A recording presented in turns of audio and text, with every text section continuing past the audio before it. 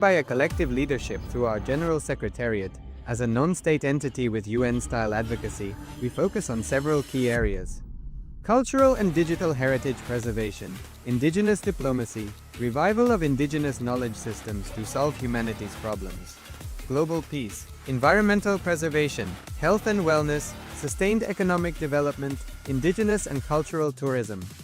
While the UAN represents numerous indigenous cultures, the United States of KAILASA serves as the first indigenous nation specifically for Hindus. KAILASA's mission is focused on the revival of the ancient enlightened Sanatana Hindu civilization, with a formal governance structure including a head of state, ministers, and ambassadors. Under the leadership of SPH, Supreme Pontiff of Hinduism, Bhagavan Nithyananda Paramashivoham, KAILASA has achieved recognition as a sovereign subject of international law, possessing distinctive attributes of juridical statehood. The United States of KAILASA is the main sponsor of the proposed UAN headquarters. This initiative would bring forth an estimated $100 million in revenue for the host country through summits, conferences, tourism, and development projects. The proposed UAN headquarters would represent the world's indigenous nations and peoples through its architectural design. It would blend the best of all worlds, featuring top modern architecture, the highest green building standards, and ancient Vastu architectural principles. This headquarters would serve as a central hub for indigenous diplomacy, cultural preservation, and collaborative efforts towards sustainable development and global peace. Through this initiative, we aim to create a dignified platform for indigenous leadership rooted in ancestral wisdom, cultural legitimacy, and collaborative innovation, enhancing global dialogue and regional stability. The establishment of the UAN headquarters would position a host country at the forefront of a global movement promoting indigenous wisdom while creating significant economic opportunities for the nation and its people.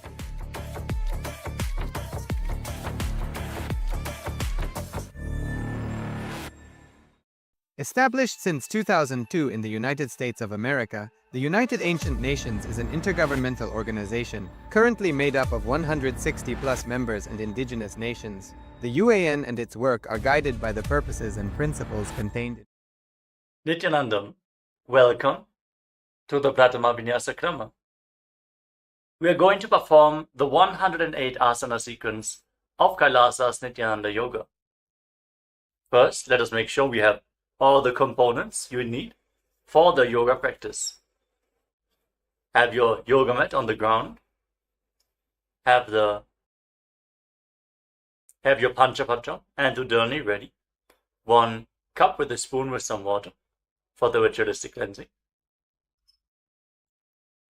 All the male bodies, please remove your upper cloth and apply the vibhuti on the 16 places over your body, as you can see on our acharyas. All the female bodies, you can apply it on your forehead. Wear the kumkum on your third eye, the Agnya chakra in between the eyebrows, and wear the Rudraksha mala around your neck. You can keep some weights at the side of the mat if you want to intensify the asana practice. And make sure you have one energized Shri Yantra on your yoga mat. Gaze at the yantra whenever possible.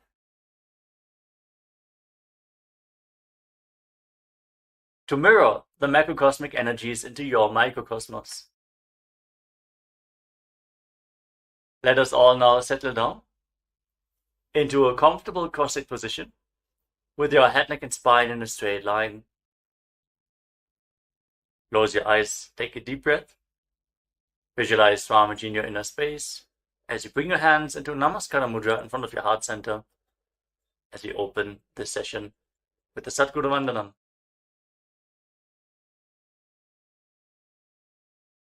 Nithyanandam Paramasukhadam Kevalam Jnanamurtim Dvandvatitam Gagana Sadrisham Tattvamasya Laksham Ekam Nityam Vimalamachalam Sarvadhi Sakshi Bhutam Bhavatitam Trigunarahitam Sadgurum Tam Namami.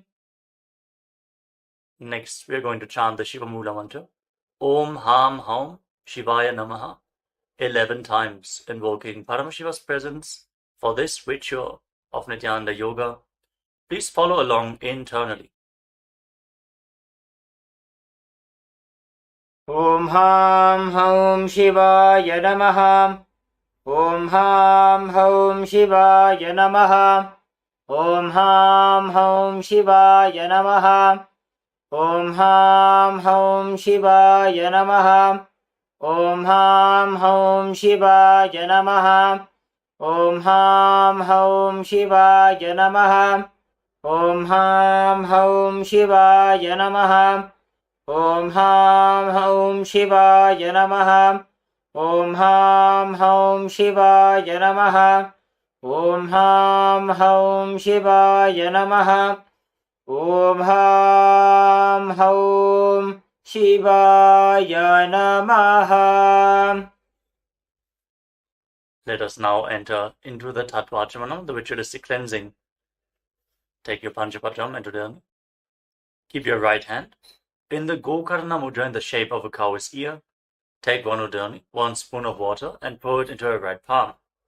Each time the word Swadha is chanted, sip the water from the bottom of your palm and take another Udani of water into your hand, for a total of 3 times. Om Atma Tattvam Shodhayami Swadha. Om Vidya Tattvam Shodhayami Swadha. Om Shiva Tattvam Shodhayami Swadha. Now wash your right hand with the water from the Panchapatam and wipe your lips twice with the bottom of your right thumb as we chant. Om Ham Hridayaya Namaha. Wash your hand again. With your index, middle and ring finger joined together, touch above the upper lip and below the lower lip. Then wash your hand again. With your index finger and thumb joined together, touch your right nostril and your left nostril. With your ring finger and thumb, touch your right eye, your right ear, and your left ear. Then wash your hand again.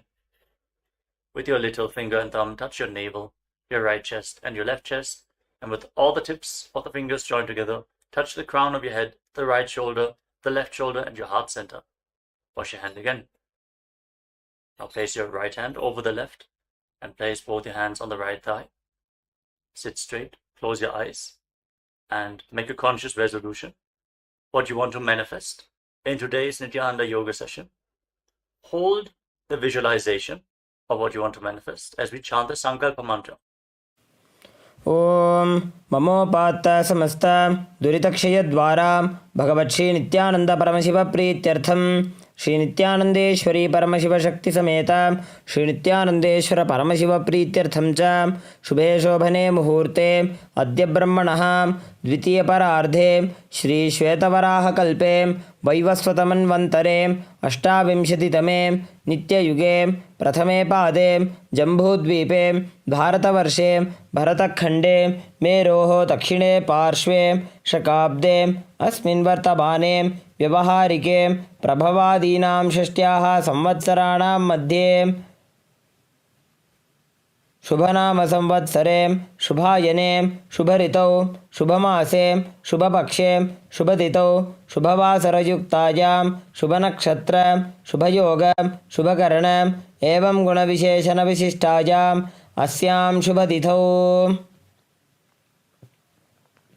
Shri KAILASONNATA Dvadashanta Shyamala Pitharudha Shri Meenakshi Sundareshwara Bhinna Swarupa Parashivaputra Ratnakumara Gurumanyatulyavatar Shri Parvati Stanyapana Labdha Divyajnana Vishruta Sakala Nigama Gamasara Bhuta Dravida Veda Pravaktre Shrimat Paramashiva Karuna Samadhikata Mukta Maya Chaturashrayana Gijamana Chhatra Chamara Shri Jinnakahaladi Samasta Birada Valyalankrita Jnana Vijnana Chakravarti Sarvajana Sangha Sadhyo Nirvana Diksha Vyajapa Varga Varsha Vishranaji Mutam Paramata Kalabhakesari Shaiva Siddhanta Sthapanacharya Shri Rajadhiraja Pandya Maharaja Guru Kshapana Shakyadi Mahandhakara Nivarana Jnana Bhanu Vikshana Narharha Dajochetana Purvaka Shrimad Rishabhadvaja Sthapaka Shaiva Samay Kartre Sarvajna Pitharudha Shri Jagat Guru Shri Jnana Sambandha Deshika Swami Vagisha Sundara Manikya Vachaka Swaminam Avatara Bhuta Shri Jnana Sambandha Swami Punaradhrita Shyamala Pita Sarvajna Pita Trinavadyuttara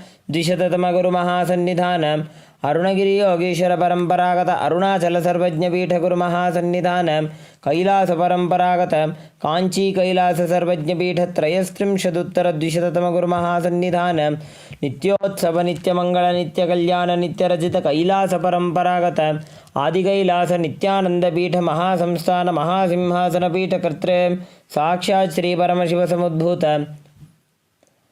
Kailash परंपरागत वैवस्वतमनु इक्ष्वाकु हरिश्चंद्र भगीरथ श्रीरामचंद्र शूरसेन इत्यादि अनवच्छिन्न सार्वभौम चक्रवर्ती परंपरागत चतुष्षष्टि योगिनी मंडित चतुष्षष्टि संप्रदाय प्रवर्तक मनुधर्म शासन सूर्यवंश प्राप्त सर्वज्ञपीठ सुरांगी साम्राज्य मूर्धाभिषिक्त चूड़ामणि साक्षात् श्री परमशिव समुद्भूत कपिल महागुरु पुनरुद्धृत महानिर्वाणी पीठ अष्टोत्तर सहस्र श्री महामंडलेश्वर साक्षात् श्री परमशिव समुद्भूत श्री महागणपति समारंभ अनवच्छिन्न पीठाधीश्वर गुरु परंपरा प्राप्त अटल पीठ अष्टोत्तर सहस्रतम अष्टोत्तर सहस्र श्री अटल पीठाधीश्वर धर्म मुक्ति स्वर्गपुर स्वर्ण पीठ त्रयोविंश गुरु महासन्निधान कैलास परंपरागत आदिपीठ सर्वज्ञ पीठ जगद्गुरु श्री कैलास पुनरुद्धारक श्री कैलास परमाचार्य श्रीमत् परमहंस परिव्राजकाचार्य वर्य सच्चिदानंद प्रणव स्वरूप श्रोत्रिय ब्रह्मनिष्ठ श्रीमज्जगद्गुरु श्रीलश्री भगवत् श्री नित्यानंद परमशिव श्री ज्ञान संबंध देशिक परमाचार्य स्वामिनां प्रीत्यर्थं तेषां पादारविन्दयोः भक्ति सिद्ध्यर्थं गुरुकृपा कटाक्ष सिद्ध्यर्थं क्षेम स्थैर्य वीर्य विजय आयुरारोग्य ऐश्वर्यानाम् अभिवृद्ध्यर्थं धर्मार्थ काम मोक्ष चतुर्विध बल पुरुषार्थ सिद्ध्यर्थं समस्त दुरितोपशान्त्यर्थं समस्त मंगल अवाप्त्यर्थं भगवत् श्री नित्यानंद परमशिव प्रसादेन सकुटुम्बस्य ज्ञान वैराग्य जीवन मुक्ति प्राप्त्यर्थं पूर्ण आरोग्य युक्त दृढ़गात्र यौगिक शरीर सिद्ध्यर्थं परमशिव शक्ति आविष्करणार्थं नित्यानंद योगाभ्यासं करिष्ये. Now wash your right hand once more. Om apa upasprishya. And keep your Panchapatam Adudani aside out of harm's way. Let us now enter into the first asana of the sequence, Sukhasana. In a comfortable cross-legged position with your head, neck and spine in a straight line, place your hands on top of the knees in Bindu Mudra with index fingers and thumbs together. Gaze forward. Visualize Lord Shiva in your inner space. Hold the visualization. Breathe in Samana Kumbhaka.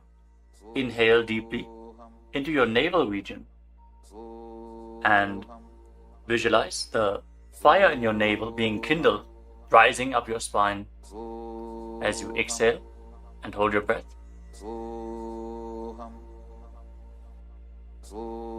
Engage Mahamudra Bandha, which is a combination of the Mula Bandha, the root lock, contracting the perineal floor and pulling it up, preventing the energy from flowing out at the bottom of your spine. The Uddiyana Bandha, the abdominal lock, contracting your muscles above and below the navel and pulling your stomach in and up towards your spine. And the Jalandhara Bandha, the throat lock, as you tuck your chin to the chest, internally contracting your throat muscles to prevent the prana from falling down again.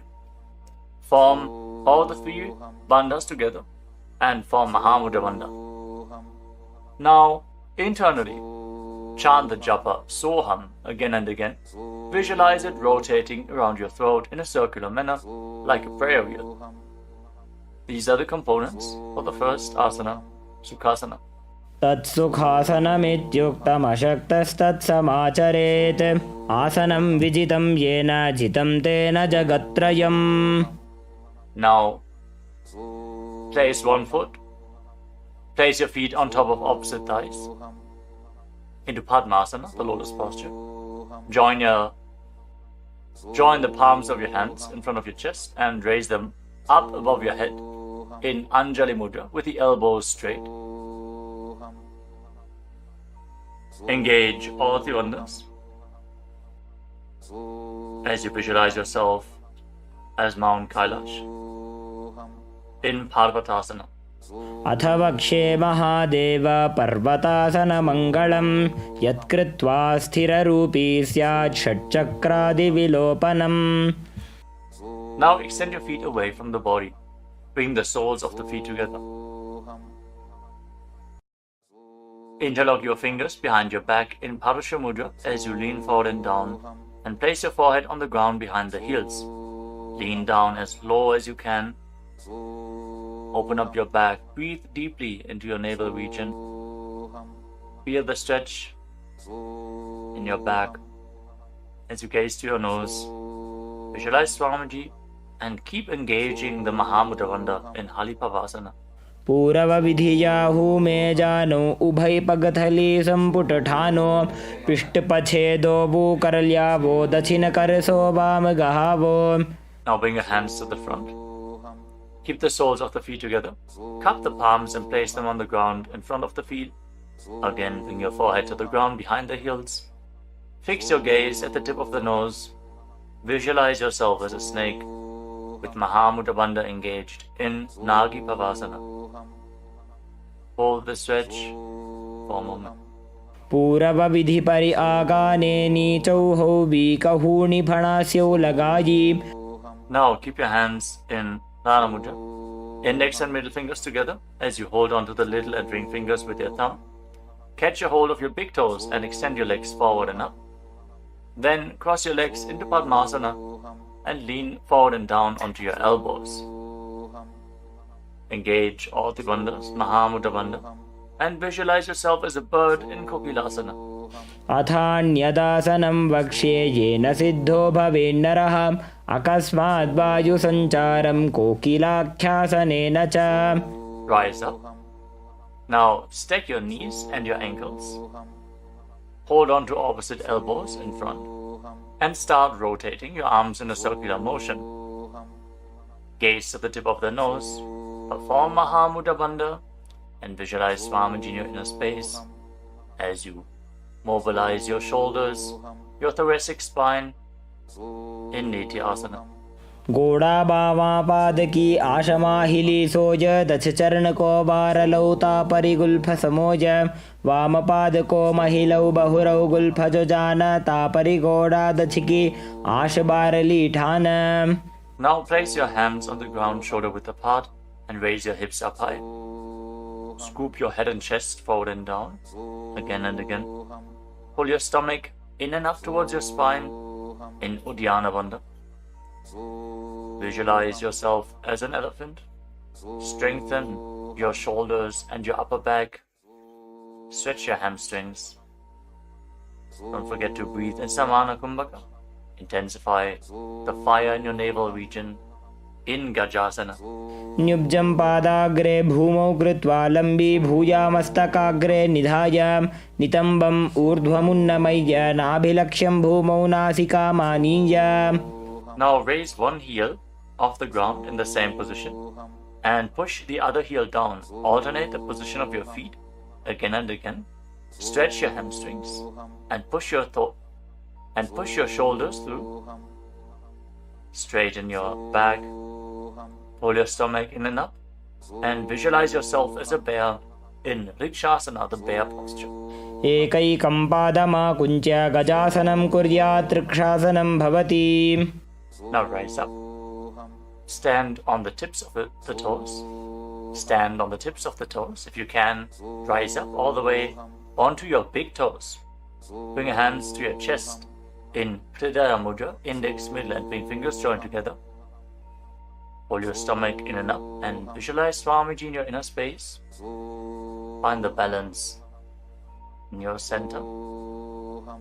Feel the strength in your calves. In Vaishyasana. केशेन पादयुगलं बद्ध्वा तिष्ठेदधोमुखः अथ वैश्याः वक्ष्ये यत्कृत्वा सत्यवान् भवेत्. Now let us move into the first Karana of the sequence, starting off with Arimandi posture. Keep your heels together, toes pointing outwards, and bend your knees. Bring your hands in front of your chest.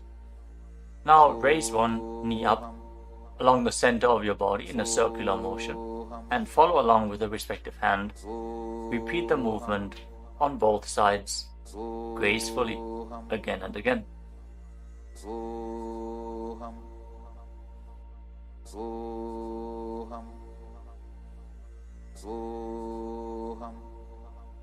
We move on to Palalingasana. Now interlock your fingers from the outside in Sarvashankari Mudra. Raise one knee up towards your chest and pull it close with your hands. Stand straight on the mat. Bring stability into your foot as you engage all three bandhas: the root lock, abdominal lock, and throat lock in Mahamudra Bandha. Visualizing yourself caressing a baby in Balalingasana. एकं जानु उरसि आलिङ्ग्य स्थातव्यं बाललिङ्गनं भवति. Now bring the raised foot behind towards your buttocks. Pull it close with interlocked fingers in Parusha Mudra. Bring the knees close together as you engage Mahamudra Bandha. Visualize Swamiji in your inner space. Bring stability to your inner space. You can focus on the drishti point, an external point. Remove any shaking of the inner space and body. Fix your gaze at a point and gain stability of the body and mind. स्थित्वैकस्मिन् पादतले कराभ्यां वेष्टयेत्तनुं पृष्ठे संस्थाप्य यत्नेन पादपीडनमासनम्. As you now catch the sole of the foot from the inside, kick the leg back and up and extend the other hand forward in Bindu Mudra with index finger and thumb together. Raise the foot up high and visualize yourself as Lord Nataraja in Natarajasana. उत्तानपादं क्रौञ्चं च मरीचिं वीरभद्रकं नटराजं त्रिकोणं च सुप्ताङ्गुष्ठप्रसारणे. Step the foot down and interlock your fingers again from the outside in. Raise the other knee to the chest. Repeat Balalingasana on the other side. Visualize yourself holding a baby.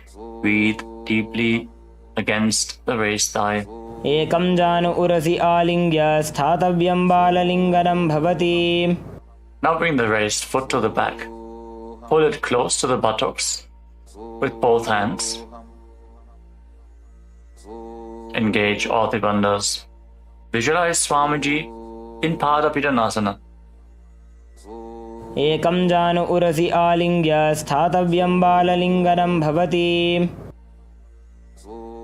Now hold the sole of the foot, kick the leg back and up, and lean forward with the front hand in Bindu Mudra. Visualize yourself as the cosmic dancer Lord Nataraja in Natarajasana. उत्तानपादं क्रौञ्चं च मरीचिं वीरभद्रकं नटराजं त्रिकोणं च सुप्ताङ्गुष्ठप्रसारणे. Come to the next katana of the sequence. Again, stand in Arimandi. Heels together, toes pointing outwards and knees bent. Bring your hands to the chest. Step the right foot behind the left. And start swinging the right arm back and forth like a pendulum. Gracefully move your fingers one by one. Place your hand over the nose, uncross your ankles. And repeat the movement on the other side as well. Next up is the skeleton dance. Now visualize yourself as a skeleton as you shake your body intensely. Hold the visualization that you are mere bones and shake every bone within your body.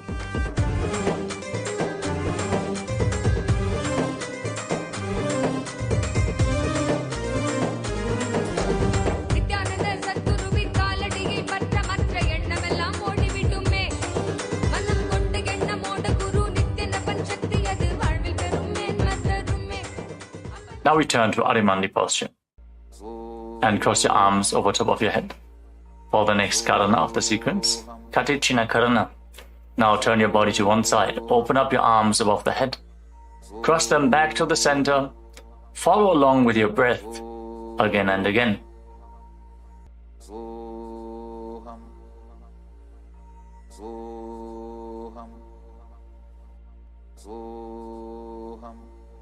Now raise your arms up parallel above your head and rise up onto the tips of your toes. Engage Mahamudra Bandha and visualize yourself as a palm tree. As you breathe in Samana Kumbhaka, kindle the fire in your navel region. Internally chant the new japa Shivoham in Tadasana. महामुद्राबद्ध कोनो ताड़ासन विभेदकान् विनोत्तानं सदा कुर्यादन्तर्वत्नी पतिप्रिया. Now lean forward and down. Place your hands flat on the ground if you can. Otherwise, just lean down as low as possible. Bring your head towards the knees and engage all three bandhas, Mahamudra Bandha, as you visualize Swamiji in Uttanasana. महामुद्राबद्ध कोनो ताड़ासन विभेदकान् विनोत्तानं सदा कुर्यादन्तर्वत्नी पतिप्रिया. Now bring your hands flat on the ground and step your feet back. Come to a tall plank position. Take this opportunity to gaze at the Shri Yantra on your mat. Now tuck your chin to the chest and lock your throat. And start rotating your head from side to side as you visualize Swamiji in your inner space in Tarakshvasana. गजासनवस्थित्वा मस्तकं वारं वारं दक्षिणकुक्षिं सव्यकुक्षिं नयेत् तरक्श्वासनं भवति. Hold the plank position. Engage your core. Now lower your body down onto your stomach. Your hands by the side of your shoulders. And then raise your head and your chest by the strength of your lower back. Curl your upper back up. Open your mouth in Bhujangani Mudra, wide open. Inhaling through the hollow of your throat as you visualize yourself as a cobra in Bhujangasana. अंगुष्ठनाभिपर्यन्तम् अधौ भूमौ विनिन्यसेत् कराभ्यां च धरां धृत्वा ऊर्ध्वशीर्षफणीवहि. देहाग्निर्वर्धते नित्यं सर्वरोगविनाशनं जागर्ति भुजगी देवी भुजंगासन साधनात्. Now push your body up back into the plank position and alternate pulling one knee in towards your chest back and forth. Breathe calmly through your nose in Sahadra Kumbhaka, leading the prana along your spine and holding the breath on and off in the various energy centers along your spine. Visualize Swamiji in your inner space in Shashasana. गजासन संस्थितो जानुद्वयमाकुञ्च वारं वारं कर्तव्यं शशासनं भवति. Now step one foot in between your two hands. Simultaneously jump the front foot back and bring the other foot in between the hands. Alternate the position. Jump intensely as you visualize yourself as a chariot in Rathasana. गजासन संस्थितो एकैकं पादं पुरोमार्गेण भ्रामयित्वा कर्तव्यं रथासनं भवति. Remain in this position and rise up. Keep one foot at the back with the toes facing sideways and bend the front knee at a 90-degree angle. Raise your arms up parallel above your head. Intensely engage your legs and your core. Pull your stomach inwards and up in Uddiyana Bandha. Fix your gaze at your third eye as you visualize yourself as Lord Veerabhadra with 8 arms in Veerabhadrasana. वासिष्ठमथ कौण्डिन्यम् ऊर्ध्वकुक्कुटमेव च अष्टावक्रमथोत्तानं मयूरं सेतुबन्धनम् उत्तानपादं क्रौञ्चं च मरीचिं वीरभद्रकं नटराजं त्रिकोणं च सुप्ताङ्गुष्ठप्रसारणे. Now exchange the position of your feet. Bring the other foot to the front and bend the front knee at a 90-degree angle as you turn the back toes facing outwards and bring your arms up above your head. Gaze to your third eye. Pull your stomach in and up and visualize yourself as Lord Veerabhadra. Feel the intense stability this posture brings to your hip. Stand strong and stable in Veerabhadrasana. वासिष्ठमथ कौण्डिन्यम् ऊर्ध्वकुक्कुटमेव च अष्टावक्रमथोत्तानं मयूरं सेतुबन्धनम् उत्तानपादं क्रौञ्चं च मरीचिं वीरभद्रकं नटराजं त्रिकोणं च सुप्ताङ्गुष्ठप्रसारणे. Now stand up straight. Take one foot and pull it up towards the inner opposite thigh with the heel close to your perineum. Join your hands in Anjali Mudra and raise your arms up straight above your head. Engage Uddiyana Bandha, pull your stomach in and up, and visualize yourself as a tree. Fix your gaze at an external point for balance in Vrikshasana, the tree posture. वामोरुमूलदेशे च याम्यं पादं निधायतु तिष्ठेत्तु वृक्षवद्भूमौ वृक्षासनमिदं विदुः. Now bring the raised foot up towards the opposite hip and join your hands in Namaskara Mudra in front of your chest. Visualize yourself as Lord Garuda with heavy wings on your back. Stand strong and stable in Garudasana. गरुडासनमावक्ष्ये येन ध्यानं स्थिरं भवेत् सर्वदोषाद्विनिर्मुक्तो भवतीह महाबली. एकपादमुरो बद्ध्वा एकपादेन दण्डवत् जङ्घापादसन्धिदेशे जानुव्यग्रं व्यवस्थितः. Now step the foot down. Raise the other foot up. Bring your hands together in Anjali Mudra. Raise your arms up above your head. Elbows straight. Perform Uddiyana Bandha and visualize yourself as a tree in Vrikshasana. Stand stable like a tree. Feel the roots growing from the standing foot. वामोरुमूलदेशे च याम्यं पादं निधायतु तिष्ठेत्तु वृक्षवद्भूमौ वृक्षासनमिदं विदुः. Now step one foot back. Now bring the raised foot on top of the opposite hip and join your hands in Namaskara Mudra in front of your chest. Visualize yourself as Lord Garuda as you repeat Garudasana on the other side. गरुडासनमावक्ष्ये येन ध्यानं स्थिरं भवेत् सर्वदोषाद्विनिर्मुक्तो भवतीह महाबली. एकपादमुरो बद्ध्वा एकपादेन दण्डवत् जङ्घापादसन्धिदेशे जानुव्यग्रं व्यवस्थितः. Now step one foot back and keep the other foot at the front. Keep the back toes facing sideways. Extend your arms out parallel to the ground, lean forward and down. Bring one hand to the foot and the other hand up to the sky. Gaze up along the raised arm and visualize yourself as a triangle in Trikonasana, the triangle posture. उत्तानपादं क्रौञ्चं च मरीचिं वीरभद्रकं नटराजं त्रिकोणं च सुप्ताङ्गुष्ठप्रसारणे. Now rise up. Exchange the position of your feet. With the arms parallel, lean forward and down. Raise the other arm up to the sky. Repeat Trikonasana, the triangle posture on the other side. Feel the deep stretch in your lats and in your hips. Try to rotate your shoulders so they are completely aligned and pointing up to the sky. उत्तानपादं क्रौञ्चं च मरीचिं वीरभद्रकं नटराजं त्रिकोणं च सुप्ताङ्गुष्ठप्रसारणे. Now rise up. Step your feet together. Keep the heels touching, toes pointing outwards in Arimandi. With your knees bent, raise one heel off the ground and bring your hands to the chest, palms facing each other.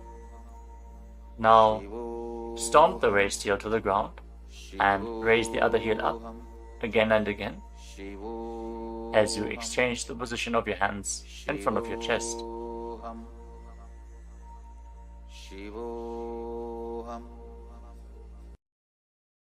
Now lower your body down into Angushtasana. Tuck the toes and sit on raised heels. Join your hands in Namaskara Mudra in front of your heart center. Visualize Swamiji in your inner space as you start buzzing like a bee on the in and exhalation in Brahmari Kumbhaka, and internally chant the new japa Sadashivoham in Angushtasana. कबन्धासनमित्याहुः गोरक्षासनमेव च अङ्गुष्ठमुष्टिकं न्येयं ब्रह्मप्रासादितं तथा. Now extend one leg forward and bring your hands to the side. Keep the palms facing forward in Vara Mudra, with the fingertips barely touching the ground. Be stable in this position as you visualize Swamiji in Saurasana. प्रसार्यैकं पादतलं संस्थाप्य त्वेकपादकम्. Now catch a hold of the big toe of the front foot in Prana Mudra with index and middle finger. Catch the back heel with the other hand and balance in this posture. Visualize Swamiji in your inner space in Vidunanasana. गुल्फस्थितो पादमेकं प्रसार्य तत्पादाग्रं संस्पृशेत् तत्करेण गुल्फं चान्यं धारयेत् तत्करेण धूनं पीठं चाभ्यसेत् चोभयत्र. Now rise back up. Step the front foot in. Extend the other foot forward. Keep the hands at the side, palms facing forward. Support your balance with the fingertips as you visualize Swamiji in Saurasana. प्रसार्यैकं पादतलं संस्थाप्य त्वेकपादकम्. Now lean forward and down. Hold on to the big toe in Prana Mudra. Again, visualize Swamiji in Vidunanasana. Feel the stretch in your calf. Build the balance to hold the back heel with the other hand. गुल्फस्थितो पादमेकं प्रसार्य तत्पादाग्रं संस्पृशेत् तत्करेण गुल्फं चान्यं धारयेत् तत्करेण धूनं पीठं चाभ्यसेत् चोभयत्र. Now rise up and step both feet in. Separate your knees as you place your hands on top of the knees with the palms facing up. Now lock your chin to the chest in Jalandhara Bandha and gaze through the gap between the palms. Hold the balance. Calm your inner space and visualize Swamiji in Brahma Julankushasana. दो बूफड़ा पाणी होए वैसे एड़ी दो गुदानी वैसे कोरपक दल्या की माहिली Ayush माहेरा शेमिली. Now drop your knees down to the ground. Sit on raised heels and fix your gaze at the tip of the nose. Pull your stomach in and up in Uddiyana Bandha and visualize yourself as Sage Kapila Muni in Kapilasana. दो बूफड़ा पाणी होए वैसे एड़ी दो गुदानी वैसे कोरपक दल्या की माहिली Ayush माहेरा शेमिली. Now shift your gaze upwards towards your third eye. Maintain this posture and visualize Swamiji's form in your inner space in Bhadragurakasana. दो बूपकदली संपुट करे कोरवारली भूपरिधरे कोरवारली राखे ऐसे तापरी मूल द्वार टिकी बैसे. As you raise your knees off the mat, keep the soles of the feet together. Join your thumbs and little fingers and open up your palms into Padma Mudra, resembling a lotus flower. Raise your arms up above your head and gaze through the gap between the palms. Pull your stomach in and up in Uddiyana Bandha and visualize Lord Surya in your inner space in Suryasana, the sun posture. एड़ी दो वो गुदा तरियाणे फणा पानी बैठक पुनिठाने गोड़ा जंग अधर करी रहे आड़े वाम इसी विधि गहे. Now place your knees on the ground. Bring the top of the feet flat and place your hands on the knees. Gaze upwards towards your third eye. Visualize yourself as a frog and keep your tongue flat against the palate of the mouth in Manduki Mudra. Stop the buzzing sound on the breath. Breathe calmly through your nose in Sahajra Kumbhaka. Don't forget to chant Sadashivoham internally in Mandukasana. पादतलौ पृष्ठदेशे अङ्गुष्ठे द्वे च संस्पृशेत् जानुयुग्मं पुरस्कृत्य साधयेन्मण्डुकासनम्. From this kneeling position, now bring your hands behind your back. Hold on to opposite shoulders And keep your elbows close to your head. Open up your upper back. Feel the strength in your shoulders. Gaze up towards your third eye. As you keep on visualizing yourself as a frog, with your tongue up in Manduki Mudra. Hold your stomach in and up in Uddiyana Bandha, in Uttana Mandukasana. मण्डुकासनमध्यस्थं कूर्पराभ्यां धृतं शिरः एतद्भेकवदुत्तानमेतदुत्तानमण्डुकम्. Now cross your ankles and sit on your heel. Push the upper heel against your perineum as you keep your hands on the knees. Gaze to the tip of the nose. Stretch your tongue out and exhale forcefully through your mouth again and again. Lock the Mula Bandha intensely as you visualize yourself as a lion in Simhasana. दक्षिणं सव्यगुल्फेन दक्षिणेन तथेतरं हस्तौश्च जान्वो संस्थाप्य स्वाङ्गुलीश्च प्रसार्य च. Now join the soles of your feet together behind your back, with the toes pointing backwards, and sit on the heels. Separate your knees widely, and cross your arms behind your back. Catch the big toes in Prana Mudra, index and middle fingers together. As you lock your chin to the chest in Jalandhara Bandha, gaze to the tip of your nose and visualize Swamiji in your inner space returning to Brahmani Kumbhaka, buzzing like a bee on the inhalation and exhalation in Bhadrasana. गुल्फौ च वृषणस्याधो व्युत्क्रमेण समाहितः पादाङ्गुष्ठौ कराभ्यां च धृत्वा च पृष्ठदेशतः. Now step your feet flat on the ground. Keep the knees raised and lean forward. Bring your arms in and around the legs. Behind your back, reach for the opposite hands behind your back and interlock your fingers if you can in Parasha Mudra. Gaze to the tip of your nose and visualize yourself as a crow in Kakabhushandi Asana.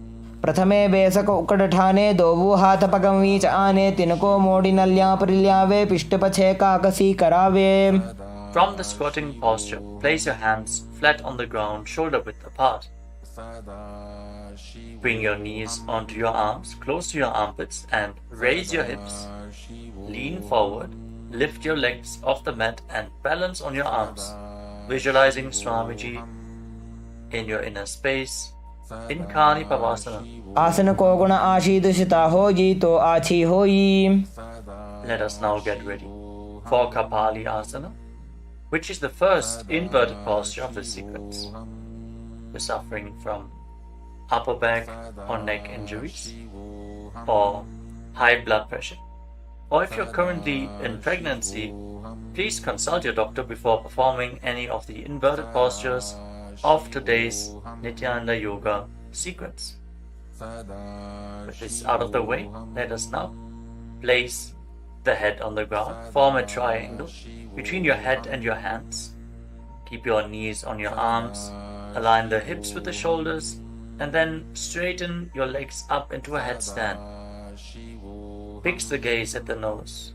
Visualize Swamiji. Feel the vibration in the crown of your head as you keep buzzing like a bee in Brahmani Kumbhaka in Kapali Asana. शीश शीशा धरती टेकी पगदो भूमिलिवा ऊंचा कुकरे. Now gently lower your legs down and come to a squatting position. Keep your hands flat on the ground. Rotate your body to one side. Align the knee with your hip. Align the knee and the hip with your elbows and lean forward onto your arms.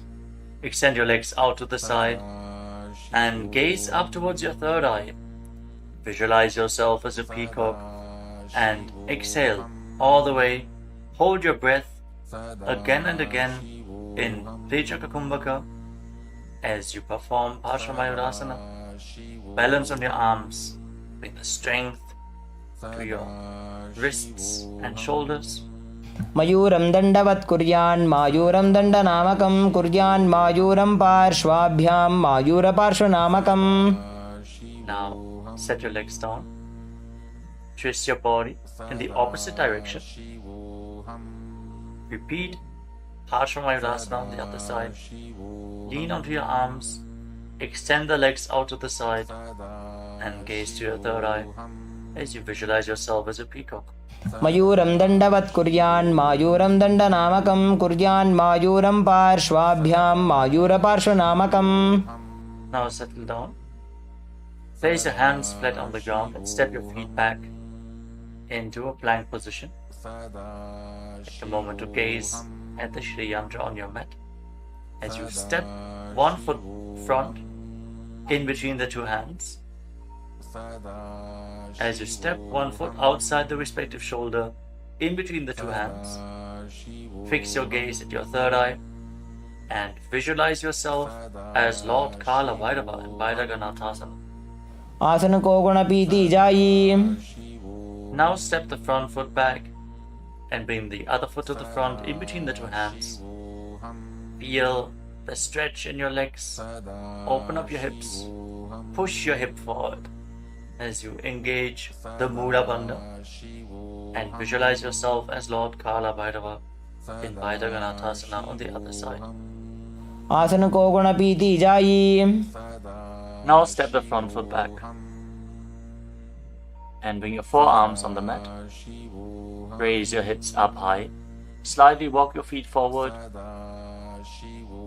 Open up your shoulders. Try to bring your heels to the mat. Intensely stretch your hamstrings. As you gaze towards your third eye, visualize Swamiji in Unmukha Pitasana. भून्यस्तौ जानुनी हस्तौ चतुष्पदमवाङ्मुखम् उत्थापिताङ्घ्रियुगलकटिस्थलमभिरुकाम्. Now raise back onto your arms and rotate your body. Lift one arm up towards the sky. Keep your body completely straight, your core tightly engaged, and gaze up along the raised arm as you visualize yourself as Sage Vashishta in Vashishthasana. ऊर्ध्वकुक्कुटवासिष्ठमरीचिहलमत्स्यकं परिवृत्तिं चोदरस्य विविधं धनुरासनम्. Now rotate your body to the other side. Raise the other arm up.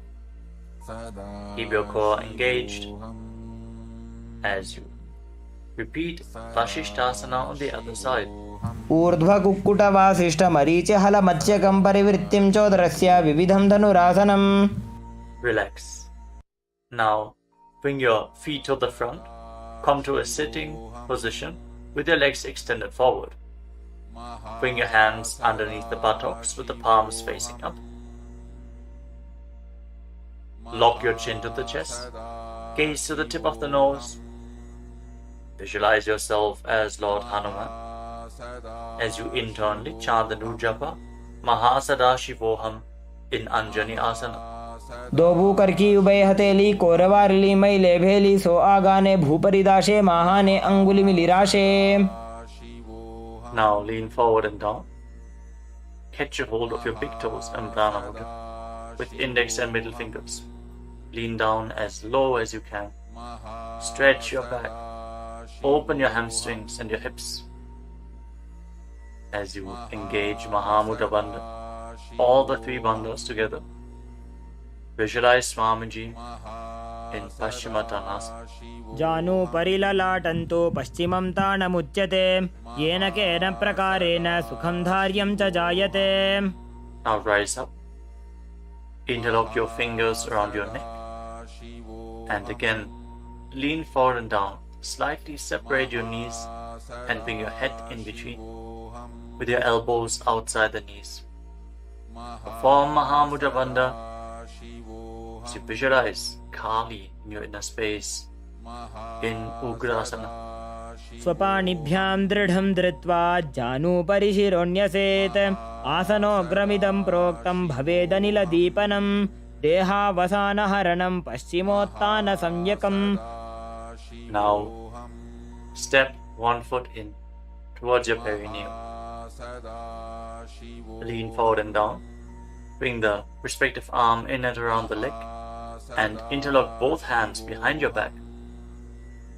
Bring your head towards the knee as you visualize yourself as sage Marichi in Marichi Asana. उत्तानपादं क्रौञ्चं च मरीचिं वीरभद्रकं नटराजं त्रिकोणं च सुप्ताङ्गुष्ठप्रसारणे. Now rise up. Drop the raised knee to the side as you keep the heel against the perineum. Lean forward and down. Hold on to the front foot. Gaze at the tip of the nose. Visualize Swamiji.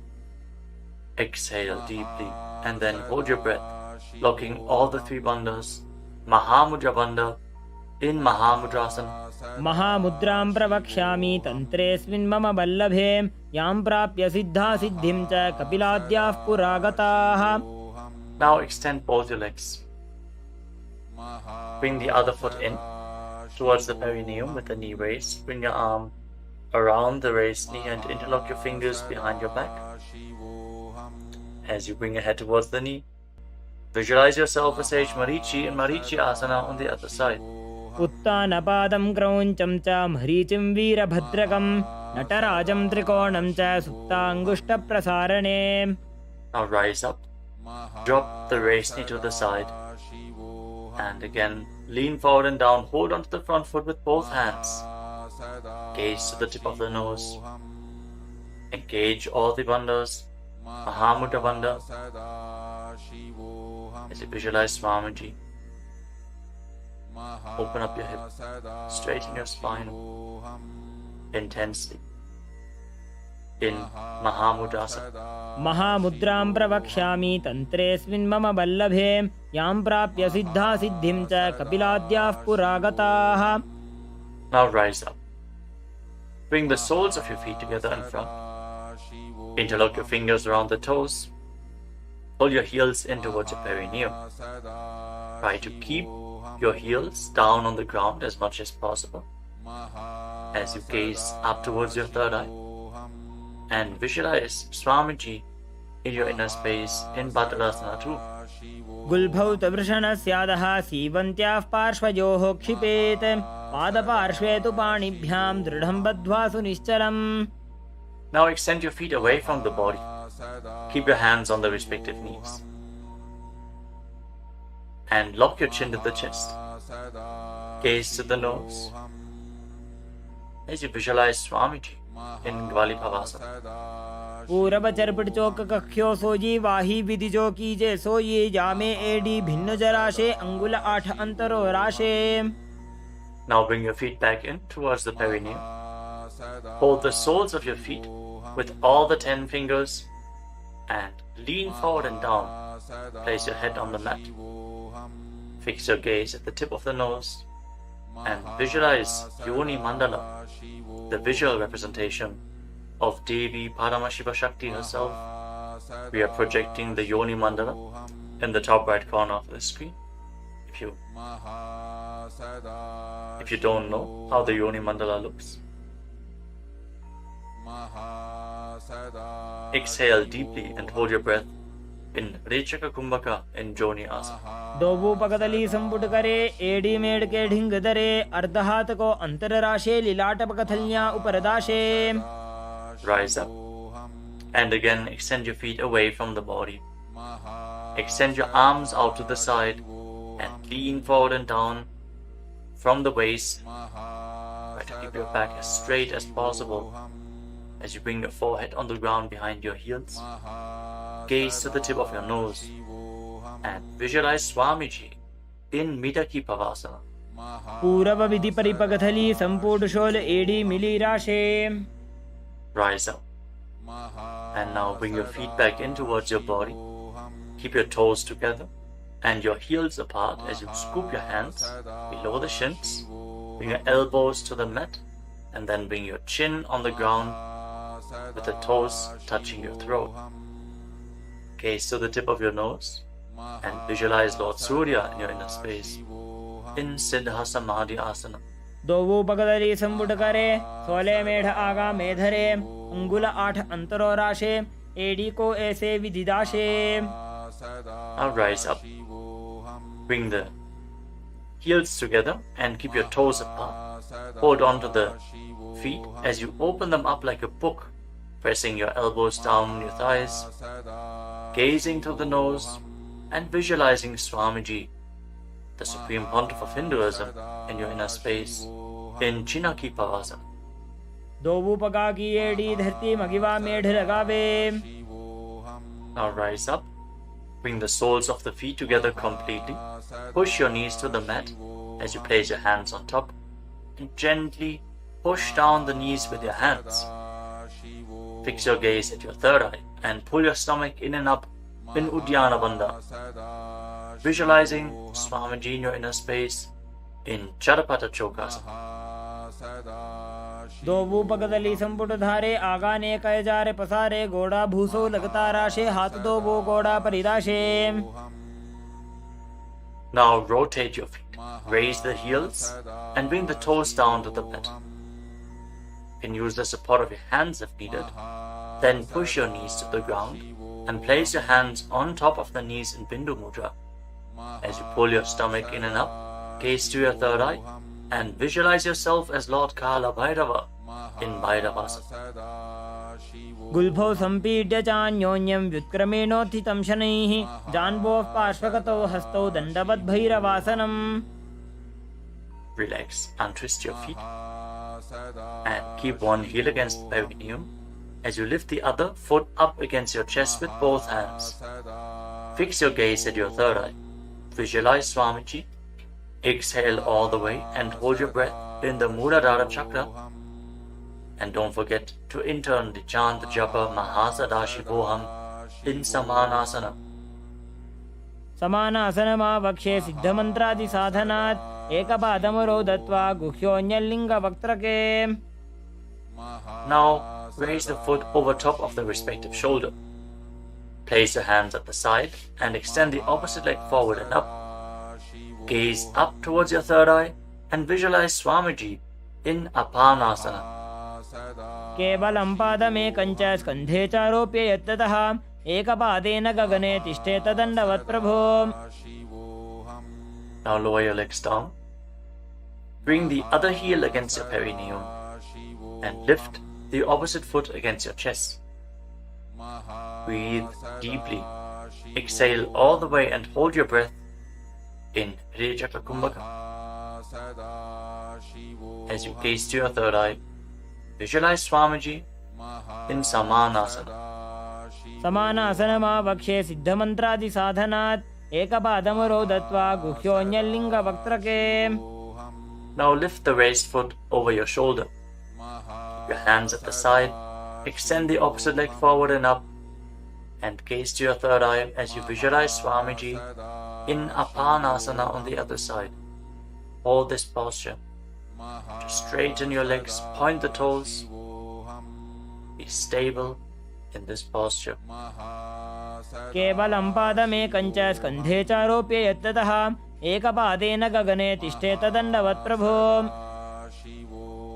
Now lower your legs and stack the knees in front of your body, keeping the heels at the outside of the opposite hips. Interlock your fingers on the top knee. Gaze to the tip of your nose and visualize the face of a cow in your inner space as you breathe in Sit Kari Kumbhaka. Press your tongue flat against the palate of your mouth, and as you inhale through your mouth, hiss through the teeth. Exhale through your nose and internally chant the japa Om Nithyanandaham in Gomukhasana. सव्ये दक्षिणगुल्फं तु पृष्ठपार्श्वे नियोजयेत् दक्षिणेऽपि तथा सव्यं गोमुखं गोमुखं यथा. Now catch a hold of the big toes in Prana Mudra and pull your stomach in and up in Uddiyana Bandha. Fix your gaze at the tip of your nose and visualize yourself as Rishika Anasuya in Anasuyasana. दक्षिण गोड़ो नीचो ठाने बाबों तागे ऊपर आने गोड़ा संधि मिलावे भारी आड़ा पद बुनी दे संधि पसारी. The With your gaze fixed at the nose, lean forward and down and interlock your fingers behind your back. Bring your chin over the knees. Lean down as low as possible. Visualizing Rishika Anasuya in Anasuyasana 2. जीमणा गोदा की संधि उपरिडा वागोड़ा की संधि मिलाई राशे गोड़ा सेवले पकतल्यालो आडवाई सुधा राशे. Now rise back up. Place the right foot flat on the mat with the right knee against your chest and keep the left heel against your perineum with the knee on the ground. Place your hands on the respective knees. Gaze to the tip of the nose and visualize yourself as Lord Garuda in Garudasana 2. डाबो पगमोड़ी एडी माहिलो गुल्फमूल द्वारनी चैदे. From the same posture, now raise your perineum onto the heel. Interlock your fingers around your neck and twist your elbows outside the raised knee as you gaze up towards your third eye. Visualize yourself as sage Narada in Naradasana. पिष्टिज वाम पगदली केरी भूपरिदा ही लगा वे फेरी गोड़ा सुदो फणो है जो जीत छिपा शतीरा शेषो जी. Relax, untwist your spine and now raise the left foot on the right thigh and raise the right knee. Catch the big toe of the right foot with the right hand in Prana Mudra and hold onto the shin of the right leg with your left hand as you hug your knees. Fix your gaze at the tip of your nose and visualize Matsya, the fish avatar of Lord Vishnu in Matsya Pitakasana. वामेन वामांगुष्टन्तो गृहीतं मत्स्य पीठकं योनि वामेन संपीड्य मेढ्रादुपरि दक्षिणम्. Now again, stack your knees and keep your heels outside the hips. Intensely stretch your hip rotators. Keep your hands on your knees in Parashu Mudra. Gaze to the tip of your nose and visualize the face of a cow in Gomukhasana. सव्ये दक्षिणगुल्फन्तो पृष्ठपार्श्वे नियोजयेत् दक्षिणेऽपि तथा सव्यं गोमुखं गोमुखं यथा. Now interlock your fingers around the toes in Prana Mudra. Pull your stomach in and up in Uddiyana Bandha and fix the gaze at the tip of the nose as you repeat Anasuyasana. दक्षिण गोड़ो नीचो ठाने बाबों ताके ऊपर आने गोड़ा संधि मिलावे भारी आड़ा पद पुनिदे संधि पसारी. Now interlock your fingers behind your back and lean forward and down. Bring your chin over the knee, the nose as close to the ground as you can. Fix your gaze at the tip of the nose and visualize yourself as Rishika Anasuya in Anasuyasana 2. दक्षिण गोड़ो नीचो ठाने बाबों ताके ऊपर आने गोड़ा संधि मिलावे भारी आड़ा पद पुनिदे संधि पसारी. Now rise back up. This time place the left foot flat, the left knee against the chest, right heel against the perineum. Keep your hands on your knees. Gaze to your nose and visualize yourself as Lord Garuda in Garudasana 2 on the other side. जीमणा गोदा की संधि उपरिडा वागोड़ा की संधि मिलाई राशे गोड़ा सेवले पकतल्यालो आडवाई सुधा राशे.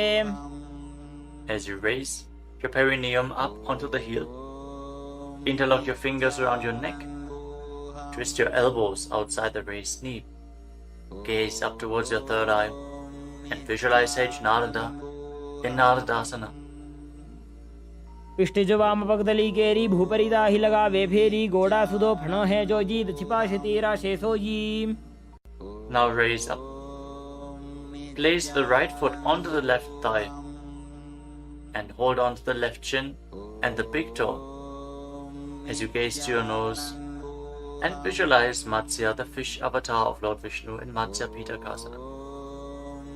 Women वामांगुष्टन्तो गृहीतं मत्स्य पीठकं योनि वामेन संपीड्य मेढ्रादुपरि दक्षिणम्. The next asana is Matsyendrasana. Now extend your legs forward.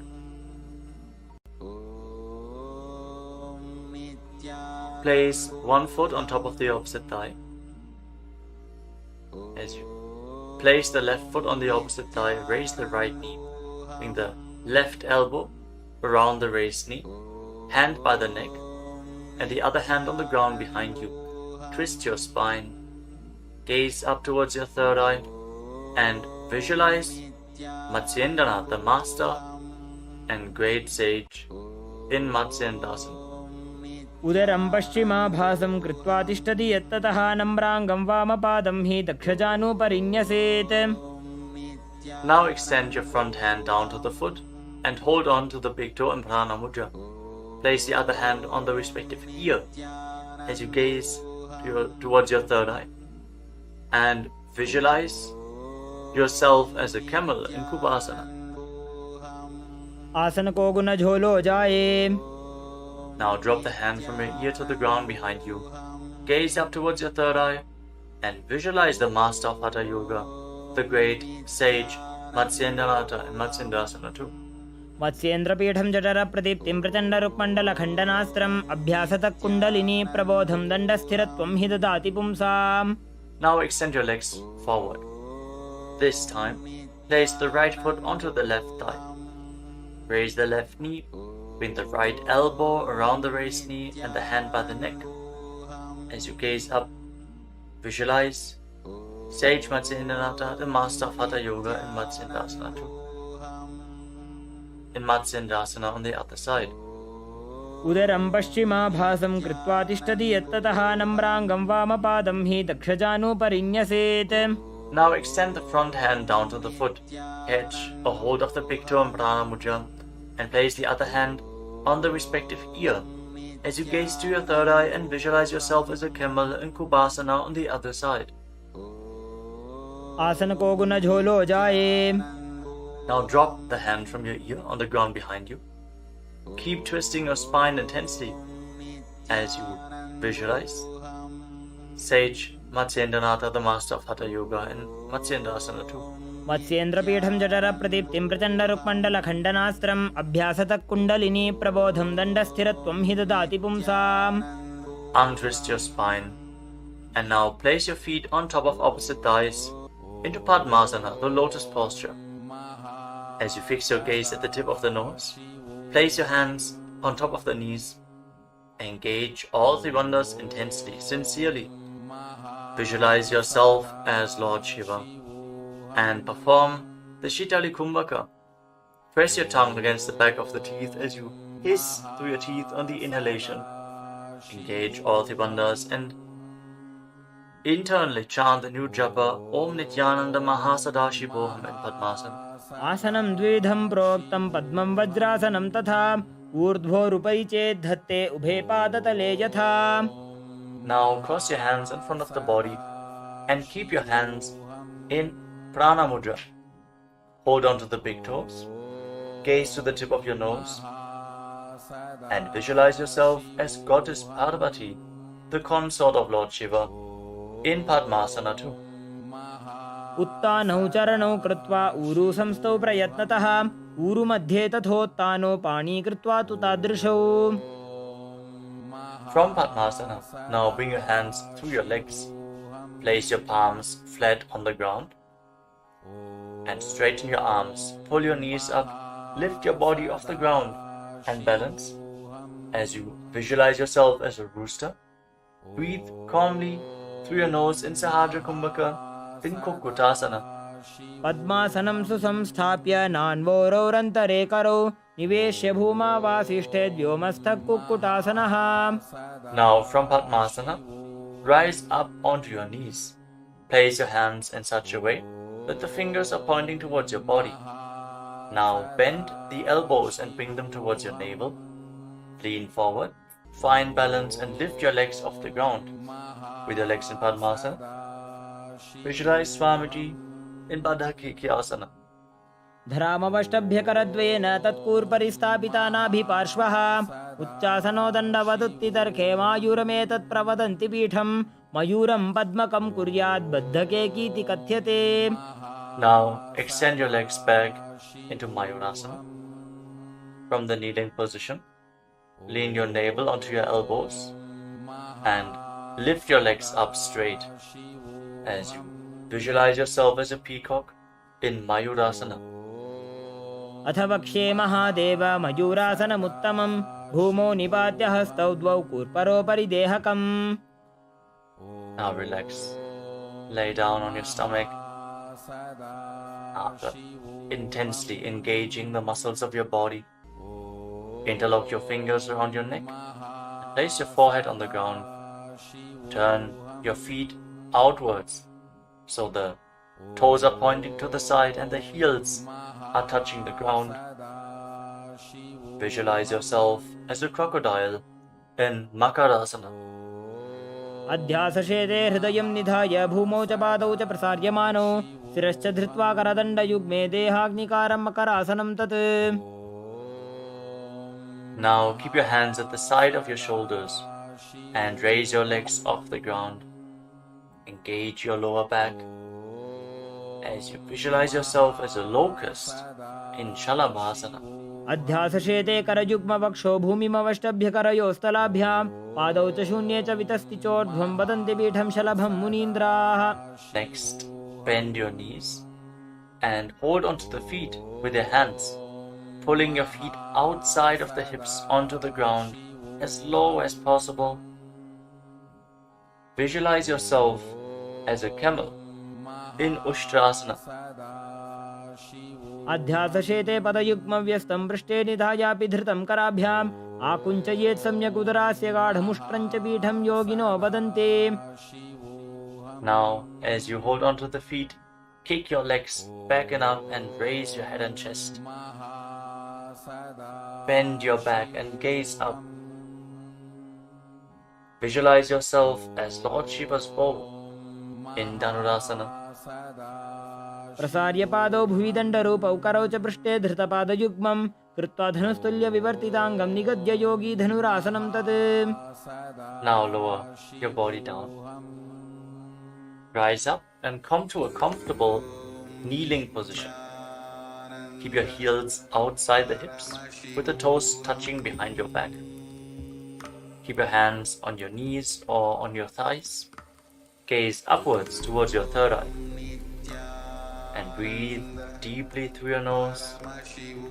Lead the prana along your spine in Sahaja Kumbhaka. As you visualize Swamiji in your inner space, internally chant the Mahavakya Om Nithyananda Paramashivoham in Bhagasana. उल्टा मोड़ी पावदो वैसे बहुरो जुगति करे एक ऐसे पावन महिला गुल्पज होवु कुलापाशितीला वेसोवु. Now lean forward and down. Bring your forearms to the ground, elbows shoulder width apart. As we get ready for another inverted posture, interlock your fingers and place your head on the mat, supported with your hands. Raise your hips up, straighten your legs, walk them forward and lift your legs off the ground. Stay in a position with your legs bent. Pull your knees in towards your chest. Pull your knees in towards your chest. As you gaze to the tip of the nose, visualize Swamiji in Gohi Asana. दोवो हाथ की कहुनी जोजी पुनः कलाई जाने doji. From Gohi Asana, now extend your legs up straight into Shirshasana, the headstand posture. Find inner stability. As you gaze to your nose and visualize Swamiji in Shirshasana. विपरीतं मण्डलं च द्विधैव विदितं हिनः दण्डासनं द्विधा प्रोक्तं Now विपरीतोपवेशने. gently lower your legs down. Bring your legs to the front. Extend it forward. As we get ready for a sequence of intense exhalations. In Bhastrika Kumbhaka, pull your abdomen inwards and push the air out like the bellows of a blacksmith again and again. In Bhastrika Kumbhaka, we are going to perform this Kumbhaka throughout the next few asanas, starting off with Bodhi Asana. Hold onto your calves and then raise your legs up. Try to bring them as vertical in front of your face as possible. As you visualize Swamiji in your inner space, hold this position. Engage your core. दोवो हाथ पग बाहर आने गोड़ा तरे का कसी ठाने अंगुष्ठ पिंडली लगता Now धरे bring your चरण hands उभे behind your आकाश back. दिशी करे. Hold on to opposite shoulders with your hands as you gaze to your third eye. Exhale rapidly and visualize yourself as a mace in Parikasana. Intensely work your core. उत्तान शयनं कृत्वा पादौ मिलित्वा प्रसार्य नितम्बं भूमौ Now bring your स्पृष्ट्वा hands to the हस्ताभ्यां front, कन्दरां parallel to the बद्ध्वा. ground, with the legs raised at 45-degree angle. Gaze to your third eye and visualize yourself as a boat in Naukasana. Keep going, we're almost there. Keep your core engaged. उत्तान शयनं कुर्पराभ्यां भूमिं वष्टभ्य Now हस्तौ separate नितम्बं your knees निधाय. and bring the soles of the feet together. Pull your feet in towards your chest as you scoop your hands below. Keep breathing rapidly as you visualize yourself as Lord Rudra. Gaze to the tip of the nose in Rudrasana. पगदली संपूट करी हाथस्य उपक उचाई पगा का अंगूठा दो बोले वो Now करनी कानी relax. तालवे. Place your feet flat on the ground as you lay down on your back. Keep your knees raised and place your palms on the ground just behind the heels. Push your hips up high off the ground. Lock your perineum and lock your throat in the Mula Bandha and the Jalandhara Bandha. Push the air upwards against the throat lock. Prevent it from escaping your body in Murcha Kumbhaka. Push the prana upwards as you gaze to your nose and visualize Swamiji in Unmukha Pitasana too. ऊर्ध्वे च जानुनी कृत्वा शवित्वोर्ध्वमुखं तथा उत्थाप्य हस्तौ तिष्ठेत्तु पीठ उन्मुखनामके. Now lay down on your back.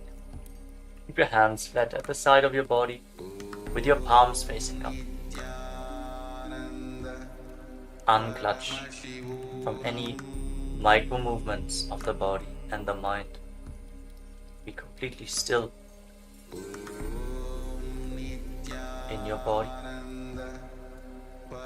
Feel the Kundalini Shakti rising up along your spine in Shakti Charan Mudra from the Muladhara Chakra all the way to the Sahasrara, from the root center to the top of your head to the ground center. Visualize your body is dead.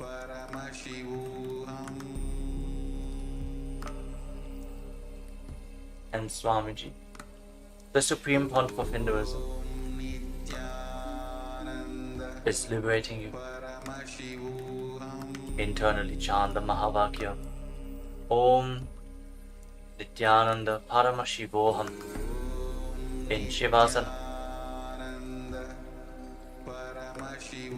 उत्तानं शववद्भूमौ शयनं तुषवासनं शवासनं श्रान्तिहरं चित्तविश्रान्तिकारकम्.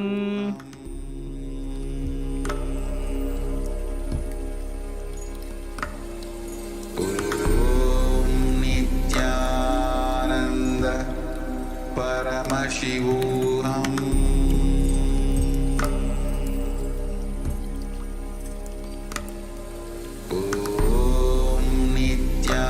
Nithyananda Paramashivoham.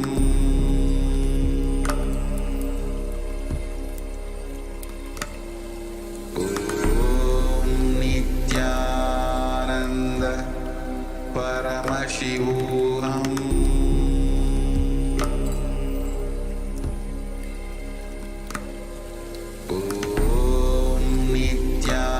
Nithyananda Paramashivoham.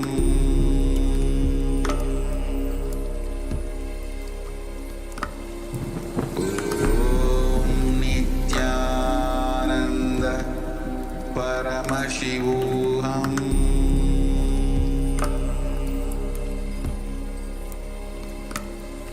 Om Nithyananda Paramashivoham.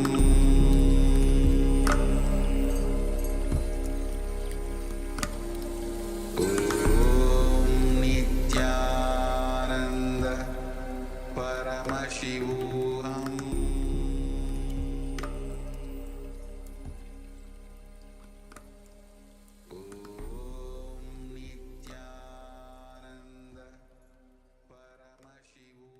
Now, slowly return to your physical body.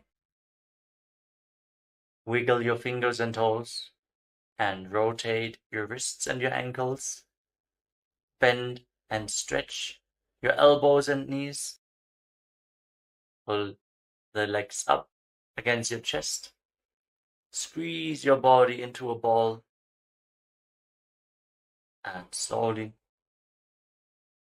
return to a comfortable seated position.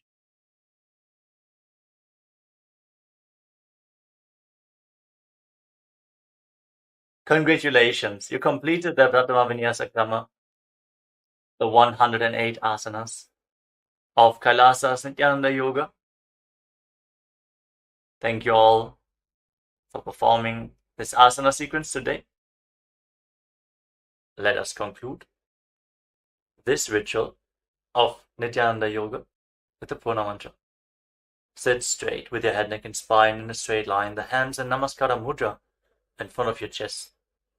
Close your eyes and visualize Swamiji in your inner space as we chant together.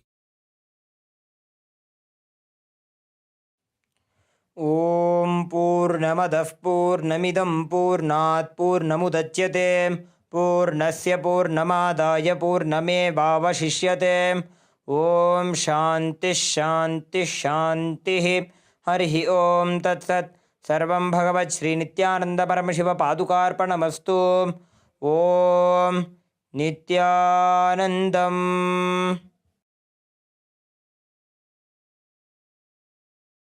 Now, in deep gratitude to Swamiji, perform the Shashtanga Namaskar.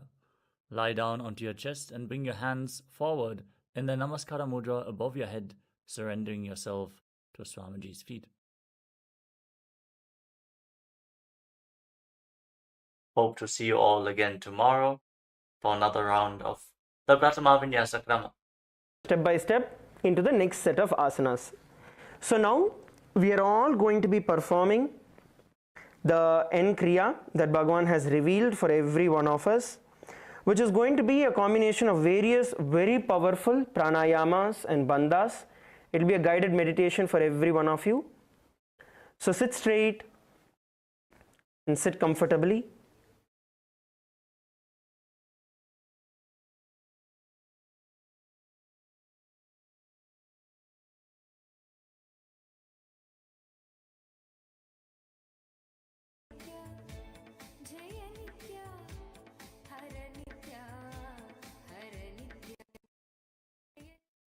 First step,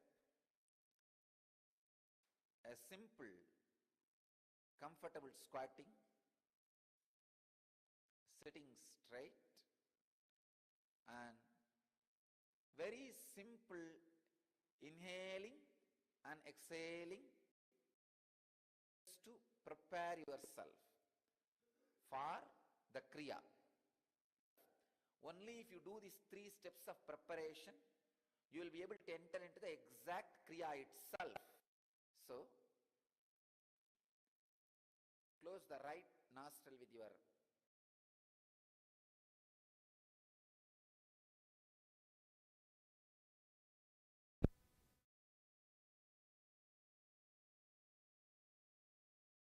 Sit straight. Inhale and exhale.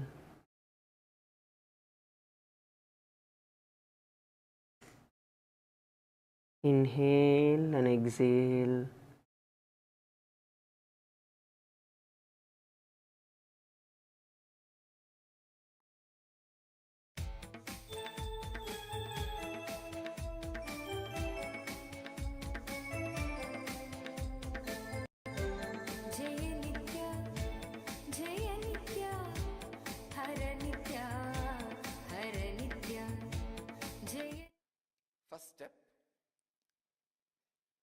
a simple, comfortable squatting,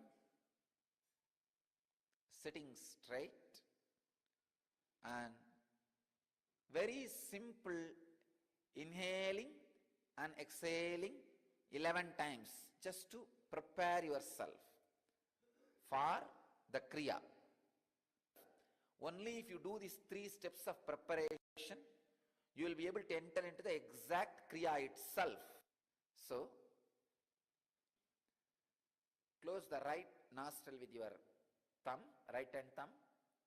Inhale through left. Once you feel complete, close the left nostril with a middle finger and ring finger and exhale through the right nostril. Simple Nadi Shodhana. Nadi Shodhana means just cleaning the nostrils, cleaning the basic nadis. Do this for 11 times. Inhaling and exhaling. Nothing else. Very simple.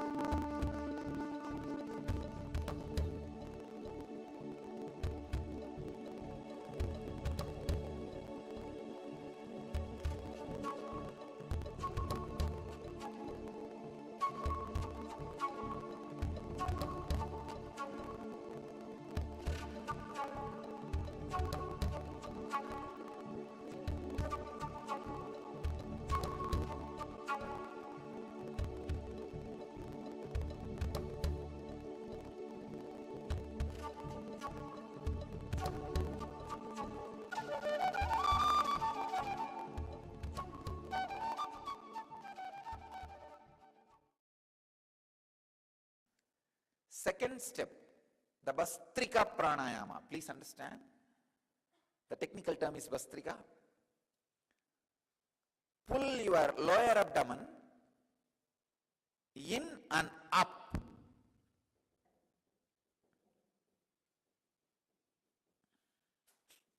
Please understand. Don't lift your shoulder. Don't move the whole body. No. No. Just the lower abdomen should be pulled in and up.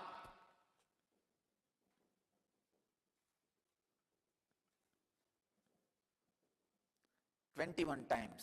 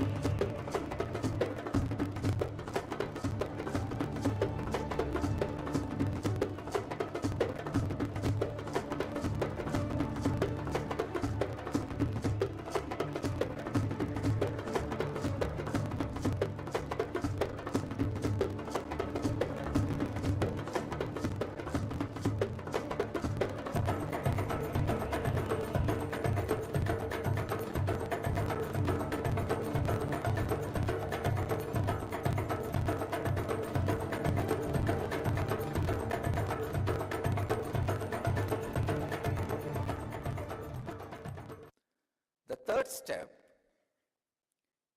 inhaling as slowly as possible, holding as long as possible, exhaling as slowly as possible, holding the lungs empty without breathing as long as possible. So, this 4 action is one cycle. Like this 21 cycle. This 4 action can be called as one pranayama. So 21 pranayama. This is the third step. All these 3 steps are only preparation for the kriya.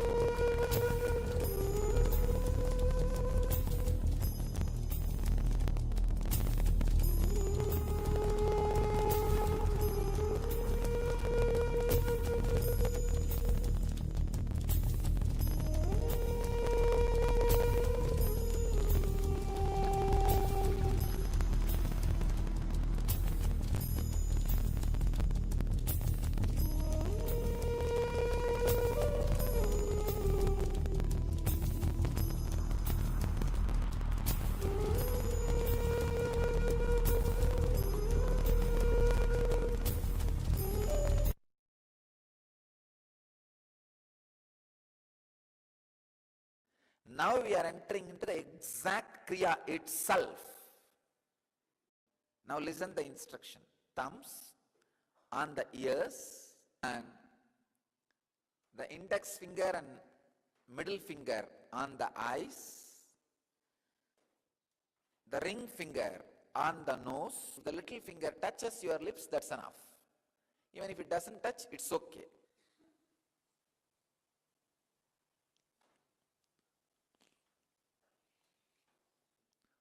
All 5 senses are in your face itself. Hands are gateway to send or receive pranic energy. Now when you lock your hands on the senses, all the senses are withdrawing inside. The pratyahara happens. Never try to do with the middle finger. If you try to lock the nose with the middle finger, you will lock it more than you can bear. Don't do with middle finger. Do it with ring finger. Thumb on the ears, the index finger and middle finger on the eyes, the ring finger on the nose, and the little finger on the mouth. Stop the breathing flow, inhaling or exhaling completely as much as you can. After a few minutes or a few seconds, you will feel, oh, now I cannot stop anymore. Then just release those 2 ring fingers. For a few seconds, the body will automatically inhale or exhale. Let it do its job. You don't do inhaling or exhaling. Body will automatically balance. Please understand, you do not put your will. When you feel you can't handle anymore, just release. Body will automatically balance itself. So once if you release your nostrils and lock again, it is called 1 pranayama. So this way, 21. It's a 4th step.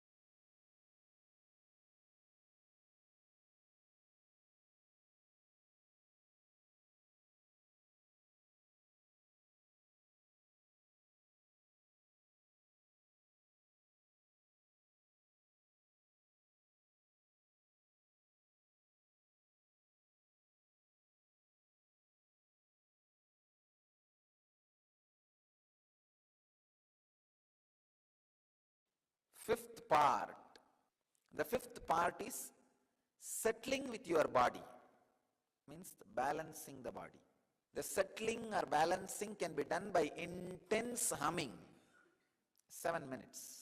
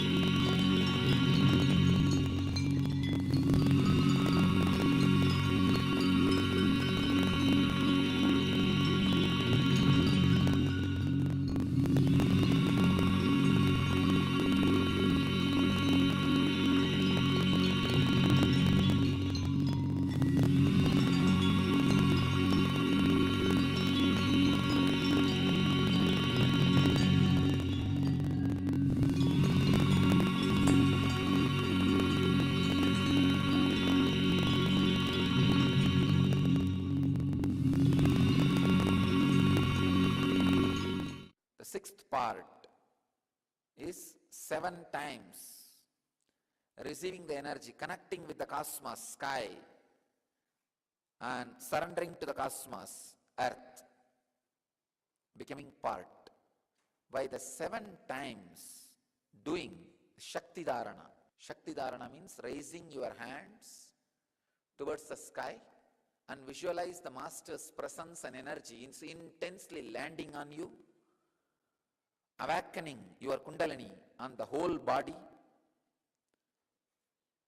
and bow down to the cosmos, surrender to the cosmos 7 times. The whole thing will take less than 7 minutes. The 7 times of Shakti Dharana.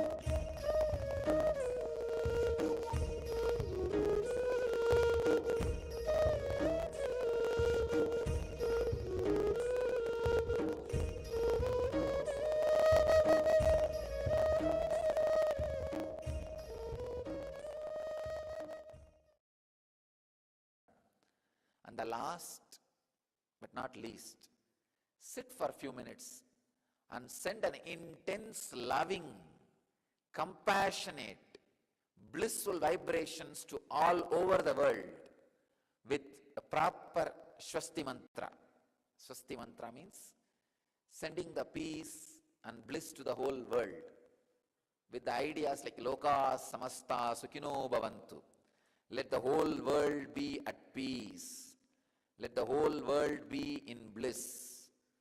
Loka Samasta Sukhino Bhavantu.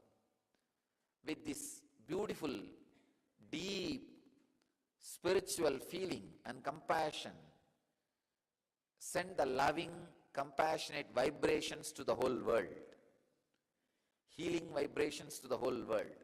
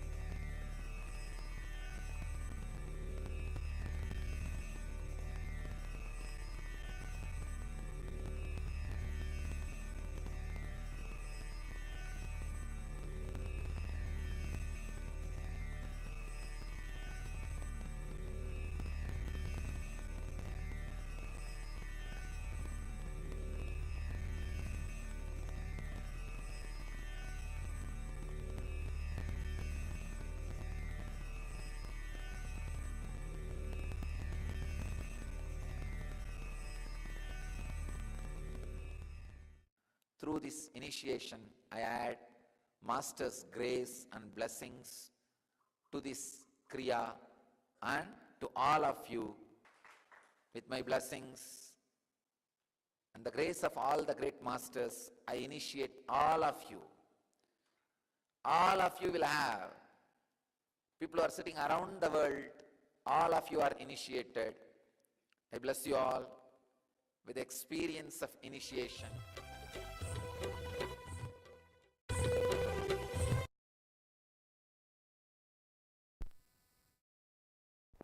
Please bring your hands in front of your heart and let us end the session with the Purna Mantra. Om Purnamadav Purnamidam Purnat Purnamudachyate Purnasya Purnamadaya Purnamevavashishyate. Om Shanti Shanti Shantihi. Hari Om Tat Sat. Sarvam Bhagavat Shri Nithyananda Paramashivoham. Om Nithyanandam. Established since 2002 in the United States of America, the United Ancient Nations is an intergovernmental organization, currently made up of 160+ members and indigenous nations. The UAN and its work are guided by the purposes and principles contained in its founding charter. The UAN is a manifestation of the profound connection amongst indigenous peoples across the world, including African, Andean, American, European, Caribbean, Oceanic, and Asian regions, rooted in shared wisdom, sustainable practices, and deep reverence for the earth. The United Ancient Nations serves as an international cultural and diplomatic organization focused on uniting indigenous cultures globally. Our governance structure is council-based without territorial claims, led by a collective leadership through our General Secretariat.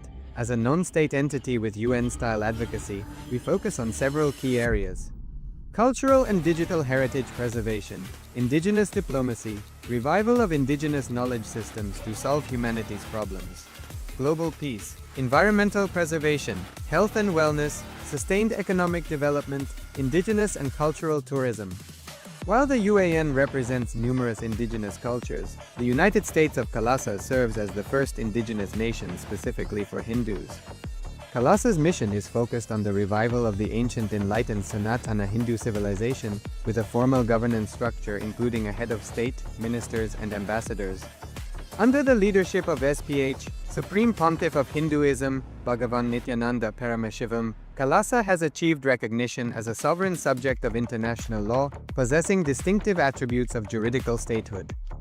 The United States of KAILASA is the main sponsor of the proposed UAN headquarters. This initiative would bring forth an estimated $100 million in revenue for the host country through summits, conferences, tourism, and development projects. The proposed UAN headquarters would represent the world's indigenous nations and peoples through its architectural design. It would blend the best of all worlds, featuring top modern architecture, the highest green building standards, and ancient Vastu architectural principles. This headquarters would serve as a central hub for indigenous diplomacy, cultural preservation, and collaborative efforts towards sustainable development and global peace. Through this initiative, we aim to create a dignified platform for indigenous leadership rooted in ancestral wisdom, cultural legitimacy, and collaborative innovation, enhancing global dialogue and regional stability. The establishment of the UAN headquarters would position a host country at the forefront of a global movement promoting indigenous wisdom while creating significant economic opportunities for the nation and its people.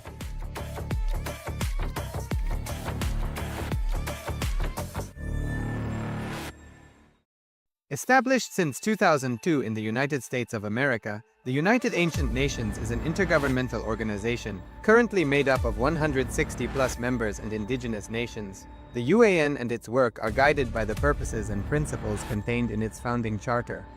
The UAN is a manifestation of the profound connection amongst indigenous peoples across the world, including African, Andean, American, European, Caribbean, Oceanic, and Asian regions, rooted in shared wisdom, sustainable practices, and deep reverence for the earth.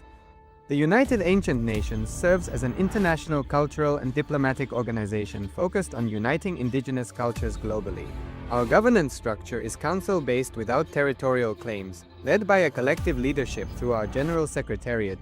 as a non-state entity with UN-style advocacy, we focus on several key areas: cultural and digital heritage preservation, indigenous diplomacy, revival of indigenous knowledge systems to solve humanity's problems, global peace, environmental preservation, health and wellness, sustained economic development, indigenous and cultural tourism. While the UAN represents numerous indigenous cultures, the United States of KAILASA serves as the first indigenous nation specifically for Hindus. KAILASA's mission is focused on the revival of the ancient enlightened Sanatana Hindu civilization, with a formal governance structure including a head of state, ministers, and ambassadors. Under the leadership of SPH, Supreme Pontiff of Hinduism, Bhagavan Nithyananda Paramashivoham, KAILASA has achieved recognition as a sovereign subject of international law, possessing distinctive attributes of juridical statehood. The United States of KAILASA is the main sponsor of the proposed UAN headquarters. This initiative would bring forth an estimated $100 million in revenue for the host country through summits, conferences, tourism, and development projects. The proposed UAN headquarters would represent the world's indigenous nations and peoples through its architectural design. It would blend the best of all worlds, featuring top modern architecture, the highest green building standards, and ancient Vastu architectural principles. This headquarters would serve as a central hub for indigenous diplomacy, cultural preservation, and collaborative efforts towards sustainable development and global peace. Through this initiative, we aim to create a dignified platform for indigenous leadership rooted in ancestral wisdom, cultural legitimacy, and collaborative innovation, enhancing global dialogue and regional stability. The establishment of the UAN headquarters would position a host country at the forefront of a global movement promoting indigenous wisdom while creating significant economic opportunities for the nation and its people.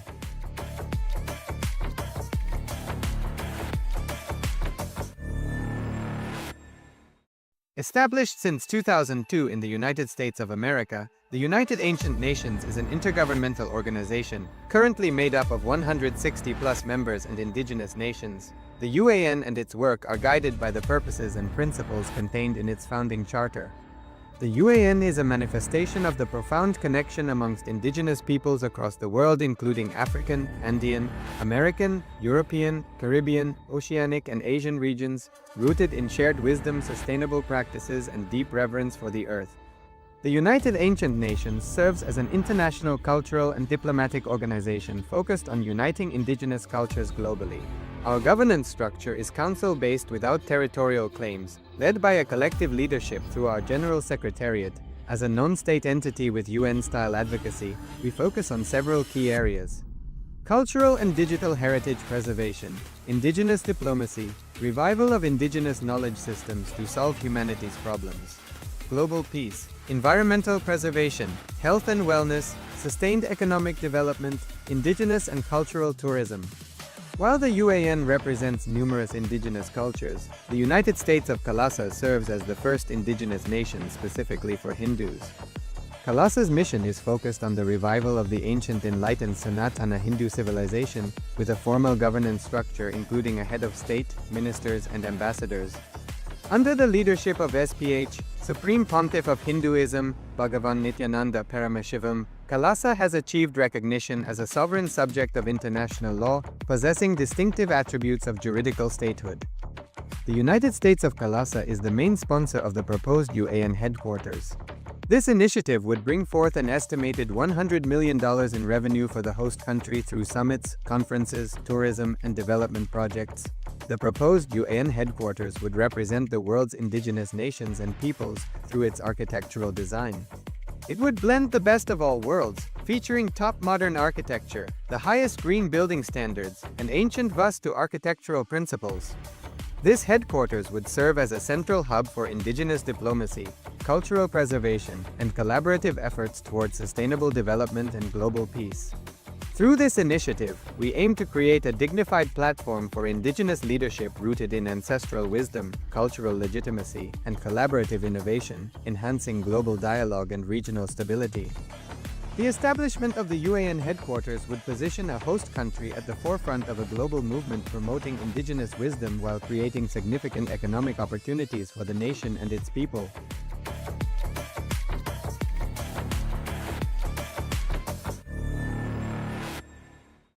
Established since 2002 in the United States of America, the United Ancient Nations is an intergovernmental organization, currently made up of 160+ members and indigenous nations. The UAN and its work are guided by the purposes and principles contained in its founding charter. The UAN is a manifestation of the profound connection amongst indigenous peoples across the world, including African, Andean, American, European, Caribbean, Oceanic, and Asian regions, rooted in shared wisdom, sustainable practices, and deep reverence for the earth. The United Ancient Nations serves as an international cultural and diplomatic organization focused on uniting indigenous cultures globally. Our governance structure is council-based without territorial claims, led by a collective leadership through our General Secretariat. As a non-state entity with UN-style advocacy, we focus on several key areas: cultural and digital heritage preservation, indigenous diplomacy, revival of indigenous knowledge systems to solve humanity's problems, global peace, environmental preservation, health and wellness, sustained economic development, indigenous and cultural tourism.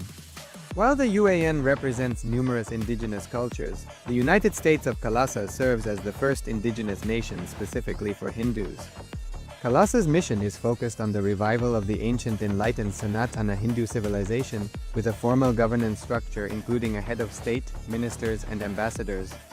Under the leadership of SPH, Supreme Pontiff of Hinduism, Bhagavan Nithyananda Paramashivoham, KAILASA has achieved recognition as a sovereign subject of international law, possessing distinctive attributes of juridical statehood. The United States of KAILASA is the main sponsor of the proposed UAN headquarters. This initiative would bring forth an estimated $100 million in revenue for the host country through summits, conferences, tourism, and development projects. The proposed UAN headquarters would represent the world's indigenous nations and peoples through its architectural design.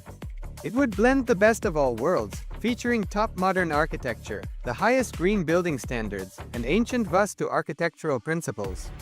This headquarters would serve as a central hub for indigenous diplomacy, cultural preservation, and collaborative efforts towards sustainable development and global peace.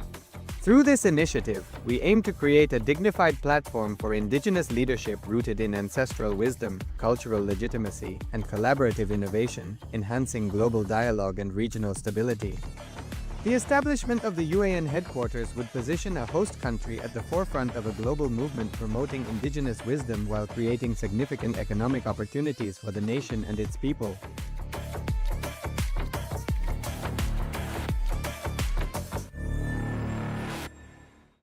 Established since 2002 in the United States of America, the United Ancient Nations is an intergovernmental organization, currently made up of 160+ members and indigenous nations. The UAN and its work are guided by the purposes and principles contained in its founding charter. The UAN is a manifestation of the profound connection amongst indigenous peoples across the world, including African, Andean, American, European, Caribbean, Oceanic, and Asian regions, rooted in shared wisdom, sustainable practices, and deep reverence for the earth. The United Ancient Nations serves as an international cultural and diplomatic organization focused on uniting indigenous cultures globally. Our governance structure is council-based without territorial claims, led by a collective leadership through our General Secretariat. As a non-state entity with UN-style advocacy, we focus on several key areas: cultural and digital heritage preservation, indigenous diplomacy, revival of indigenous knowledge systems to solve humanity's problems, global peace, environmental preservation, health and wellness, sustained economic development, indigenous and cultural tourism. While the UAN represents numerous indigenous cultures, the United States of KAILASA serves as the first indigenous nation specifically for Hindus. KAILASA's mission is focused on the revival of the ancient enlightened Sanatana Hindu civilization, with a formal governance structure including a head of state, ministers, and ambassadors. Under the leadership of SPH, Supreme Pontiff of Hinduism, Bhagavan Nithyananda Paramashivoham, KAILASA has achieved recognition as a sovereign subject of international law, possessing distinctive attributes of juridical statehood. The United States of KAILASA is the main sponsor of the proposed UAN headquarters. This initiative would bring forth an estimated $100 million in revenue for the host country through summits, conferences, tourism, and development projects. The proposed UAN headquarters would represent the world's indigenous nations and peoples through its architectural design. It would blend the best of all worlds, featuring top modern architecture, the highest green building standards, and ancient Vastu architectural principles. This headquarters would serve as a central hub for indigenous diplomacy, cultural preservation, and collaborative efforts towards sustainable development and global peace.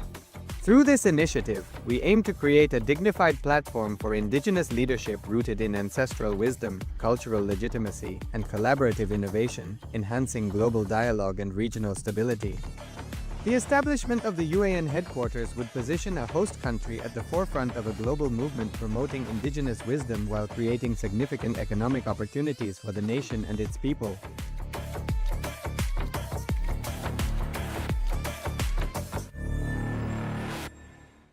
Established since 2002 in the United States of America, the United Ancient Nations is an intergovernmental organization, currently made up of 160+ members and indigenous nations. The UAN and its work are guided by the purposes and principles contained in its founding charter. The UAN is a manifestation of the profound connection amongst indigenous peoples across the world, including African, Andean, American, European, Caribbean, Oceanic, and Asian regions, rooted in shared wisdom, sustainable practices, and deep reverence for the earth. The United Ancient Nations serves as an international cultural and diplomatic organization focused on uniting indigenous cultures globally. Our governance structure is council-based without territorial claims, led by a collective leadership through our General Secretariat.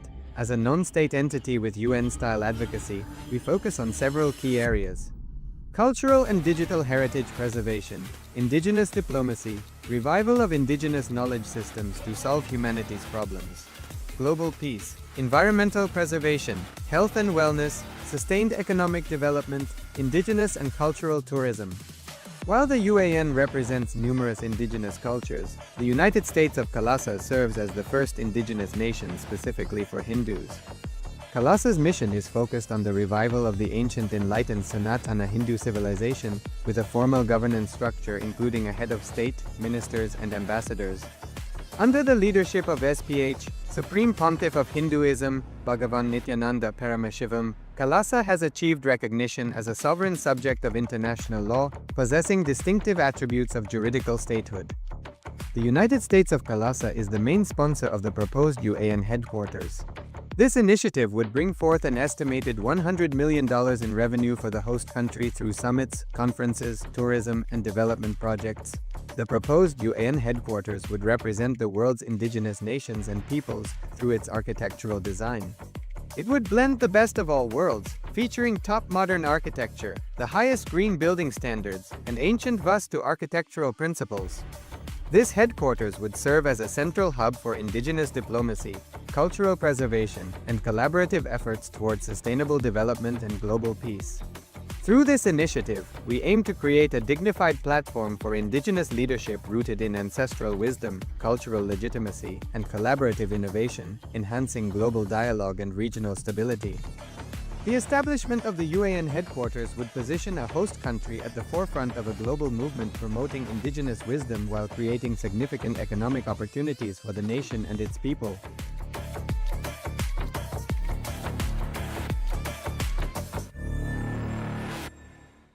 Established since 2002 in the United States of America, the United Ancient Nations is an intergovernmental organization, currently made up of 160+ members and indigenous nations.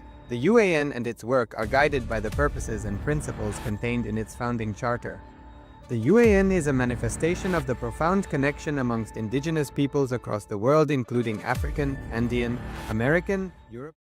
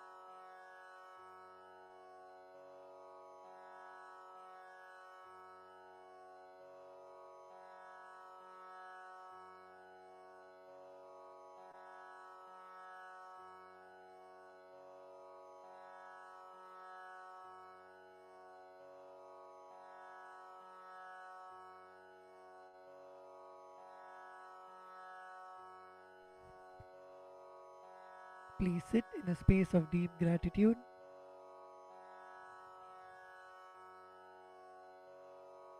Inhale deeply and exhale.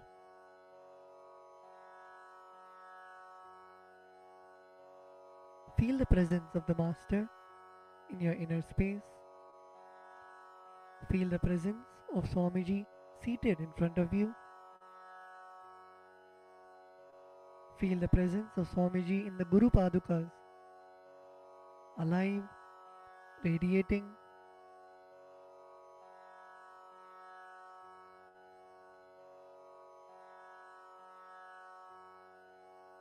When you offer the puja, visualize you dropping all of your karmas of lifetimes, your incompletions, unfulfilled desires, patterns. Visualize all of that being liberated by the Guru.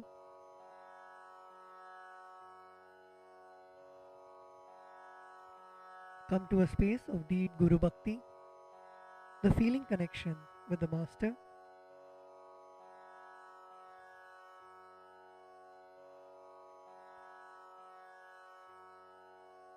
Let us now enter into the Pada Puja. We request all the Pada Puja participants to declare the following with integrity and authenticity. If you agree to this, please say yes loudly. I authentically cognize, which is internally process, understand and declare the truth that the cosmic energy exists. Yes.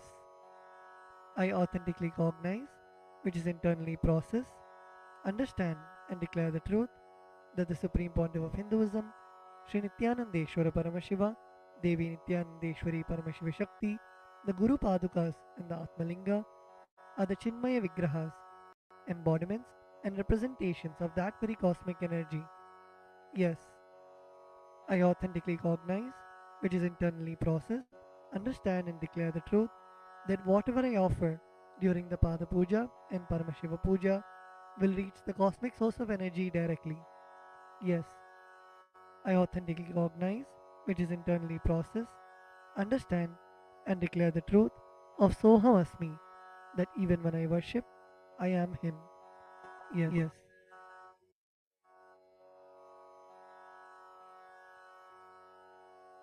Let us now enter into the Pada Puja. We begin with the Sadguru Vandanam, in which we offer our gratitude to our Guru, our beloved Swamiji.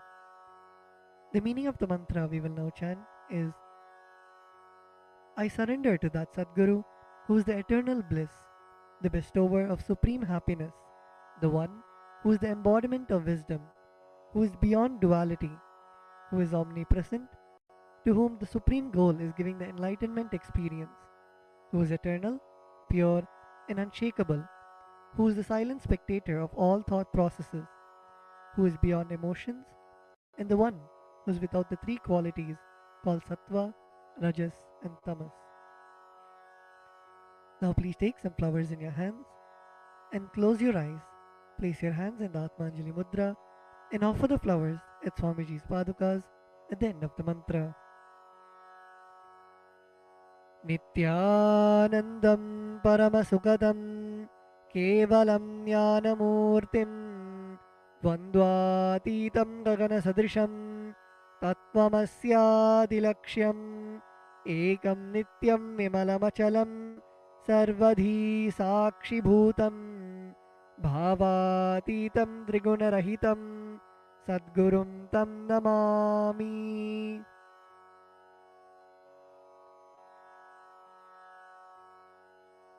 The next offering is the Guru Parampara Vandanam, where we offer our gratitude to the eternal lineage of all the Gurus, the enlightened masters.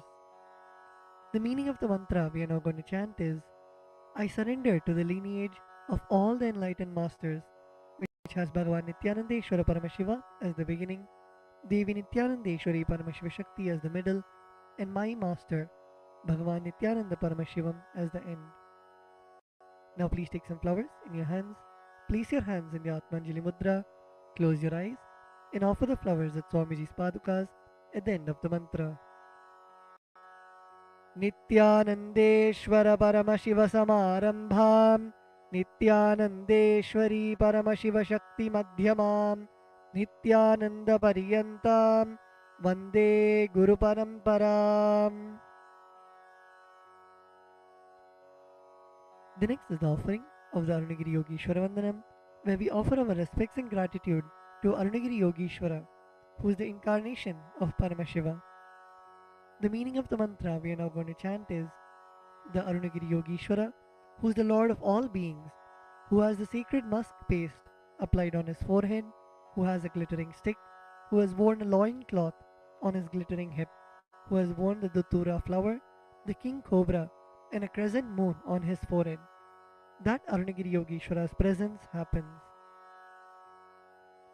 Now please take some flowers into your hands, place your hands in the Atmanjali Mudra, close your eyes, and offer the flowers at Swamiji's Padukas at the end of the mantra.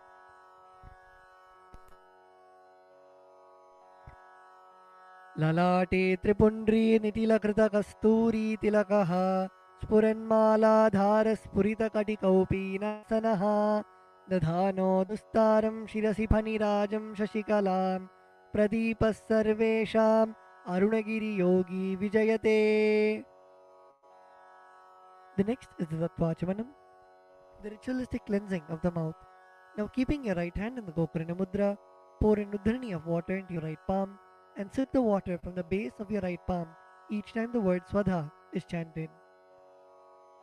Om Atmatattvam Shodhayami Swadha. Om Vidyatattvam Shodhayami Swadha. Om Shivatattvam Shodhayami Swadha. Now at the base of your right hand thumb, wipe your lips twice from the right to the left. Om Ham Mridayaya Namaha. Wash your hands with an Udharani of water.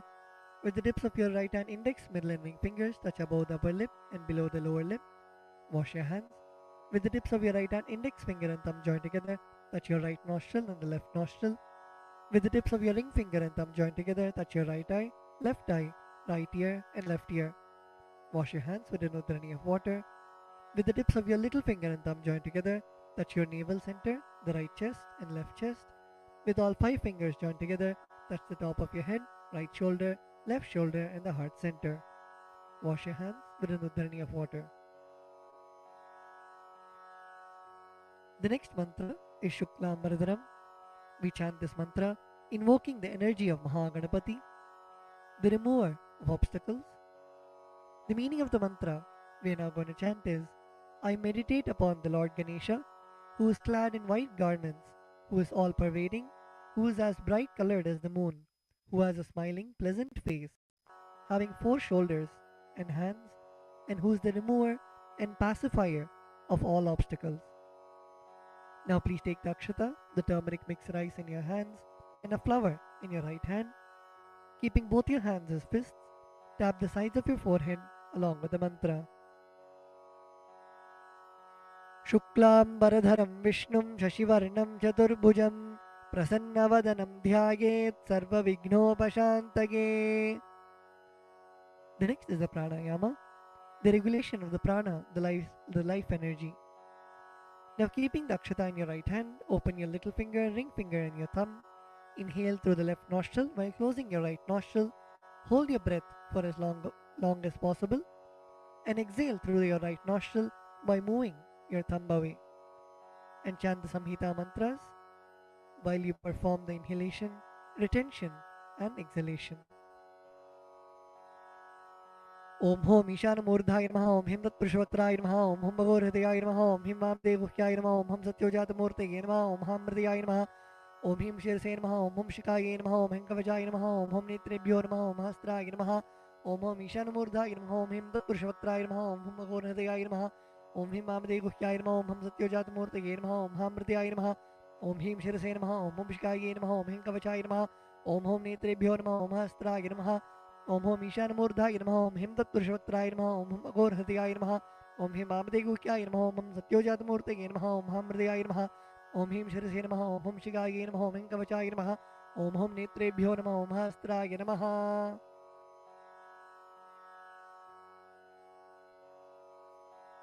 The next is a sankalpa, the conscious resolution.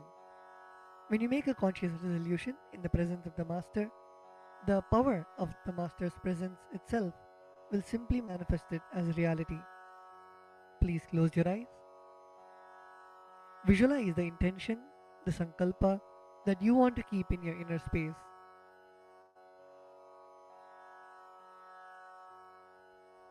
Visualize your feeling connection with the Master. Visualize anything that you want to happen as reality.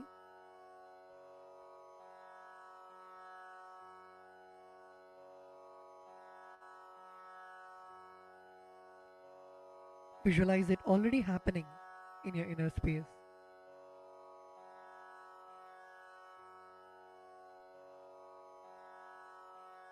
Now with this intention, keeping the akshata in your left palm, close it with your right palm and keep both the hands on your right thigh.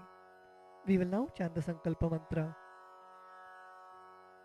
Om Mamopatta Samasta Duritakshayadvara Bhagavat Shri Nithyananda Paramashiva Prityartham Shri Nithyanandeshwari Paramashiva Shakti Sameta Shri Nithyanandeshwara Paramashiva Prityartham Cha Shubhe Shobhane Muhurte Adya Brahmanaha Dvitiya Parardhe Shri Shvetavaraha Kalpe Vaivaswatamanvantare Ashtavimshatitame Nitya Yuge Prathame Pade Jambu Dvipe भारतवर्षे भरतखण्डे मेरोः दक्षिणे पार्श्वे शकाब्दे अस्मिन् वर्तमाने व्यवहारिके प्रभवादीनां षष्ट्याः संवत्सराणां मध्ये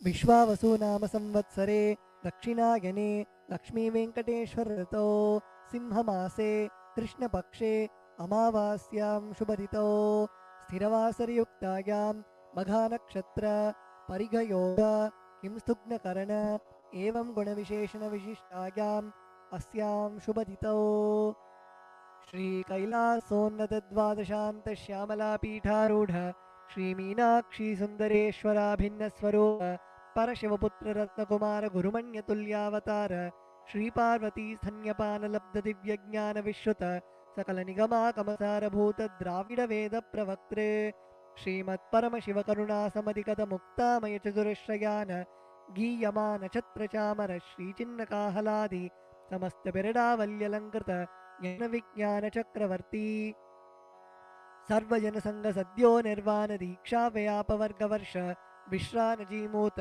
परमतकलभकेसरी शैव सिद्धान्तस्थापनाचार्य श्रीराजाधिराज पाण्ड्य महाराज गुरु क्षपन शाक्यादि महान्धकार निवारण ज्ञानभानु वीक्षणानर्हार्ह ध्वजोच्छेदन पूर्वक श्रीमद्वृषभध्वजस्थापक शैव समयकर्त्रे सर्वज्ञपीठारूढ श्रीजगद्गुरु श्री ज्ञानसम्बन्धदेशिक स्वामी वागीश सुन्दर माणिक्यवाचक स्वामिनाम् अवतारभूत श्री ज्ञानसम्बन्ध स्वामी पुनरुद्धृत श्यामलापीठ सर्वज्ञपीठ तृणवत्युत्तरद्विशततम गुरुमहासन्निधान अरुणगिरि योगीश्वर परम्परागत अरुणाचल सर्वज्ञपीठ गुरुमहासन्निधान कैलास परम्परागत काञ्ची कैलास सर्वज्ञपीठ त्रयस्त्रिंशदुत्तरद्विशततम गुरुमहासन्निधान नित्योत्सव नित्यमंगल नित्यकल्याण नित्यरजित कैलास परम्परागत आदिकैलास नित्यानंदपीठ महासंस्थान महासिंहासनपीठ कर्त्रे साक्षात् श्री परमशिव समुद्भूत कैलास परम्परागत वैवस्वतमनु इक्ष्वाकु हरिश्चंद्र भगीरथ श्रीरामचंद्र शूरसेन इत्याद्यनवच्छिन्न सार्वभौम चक्रवर्ती परम्परागत चतुष्षष्टि योगिनी मंडित चतुष्षष्टि संप्रदाय प्रवर्तक मनुधर्मासन सूर्यवंश प्राप्त सर्वज्ञपीठ सुरांगी साम्राज्य मूर्धाभिषिक्त चूड़ामणि साक्षात् श्री परमशिव समुद्भूत कपिल महागुरु पुनरुद्धृत महानिर्वाणिपीठ अष्टोत्तर सहस्र श्री महामंडलेश्वर साक्षात् श्री परमशिव समुद्भूत श्री महागणपति समारंभ अनवच्छिन्न पीठाधीश्वर गुरुपरंपरा प्राप्त अटलपीठ अष्टोत्तर सहस्र श्री अटलपीठाधीश्वर धर्म मुक्ति स्वर्गपुर स्वर्णपीठ त्रयोविंश गुरुमहानिधान कैलास परंपरागत आदिपीठ सर्वज्ञपीठ जगद्गुरु श्री कैलास पुनरुद्धारक श्री कैलास परमाचार्य श्रीमत् परमहंस परिव्राजकाचार्य वर्य सच्चिदानंद प्रणव स्वरूप श्रोत्रिय ब्रह्मनिष्ठ श्रीमद् जगद्गुरु श्रील श्री भगवत श्री नित्यानंद ब्रह्मशिव श्री ज्ञान संबंध देशिक परमाचार्य स्वामिनां प्रीत्यर्थम तेषां पादारविन्दयोः भक्ति सिद्ध्यर्थम गुरुकृपा कटाक्ष सिद्ध्यर्थम क्षेम स्थैर्य वीर्य विजय आयुरारोग्य ऐश्वर्यानाम् अभिवृद्ध्यर्थम धर्मार्थ काम मोक्ष चतुर्विध फलपुरुषार्थ सिद्ध्यर्थम समस्त दुरितोपशान्त्यर्थम समस्त मंगलावाप्त्यर्थम भगवत् श्री नित्यानंद परमशिव प्रसादेन सकुटुम्बस्य ज्ञानवैराग्य जीवन मुक्ति प्राप्त्यर्थम श्री नित्यानंदेश्वरी परमशिव शक्ति समेत श्री नित्यानंदेश्वर परमशिव अवतार भूत श्री सर्वदेव देवी स्वरूप भगवत् श्री नित्यानंद परमशिव प्रत्यक्ष पाद पूजां करिष्ये श्री नित्यानंदेश्वरी परमशिव शक्ति समेत श्री नित्यानंदेश्वर परमशिव पूजां च करिष्ये ओम अपौपस्पृश्य wash your hands with an udrani of water. The next is the Ghantanada. Now please take the bell in your left hand and hold it above your heart center and ring the bell as you chant the following mantra. Om Agamarthantu Devanam Gamanarthantu Rakshasam Ghantanadam Karomyado Devata Hvanalanchanam Ghanta Devatabhyo Namaha. The next is the Manasa Puja, the internal worship. Now please close your eyes. Visualize the meaning of the mantra in your inner space.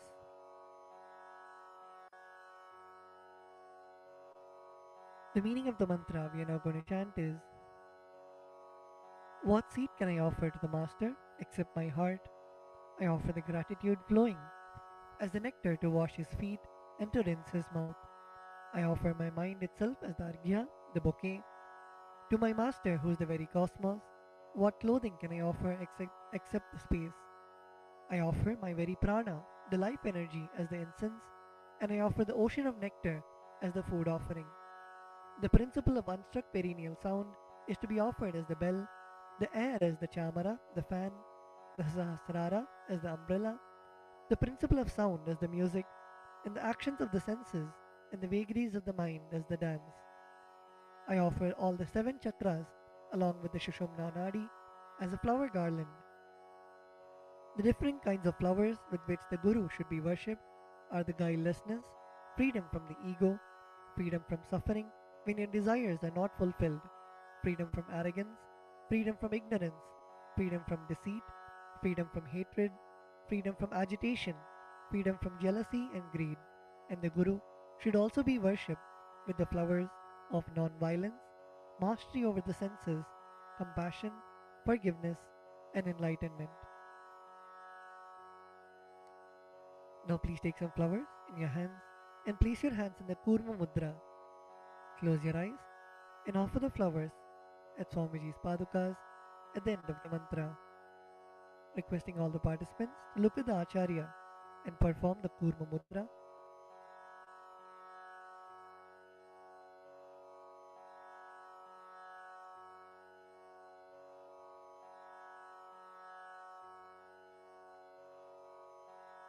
Om Hridpadmasanam Dadyat Sahasrarachyutamritaihi Padyam Sharanayor Dadyat Manastu Argyam Nivedayet Tena Amritena Achamaniyam Snaniyam Tena Chasmritam Akashatattvam Vastram Syat Gandhasyat Gandhatatvakam Chittam prakalpayet pushpam dhupam pranan prakalpayet tejastattvam cha deepartham naivedyam syat sudham buddhihi anahatadhvanir ghanta vayutattvam cha chamaram sahasraram bhavet chhatram shabdatattvam cha geetakam nityamindriya karmani चाञ्चल्यं मनसस्तथा सुमेखलां पद्ममालां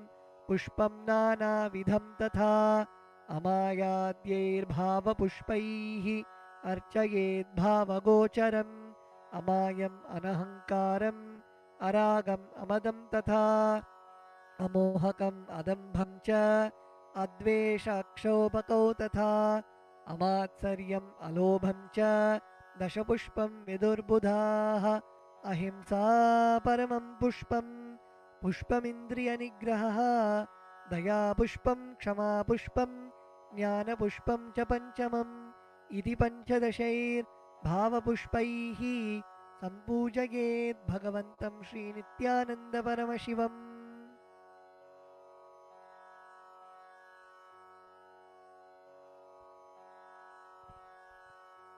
The next offering is the Upachara Puja, the external worship.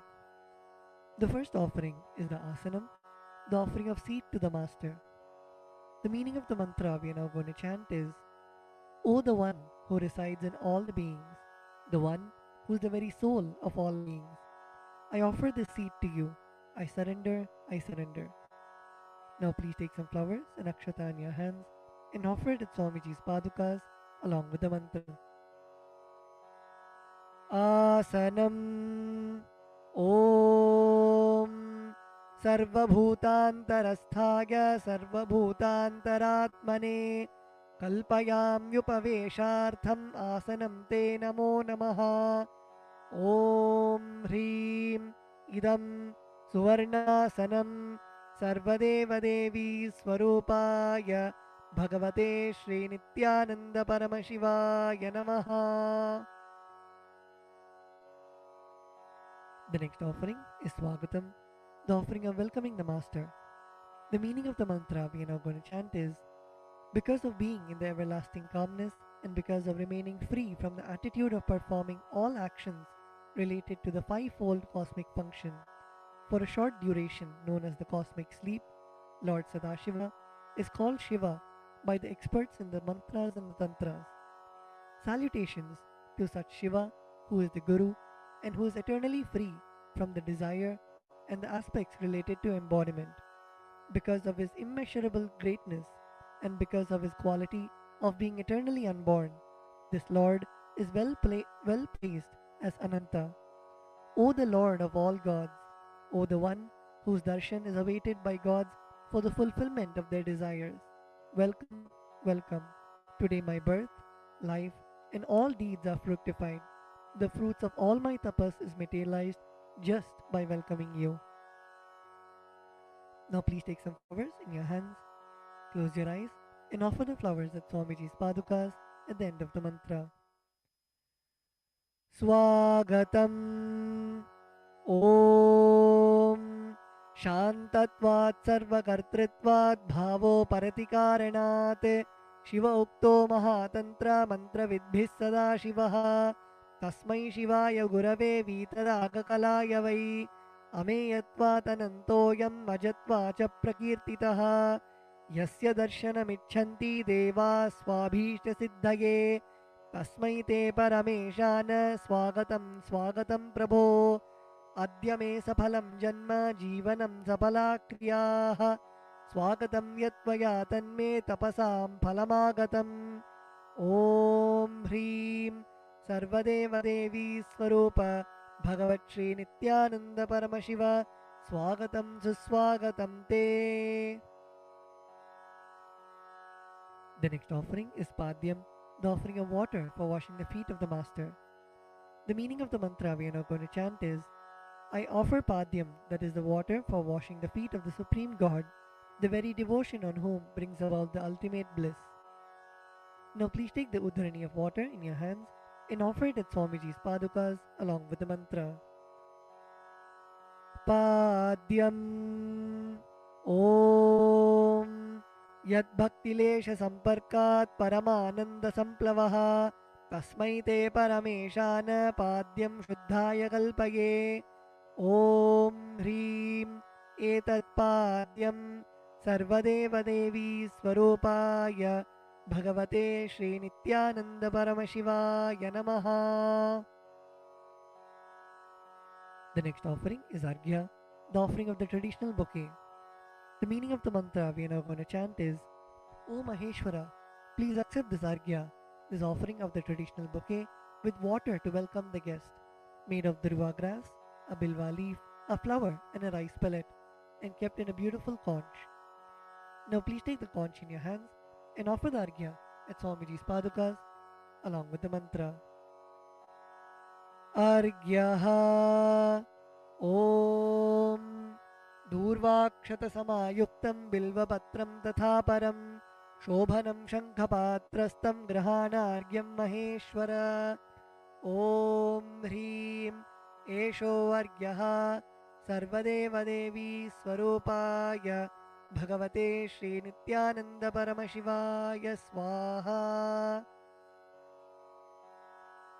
The next offering is Achmaniyam, the offering of water for mouthwash. The meaning of the mantra we are now going to chant is, please accept this auspicious and sin-removing Ganga water offered by me as Achmaniyam, that is the water for mouthwash, offered by me with devotion to you. Now please take an udhrani of water in your hand and offer it at Swamiji's padukas along with the mantra. Achamaniyam Om Mandakinyastu Yadvari Sarvapapaharam Shubham Grihanachamaniyam Tvam Maya Bhaktya Niveditam Om Hrim Idam Achamaniyodakamं Sarvadeva Devi Swarupaya Bhagavate Shri Nithyananda Paramashivaya Swadha. The next offering is Madhuparka, the offering of the nectarine drink. The meaning of the mantra we are now going to chant is, for the destruction of all negativities, I offer this Madhuparka, this drink which is full of nectar. Be pleased towards me, O Lord. Now please take the Madhuparka in your hands and offer it at Swamiji's padukas along with the mantra.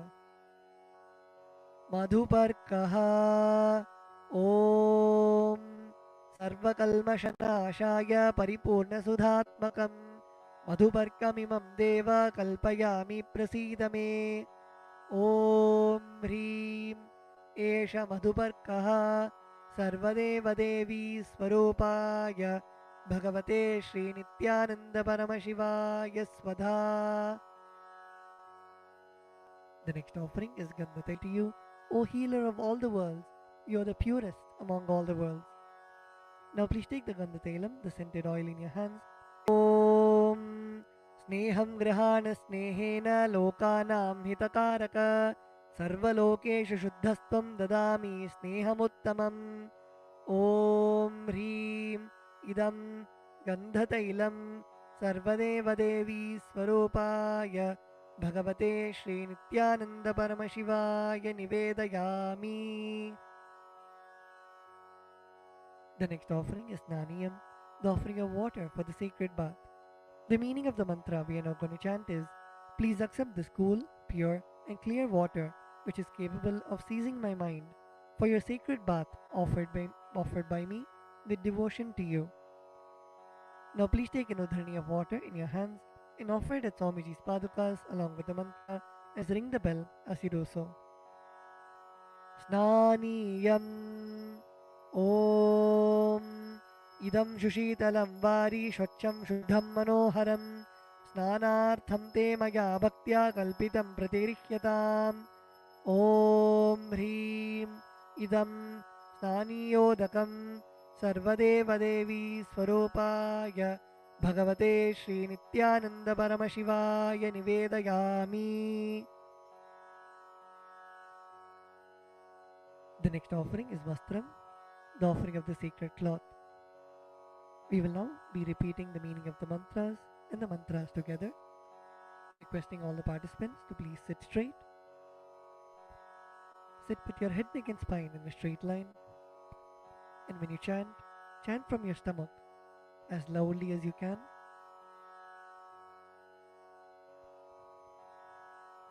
The meaning of the mantra we are now going to chant is, I offer Vastram, I offer Vastram, this cloth offering, this cloth offering, to the Master to the Master, who removes who removes the veil of Maya the veil of Maya or illusion. or illusion, The Master the Master, who is the true who is the true light of enlightenment, light of enlightenment, who does not who does not have a veil of Maya have a veil of Maya and has and has the very space the very space as the dress. as the dress. Now please take the offering of clothes in your hands and offer it at Swamiji's padukas along with the mantra.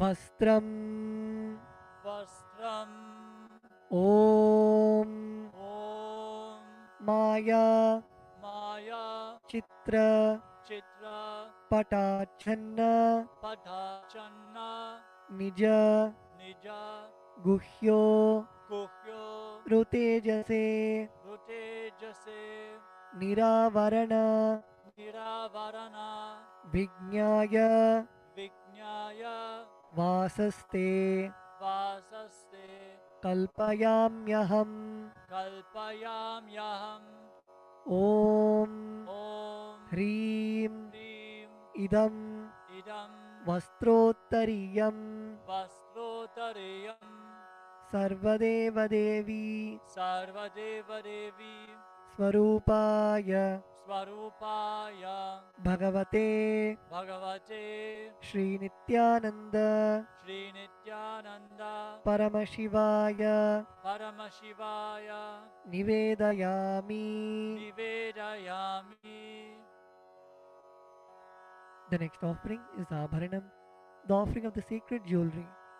The meaning of the mantra we are now going to chant is, I offer I offer this golden ornament this golden ornament to you, Master, to you, Master, who, who, by the very nature, by the very nature, has has a very a very gracefully gracefully beautiful body, beautiful body, and who is and who is the repository the repository of all powers. of all powers. May you be pleased. May you be pleased. Now please take the jewelry in your hands and offer it at Swamiji's padukas along with the mantra. Abharanam Abharanam Om Om Swabhava Swabhava Sundarangaya Sundarangaya Nana Nana Shaktya Shaktya Shrayayate Shrayayate Suvarnam Suvarnam Bhushanam Bhushanam Tubhyam Tubhyam Kalpayami Kalpayami Prasidame Prasidame Om Om Hrim Hrim Idam Idam Suvarnabharanam Suvarnabharanam Sarvadeva Devi Sarvadeva Devi Swarupaya Swarupaya Bhagavate Bhagavate Shri Nithyananda Shri Nithyananda Paramashivaya Paramashivaya Nivedayami. Nivedayami. The next offering is Gandha, the offering of the sandalwood paste. The meaning of the mantra we are now going to chant is, I neither know I neither know what your body is, what your body is, nor do I know nor do I know what your actions are. what your actions are. Please accept Please accept and smear this and smear this sandalwood paste sandalwood paste offered by me. offered by me. Now please take the sandalwood paste in your hands and offer it at Swamiji's padukas along with the mantra. Gandhaha Gandaha Om Om Shariram Shariram Tena Janami Tena Janami Cheshtam Cheshtam Naivacha Naivacha Naivacha Naivacha Maya Niveditan Maya Niveditan Gandhan Gandhan Pratigrihya Pratigrihya Vilipyatam Vilipyatam Om Om Hrim Hrim Esha Gandhaha Esha Gandaha Sarvadeva Devi Sarvadeva Devi Swarupaya Swarupaya Bhagavate Bhagavate Shri Nithyananda Shri Nithyananda Paramashivaya Namaha. Paramashivaya Namaha. The next offering is Pushpam, the offering of the fragrant flowers. The meaning of the mantra we are now going to chant is: please accept Please accept these blissfully these blissfully fragrant, fragrant, different kinds of flowers different kinds of flowers which are taken which are taken from the forest of Turiya, from the forests of Turiya, that is, that is, the space of the space of ultimate restful awareness. ultimate restful awareness.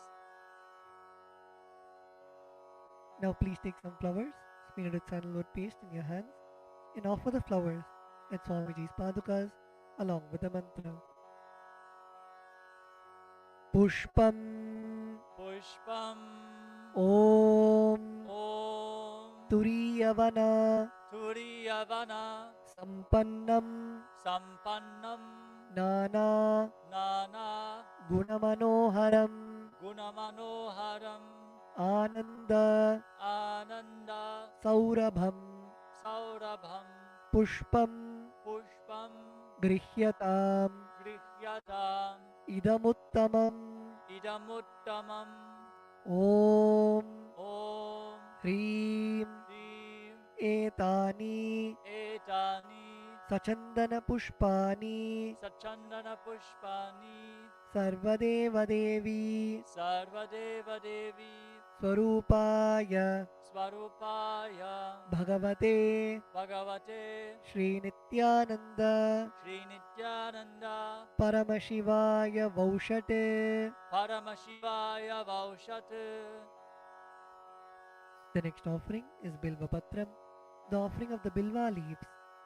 The meaning of the mantra we are now going to chant is: I offer you, I offer you, O God of all gods, O God of all gods, this holy Bilva leaf this holy Bilva leaf, in which dwells in which dwells the goddess of richness, the goddess of richness, and which is so much loved so much loved by Lord Shiva. by Lord Shiva.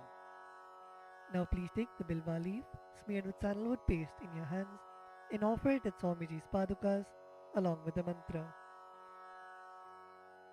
Bilva Patram Bilva Patram Om Om Amritodbhavam Amritodbhavam Shri Vriksham Shri Vriksham Shankarasya Shankarasya Sada Priyam Sada Priyam Bilva Patram Bilva Patram Prayachami Prayachami Pavitram Te Pavitram Te Sureshwara Sureshwara Om Om Hrim Hrim Etani Etani Sachandana Sachandana Bilvapatrani Bilvapatrani Sarvadeva Devi Sarvadeva Devi Swarupaya Swarupaya Bhagavate Bhagavate Shri Nithyananda Shri Nithyananda Paramashivaya Vaushate. Paramashivaya Vaushat.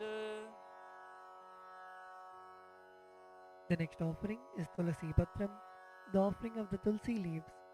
The meaning of the mantra we are now going to chant is: let this offering Let this offering of Tulsi leaf of Tulasi leaf be unto the be unto the Supreme Soul Supreme Soul who has who has unlimited forms unlimited forms and who is and who is the bestower the bestower of all boons. of all boons. Now please take the Tulsi leaf smeared with sandalwood paste in your hands and offer it at Swamiji's padukas along with the mantra. Tulasi Patram Tulasi Patram Om Om Namaste Namaste Bahurupaya Bahurupaya Varadamurtage Varadamurtaye Paramatmane Paramatmane Swaha Swaha Om Om Hreem Hrim Idam Idam Sachandana Sachandana Tulasi Patram Tulasi Patram Sarvadeva Devi Sarvadeva Devi Swarupaya Swarupaya Bhagavate Bhagavate Shri Nithyananda Sri Nithyananda Paramashivaya Namaha. Paramashivaya Namaha.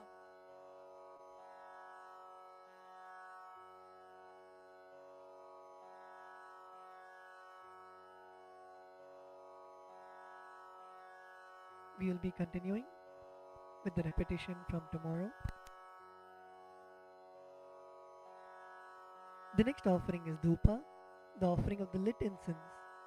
The meaning of the mantra we are now going to chant is, this incense smoke is made of the sacred herbs of intoxicating fragrance. Please accept this incense smoke fit to be inhaled by all the devas.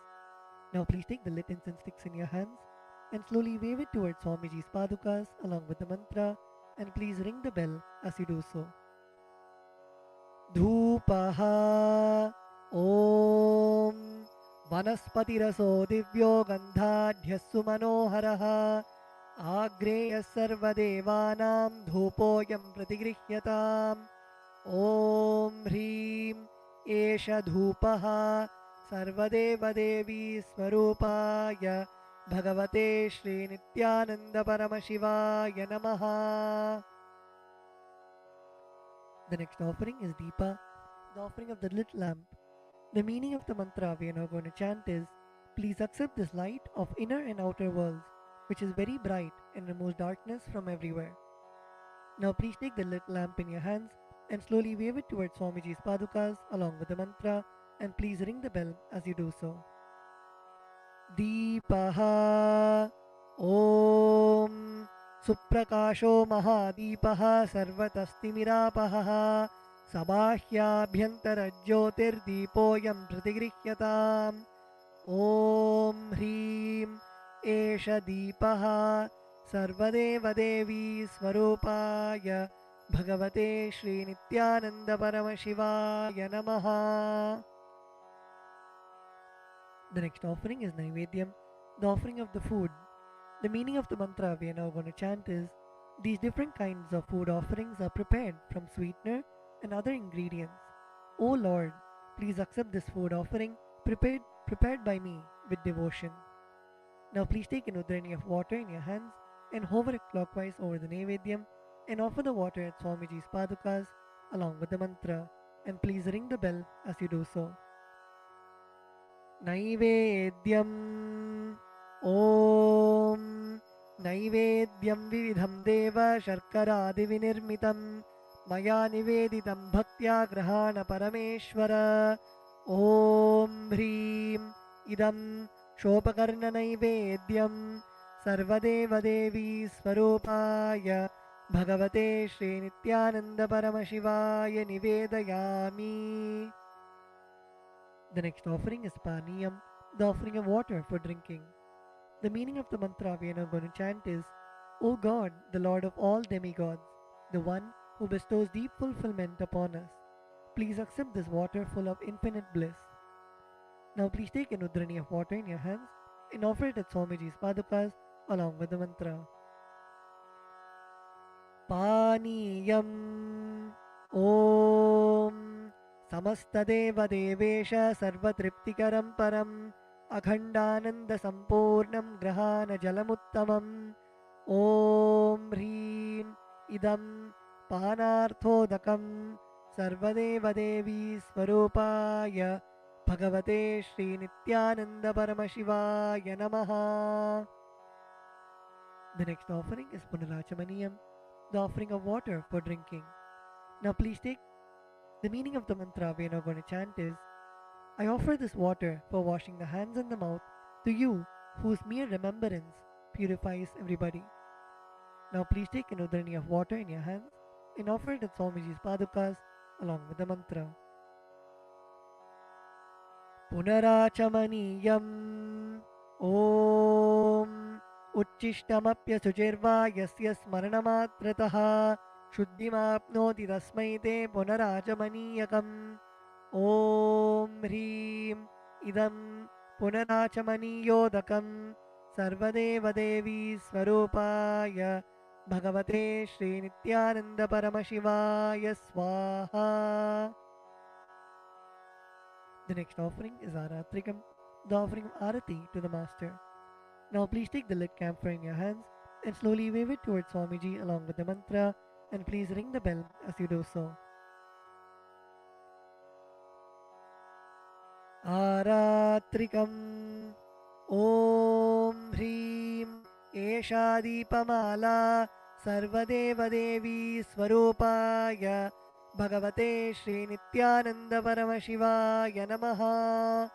Om Sangrahanyeshtya Yajate Imam Janatagum Sangrinhaniti Dwadasharatni Rashana Bhavati Dwadashasa Samvatsaraha Samvatsarameva Varunde Maunji Bhavati Urgvai Munjaaha Urjameva Varunde Chitra Nakshatram Bhavati Chitram va etat karma Karpura Gauram Karunavataram Samsarasaram Bhujagendraharam Sada Vasantam Hridayaravinде Bhavam Bhavani Sahitam Namami Bhavam Bhavani Sahitam Namami Bhavam Bhavani Sahitam Namami.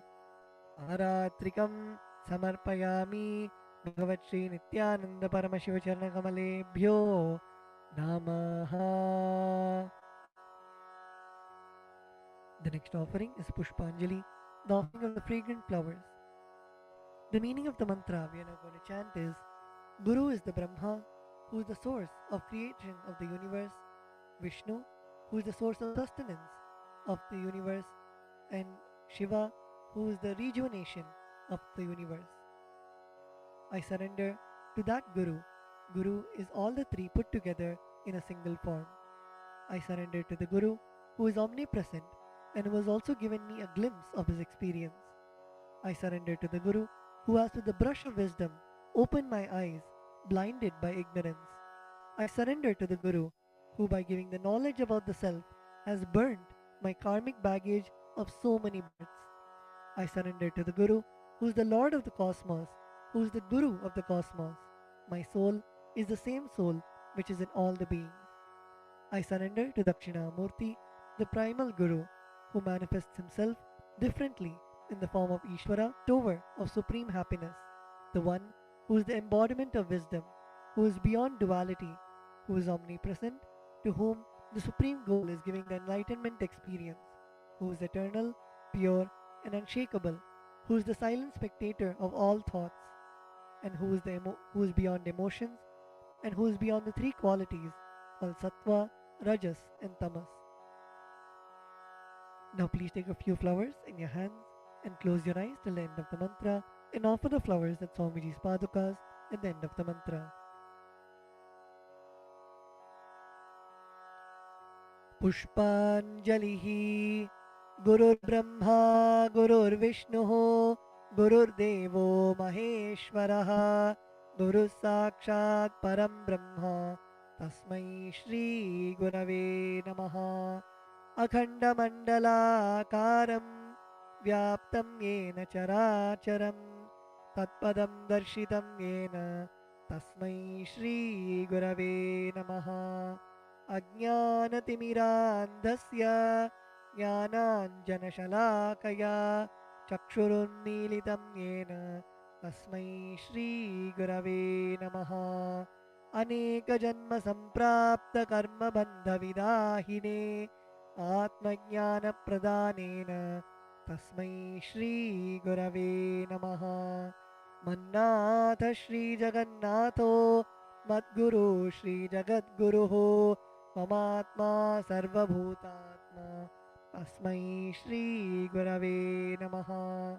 ईश्वरो गुरुरात्मेति मूर्तिभेदविभागिने व्योमवद्व्याप्तदेहाय दक्षिणामूर्तये नमः। नित्यानन्दं परमसुखदं केवलं ज्ञानमूर्तिं द्वन्द्वातीतं गगनसदृशं तत्त्वमस्यादिलक्ष्यम् एकं नित्यं विमलमचलं सर्वदी साक्षिभूतं भावातीतं त्रिगुणरहितं सद्गुरुं तं नमामि। पुष्पाञ्जलिं समर्पयामि भगवत्श्री नित्यानन्द परमशिवचरणकमलेभ्यो नमः। ॐ नित्यानन्दम्।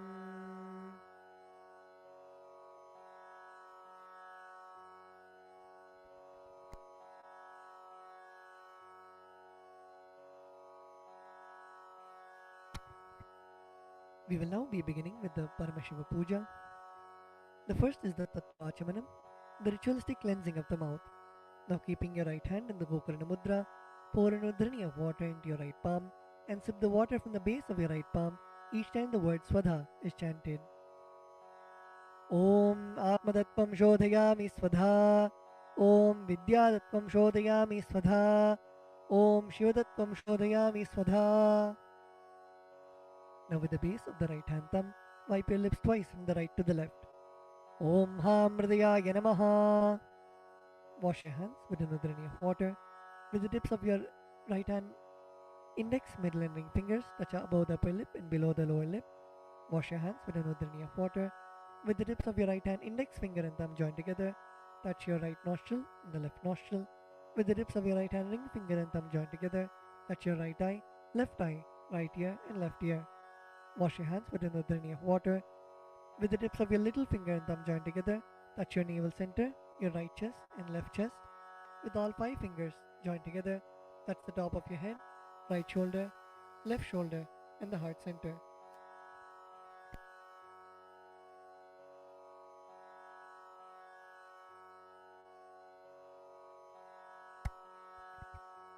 The next is Sakalikaranam, invoking Bhagavan Paramashiva inside our own body. Please close your eyes. Visualize Bhagavan Paramashiva's energy radiating throughout your body. Visualize Swamiji's presence in your inner space. We will now be invoking Bhagavan Paramashiva in every part of our body, filling us with the space of Sohamasmi, that even when I worship, I am Him.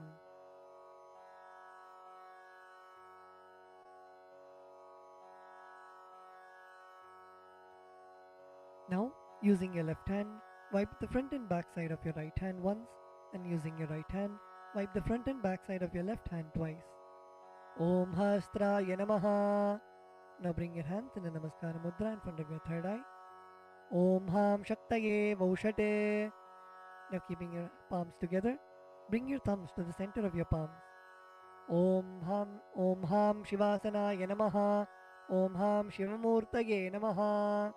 Now with the tips of your thumbs, touch the tip of your little finger and move your thumbs down towards the base of your little finger. Om Ham Satyojatamurtaye Namaha. With the tip of your thumbs, touch the tip of your ring finger and move your thumbs down towards the base of your ring finger. Om Him Vamadev Guhyaya Namaha. Now your middle finger. Om Hum Agora Hridayaya Namaha. Now your index finger. Om Him Tat Purushavaktraya Namaha. Now your thumbs. Om Hom Ishanamurdhaya Namaha. Now bring your palms in front of you. Bring your thumbs touching the center of your palms. Om Ham Hom Vidyadehaya Namaha. Now bend your index, middle and ring fingers such that they touch the center of your palms. Om Hom Netrebhyo Namaha. Now bend your thumbs inwards and now with the tip of your thumbs, touch the tip of your lip. Murtaye Namaha. Now your ring finger. Om Him Shirase Namaha. Now your middle finger. Om Hum Shikhaye Namaha. Now your index finger. Om Haim Kavachaya Namaha. Now with the base of your index finger, now your thumbs. Om Hastraya Namaha. Now bring your hands into the Mushti Mudra and roll them around each other once. Om Haim Kavachaya Hum. Now bring your hands in the Namaskara Mudra in front of your third eye. Om Ham Shivaya Vaushate. Now bend your thumbs inwards and touch the center of your palms. Om Ham Hom Shivaya Namaha. Now with the right hand, ring finger and thumb joined together, touch Ananda Gandha. Om Ham Shivasanaya Namaha. Om Ham Shivamurtaye Namaha. Now keeping your thumbs and little finger together, touch your respective knees. Om Ham Satyojatamurtaye Namaha. Now with the right hand thumb and ring finger joined together, touch your navel center. Om Him Vamadeva Guhyaya Namaha. Now with your right hand thumb and middle finger joined together, touch your heart center. Om Hum Agorahridaya Namaha. Now with your right hand thumb and index finger joined together, touch above your upper lip. Om Him Tatpurushavaktraya Namaha. Now with the tip of your right hand thumb, touch the top of your forehead. Om Hom Ishanamurdhaya Namaha. With your right hand thumb and ring finger joined together, touch your Ananda Gandha.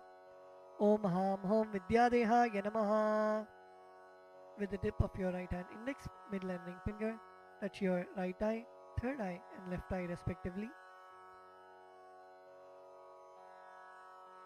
Om Hom Netrebhyo Namaha.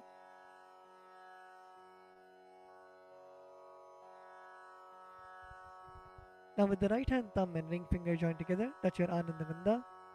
Om Ham Hom Shivaya Namaha.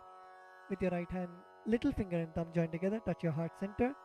Om Ham Hridayaya Namaha. With your right hand thumb and ring finger joined together, touch your head.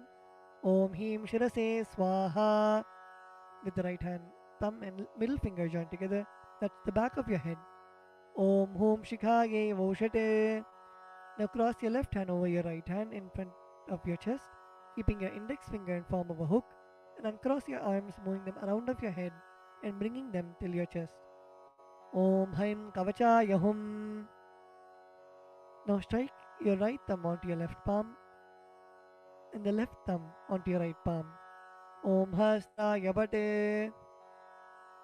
Now with your right hand, index finger and middle finger, strike your left palm thrice.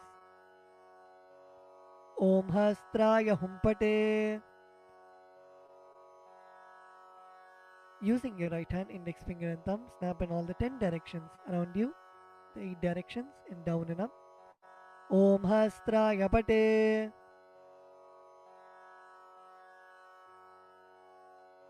Now move your hands from the head to the toes, touching the sides of your body. Om Ham Shivaya Vaushate.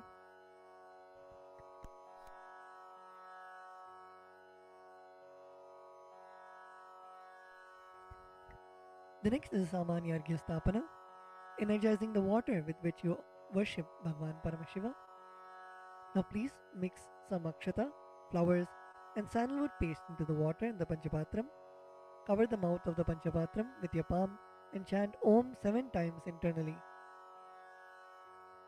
Om, Om, Om, Om, Om, Om, Om. Now snap your index finger and thumb around the Panchapatram in all the 10 directions. Om Hastraya Pate.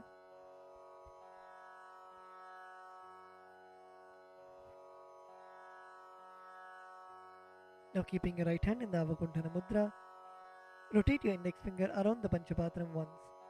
Om Haim Kavachaya Hum.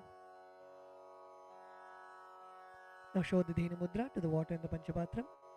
Om Ham Shivaya Vaushate. Next, we'll be entering into the Avahana, invoking Bhagwan Paramashiva into our Atmalinga. Now offer a flower to your Atmalinga. Om Ham Shivasanaya Namaha. Now please take some flowers in your hands and place your hands in the Atmanjali Mudra, and we will now be chanting the Dhyana Shloka, meditating on the form of Bhagwan Paramashiva in your inner space. ललाटे त्रिपुण्ड्री नितिलकृतकस्तूरी तिलकः स्फुरन्मालाधारस्फुरितकटिकौपी नवसनः दधानो दुस्तारं शिरसि पनिराजं शशिकलां प्रदीपः सर्वेषाम् अरुणगिरियोगी विजयते इन्दुनिपपञ्चमुखहस्तदशयुक्तं शूलमृगटङ्कमसि वज्रमभयं स्यात् पाशवरदाङ्कुशमनिज्ज्वलनवामे श्वेतकमलासन सदाशिवस्वरूपम् ॐ हां शिवमूर्तये नमः ॐ हां ॐ शिवाय नमः श्री नित्यानन्देश्वरी परमशिवशक्तिसमेत श्री नित्यानन्देश्वर परमशिवाय नमः ध्यायामि आवाहयामि. Now please show the respective mudras for the mantras and invoke Bhagavan Paramashiva into your Atmalinga. Request him to receive all of your offerings. Now place your thumbs onto your respective palms and place your palms open facing upwards. Om Ham Shivaya Namaha Ityavahana Mudram Pradarshya. Turn your palms facing downwards. Sthapana. Bring your hands into fists parallel to each other. Sannidhana. Now place your thumbs inside of your fists. Nishthura Mudram Pradarshya. Now interlace your fingers inwards and clasp your hands, keeping your thumbs out. Astraya Humphat Iti Kalakanthi Mudram Pradarshya. Now hold your left thumb with your right hand and cover your right hand with your left hand. Om Ham Shivaya Namaha Iti Linga Mudram. Now bring your hands in the Namaskara Mudra. Namaskara Mudram. Now rotate your right hand index finger around your Atmalinga in a clockwise manner. Om Haim Kavachaya Hum Iti Avakunthana Mudram Japradarshya. Now we will be entering into the Upachara Puja. Now please take some akshata in your hands and offer it at Bhagavan Paramashiva along with the mantra.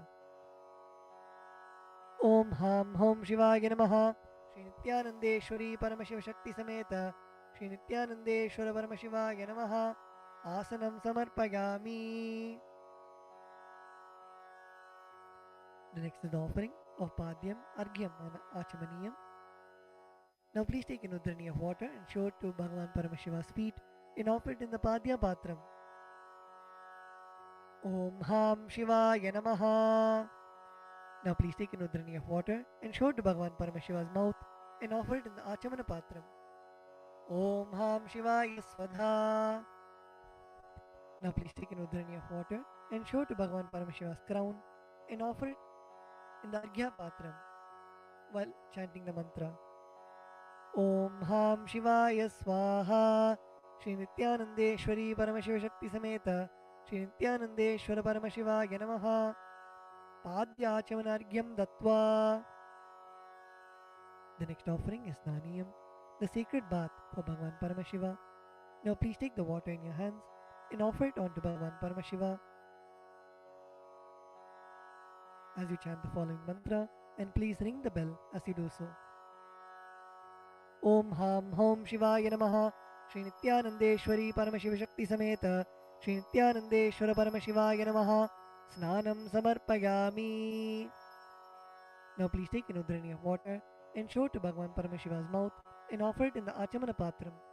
Om Ham Shivaya Svadha Snananantaram Achamaniyam Samarpayami. The next offering is Vastram, the offering of fresh clothes to Bhagavan Paramashiva and Paramashiva Shakti. Now please take some akshata in your hands and offer it to Bhagavan Paramashiva along with the mantra. Om Ham Hom Shivaya Namaha Shri Nithyanandeshwari Paramashiva Shakti Sameta Shri Nithyanandeshwara Paramashivaya Namaha Vastre Yajnopavita Uttari Abharanartham Akshataan Samarpayami. The next offering is Gandha, the offering of the sandalwood paste. Now please take the sandalwood paste in your right hand ring finger and offer it to Bhagavan Paramashiva. On top of the sandalwood paste, please offer the kumkum at the end of the mantra. Om Ham Hom Shivaya Namaha Shri Nithyanandeshwari Paramashiva Shakti Sameta Shri Nithyanandeshwara Paramashivaya Namaha Gandhan Dharayami. Gandhasyopari Haridra Kumkumam Samarpayami.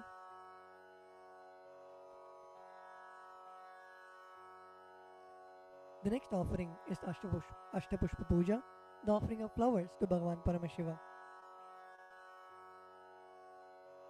Now please take some flowers in your hands and offer the flowers to Bhagavan Paramashiva each time the word Namaha is chanted. Om Bhavaya Devaya Namaha, Om Bhavasya Devasya Patne Namaha, Om Sharvaya Devaya Namaha, Om Sharvasya Devasya Patne Namaha, Om Ishanaya Devaya Namaha, Om Ishanasya Devasya Patne Namaha, Om Pashupate Devaya Namaha, Om Pashupate Devasya Patne Namaha, Om Ugraya Devaya Namaha, Om Ugrasya Devasya Patne Namaha, Om Rudraya Devaya Namaha, Om Rudrasya Devasya Patne Namaha, Om Bhimaya Devaya Namaha, Om Bhimasya Devasya Patne Namaha, Om Hater Devaya Namaha, Om Hatno Devasya Patne Namaha, Om Ham Hom Shivaya Namaha, Shri Nithyanandeshwari Paramashiva Shakti Sameta, Shri Nithyanandeshwara Paramashivaya Namaha, Ashtapushpa Pujam Samarpayami. The next is the offering of Bilva Patram, the offering of the Bilva leaf. Now please take the Bilva leaf, smear the sandalwood paste in your hands, and offer it to Bhagavan Paramashiva. Om Ham Hom Shivaya Namaha, Shri Nithyanandeshwari Paramashiva Shakti Sameta, Shri Nithyanandeshwara Paramashivaya Namaha, Bilva Patram Samarpayami. The next is the offering of Dhupa, the offering of incense to Bhagavan Paramashiva. Now please offer a flower on the bell. Om Hastraya Namaha. Now sprinkle some water on the incense stick stand. Om Hastraya Pate. Now offer a flower on the incense stick stand. Om Hamridaya Namaha.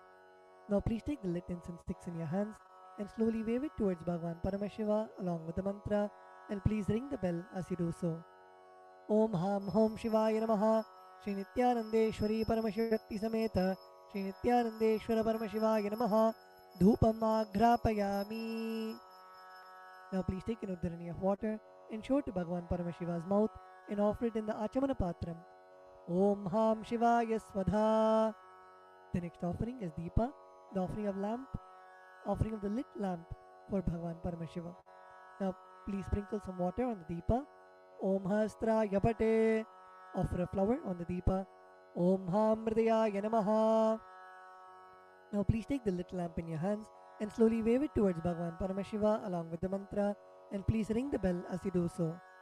Om Ham Hom Shivaya Namaha, Shri Nithyanandeshwari Paramashiva Shakti Sameta, Shri Nithyanandeshwara Paramashivaya Namaha, Deepam Darshayami.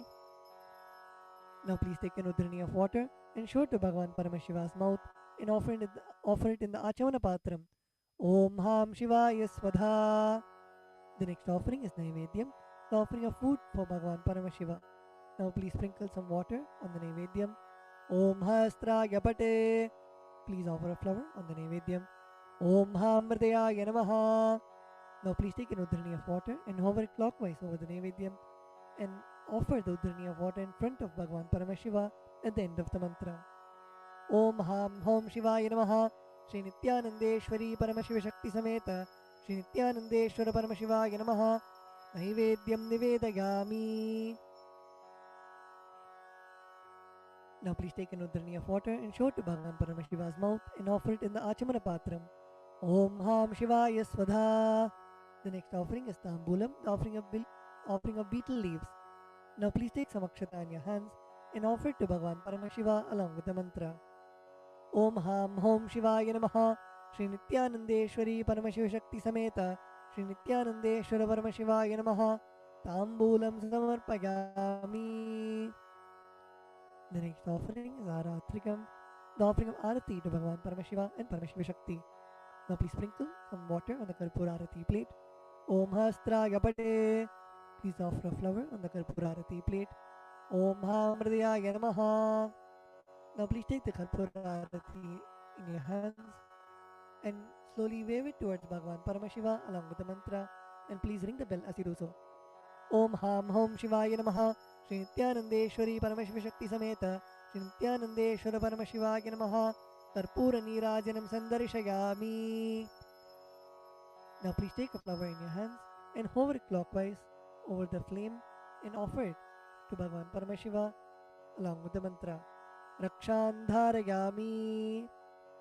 The next offering is Pushpanjali, the offering of fragrant flowers. Now please take some flowers, a durva grass, and akshata, in your folded hands and offer it to Bhagavan Paramashiva at the end of the mantra. Om Ham Hom Shivaya Namaha. Shri Nithyanandeshwari Paramashiva Shakti Sameta Shri Nithyanandeshwara Paramashivaya Namaha. Pushpanjalim Samarpayami. The next is the Gayatri mantra. Now please hold the Yajnopavita with your right hand and chant the Gayatri mantra 11 times internally.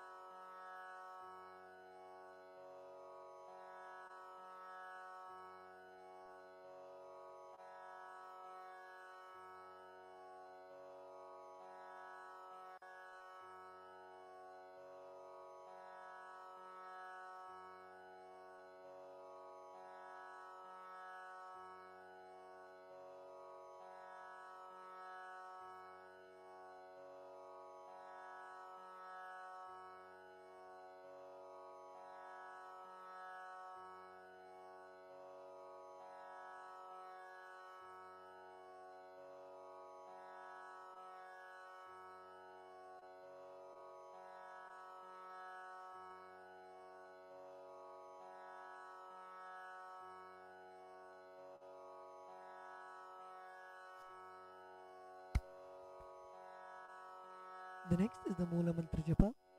Please close your eyes and chant the Shiva Moola Mantra 11 times internally.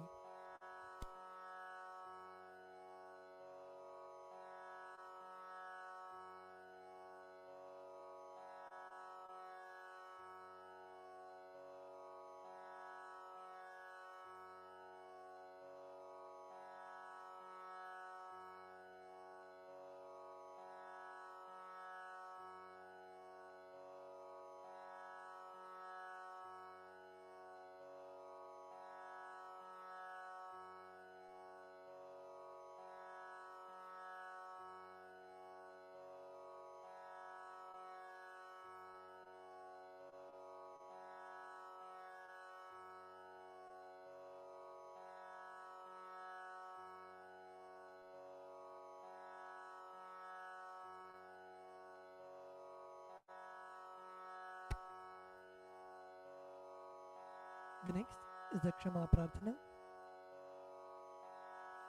Now please take some flowers, durva grass and akshata into your right hand. Om Ham Hridayaya Namaha. Om Haim Kavachaya Hum. Om Ham Shivaya Vaushate. Now please keep your hands in the Udbhava Mudra and pour some Samanya Arghya water on your hand and let the water flow through your index finger onto the left side of Bhagavan Paramashiva at the end of the mantra.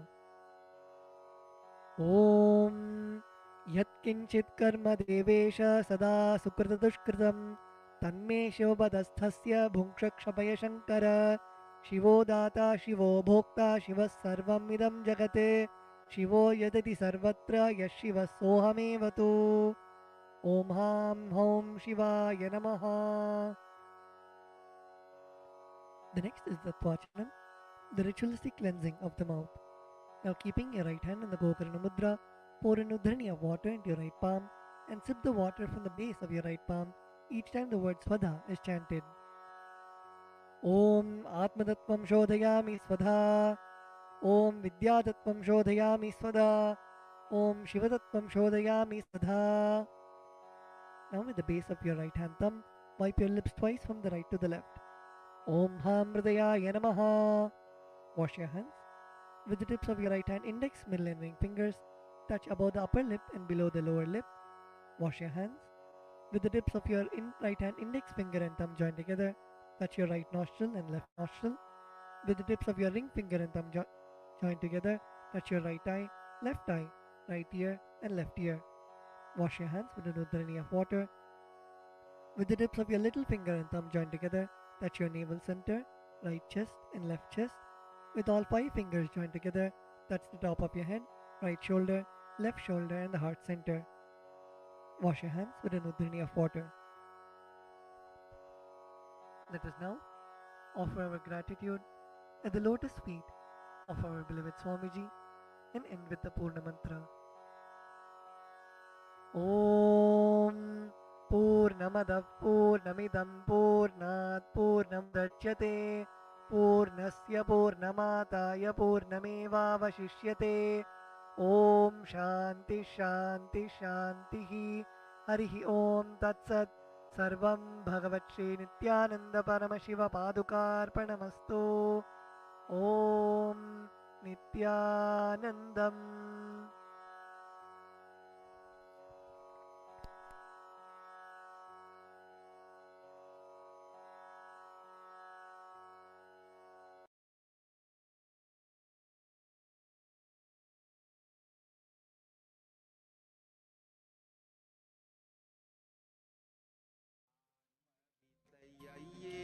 Established since 2002 in the United States of America, the United Ancient Nations is an intergovernmental organization, currently made up of 160+ members and indigenous nations. The UAN and its work are guided by the purposes and principles contained in its founding charter.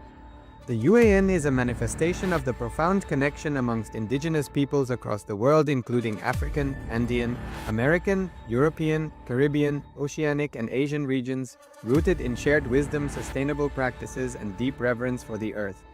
The United Ancient Nations serves as an international cultural and diplomatic organization focused on uniting indigenous cultures globally.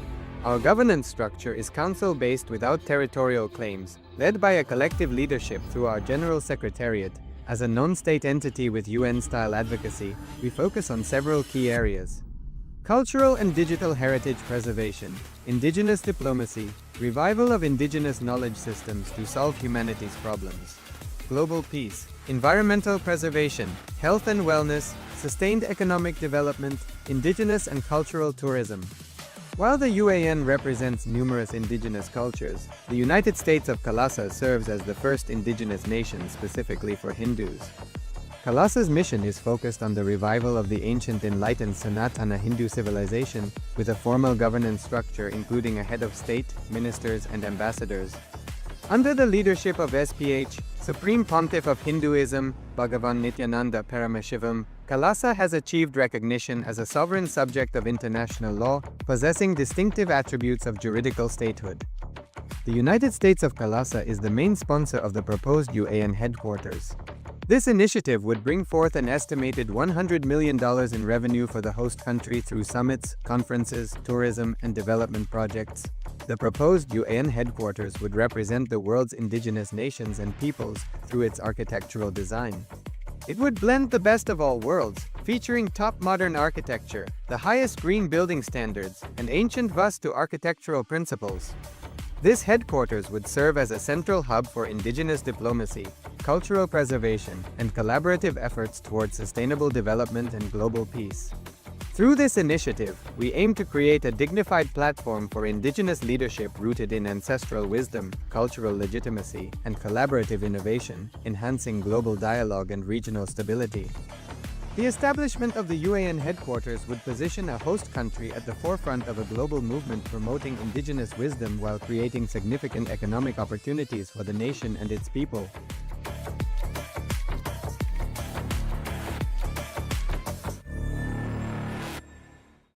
Established since 2002 in the United States of America, the United Ancient Nations is an intergovernmental organization, currently made up of 160+ members and indigenous nations. The UAN and its work are guided by the purposes and principles contained in its founding charter.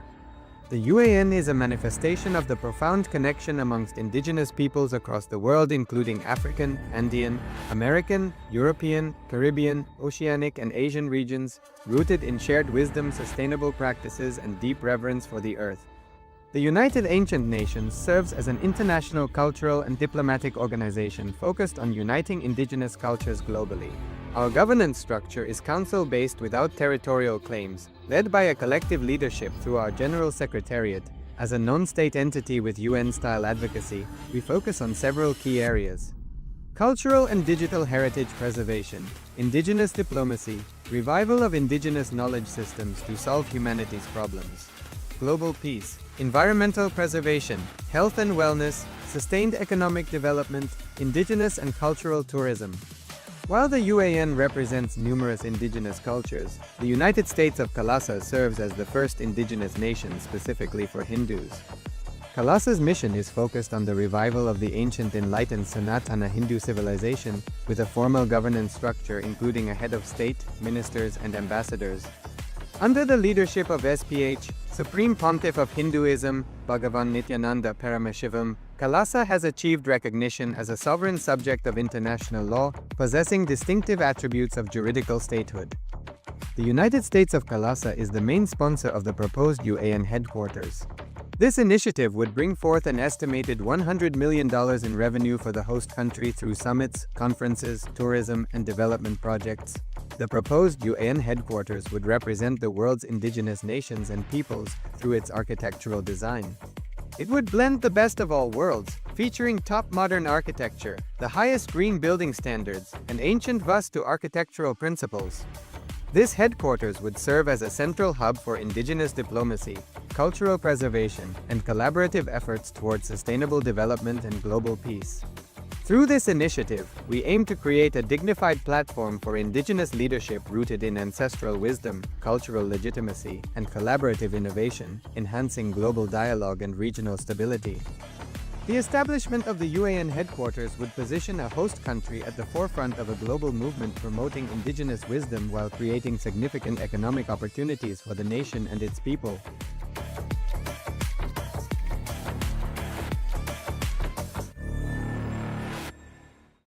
Established since 2002 in the United States of America, the United Ancient Nations is an intergovernmental organization, currently made up of 160+ members and indigenous nations. The UAN and its work are guided by the purposes and principles contained in its founding charter. The UAN is a manifestation of the profound connection amongst indigenous peoples across the world, including African, Andean, American, European, Caribbean, Oceanic, and Asian regions, rooted in shared wisdom, sustainable practices, and deep reverence for the earth.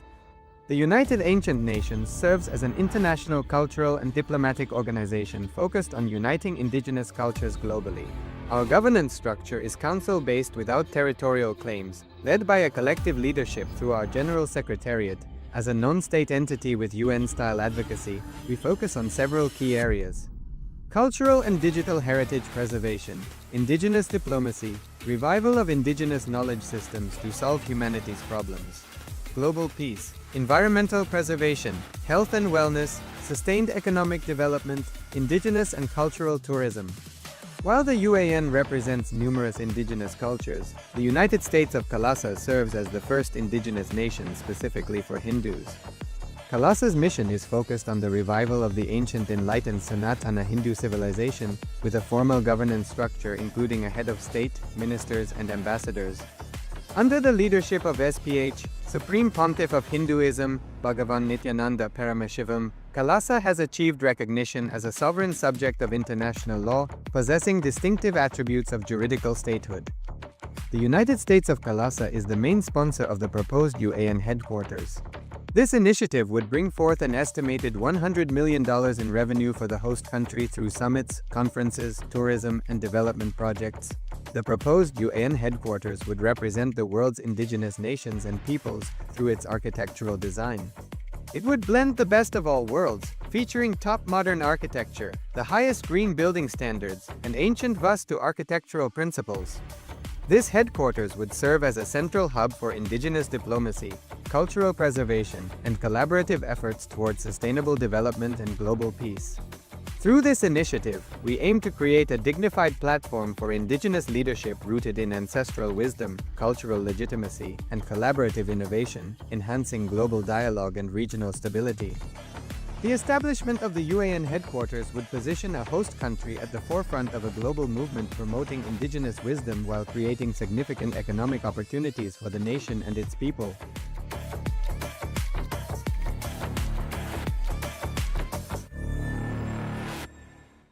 Established since 2002 in the United States of America, the United Ancient Nations is an intergovernmental organization, currently made up of 160+ members and indigenous nations. The UAN and its work are guided by the purposes and principles contained in its founding charter.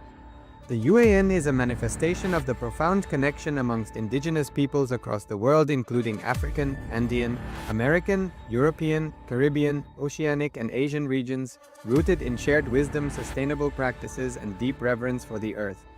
The United Ancient Nations serves as an international cultural and diplomatic organization focused on uniting indigenous cultures globally. Our governance structure is council-based without territorial claims, led by a collective leadership through our General Secretariat. As a non-state entity with UN-style advocacy, we focus on several key areas: cultural and digital heritage preservation, indigenous diplomacy, revival of indigenous knowledge systems to solve humanity's problems, global peace, environmental preservation, health and wellness, sustained economic development, indigenous and cultural tourism. While the UAN represents numerous indigenous cultures, the United States of KAILASA serves as the first indigenous nation specifically for Hindus. KAILASA's mission is focused on the revival of the ancient enlightened Sanatana Hindu civilization, with a formal governance structure including a head of state, ministers, and ambassadors. Under the leadership of SPH, Supreme Pontiff of Hinduism, Bhagavan Nithyananda Paramashivoham, KAILASA has achieved recognition as a sovereign subject of international law, possessing distinctive attributes of juridical statehood.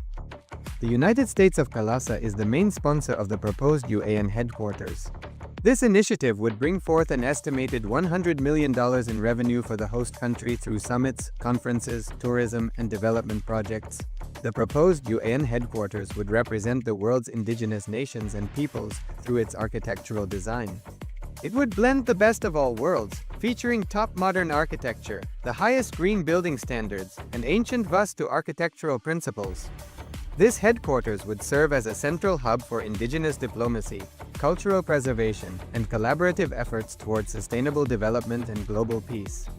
Through this initiative, we aim to create a dignified platform for indigenous leadership rooted in ancestral wisdom, cultural legitimacy, and collaborative innovation, enhancing global dialogue and regional stability.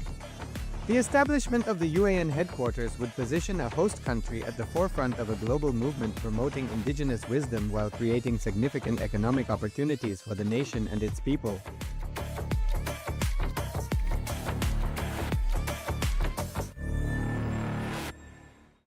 Established since 2002 in the United States of America, the United Ancient Nations is an intergovernmental organization, currently made up of 160+ members and indigenous nations. The UAN and its work are guided by the purposes and principles contained in its founding charter. The UAN is a manifestation of the profound connection amongst indigenous peoples across the world, including African, Andean, American, European, Caribbean, Oceanic, and Asian regions, rooted in shared wisdom, sustainable practices, and deep reverence for the earth. The United Ancient Nations serves as an international cultural and diplomatic organization focused on uniting indigenous cultures globally. Our governance structure is council-based without territorial claims, led by a collective leadership through our General Secretariat.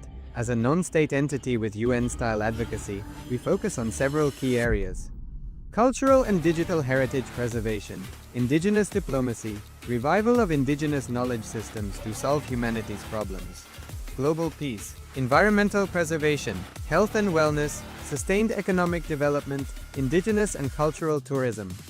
While the UAN represents numerous indigenous cultures, the United States of KAILASA serves as the first indigenous nation specifically for Hindus. KAILASA's mission is focused on the revival of the ancient enlightened Sanatana Hindu civilization, with a formal governance structure including a head of state, ministers, and ambassadors.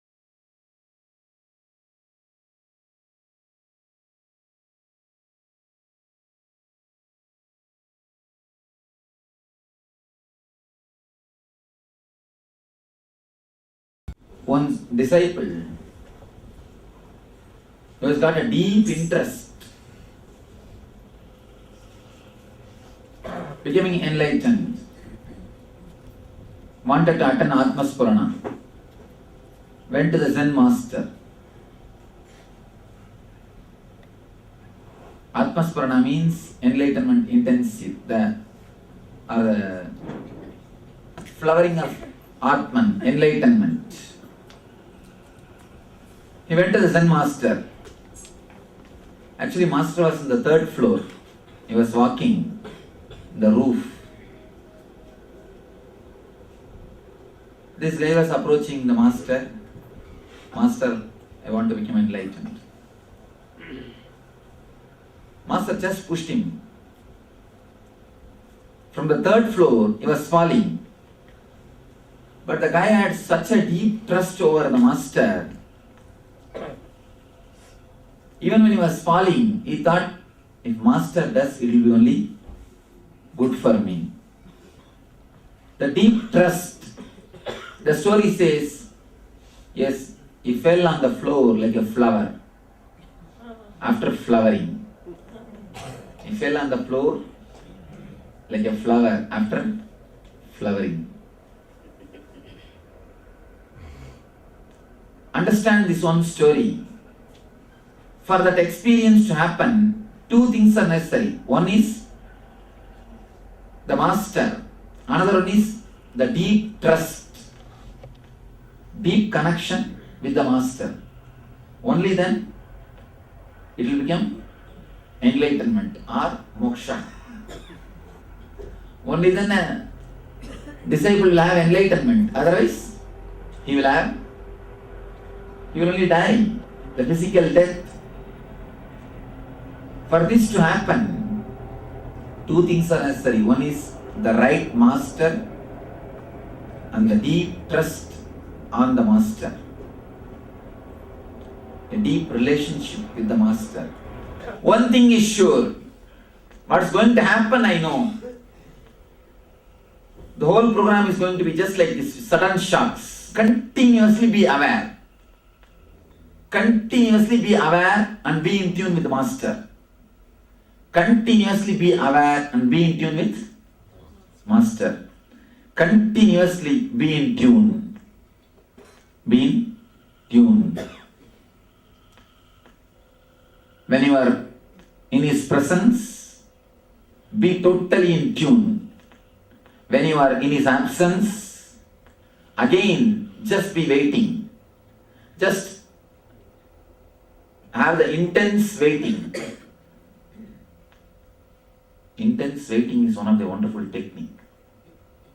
Whomsoever was waiting for me before I came, whomsoever was waiting, you will see, you will have this program. You will have it. The people who are intensely waiting, the very word Upanishad means sitting with master, nothing else. Just sitting with master. Of course, sitting for the master is also Upanishad. Intense waiting is a wonderful technique. So this very waiting can do a lot in you. So when you are in my presence, be totally tuned to it. When you are in my absence, be totally tuned to that also. Let my presence and absence penetrate you. Then you will see naturally whatever is supposed to happen will happen. When I say tune to my presence, I say through all five senses fall in tune. By seeing, by hearing, by smelling, you will be able to smell me. When I say you will be able to smell me, literally I say you will be able to smell me. The master's presence is very deep, penetrating. Only because of our insensitivity, we again and again and again miss it. When you fall in tune with master's presence, the intense joy. When you fall in tune with master's absence, the intense pain, both can purify you and make the miracle to happen in you.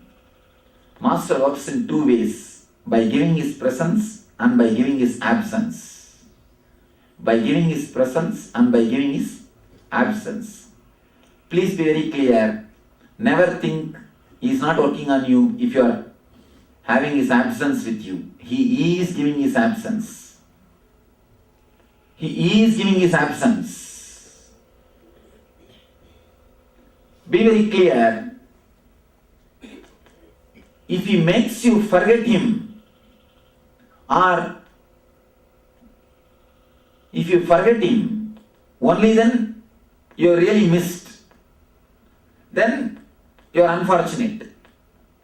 If you are continuously remembering, but you are not able to be around him, or he is just keeping you aside, he is not giving you due importance which you want, or he is not giving you his presence the way in which you want, never think he is not working you or he has left you. Just be totally in the present moment. Drop your cell phones. Completely drop your cell phones. Don't even go and talk in the gap time. Now when my discourse is over, a thought will rise. Let me go to the room. Don't immediately follow. Give a gap. Relax. Witness. Let it come again and again. Let it become strong and move your body automatically. Listen here. Now, the moment the thought comes, let me go to the room, you catch that thought. Your body starts moving. When the thought comes, let me go to the room. Witness it. Then again it will come. Witness it. Maximum possible time, witness that thought.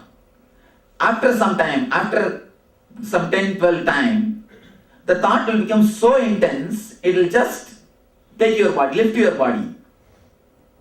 When the thought directly lifts your body, without you being inside, something happens to you. That is what I call grace. That is what I call grace. When you are there in between your thought and the body, you look so ugly. When you are missing between you and your thought, everything, whatever you do has got grace. Even your scolding, your anger will have compassion in it. Even your lust will have a pure love in it. Everything. Let us understand this first. This is the first thing which we need to understand. Designed means having the information what the customer wants and what is supposed to be supplied and how best way the packaging can be done. What is the interest of the product means what do you want to give and how you want to market. With all this information, with all this data, product is created and marketed. Revelation means only one thing is in the picture, need of a customer, that's all, nothing else. What the person needs, nothing else is in the front. And the truth as it should be expressed comes out. Just designing is different, revelation is different. If it is a designed program, you don't need any preparation because it is revelation, means the truth. You need just few preparation. Atma Spurana.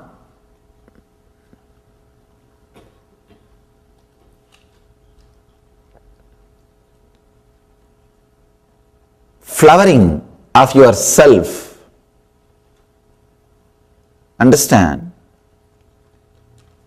The ultimate consciousness which is in you, that is always overflowing.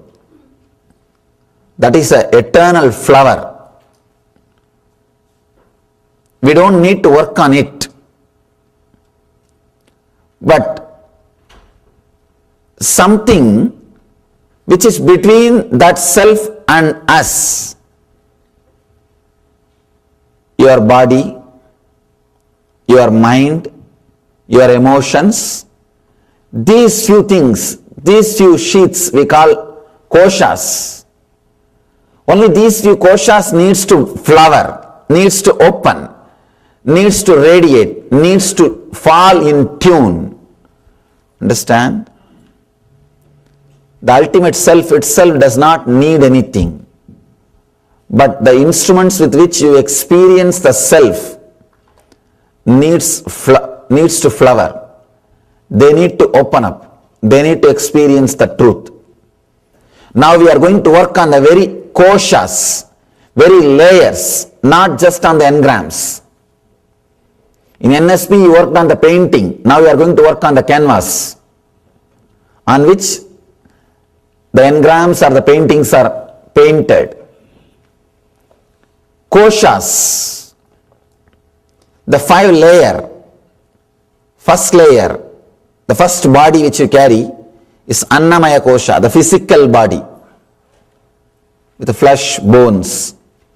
Second, Pranamaya, the breathing, the prana movement happening in you. Third, Manomaya, the inner chattering happening in you.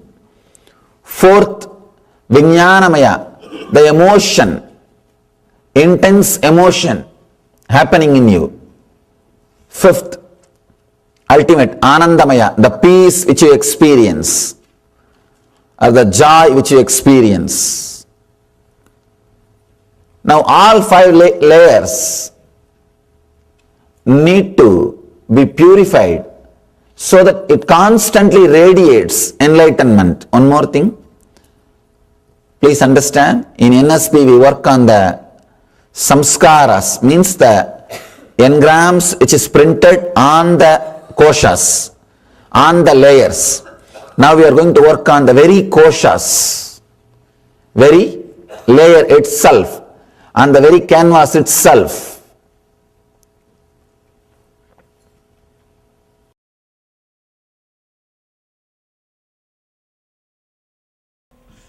Alright, let me explain. This is what I call time shaft.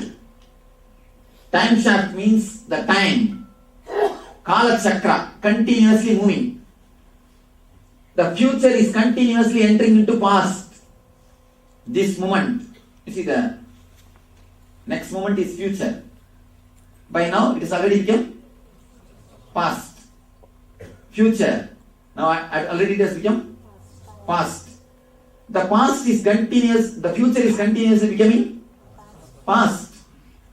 The time, the future time is continuously becoming past.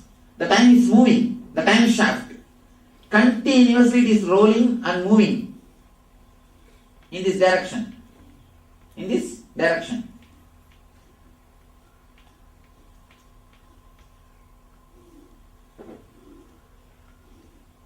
The past is moving into future.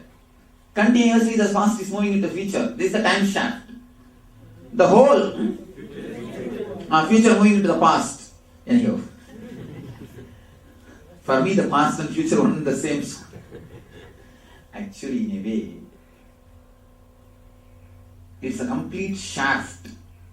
So what your so-called future is nothing but past. Nothing but past. Your future is also nothing but past. You are seeing only one portion of the time shaft. I am seeing the eternity, Nithya. In Nithya it is a circle. It just comes and gets connected. That's what we call kalpa. Kalpa means again, which again and again happens. Kalpana means which again and again happens. Why do we call something as kalpana? Imagination, which again and again happens. Once you experience it, the imagination will never happen. That's why it's called kalpa. Kalpana. Anyhow, now don't confuse yourself that much. Understand this much, that's enough. The future is becoming past. This is the time shaft. Past, future and present, all put together is only eternity, Nithya. See, the whole thing, past, present and future, everything only put together, eternity. Nithyananda means what? Eternally blissful. In the past, in the present and in the future. In all 3 times who is blissful is only Nithyananda. Eternal. All the 3 put together it is called eternal. Eternity. Future is continuously becoming past. Future is continuously slipping into past. Now, how to achieve eternity? How to achieve eternity? Present moment is the only moment where you can touch the time shaft. Present moment is the only moment where you can touch the time shaft. Can you catch your future? Can you catch your past? But you can catch the present. You can be in the present. See, the eternity means past, present, future. All three together only is eternity. This the whole thing is eternity. And beyond this board, on that side. Eternity.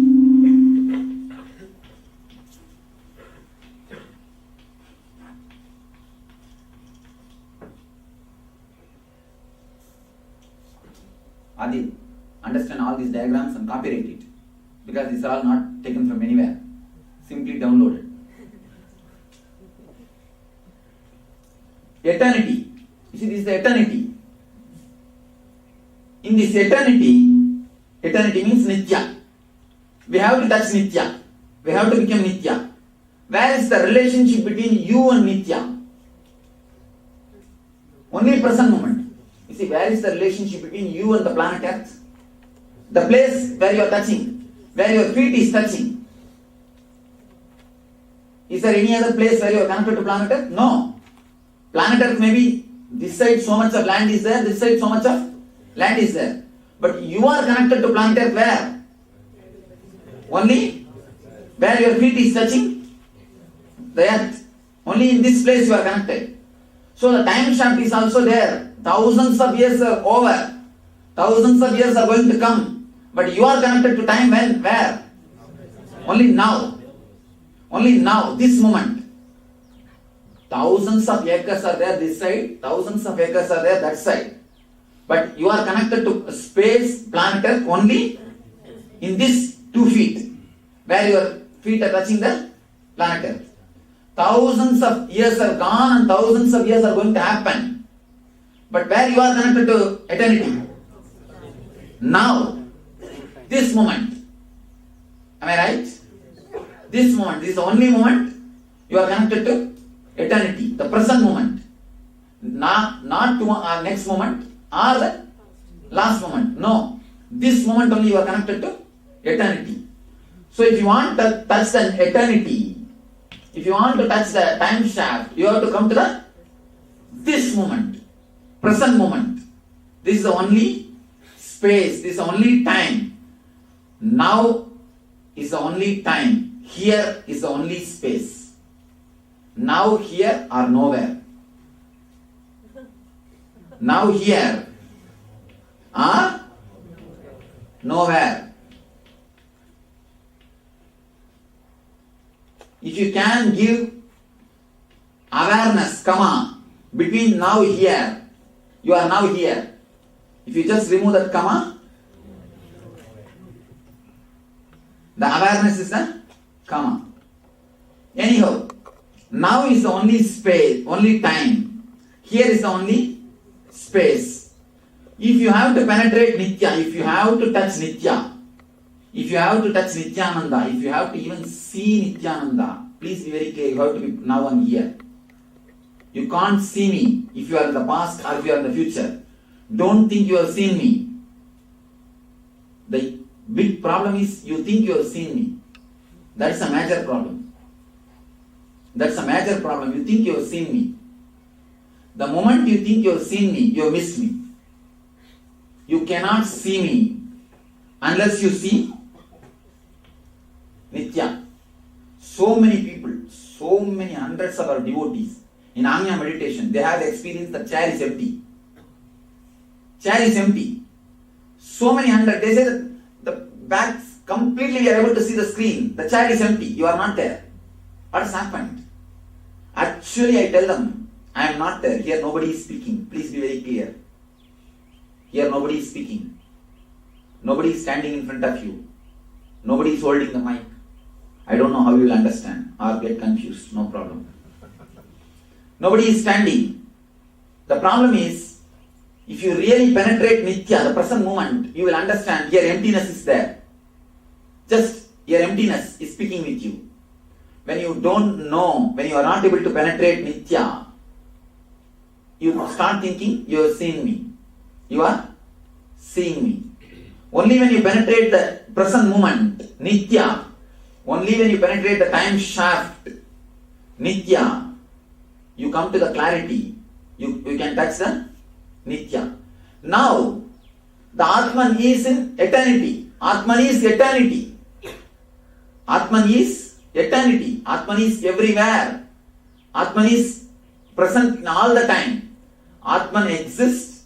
Atma exists in past, present and future. Now how will you touch the Atma? How will you become one with Atma? What's the way? Only coming to the present moment. Only this moment you can relate with Atman. You can't relate with Atman with any other moment. Only this moment. This moment is the only time you can relate with Atman. This is the only moment you can relate with Atman. If you have to have the Atma Spurana, you have to come down to the present moment. Present moment. Only then you can penetrate the eternity. Only then you can penetrate the eternity. Only then you can penetrate the Atman. So the whole thing which we are going to do, these 3 days, not only these 4 days, whatever I have done only for this. All your ASP, NSP, RSSP, NESP, till ASP to ZSP, have all the SPs are done only for this, nothing else. You are supposed to come to this moment. You are supposed to be brought to this moment. To bring you to this moment is the only work. To bring you to this moment is the only job. To bring you totally to this moment is the whole purpose of this program or anything. People ask me, many people come and ask me, Swamiji, when we sit around you, when we are around you, we do not know how time passes. Just time flies. We do not know how dates are passing, how time is flying, what is happening. We do not know what's happening. And the other day we went to Tirunelveli. Some of our guys forgot even the date. Even the date, day, everything is forgotten. And they didn't even remember the days and dates. Time is forgotten. Dates are forgotten. Not everything is forgotten. What's happening? How it's happening like this? See, if you sit with a person who is boring you, even 10 minutes will look like a 10 years. You will continuously again and again see the watch. And if you sit with a person with whom you are in tune, you are enjoying, days are passing but you don't feel like a time is gone, time is up. You don't feel like time is moving. How this happens? You need to understand deeply. You see, when you are with a person with whom you are not happy, you are uneasy, number of thoughts happening in your system is more. Number of thoughts happening in your system is more. Continuously so many thoughts are happening. Thoughts are nothing but your movement between future and the past. Understand? I am defining the thoughts. Thoughts are nothing but your particle or yourself. Consider yourself as a particle. Yes, particle. The particle is yourself. This particle, if it moves from past to future in high frequency, that is what is called thoughts. Your thoughts are nothing but about your past and the future. Is there anything else? About the past or about the future? Your thoughts are nothing but your illogical, irrational, idiotical movement between your past and the future. Your thoughts are nothing but your illogical, irrational and idiotical. The word is right, idiotical. R will create, that's all, whatever is after all idiot. And you know, idiotical moments of between future and the past. And one more thing I wanted you to be very clear. There is no good thought and bad thought. Please be very clear. Now I am breaking one more stone. There is no good thought and bad thought. All thoughts are bad. Over. No, really. Even your thought to become enlightened is bad. Even your thought to become enlightened will stop your enlightenment. In ultimate sense, that is what will be the final hindrance. That's what will be the final hindrance. Any thought is bad, that's all.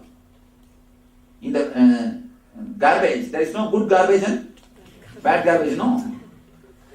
No question of good and bad. Your thoughts are as such bad. Simply as such your thoughts are bad. There is no question of good thought and bad thought. Don't think that if I do some punya it's a good thought, otherwise it's a bad thought. No. The very moment between past and the future, just running. Actually, that's what you are doing. Don't think you are sitting.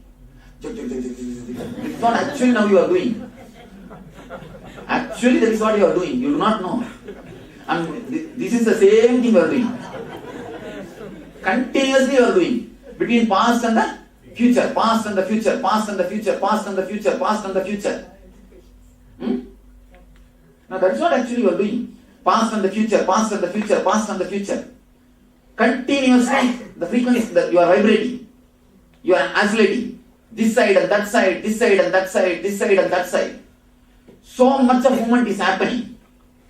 That is what I call thoughts. You are being, moving irrationally, illogically and idiotically between the future and the past is what I call thoughts. Now, in this, there are few categories. 100 thoughts per second means high frequency. Just like a doobie runs. Doobie is running. This is 100 thoughts per second. 100 thoughts per second. When the frequency, that's what TPS, new term, TM, SM. Service mark. TPS, thoughts per second. If it's 100, using the word just 100 thoughts for a mark, there is no such thing as 100. I think it will be a little more, I don't know. 100 thoughts per second. If that is the case, you are too much away from the time shaft. You are too much away from your center. You are too much away from the Nithya. You are too much away from your Atman. Your Atman, center, Nithya, everything is one and the same. This is your Atman. Atman, center, Nithya, everything is this only. Kavikala Group. Already I put Kavikala on eternity.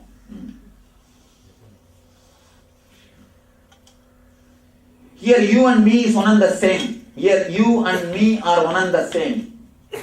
Please be very clear. In this space, you and me are one and the same.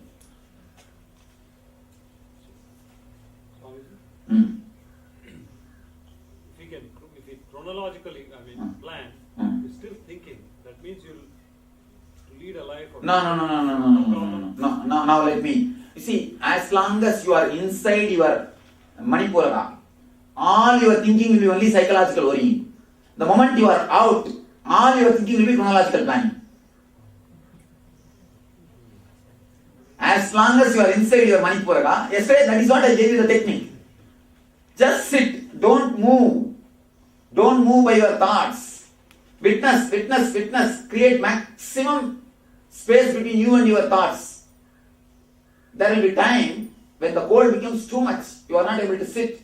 Your body wants to rest. Automatically your body will get up and move. You will not even have any feeling. Neither you will feel like controlling, nor you will feel like not controlling. You see, when you walk that way, you will not have weight in you. Understand, this is a key. You will move, but you will not have the weight in you. Usually you always have weight in this space. In this place you will always have a weight. Always you will have a weight and a solid feeling in this place. Am I right? In this place, between the Manipura and the Swadhisthana, in this space, always you will have a weight. You will have a tightness. It's a continuous. When you move in that way, you will not have any weight. That space will be totally relaxed. That space will be just empty. Try 2-3 days. Nothing wrong. Then naturally you will see all your psychological worrying will become chronological planning. Just get out. Then things will become alright. I will put them straight. As long as it is 100 thoughts per second, you are too much away from the time shaft or Nitya or eternity, Atman. When it is 80 thoughts per second, the frequency is little less. Now less. Then when it's 60, then little less.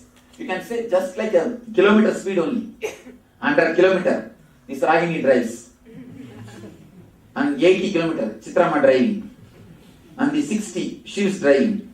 No, she is driving.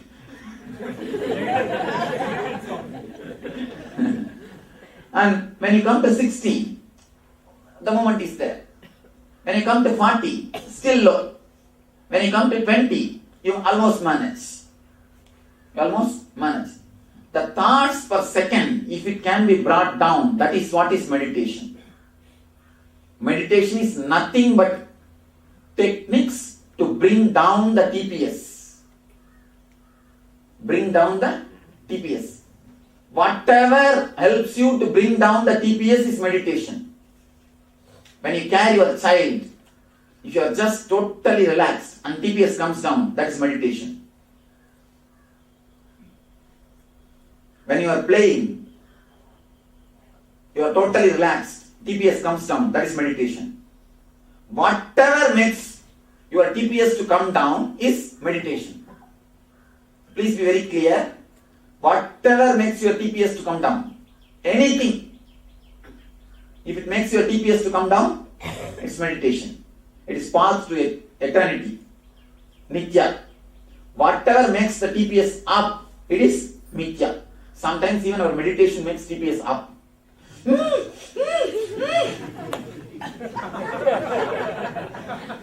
What you do?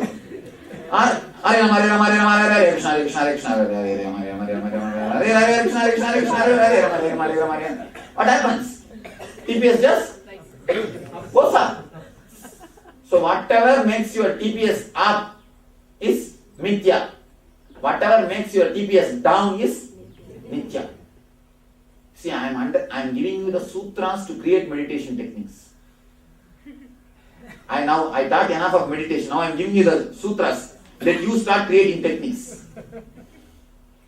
Whatever brings your TPS down is Nitya. Whatever takes your TPS up is Mithya. Easiest to measure. Straight, that's all. Straight. The more TPS, more suffering. The less TPS, less suffering. The less TPS, more ecstasy, more joy, more bliss. Because you are near Nitya. You are coming nearer and nearer to Nitya. Don't think if you are sitting here, you are near to Nitya. No. That's what we think. That's what we tend to think. We think if we are sitting in the front row, we are near Nitya. No. If you are sitting, don't think if you are sitting there, you are near. Again, there is one more complex basis. I am near. Where you are sitting, it's not the thing. If you are sitting, you are near Nitya. If you are doing, then you are.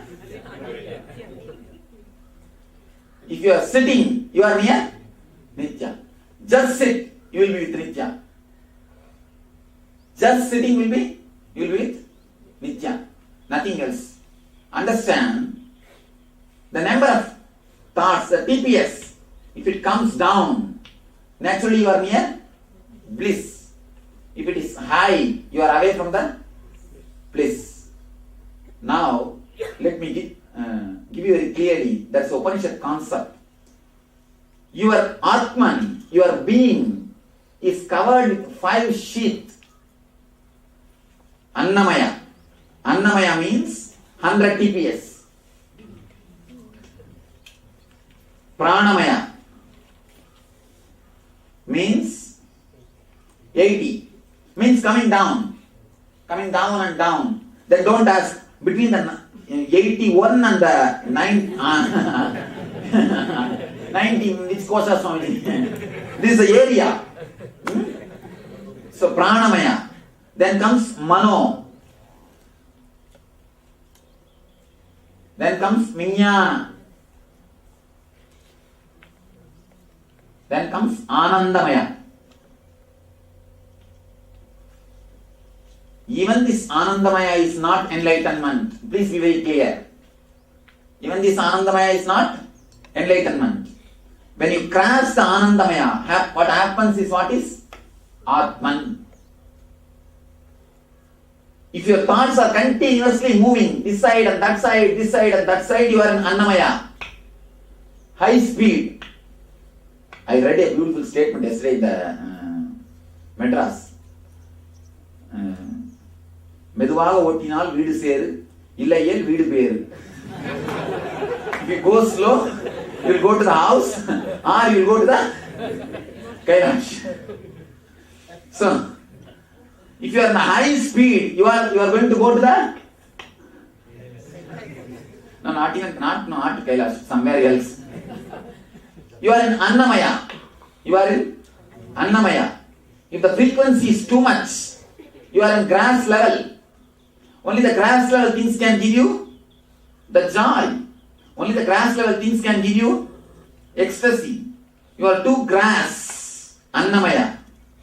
If the frequency comes down, it becomes Pranamaya. If the frequency is more low, you are penetrating the Manomaya. If the frequency is little more down, then you are penetrating Vijnanamaya. The frequency is little more down, you are in Anandamaya. If the frequency is totally stopped, nothing, just, then Anandamaya. Then the Atmamaya or Nityamaya. You can call it as a Nityamaya or Atmamaya. These 4 days, we are going to work only to penetrate this 5 layer. Penetrating this 5 layer means stopping the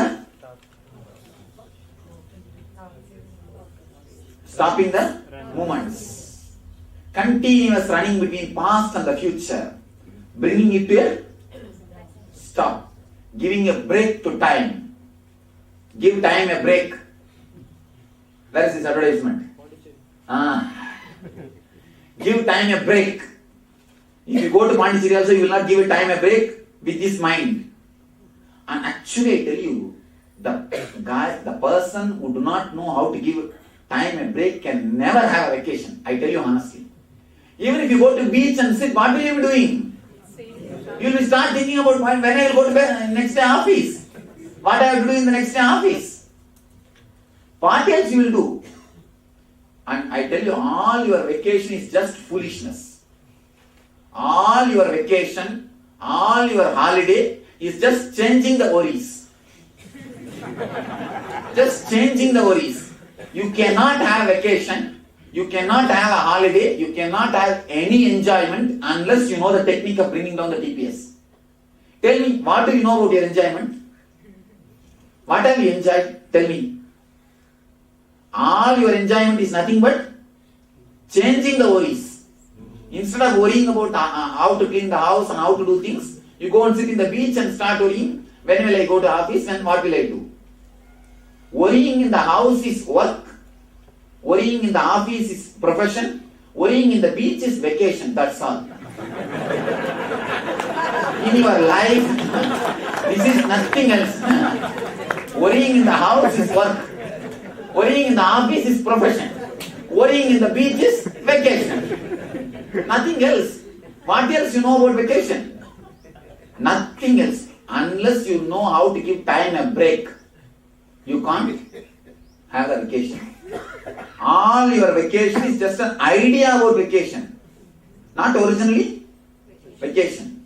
Be very, very clear. All your idea about vacation is just idea about vacation, not vacation itself. Only when you can give time a break. Give time a break. For Atma Spurana, I have a quotation.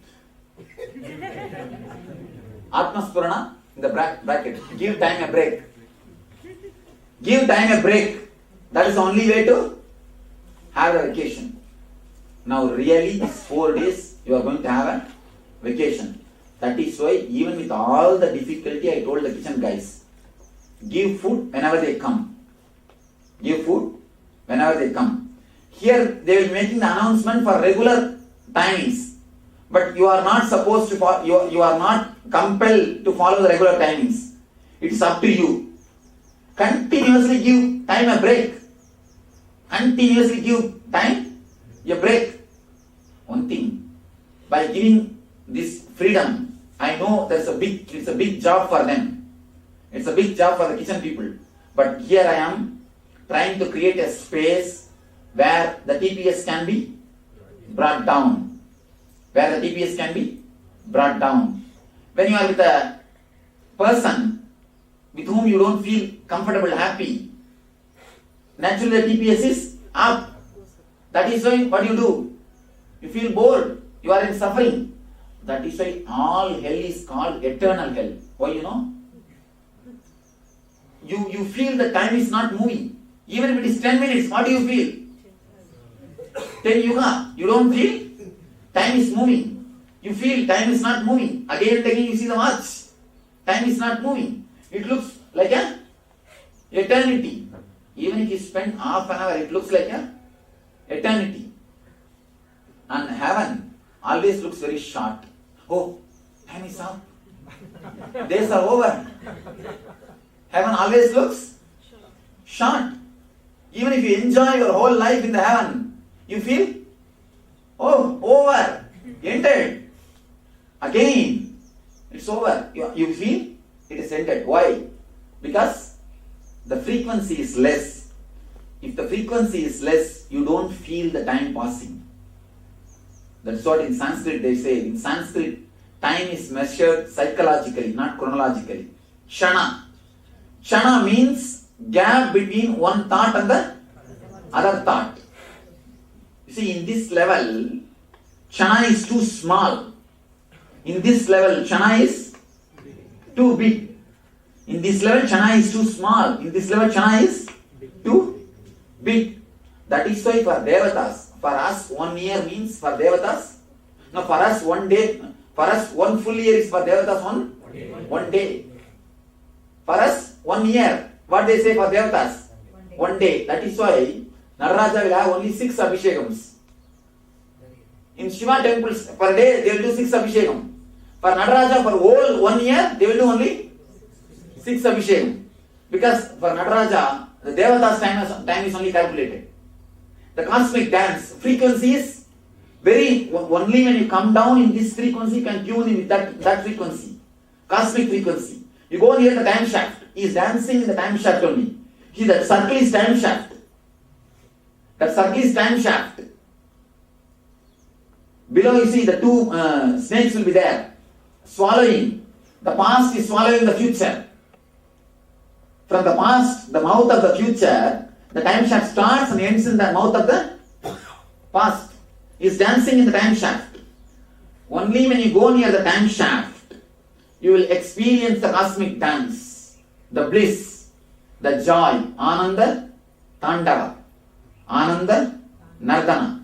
Only when you go near the time shaft, you can understand what is Ananda Tandava and what is Ananda Nardana. Otherwise, what will you do? That much only you will do. Nothing else can be done. You can never understand real Ananda Tandava. You can never understand real cosmic dance. You can never understand the real joy. When the frequency is silence, that is why he is called, he is doing his cosmic dance in silence. Utter silence and the total dancing is one and the same. When the frequency is not there, when it is almost zero frequency, you can see the cosmic dance happening. You can see the cosmic dance happening because he is in that frequency. That is why once in a year only we do the 6 Abhishekams. 1 year is considered for as a 1 day for Nadaraja, for Devatas. Only the guys who are living in that frequency can really understand who is Nadaraja. All other people can only see he is dancing, that's all. Nothing else. What other guys can understand? Nothing. What people can understand when they see my dancing? Dance some here. Dance some here. I'll explain now. It cannot be called exactly as Nithya.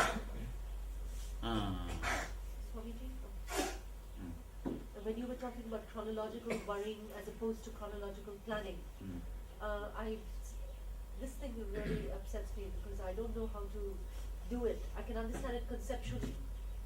That's what I'm creating a space for you now. These 4 days don't move with the mind. Just witness the mind as much as possible. Don't give food. Don't do anything. Just witness. Let us see how much the body can pull you, how much the mind can pull you. Give a break. Give time a break. That's all. These 4 days, that is what I am trying to create a loving space. Let me explain how the Master's presence is working in this. Yesterday, some of us had a very confusing experience. You shouldn't have discussed with others, then it will be confusing. No, after you left, we were sitting for maybe 45 minutes, 1 hour. You shouldn't even calculate it, it's 1 hour. No, maybe, that's why I said maybe. But we didn't get any thought. Then that's all, that's all. Sit for eternity, what is the wrong? We are getting sleepy after that. And then naturally, you see, if the sleep is too much, either your body will tell, let's go and sleep in the room or sleep here itself. Do that, that's all. That is what I told you. I am creating a totally loving space where you can experiment with this. You see, in the house only you have 1,000 problems. I can't sit here, I can't sit there, I can't do this, I can't do that. Here 4 days, give time a break. I am creating a space for you where you can experiment these ideas, where you can ripe, where you can become fruit. I want spiritual fruits, not religious nuts. I am trying to work on the religious nuts to make them as the spiritual fruits. As long as it is a faith, it is just a religious nut. Only when you are ripe, when you work with these concepts, you become a spiritual fruit. These 4 days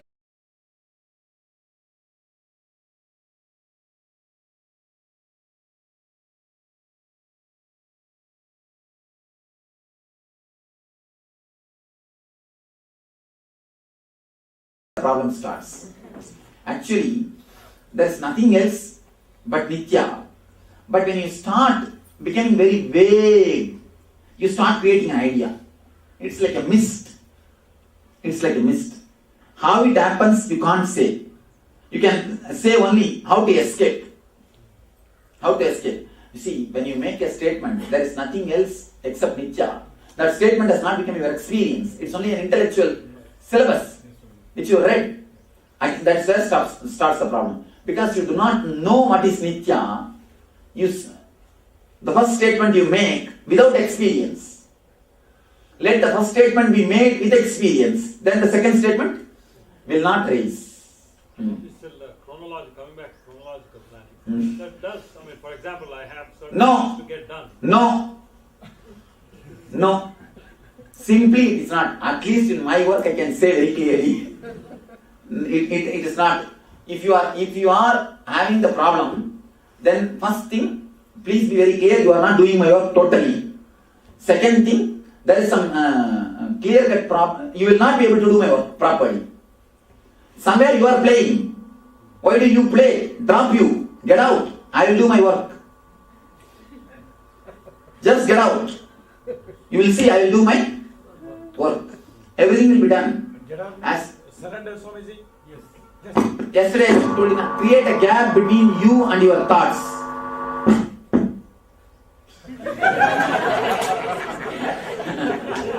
Create a gap between you and your thoughts. That's all, nothing else.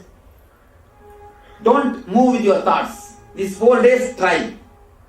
Simply try. Now, let me tell you the importance of the Master's presence. You see, when the Master is here, when he is in the zero state, he is beyond the time shaft. He is beyond the time shaft. Simply, when you are around him, you see, when you just attend some programs, you are in 100 TPS.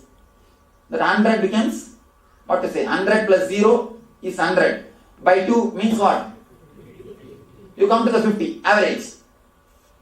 If you are doing some meditation, naturally you come down to 80. 80 plus 0 is? Then what, where you come down? 40.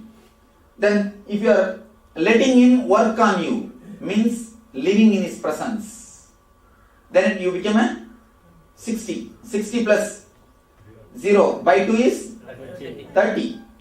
Actually, by totally surrendering or relaxing to the Master's presence, if you totally trust him and relax, he simply stops your time shaft and wipes it. Simply he stops the time shaft. His presence can simply stop the time shaft. Simply the presence can stop the time shaft. Just if you relax, simply the time shaft can be stopped. That is what we say. Just by relaxing in the presence of the Master, the whole future can be changed. Thousands of people come and tell me, this has happened, that has happened, you helped me this way, that way. How? The time shaft has stopped. The time shaft has stopped. Naturally, the past never penetrates into the future. If you are too urging, Swamiji, do it immediately, what will happen? Then what happens? How much of energy I put, what will happen? Because you become, see, if I put 100%, you become 200%. You sit on the monkey like a monkey. Then what will happen? You will come down only 100. You will not be less than 100 TPS. So if you can cooperate and surrender and relax, simply the future can be altered or just brushed. It can be altered or just brushed. That is why there is a beautiful sloka which says, Brahma sits with all his sweating, tiredness, goes on writing on your head, your life, your future. Guru just walks and wipes it and goes. He goes on, he sits with so much of sweating. Goes on, writing on your head. Goes on, writes continuously. Brahma writes your life, your future. What Guru does? When he walks, just casually wipes it and goes. Because of the time shaft. This is the way the future is changed. The future is changed. Otherwise the future can never be changed. The Dharmalingam. He was, according to the time shaft, he was supposed to live throughout his life only as a handicapped. Only as handicapped. When he let the eternity to work on him, when he opened up with so much of trust and surrender, naturally the future is just wiped. The future is just cleaned. Life is moving. That's all. This is the only way all miracles can happen. I think this is the ultimate diagram. This explains the science of miracle, science of meditation, science of Ananda, time shaft, everything. Even samskaras, no, Swamiji? Samskaras. There are 3 movements, Swamiji, actually. There is one, the circular movement, there is one vertical, and one oscillation. That's what length, breadth, depth. Length, breadth, depth, over. The whole cosmic theory. This whole cosmic theory. These vibrations only imprint samskara. No, vibrations are only depth. See, length, breadth, Vibrations, depth, over. They create the imprints of Samskara. See the vibration, touching this and touching that. See, when you touch past and touch the future, you exactly reproduce the past into the future because you know only that. Tick put there. That's all. That is what is samskara. That is what I call samskara. Reproducing the same things which has happened in your past into the future is what I call samskara. Is what is samskara. That's all. You know only that much. You see, if you are trained to feel the saliva in your mouth, the moment you hear the gongura chutney, immediately the saliva. Naturally, whenever the gongura chutney is brought in front of you, what will you do? Same reaction. So the past and the future moment. If you are trained to get hurt, somebody criticizes you. If you choose to get hurt when somebody criticizes you, naturally you will be continuously getting hurt whenever people criticize you. If you choose to be happy and relaxed when somebody criticizes you, naturally you will start choose to be happy and blissful. When somebody, it is just your choice. Your choice can help and work if the TPS is less. Your choice, your conscious decisions always brings the TPS down because the force of the oscillation is stopped. You see, not only TPS, you come near the time shaft, not only when the TPS is brought down, even when the oscillation is brought down. When the frequency is brought down, again you come to near the. You understand? You see, if these moments are reduced, naturally the TPS also will become less. That is what is TPS. And that is what is TPS. TPS also will be reduced. You said samskaras of the past, but is it samskaras of previous birth also? Yes. Past means all your yesterday, previous birth, previous to previous birth, everything. Everything. So the low TPS is those actual conscious moments in our life. Mm. So you told us during the NSP that at the time of death there is a fast forward, Mm. and the conscious moments are the only ones that actually carry along. Mm. And since more and more less TPS and more conscious moments, less and less karmas we carry along. Yes. Less and less karmas you carry. If you touch at least once the time shaft in your lifetime, and the end, again you will be only sitting in the time shaft. You will be simply thrown. If you will be thrown to the, you will be, what to say that? English. Thrown. You will be thrown to the time shaft. So this is the tunnel where everyone talks in near-death experience. Yes. NDE. NDE tunnel. This NDE tunnel. What is NDE? Near-death experience. There are thousands of people who had near-death experience. There is a doctor who runs a website called NDE. Just NDE. He has recorded thousands of people's experience. The beauty is whether they are Hindu, Christian, Muslim, whomsoever they may be. But NDE is one and the same. NDE is what I speak in NSP. Same NDE only everybody had. This shows very clearly. Ultimately, God doesn't know who is Hindu, who is Christian, who is Muslim and all. He knows only consciousness. Somebody came and reported me because they attended our program that their religious people, they refused that they will not be given the burial ground. They will not be given the place their burial ground. I said, don't bother. They can only refuse the burial ground, but heaven is in my in charge. I'll give seat there, don't bother.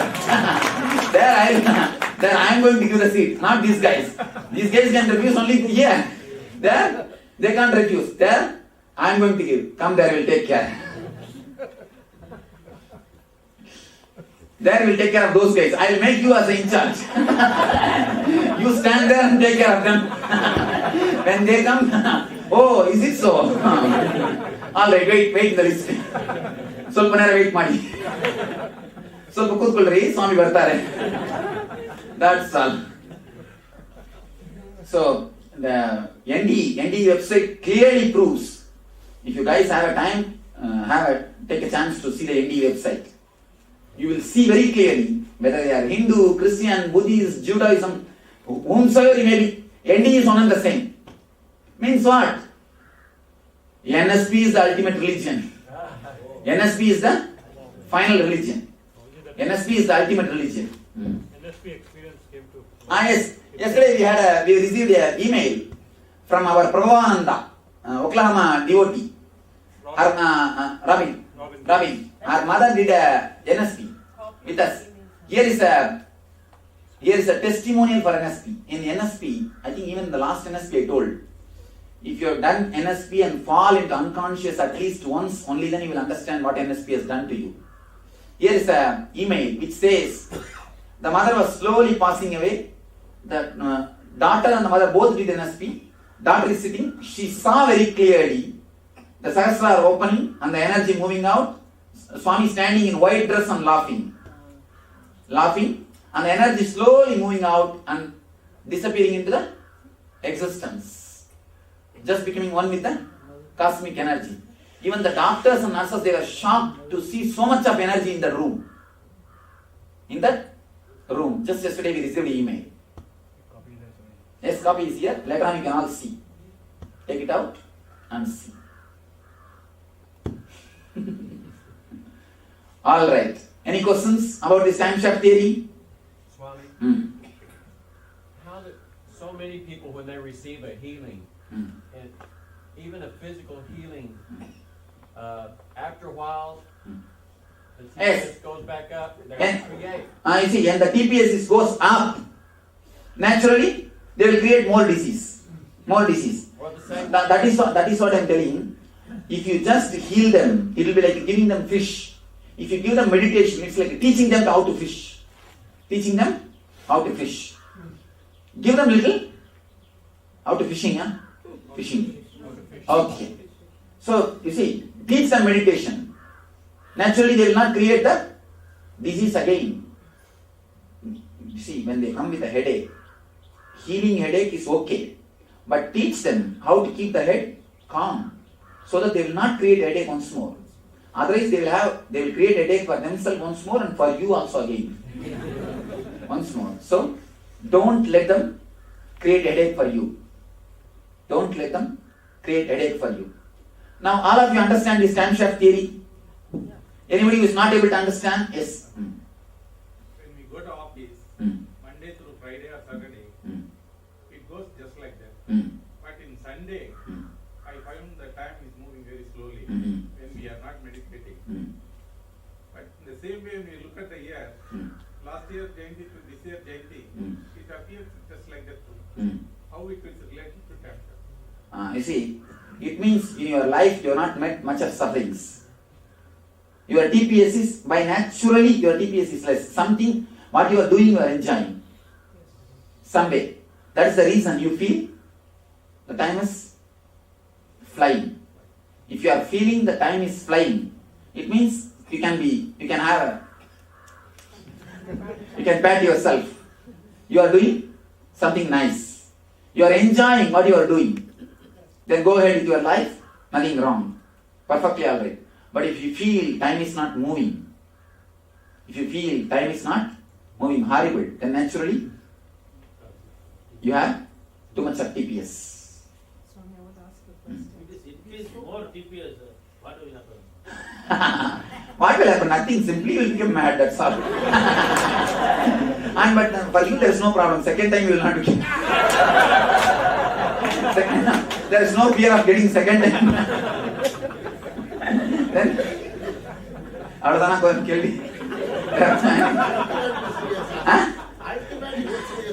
Actually, no. The more TPS, more depression, that's all. More suffering, that's all, nothing else. More mental torture, that's all, nothing else. So we spoke about surrender. Responding to the call of the Master and surrender, is it the same? Yes.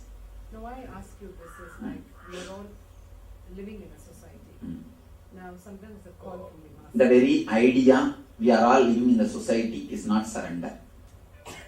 As if I am not living in the society. No, Swami, what I'm saying is we've got in a family setup. Now there is a call from the Master and there is something happening there. Now one responds to the call. But something is happening here because of our non-presence. How do you handle these two This is a very practical problem that many women especially face. Simply respond to the master's call. Everything else will be taken care. Everything else will be taken care. Next.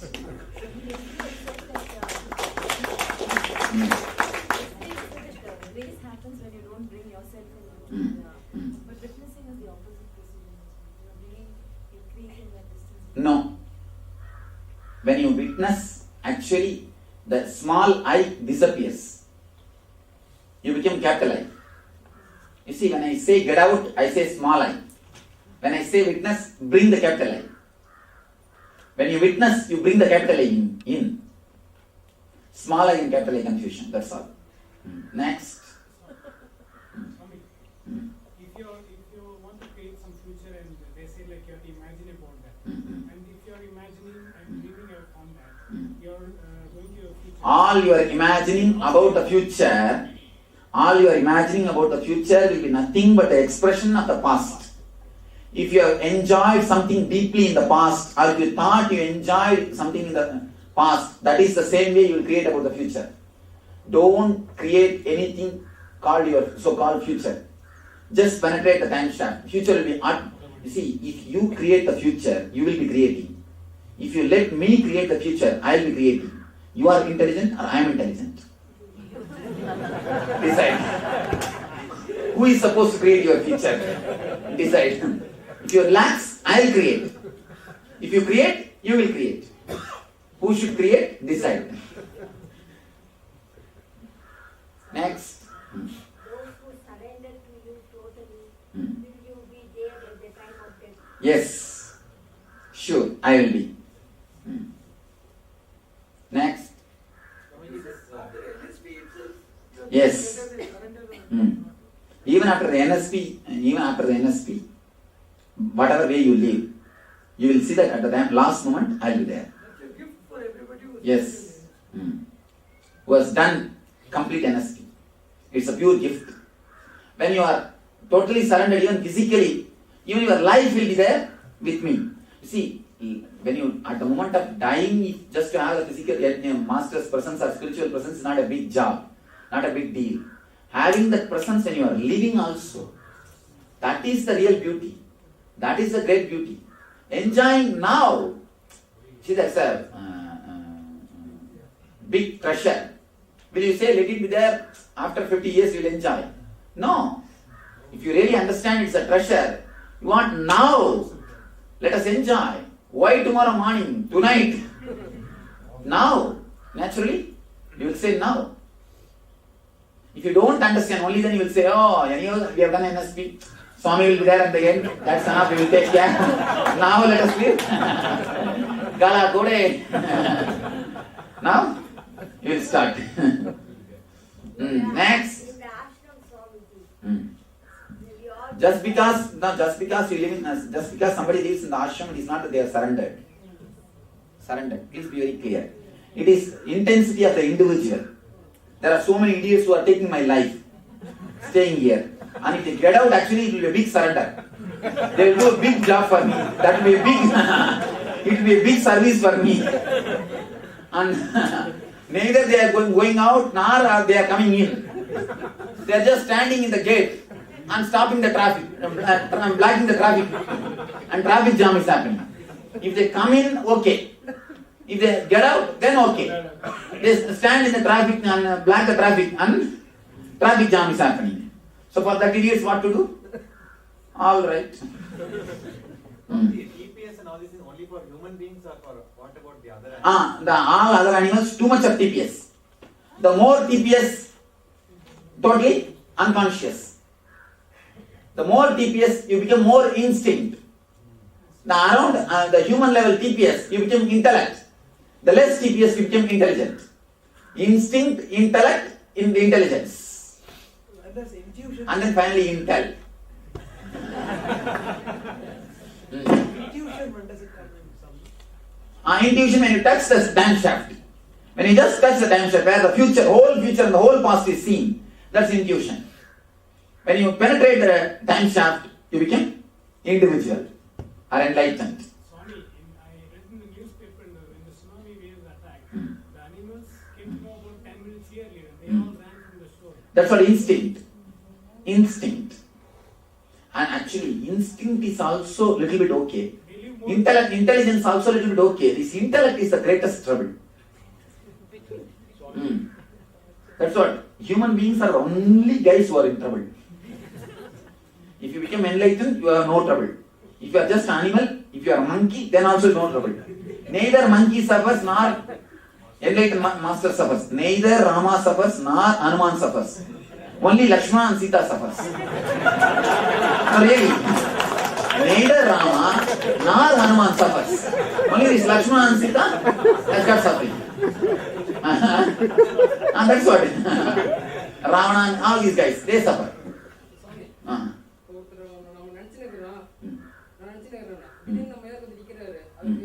அதுதான் explain பண்ணேன். அதான் மழை explain பண்ணேன். English புரியலன்னு நினைக்கிறேன். உட்காந்துருக்கு பரவாயில்ல, நான் ஒன்றும் பண்ண முடியாது. ஏன்னா ஹோல் திங்க தமிழில் சொல்ல முடியாது, இப்போ டைம் இல்லை. அதனால தான் கிளீனாக சொன்னேன். இங்கிலீஷ் புரியாத தயவு செஞ்சு வராதிங்கன்னே பல பேருக்கு சொல்லிட்டேன் நான். ஆத்தூர் அவர் எலக்ட்ரிஷியன் மிஸ்ஸஸ்லாம் கேட்டாங்க. நான் என்ன சொல்கிறேன், என்னால் முடியாது, வராதிங்க, அப்புறம் டெக்னிக் புரியாமல் கண்டபடியாக பண்ணிட்டு இருக்காதிங்கன்னு. அதெல்லாம் முதலே சொல்லிட்டேன் நான். என்னால் முடியாது அப்படின்னு முதலே சொல்லிட்டேன். ஏன்னா ஹோல் திங் என்னால் இங்கிலீஷ் எக்ஸ்பிளைன் பண்ண முடியாது. இப்போ அது அந்த ஆக்சுவலாக அந்த ஒரு கான்செப்ட் தான். இந்த டயக்ராம் புரிஞ்சா தான் எதையுமே எக்ஸ்பிளைன் பண்ண முடியும். What about mentally retarded people? Does a neighbor of mine has a mentally retarded? Too much of frequency only. Swamiji's dreams, once in a while you see impressions of some ancient times and something which you also... Again, too much of frequency. Is it too much of frequency, Swamiji, or is it less frequency because you're seeing the future and past? No. And actually see, too much of frequency only you will see.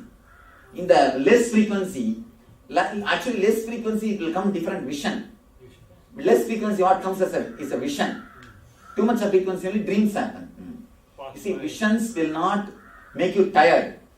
The dreams will make you tired. In the early morning when you get up, if you are tired, dull, want to rest, tired of taking rest. And there are idiots I have seen in the ashram itself, they are staying. And early morning 10 o'clock, they will get up from the bed. The way in which they walk, you can see they are totally tired. This means what? Whole night dreams. Naturally, they are in trouble. If you are tired after getting up, whatever you had is dream. If you are fresh, alive, bubbling, jumping, if you feel like dancing, the moment you come out of your bed, the moment you get up, not even come out of the moment you get up, your steps should be more like a dance instead of steps. Then you are having visions. Otherwise, it is just dreams. Does the mind get blocked if the frequency reduces? Does the mind gets blocked? When the frequency reduces. You know, mind gets open when the frequency reduces. Mind gets black only when the frequency increases. It becomes solid stone. Blackage. Swamiji, there was a theory about one scientist. If a person is able to move beyond the speed of light, he will become infinite weight. Yes. No, not infinite weight. It will become anima. Anima, Mahima, Lahima, Karima is one and the same. Anima means what? Just becoming the whole. Lahima means what? Just becoming nothing. Becoming nothing and becoming whole is one and the same. He says it will become a big weight. I say it will become nothing. Both are one and the same. But what is the connection with the speed of light with that? Why one can travel beyond the speed of light? You see, this all frequency level. In certain frequency level, you are a human being. In certain frequency level, you are in the dream world. In certain frequency level, you are in the causal body. In certain frequency level, you are in Deva. He says about the Devaloka. It is thought that this is more physical, whereas this is all of the thought. Physical thought level is one and the same. Nothing is two different things. The more, if 100 TPS means you are physical. If the TPS is less, you are mental. That's all. Your thought and you are not two different things. Please be very clear. Your thought and you are not two different things. You are totality of all your thoughts. All your thoughts put together is what is you. Swamiji, when we are working against some time targets, though we enjoy the job and still do it, we always feel we are running short of time. Again, the TPS is too much because of worry. We are really Yes. the job which we are enjoying. Again, then pressure. Pressure brings the TPS. You may enjoy the job, but not the fear. Again, pressure brings the TPS. Swami, is our body structure related to our thoughts? Yes, directly. So we can change it. Yes, simply you can program your body. Now I'm coming up with a book called Designing Your Body. Designing Your Body. Nitya Yoga. Swamiji, in one of the lectures, you talked about energy going up, the 7 energy centers. And you said once it comes to the naval center, then people have the ability to predict the future. That is what? You touch the time shaft. Okay, so they are linked. Linked. Low TPS is operating from the state of the being. No, I am operating. Lower TPS is what is operating from the state of the being. And also one doubt is that you said when we come close to you, we feel the presence. People who got Anandagandha initiated in universe. Why does the Anya also? If you are centered on the particular chakra will start working. Music And one more thing, all my music is having my presence through ears. I am giving a big rubber stamp. Understand? All my music is having my presence through your ears. All my pictures are having my presence through your eyes. Doesn't it go straight into the chakra if you focus on the chakra? Doesn't need the ears. If someone were deaf, could they actually still receive it directly?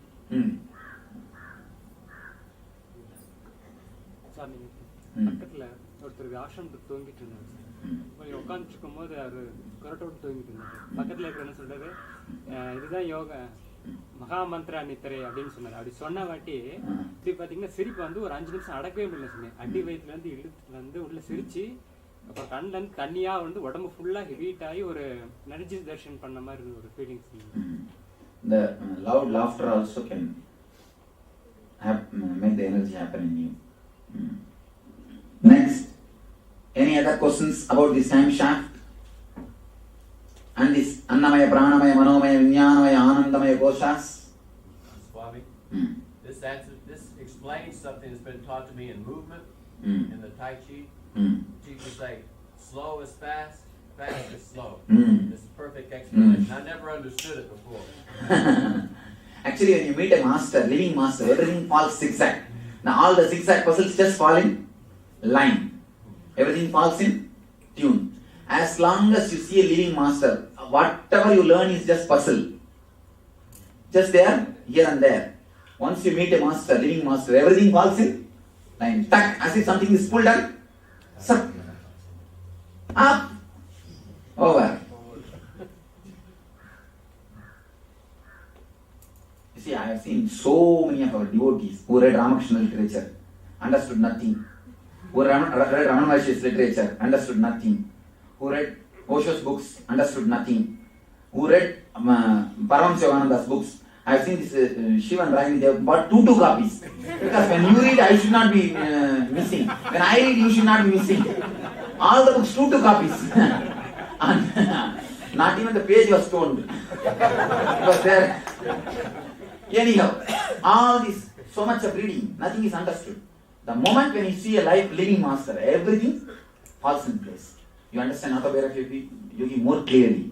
You understand Ramakrishna's life more clearly. You understand the teachings of Osho more clearly.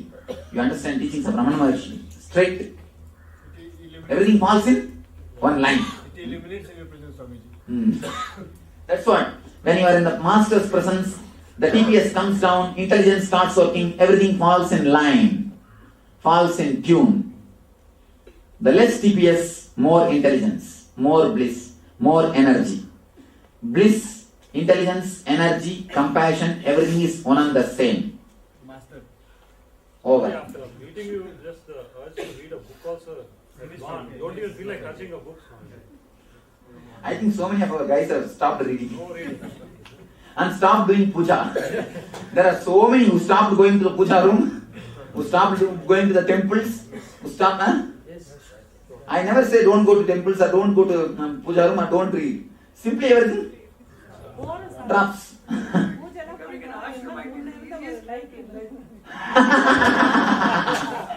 Becoming the ashramite is the easiest way to become enlightened. Difficult way for Swami. Don't stand in the gate. Yes.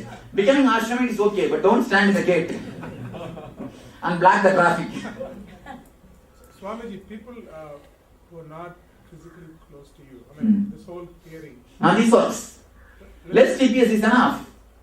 No, but if you are away from you, what are some of the techniques by which you can still Of course, I produce so many of my techniques and my photograph, my kirtans, my message, all these things are naturally. Okay, so if you listen to them, that is all. That's one of the wonderful steps. And just remembering me, Anandaganda. Anandaganda is straight. When you fall in Anandaganda straight, practically you fall to 0 TPS. Swamiji. Just 0 TPS. You see, the moment you are connected to Anandaganda, the energy starts happening. You are less than 20 TPS. Be very clear, less than 20 TPS. The moment you fall clear into Anandaganda, you are already in 0 TPS. Swamiji, not only time shaft breaks, even space breaks. Yes. Time shaft and space is nothing but one and the same. So your distance and nearness is not there. Yes. Physical is okay. Yes. You see, in the 100 TPS, even this distance is too much. In 100 TPS, even this distance, what I say you will misunderstand.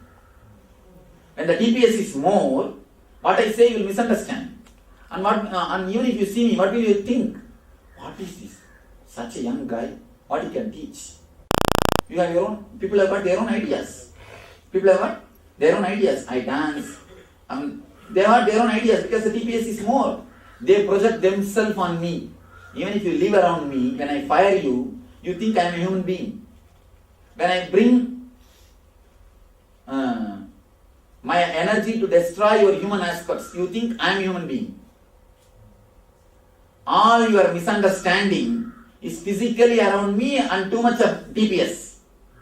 This too much of TPS guys create problem for me also, actually. I tell you honestly, this too much of TPS guys only create all problems for all living masters. All problems created for all living masters is too much of TPS only.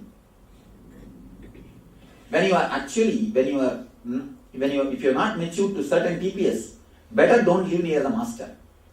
Otherwise you will hurt yourself and hurt others. Hurt him also. So, if the TPS is less, even if you are sitting in San Jose, you will be falling in tune with me. No problem. If the TPS is more, even if you are sitting here, see there are so many idiots sitting here, continuously around me, but nothing is happening. Nothing is happening except the septic tank gets filled. Except filling the septic tank, nothing happens. Nothing. Simply, appa onadha solren, sirikada, romba alaga. They think that it's not for them. So that then naturally, you hurt yourself and you hurt others. Swamiji, I got a question. When the Anandaganda opens, we have full of joy and ecstasy. So you are coming on physical body on us and feel like, I'm imitating you. What does that mean? Nothing wrong. In the beginning it will start happening. The presence of the master is so strong. I have always seen. Everybody has started speaking my language. Everybody has started picking up my language. Everybody has started moving the hands and everything automatically. And so much has started happening. So in the beginning it will start happening. Don't bother. Let it happen. Your face, hair, drinking, everything is something like, I'm imitating you. So naturally it starts happening. If it starts happening, don't bother. Relax. And automatically when it is necessary, it will disappear. Only thing, don't make a throne and start sitting. That starts little trouble. Not for you, for the people who sit in front of you. That's the only thing. Otherwise, nothing wrong. Start imitating. And imitating master is a sort of a wonderful way to enlightenment. Continuously you remember him.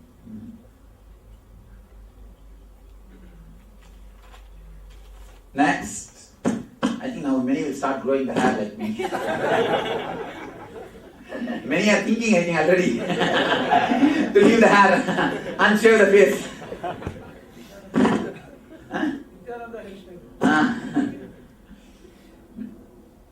We'll make this as a fashion. This dress and this hairstyle, and now I'm already working. The Mysore turban they brought and gave me. See, just like Mysore turban, we'll make the same thing in Kavi and have this and start selling our turbans. Let all our guys come and take one like a monkey cap.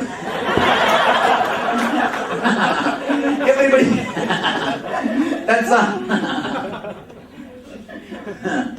Nithya cap. What they call Mysore turban? Mysore peta. Nithya peta. Okay. That's all.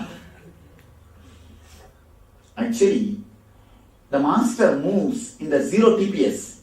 So there is a special grace. It is not even a beauty. Be very clear. Grace. It's a grace. Nothing is arranged. Everything is so spontaneous. It's such a grace. Automatically your heart gets attracted. You see, every one of you want to go to the 0 TPS. Every one of you have a deep yearning for the 0 TPS because the 0 TPS is bliss. So all your search is nothing but 0 TPS. So when a man acts from that 0 TPS, naturally you start imitating him. You start imitating him. Simply, without even your knowledge, you start imitating him. So naturally you fall into 0 TPS. There are guys who act from 100 TPS. All actors, I think 1000 TPS. So when you imitate them, where will you end up? You will end up only in the 1000 TPS. You will try to have same like a bike, same everything, all the things. And you will try to do the same thing. You will end up only in the 1000 TPS. When you imitate a guy who is acting from the 0 TPS, naturally you fall into the 0 TPS. Your hero decides your path. Paramashivoham. Om Nithyananda. Paramashivoham. Our biology became one with Paramashiva's biology. Let macrocosm we carry become one with microcosm. Let the microcosm we carry become one with macrocosm of Paramashiva. Let our organism become one with Paramashiva's organism. Let Paramashiva's organism become one with our organism.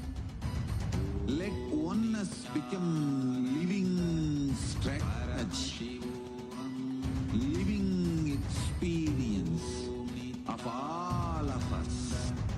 And the Mahavagya, do it intensely. Om Nithyananda. Paramashivoham. Om Nithyananda. Paramashivoham. Om Nithyananda. Paramashivoham.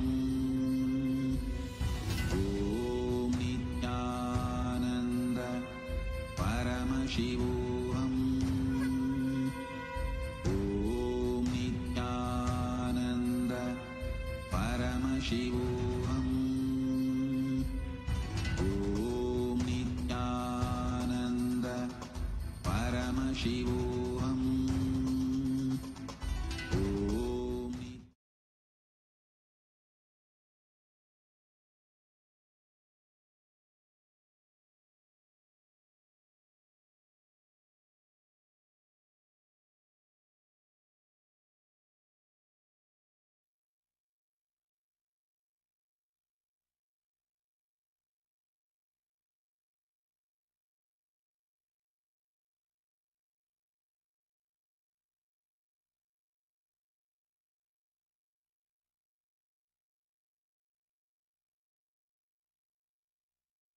Connecting with the divine with your eyes closed is meditation. Connecting with the divine with your eyes open is darshan. Come, let us all now move from meditation to darshan. Slowly, very slowly, please open your eyes. அருட்பெருங்கடலே அண்ணாமலை தந்த ஆண்டவனே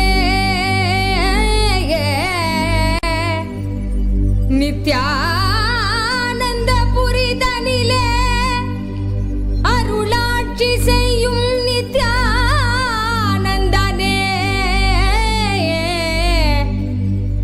ஞானச்சுடரே தியான திருவுருவே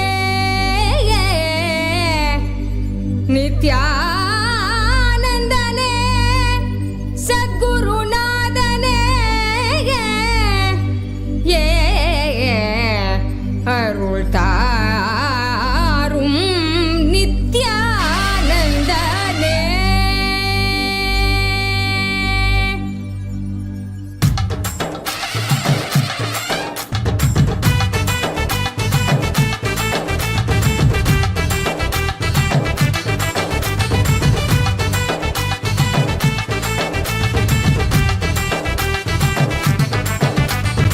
ஆடிவா நித்யனே ஆடிவா புகழ் பாடி நின்றோம் விரைந்தோடிவா பக்தியுடன் நாடவா உன்பதம் நாடவா எமக்கு வேறு என்ன வேண்டும் ஆண்டவா அருள் தரும் அப்பனேவா நித்யானந்தனேவா பக்தர் கூடி நின்றோம் காக்க நீயும் வா மறை சொல்லும் பித்தாவா நித்ய சித்தாவா ஞான வித்தை அருள் செய்திட நீ வா.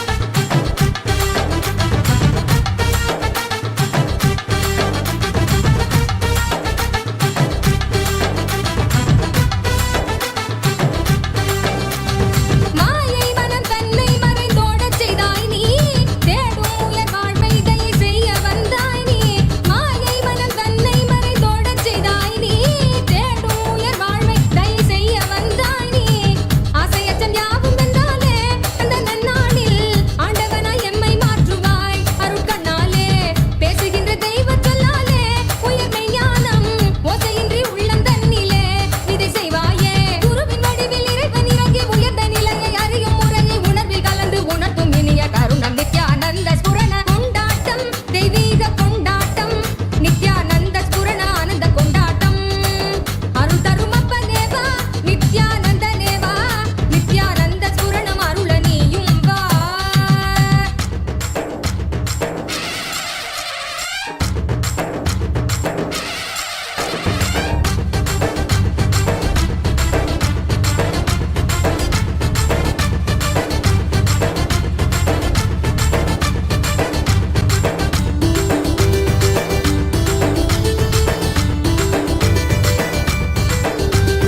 தர்மம் காக்க நித்யானந்தனாக வந்தாய் நீ கர்மம் நீக்க நித்யானந்த ஸ்புரணம் தந்தாய் நீ தர்மம் காக்க நித்யானந்தனாக வந்தாய் நீ கர்மம் நீக்க நித்யானந்த ஸ்புரணம் தந்தாய் நீ அம்மையப்பனாக உலகை ஆளுகின்றாய் நீ உன் சொற்கள் ஞான சத்தியங்கள் யாவும் கேட்க மக்கள் கூடும் கொண்டாட்டம் தெய்வீக கொண்டாட்டம் நித்யானந்த ஸ்புரண ஆனந்த கொண்டாட்டம் அருள் தரும் அப்பனேவா நித்யானந்தனேவா நித்யானந்த ஸ்புரணம் அருள நீயும் வா.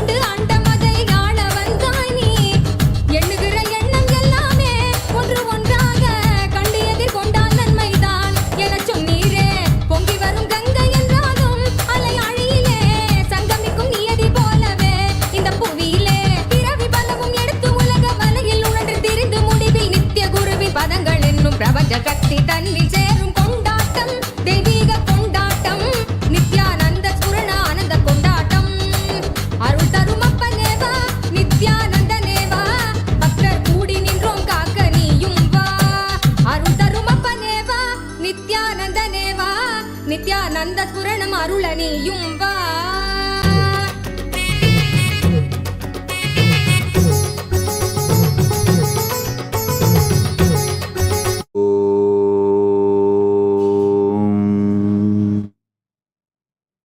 நித்யானந்தேஸ்வர பரமசிவ சமாரம்பாம்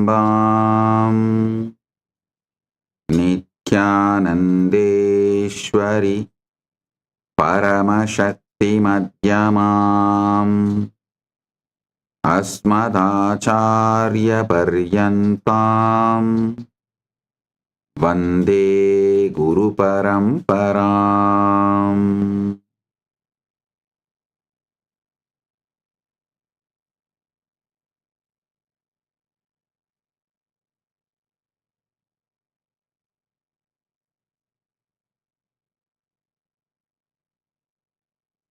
கொடுத்தவர்கள் அத்துணை பேரும் மீண்டும் மீண்டும் கொடுப்பவர்களாக இருப்பதற்கான ஒரே காரணம், கொடுப்பவர்களுக்கு 1000 மடங்கு பெருமான் பொழிவதனால்.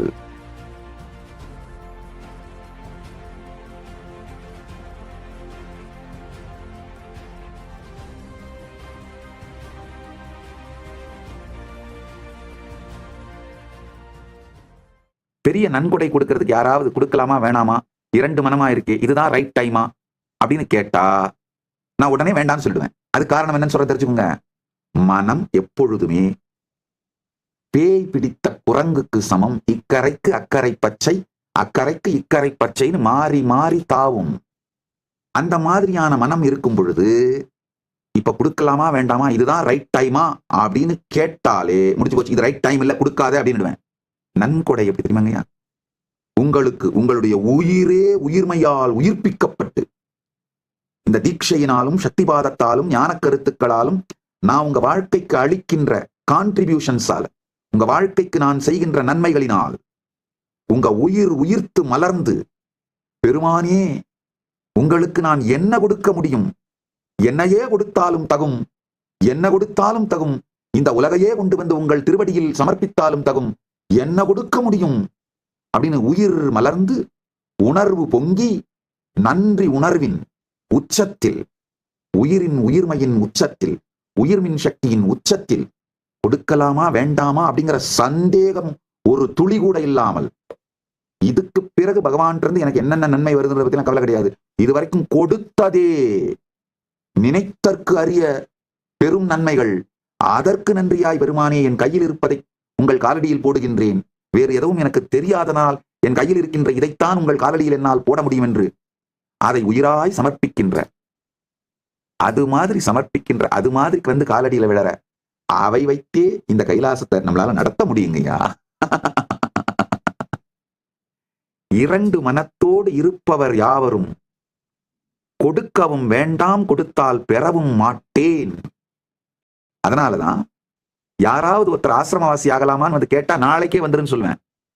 யாராவது இந்த பெரிய நன்கொடை கொடுக்க வந்து கேட்டா சாமி யோசிச்சுட்டு சொல்லும், போயிட்டு 2 மாசம் கழிச்சு வாங்க, இல்ல 6 மாசம் கழிச்சு வாங்க அப்படின்னு அனுப்பி விட்டுருவேன்.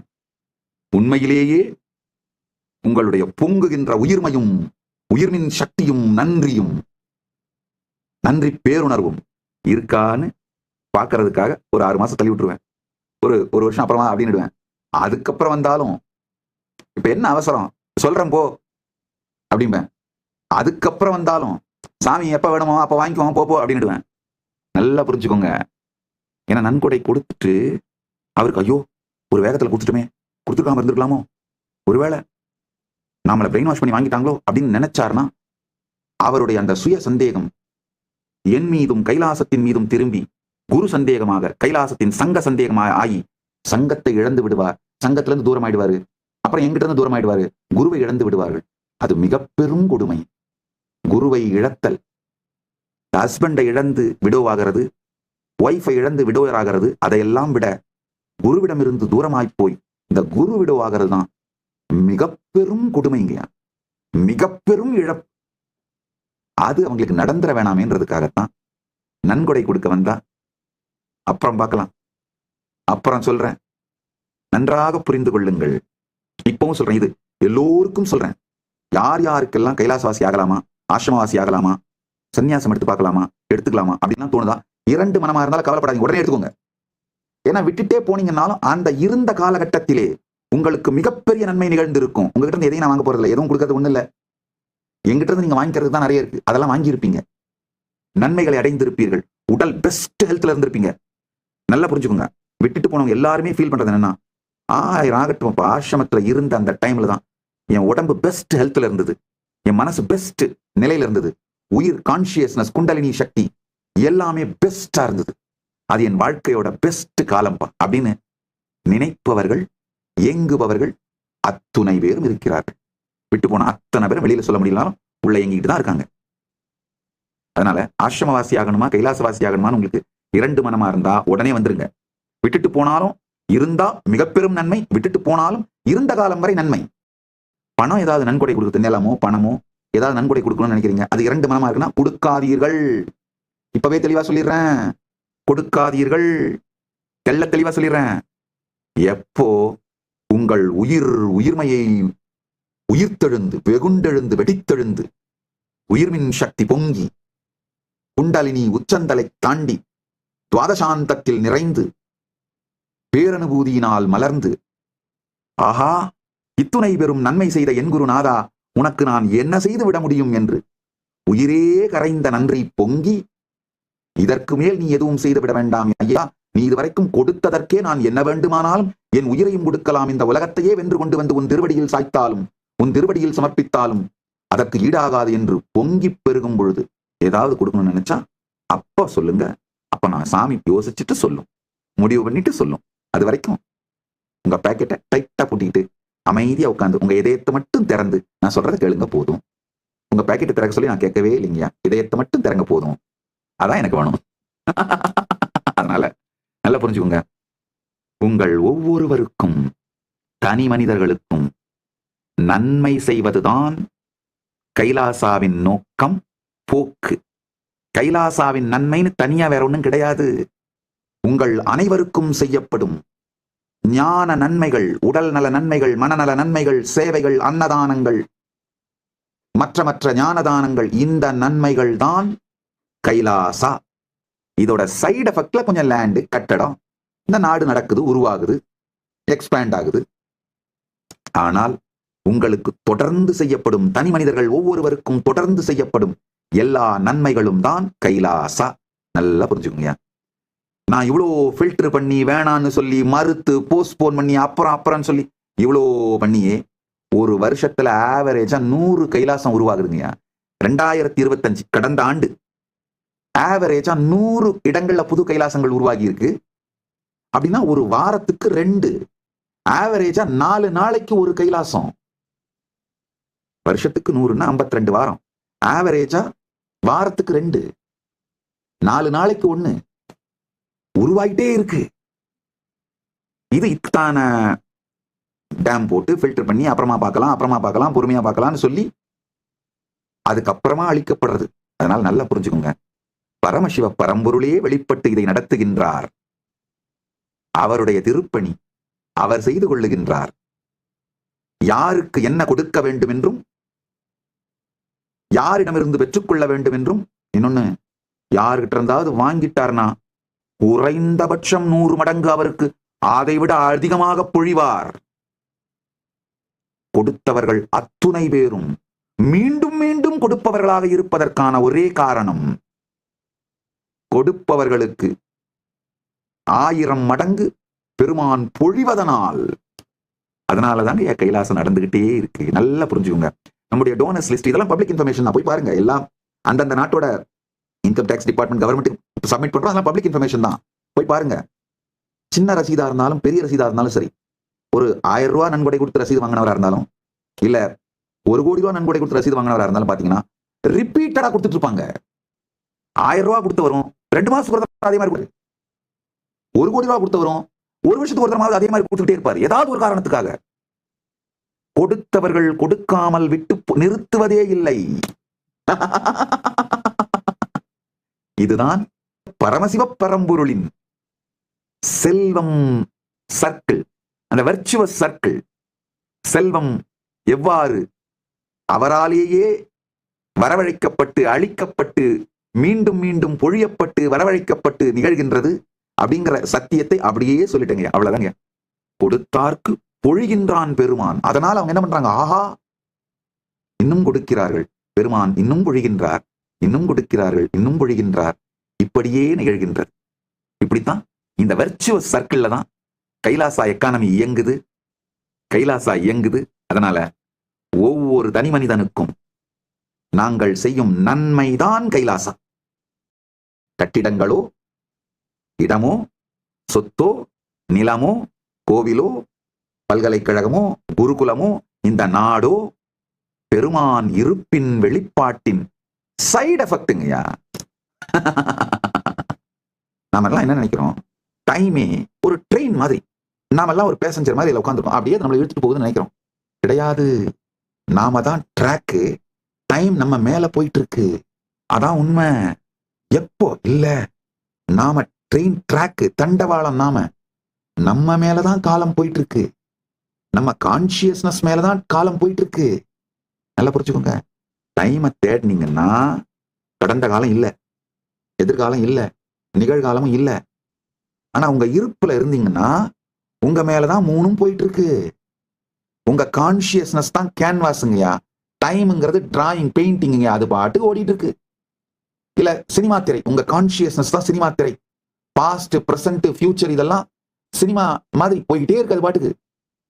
திரை சினிமாவை பார்க்க ஆரம்பிச்சதுதான் பிரச்சனை. திரை சினிமாவை பார்க்க ஆரம்பிச்ச உடனே திரையில எரியற மாதிரி காட்சி வந்து திரை ஐயோ ஐயோ நடிச்சு, ஐயோ நான் எரியறேனே. நன்றாக புரிந்து கொள்ளுங்கள். நாம் திரை என்பதை தெரிந்து கொண்டீர்களானால் இந்த காலம்ங்கிற சினிமா நம்ம மேல ஓடிட்டு இருக்குன்னு புரிஞ்சுக்கிட்டீங்கன்னா கடந்த காலம் உங்களை பெரும் மன உளைச்சலுக்கு உள்ளாக்காது. நல்லா புரிஞ்சுக்கோங்க. We suffer because we agonize over a past that exists only as a thoughts in the present. நாம் பெருந்துக்கம், பெருந்துயரம், டிப்ரெஷன் மாதிரி புதுமையான துக்கங்கள், மன உளைச்சல், வலி, வேதனை இதெல்லாம் அனுபவிக்கிறதுக்கான ஒரே காரணம் என்ன தெரியுமா? கடந்த காலம் வெறும் நினைவுகளாக, எண்ணங்களாக மட்டும்தான் நம்மளுக்குள்ள இருக்குன்னு புரிஞ்சுக்காம அத நிஜம்னு நினைக்கிறப்பதான் பிரச்சனைங்கய்யா. கடந்த காலம் வெறுமனே எண்ணங்களாக மட்டும்தான், நினைவுகளாக மட்டும்தான் உங்களுடைய பிரசன்ட்ல இருக்கே தவிர அதுக்கு எந்த எக்ஸிஸ்டென்ஷியல் இருப்பு வேல்யூவும் இல்லைங்கய்யா. எக்ஸிஸ்டென்ஷியல் வேல்யூவே கடந்த காலத்திற்கு இல்லை. நீங்க அந்த கேசட்டை வேணும்னே திருப்பி திருப்பி போட்டு ரிப்பீட் பண்ணி பார்த்து, ரிப்பீட் மோட்ல போட்டு ஒரு டிப்ரெஷன்ல போய் உட்கார்ந்துட்டு இருக்கிறது அந்த ஒரே பிரச்சனை தானே தவிர கடந்ததற்கு உங்கள் நினைவை தவிர வேறு எங்குமே இடம் இல்லை. கடந்த காலம், இறந்த காலம், பாஸ்ட், ஃபியூச்சர் ரெண்டுமே கன்வீனியன்ட் ஃபிக்ஷன் கான்செப்டுங்கய்யா. பாஸ்ட், பிரசன்ட், பாஸ்ட், ஃபியூச்சர் ரெண்டு கான்செப்டுமே ஒரு convenient fiction that exist only in the mind. மனத்தில் மட்டுமே இருக்கக்கூடிய ஒரு ஃபிக்ஷன், புனை கதை தான் உங்களுடைய பாஸ்டும் உங்களுடைய ஃபியூச்சரும். உங்க பாஸ்ட லொகேட் பண்ண முயற்சி பண்ணா வெறும் மெமரி ரெக்கார்ட்ஸ், நீங்க உங்களுக்கே சொல்லிக்கிற திரும்ப திரும்ப சொல்லிக்கிற கதைகள், அவ்வளவுதான். அதுவும் இப்பதான் சொல்லிக்கிறீங்க, பிரசன்ட்ல தான் சொல்லிக்கிறீங்க. உங்க ஃபியூச்சர்ல லொகேட் பண்ண முயற்சி பண்ணீங்கன்னா உங்க எக்ஸ்பெக்டேஷனு, பிளானு, ஹோப்பு அதுவும் என்ன பிரசன்ட்ல தான் சொல்லிக்கிறீங்க, நடக்குது. பார்த்திட காலம் இல்லை, இருந்திட உங்கள் மீதுதான் காலம் செல்லுகிறது என்கிற தெளிவு வரும். பார்ப்பவனுக்கு காலம் இல்லை, அந்த டிராமால சிக்கிட்டு சீரழியறவனுக்கு காலம் இல்லை. பார்ப்பவனுக்கு நீங்க தான் அந்த ஸ்கிரீன் புரிஞ்சுக்கிட்டு சாட்சியா பார்க்கிறவனுக்கு பாஸ்ட், பிரசன்ட், ஃபியூச்சர் மூணுமே உங்க மேல போய்கிட்டே இருக்குன்னு தெளிவா தெரியும். காட்டப்படும் படம் நிஜமும் அல்ல, இல்லாமலும் இல்லை. பார்த்தால் அதுல சிக்கிக்கிட்டீங்கன்னா நிஜம் இல்லாத ஒரு காலம் உங்களை சீரழித்து வாழ்க்கையை அழித்து விடும். அதுல சிக்காம தள்ளி நின்று பாத்தீங்கன்னா நிஜமான காலம் அது பாட்டுக்கு வரும், இருக்கும், போகும். அப்ப என்ன ஆகும்னா உங்க வாழ்க்கைய நிஜமான காலத்தை அருமையான ஆனந்தமான வாழ்க்கையாக மாற்றிக்கொள்ளுகின்ற கான்சியஸ் ஸ்ட்ரென்த் உங்களுக்கு வரும். இதுக்கு அடுத்த ஒரு நிலை இருக்கு. அது என்னன்னா, வெளியில எப்படி இருக்கு அப்படிங்கிறத நீங்க மாத்த கூட வேண்டியதில்லை. உள்ளுக்குள்ளேயே உங்களால ரீஆர்கனைஸ் பண்ணிக்க முடியும். உங்களுக்கு தேவையான அனுபவங்களை உங்களால மேனிஃபெஸ்ட் பண்ணி வாழ முடியும். கான்சியஸ்னஸோட ஸ்ட்ரென்த் அதிகமானா டைரக்ட் எக்ஸ்பீரியன்ஸ்ல நீங்க சென்டர்டா இருக்க ஆரம்பிச்சீங்கன்னா, நல்லா புரிஞ்சுக்கோங்க, எக்ஸ்பீரியன்ஸ் சென்டர்டாவே வாழ ஆரம்பிச்சீங்கன்னா உங்க கான்சியஸ்னஸுக்கு எந்த எக்ஸ்பீரியன்ஸ் வேணாலும் எக்ஸ்டர்னல் ஸ்டிமுலி இல்லாமலே, எக்ஸ்டர்னல் ட்ரிகர் இல்லாமலே மேனிஃபெஸ்ட் பண்ணி பார்க்கவும் வாழவும் முடியுங்கிறது புரிஞ்சதுன்னா அப்ப நடக்கிறது தான் முழு சுதந்திரம். Conscious sovereignty. நரக வாழ்க்கையிலிருந்து நல்வாழ்க்கைக்கு சென்று நல்வாழ்க்கை அப்படிங்கிறதுல இருந்துமே முழு விடுதலை அடைந்த சுதந்திர வாழ்க்கைக்குள் மலருவீர்கள். தொடர்ந்து இந்த காலம் உங்களுக்குள் ஏற்படுத்துகிற உணர்ச்சி கொந்தளிப்புகள், கடந்த காலம் ஏற்படுத்துகிற உணர்ச்சி கொந்தளிப்பு, எதிர்காலம் ஏற்படுத்துகிற உணர்ச்சி கொந்தளிப்பு, இதுல சிக்கனீங்கன்னா காலம் அப்படி நிஜமா தெரியும். அந்த டெலியூஷன்ல, இல்யூஷன்ல அப்ப வாழ்க்கையே சிக்கி சீரழிஞ்சு நரகமாத்தான் வாழ்வீங்க. எப்போ நீங்க திரை இதுல இந்த காலம் மூவாயிட்டே இருக்குன்னு புரியுதோ, அப்போ நல் வாழ்க்கையாக, ஸ்வர்க்க வாழ்க்கையாக உங்களை நீங்களே சீரமைச்சுப்பீங்க. ஆஹா, என் எக்ஸ்பீரியன்ஸ் இனிமையா முழுமையா ஆனந்தமா இருக்கிற மாதிரி உங்க வாழ்க்கையை கான்சியஸா கட்டமைச்சுப்பீங்க. அது சொர்க்க வாழ்க்கை.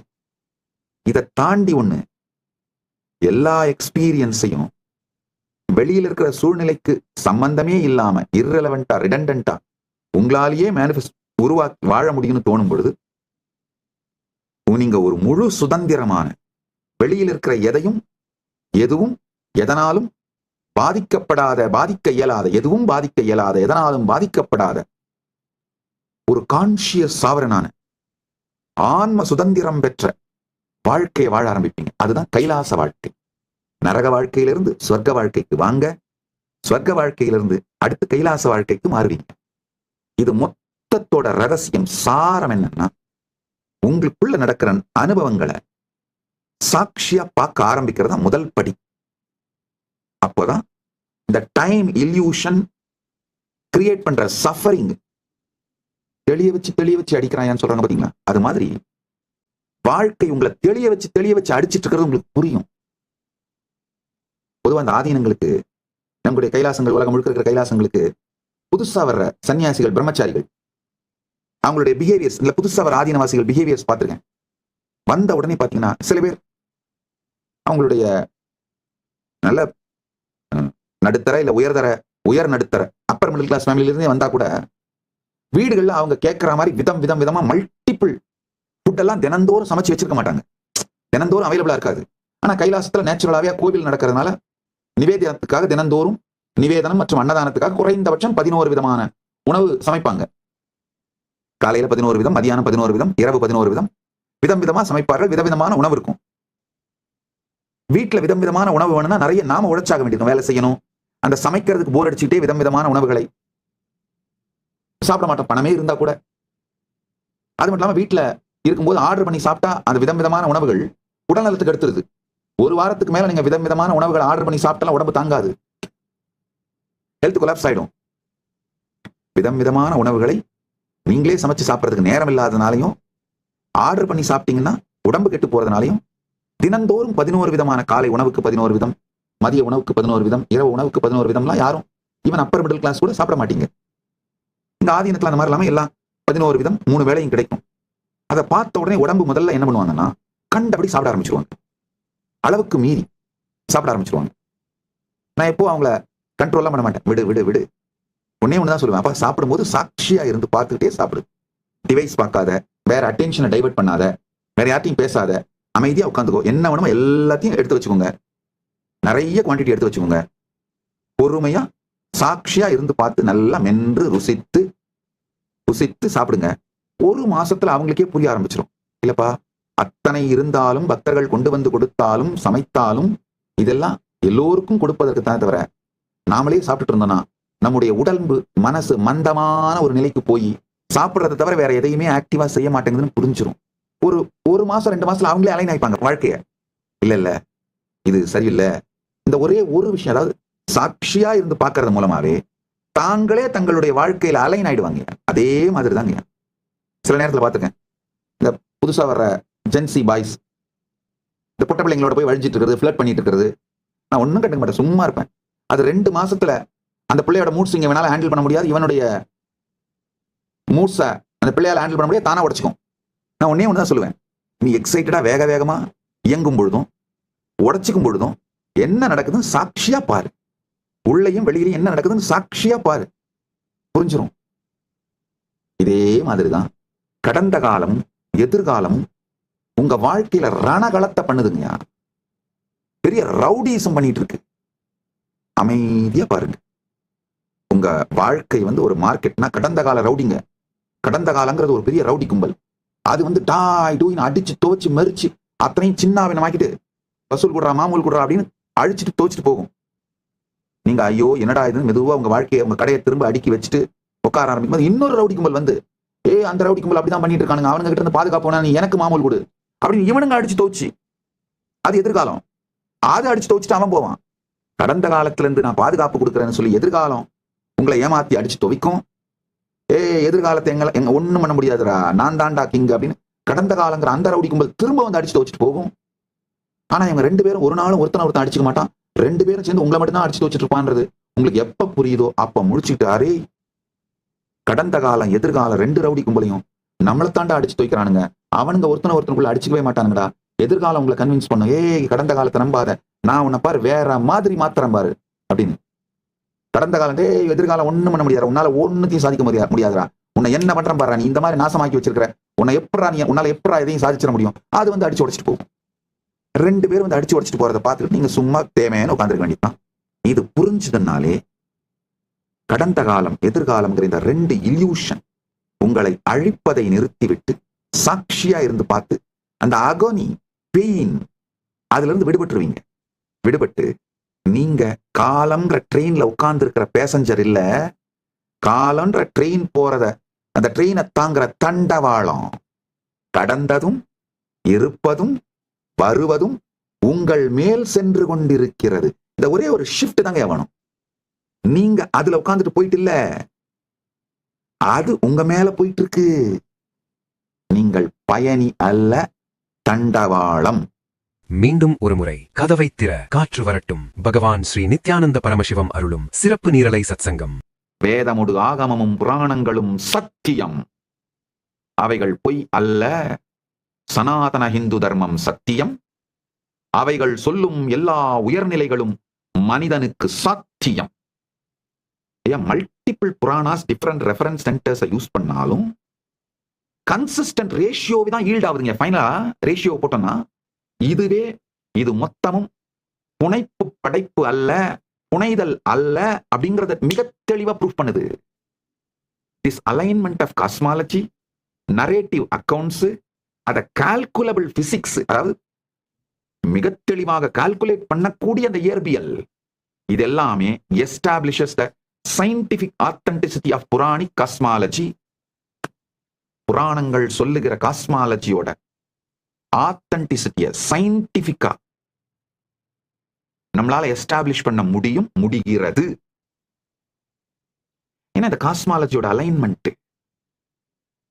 கால்குலபிள் பிசிக்ஸ், இந்த நரேட்டிவ் அக்கவுண்ட்ஸ், இது எல்லாம் மிக தெளிவா scientific authenticity of the Puranic cosmology establish பண்ணிடுது. அறுதியாகவும் இறுதியாகவும் உறுதியாகவும் இந்த சத்தியங்களை சொல்றேன், உள்வாங்கிக்கோங்க. Puranas encode relativistic and reference frame physics using symbolic language but facts. By decoding the cyclic spiral time, reference based distance and locus specific time dilation, we can reconstruct a coherent cosmic model that reveals the divinity to the science. புராணங்கள் மிகவும் முன்னேறிய relativistic and reference frame பிசிக்ஸை உபயோகப்படுத்தி மிக தெளிவாக இந்த சத்தியங்களை document பண்ணியிருக்காங்க. அதாவது இந்த சைக்ளிக் ஸ்பைரல் டைமை டீகோட் பண்ணி ரெஃபரன்ஸ் பேஸ்டு டிஸ்டன்ஸை டிகோட் பண்ணி, லோகா ஸ்பெசிபிக் டைம் டைலேஷனை, கால விரிவை டிகோட் பண்ணி பார்த்தோம்னா புராணங்கள் சொல்ற இந்த காஸ்மிக் மாடலை ரொம்ப கொஹரண்டா நம்மளால ரீகன்ஸ்ட்ரக்ட் பண்ண முடியுது.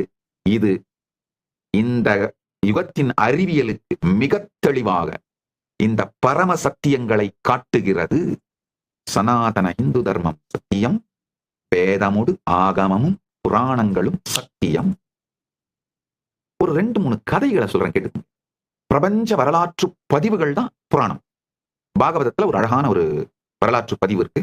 எப்படி பல ஸ்ரத்தையோடு உண்மையை தேடுகின்ற பல ஊடகங்கள் ஆலயங்களிலே பிரதிஷ்டை செய்யப்பட்டிருக்கின்ற இறைவனுடைய விக்கிரகங்களை திருமேனிங்கிற வார்த்தையால சொல்லி, செல அப்படின்ற வார்த்தையை தவிர்த்து விட்டு திருமேனிங்கிற வார்த்தையை உபயோகப்படுத்த ஆரம்பிச்சிருக்காங்களோ, ரொம்ப நல்ல ஊடகங்கள் ஆலயங்களிலே பெருமான் அர்ச்சாவதாரமாக எழுந்தருளி இருக்கின்ற அந்த விக்கிரகங்களை திருமேனி என்கின்ற வார்த்தையாலே சொல்ல துவங்கி இருக்கிறார்கள். அது மிகப்பெரிய எனக்கு சந்தோஷத்தை கொடுக்குது. அதே மாதிரி அந்த ஊடகங்கள் எல்லாம் தயவு செய்து இதுக்கு மேல புராணத்தை பிரபஞ்ச வரலாறு என்கின்ற வார்த்தையாலே சொல்ல வேண்டும் என்று வேண்டுகோள் வைக்கின்றேன்.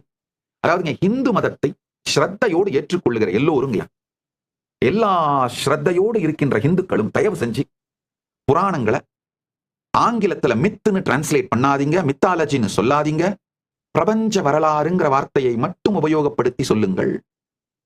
காஸ்மிக் ஹிஸ்டரி, பிரபஞ்ச வரலாறு, ஆங்கிலத்துல cosmic history, history of the universe அப்படிங்கிற வார்த்தைகளால சொல்லலாம். தமிழ்ல பிரபஞ்ச வரலாறு அப்படின்னு சொல்லலாம். பாகவதத்திலே இருக்கின்ற ஒரு வரலாற்று நிகழ்வு. இதை புரிஞ்சுக்கிட்டு புராணங்களை படிச்சீங்கன்னாங்க, அப்பா அது எவ்வளவு பெரிய ஞான களஞ்சியம், வரலாற்று பேரறிவு களஞ்சியம். இதை படிச்சீங்கன்னா நம்ம முன்னோர்கள் எவ்வளவு பெரிய சக்திமான்கள், எவ்வளவு உயர்ந்தவர்கள்னு புரிஞ்சு நம் முன்னோர்கள் மீது கடந்ததன் மீது மரியாதை வந்தால்தான் அதை எதிர்காலத்திலே மீண்டும் உருவாக்கும் திறனும் சக்தியும் தெளிவும் வருங்கய்யா. நல்லா புரிஞ்சுக்கோங்க. இந்துக்கள், இந்து மதத்தை வாழ்க்கையாக நம்புபவர்கள், இந்து இயக்கங்களின் தலைவர்கள், இந்து மதத்தை முன்வைத்து அரசியல் நடத்துபவர்கள், இவங்க எல்லாருமே புராணங்கள் மீதும் வேதம் ஆகமம் புராணங்கள் மீதும் ஸ்ரத்தை வந்து அவை சத்தியம் என்று புரிந்து கொண்டால்தான் அவங்க பொலிட்டிக்கல் பவரை கூட இந்து மதத்தோட இன்ட்ரெஸ்டுக்கு அட்வான்ஸ் பண்றதுக்கு யூஸ் பண்ணுவாங்க. இல்லைன்னா இந்து மதத்தை அவங்க பொலிட்டிக்கல் பவர் கெயின் பண்றதுக்கு தான் யூஸ் பண்ணுவாங்க. வேதமுடு ஆகமம் புராணம் சத்தியம்னு புரிஞ்சா, உணர்ந்து கொண்டால் அவங்க பொலிட்டிக்கல் பவரை இந்து மதத்தோட இன்ட்ரெஸ்ட் ஃபர்தர் பண்றதுக்கு யூஸ் பண்ணுவாங்க. பொலிட்டிக்கல் பவரோ இல்ல ஜுடிஷியல் பவரோ இல்ல எக்ஸிக்யூட்டிவ் பவரோ, அவங்களுக்கு என்ன பவர் இருக்கோ அதெல்லாம். இல்லைன்னா இந்து மதத்தை அவங்க பொலிட்டிக்கல் கெயினுக்கு யூஸ் பண்ணுவாங்க, அவ்வளவுதான். ஏன்னா உள்ளுக்குள்ள இந்த சத்தியங்கள் உண்மைன்னு புரிஞ்சு கன்வின்ஸ் ஆகலைன்னா மேம்போக்கா எப்படியே ஒரு சோசியலா விளையாடிட்டு விட்டுருவாங்க. இதோட ஆழம், முக்கியத்துவம் இதெல்லாம் புரியாமல் இந்து மதத்தை வெறும் ஒரு பொலிட்டிக்கல் பவர் கெயினுக்காகவும் இல்ல ஏதாவது ஒரு சோசியல் பவர் கெயின், ஏதாவது அந்த டைம்ல அந்த பவர் கெயினுக்காக யூஸ் பண்ணிட்டு விட்டுருவாங்க. இந்துக்களை விழித்துக் கொள்ளுங்கள். இந்து இயக்கங்கள்னு நீங்க யாரை நம்புறீங்களோ, இந்து அரசியல்வாதிங்கன்னு நீங்க யாரை நம்புறீங்களோ, இந்து குருமார்கள் நீங்க யாரை நம்புறீங்களோ, இந்து சமூக தலைவர்கள் நீங்க யாரை நம்புறீங்களோ, அவங்க எல்லாரும் நம்முடைய வேதம் ஆகமம் புராணங்களை ஆழமாக நம்புகிறார்களா, கடைபிடிக்கிறார்களான்றதை மட்டும் பார்த்துருங்கய்யா. அதுதான் அடிப்படை பேஸ்லைன் ஸ்கேல். ஒரு சின்ன சோசியல் மீடியா சேலஞ்ச். நீ are you living spiral or linear? Tell us, do you plan your life like climbing a ladder, always up, or dancing in a spiral, rhythmic? Which one actually makes you happier? Drop your honest answer below. அதாவது இந்த ஏணி மேல ஏறுற மாதிரியே உங்க வாழ்க்கை போயிட்டு இருக்கா? நல்லா புரிஞ்சுக்கோங்க. நீங்க வாழ்க்கையில எந்த ஏணி மேல ஏறினாலும் கடைசியில உச்சியில வந்து தனியா உட்காந்துருக்க குரங்கு மாதிரி இருக்கும்.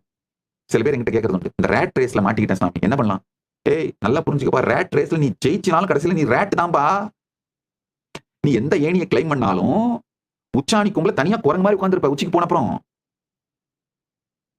அப்படி வாழறீங்களா? இல்ல இந்த ஸ்பைரல் ரிதம்ல, லைஃபோட ஸ்பைரல் ரிதம்ல வாழ்ந்து அனுபவிச்சுட்டு இருக்கீங்களா? எது உங்களை ஆக்சுவலா ஹாப்பி ஆகுது? உங்களுடைய ஹானஸ்ட் ஆன்சரை comment on YouTube, post your thoughts on Twitter, tagging at Sri Nithyananda. இப்ப புரிஞ்சுக்கோங்க. பாகவதத்தில் சொல்ற ஒரு கதை. பிரம்மா கிருஷ்ணருடைய நண்பர்களான அந்த கோபியர்களை, அவங்க மேய்க்கிற அந்த மாடுகள் இது எல்லாத்தையும் மறைச்சிடுறாரு. அந்த கதை எல்லாரும் படிச்சிருப்பீங்க பாகவதத்துல. இல்லைன்னா முடிஞ்சா ஏஐக்கு போய் வேணா படிச்சிருங்க. உங்களுக்கு படிக்கிறதுக்கு டைம் இல்லைன்னா ஏஐக்கு போய் வேணா படிச்சிருங்க. ஏஐல படிச்சீங்கன்னா ரொம்ப அழகா இந்த ஒரிஜினல் ஸ்லோகங்களோட ஒரிஜினல் சூத்திரங்களோட அழகா டாக்குமெண்ட் பண்ணியிருக்காரு. இந்த ஒரிஜினல் நிகழ்வு அப்படியே டாக்குமெண்ட் பண்ணியிருக்காரு வியாசர். கிருஷ்ணர் வந்து அவருடைய ஃப்ளூட்டை ப்ளே பண்ணிட்டு பிருந்தாவனத்துல ஃப்ரெண்ட்ஸோட, மாடுகளோட, மற்ற கன்றுகளோட, விலங்குகளோட இருக்காரு.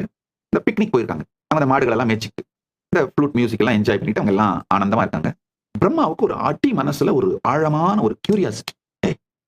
எல்லாரும் சொல்றாங்களே பரந்தாமனே கிருஷ்ணனா வெளிப்பட்டிருக்கான்னு, சாத்தியமா? இங்க மேல பார்த்தா அவர் பாட்டுங்க யோக நிதிரையெல்லாம் படுத்திருக்காரு, நானும் பார்த்தேன். ஆனா இங்க இந்த சின்ன பையனா உட்காந்து விளையாடிட்டு இருக்கான், அவரே இங்க வந்து விளையாடிட்டு இருக்கிறதா சொல்றாங்க. உண்மைதானா? ஓவரா கதை சொல்லிட்டு இருக்காங்களே. இல்ல ஒருவேளை அவங்க எல்லாரும் அந்த கிருஷ்ணனோட கரிஷ்மால விழுந்து தேர் என்சாண்டட். ஒருவேளை அந்த சுத்தி இருக்கலாம் அவனுடைய கிருஷ்ணனோட கரிஷ்மால விழுந்துட்டதுனால கிருஷ்ணனையே கடவுள்னு சொல்றாங்களா? என்னதான் நடக்குது? 10வது ஸ்காந்தத்துல 13வது கேண்டோல பாகவத புராணம் இதை டாக்குமெண்ட் பண்ணுது.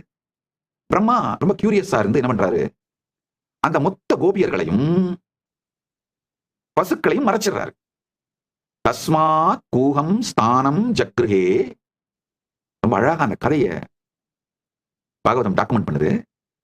தஸ்மாத் கூகம் ஸ்தானம் ஜக்ருஹே வத்சான் கோபான் அதாபரே பிரம்மா ஸ்வாயாம் சக்யா தேஷாம் நித்ராம் ஜகௌ ஹரே நிருப.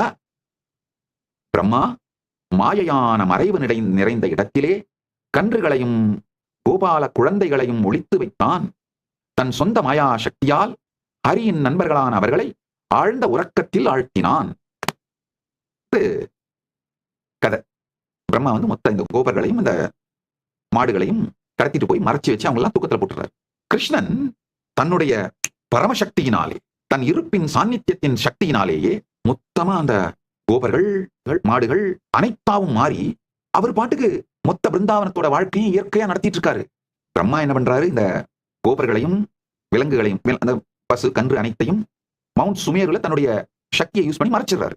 கிருஷ்ணன் வந்து பாக்குறாரு. பார்த்துட்டு இவங்கெல்லாம் யாரும் காணாமது பார்த்து ஒரு வினாடி கூட அவர் கலங்கல. தன்னுடைய யோக சக்தியினாலே அத்தனையும் அப்படியே creating identical duplicate boys and cops indistinguishable from the original. அதாவது மூலத்திற்கு, ஒரிஜினலுக்கு எந்த விதமான வித்தியாசமும் இல்லாத அப்படியே காப்பியை தன்னுடைய யோக சக்தியால் உருவாக்கிறார். உருவாக்கி அந்த கோபர்கள், அந்த ஆடு மாடுகள் எல்லாம் அவங்க கண்டினியூ, அவங்க விளையாடுறாங்க, சாப்பிடுறாங்க, லிவிங் நார்மல் லைஃப். இது ஒரு ஃபுல், இந்த பூமண்டலத்துல ஒரு ஃபுல் வருஷம் பீரியடுக்கு நடக்குது. எல்லாம் ஸ்மூத்தா போயிட்டு இருக்கு. பிரம்மா வந்து திரும்ப எட்டி பாக்குறாரு, நடுநடுங்கி போயிடுறாரு. பிரம்மா, என்னையா என்ன நடக்குது? நான் தான் எடுத்து மறைச்சு வச்சேன், இங்க பார்த்தா கிருஷ்ணன் அந்த கோபர்களோடும் அந்த விலங்குகளோடும் ஒண்ணுமே நடக்காத மாதிரி வாழ்ந்துட்டு இருக்காரு. உடனே பிரம்மா என்ன பண்றாரு, கரெக்டா அந்த சுமேர் வெட்டி பாக்குறாரு. பார்த்தா அவர் எடுத்து போய் ஒளிச்சு வச்ச அந்த ரியல் அந்த பாய்ஸ், அந்த ஆடு மாடுகள் எல்லாம் தூங்கிட்டு அங்கதான் இருக்கு. ஆனா இங்க தனியா இருக்காங்க. இங்க இவங்க அதே மாதிரி, அதே பசங்க, அதே கோபர்கள், அதே ஆடு மாடுகள் அங்கேயே இருக்கு. இங்க பிருந்தாவனத்திலையும் இருக்கு. ஒரு வினாடியில் பிரம்மா விழித்துக் கொள்ளுகின்றார். அவருடைய புத்திக்கு தெளிவு வந்து விடுகின்றது. கிருஷ்ணர் தன்னுடைய யோக சக்தியினாலே இது மொத்தமாகவும் விரிந்து இயல்பாக பிருந்தாவனத்தை நடத்தி கொண்டிருக்கின்றார் அப்படின்னு. இது பிரம்மாவுக்கு புரிஞ்ச உடனேயே கிருஷ்ணன் தன்னுடைய 4 கரத்தோடு சதுர்புஜனாக விஷ்ணு வடிவத்தை காட்டி ஒவ்வொரு கோபனும் ஒவ்வொரு பசுவும் கன்றும் தானே என்பதையும், அது ஒவ்வொன்றுத்துக்குள்ளேயும் இந்த பிரபஞ்சமே இருப்பதையும் காட்டுறார். பிரம்மா நடுநடுங்கி போய் கிருஷ்ணனுடைய மகிமையை துதித்து போற்றி தன்னுடைய தவறை ஒப்புக்கொண்டு பெருமானை சோதித்ததற்கு மன்னிப்பு கேட்டு அந்த ஒரிஜினல் கோபர்களையும் இந்த விலங்குகளையும் எல்லாத்தையும் ரிலீஸ் பண்ணி விட்டுறாரு. இந்த கிருஷ்ணர் மேனிஃபெஸ்ட் யோக சக்தியால் மேனிஃபெஸ்ட் பண்ணாலே அவங்க எல்லாம் அவருக்குள்ளேயே மறைஞ்சிடறாங்க. அவருக்குள்ளேயே திரும்பி எடுத்துறாங்க. எடுத்துட்டு நார்மல்சியை ரீஸ்டோர் பண்ணிடுறாரு கிருஷ்ணன் பிருந்தாவனத்துல. முதலியே நார்மல்சியில தான் வச்சிருந்தாரு. இப்ப எடுத்துட்டு இந்த ஒரிஜினல் நபர்களை விட்டுட்டு நார்மல்சியை மேனேஜ் பண்ணிடுறாரு. க்ஷணம் ஆகதோ பிரம்மாதம் திருஷ்டுவா விஸ்மிதம் மானசக ஏகவர்ஷம் கிருதம் தஸ்ய கோபானாம் வத்சவத்சலாக. ஒரு கணமே சென்றதாக நினைத்து திரும்பி வந்த பிரம்மா அதை பார்த்தவுடன் வியப்பில் ஆழ்ந்தான். அவன் இல்லாத அந்த ஒரு கணம் கோபாலர்களுக்கும் கன்றுகளுக்கும் ஒரு முழு வருடம் ஆகிவிட்டதை கண்டான். இது வரலாறு, நடந்த வரலாறு. இந்த டைம் டைலேஷனை பத்தி உங்களுக்கு தெளிவா புரிய வைக்குது. பிரம்மாவுக்கு வந்து ஒரு க்ஷணம்னு அவர் நினைச்சது இங்க ஒரு வருடம், பூலோகத்துல ஒரு வருடம். ஆக்சுவலா பூலோகத்துல தான் மறைச்சு வைக்கிறாரு. ஆனா அவருக்கு வந்து ஒரு க்ஷணம் தான் மறைச்சு வச்சுதான் அவர் நினைச்சாரு. ஒரு க்ஷணத்துக்குள்ள திரும்பி பார்க்கும்போது இங்க ஒரு வருடம் ஆயிருந்து. ஆனா அந்த ஒரு வருடத்தாலே இந்த மாற்றமும் இல்லாமல் கிருஷ்ணன் தன்னுடைய யோக சக்தியினாலே இந்த லீலையை நடத்திட்டு இருக்கார். டைம் டைலேஷனை பத்தி நீங்க புரிஞ்சுக்கிறதுக்கான வரலாற்று பதிவு. ஐயா, நம்ம ஸ்ட்ரென்த் என்னன்னு தெரிஞ்சுக்கிட்டு அதை யூஸ் பண்ணி நாம வாழ்க்கையில ஜெயிக்கணுங்கய்யா. நல்லா புரிஞ்சுக்கோங்க. பாரதம் சனாதன ஹிந்து சிவிலைசேஷனை அடிப்படையா கொண்டது. கொஞ்சம் புரிஞ்சுக்கோங்க. அதாவது உண்மையிலங்கய்யா, நீங்க அப்படிங்கிறது உங்க பீயிங், அதான் நிஜம். நீங்க சொசைட்டில உங்களை காட்டிக்கிறீங்களே, உங்க பிராண்டு சோசியல் மீடியால போட்டுக்கிறீங்களே, அது நீங்க உங்களை பத்தி பில்ட் பண்ணிக்கிற பிராண்டு. பிராண்டுக்கும் நிஜத்துக்கும் பல நேரத்துல சம்பந்தமே இல்லைன்றது உங்களுக்கு தெரியும். பிராண்டுக்காக சில நேரத்துல நிஜத்தை அழிக்கிறீங்க அப்படிங்கிறது உங்களுக்கு தெரியும். அதே மாதிரிதாங்க, கொஞ்சம் நல்லா புரிஞ்சுக்கோங்க. சனாதன ஹிந்து சிவிலைசேஷன் தான் இந்தியாவோட நிஜம்.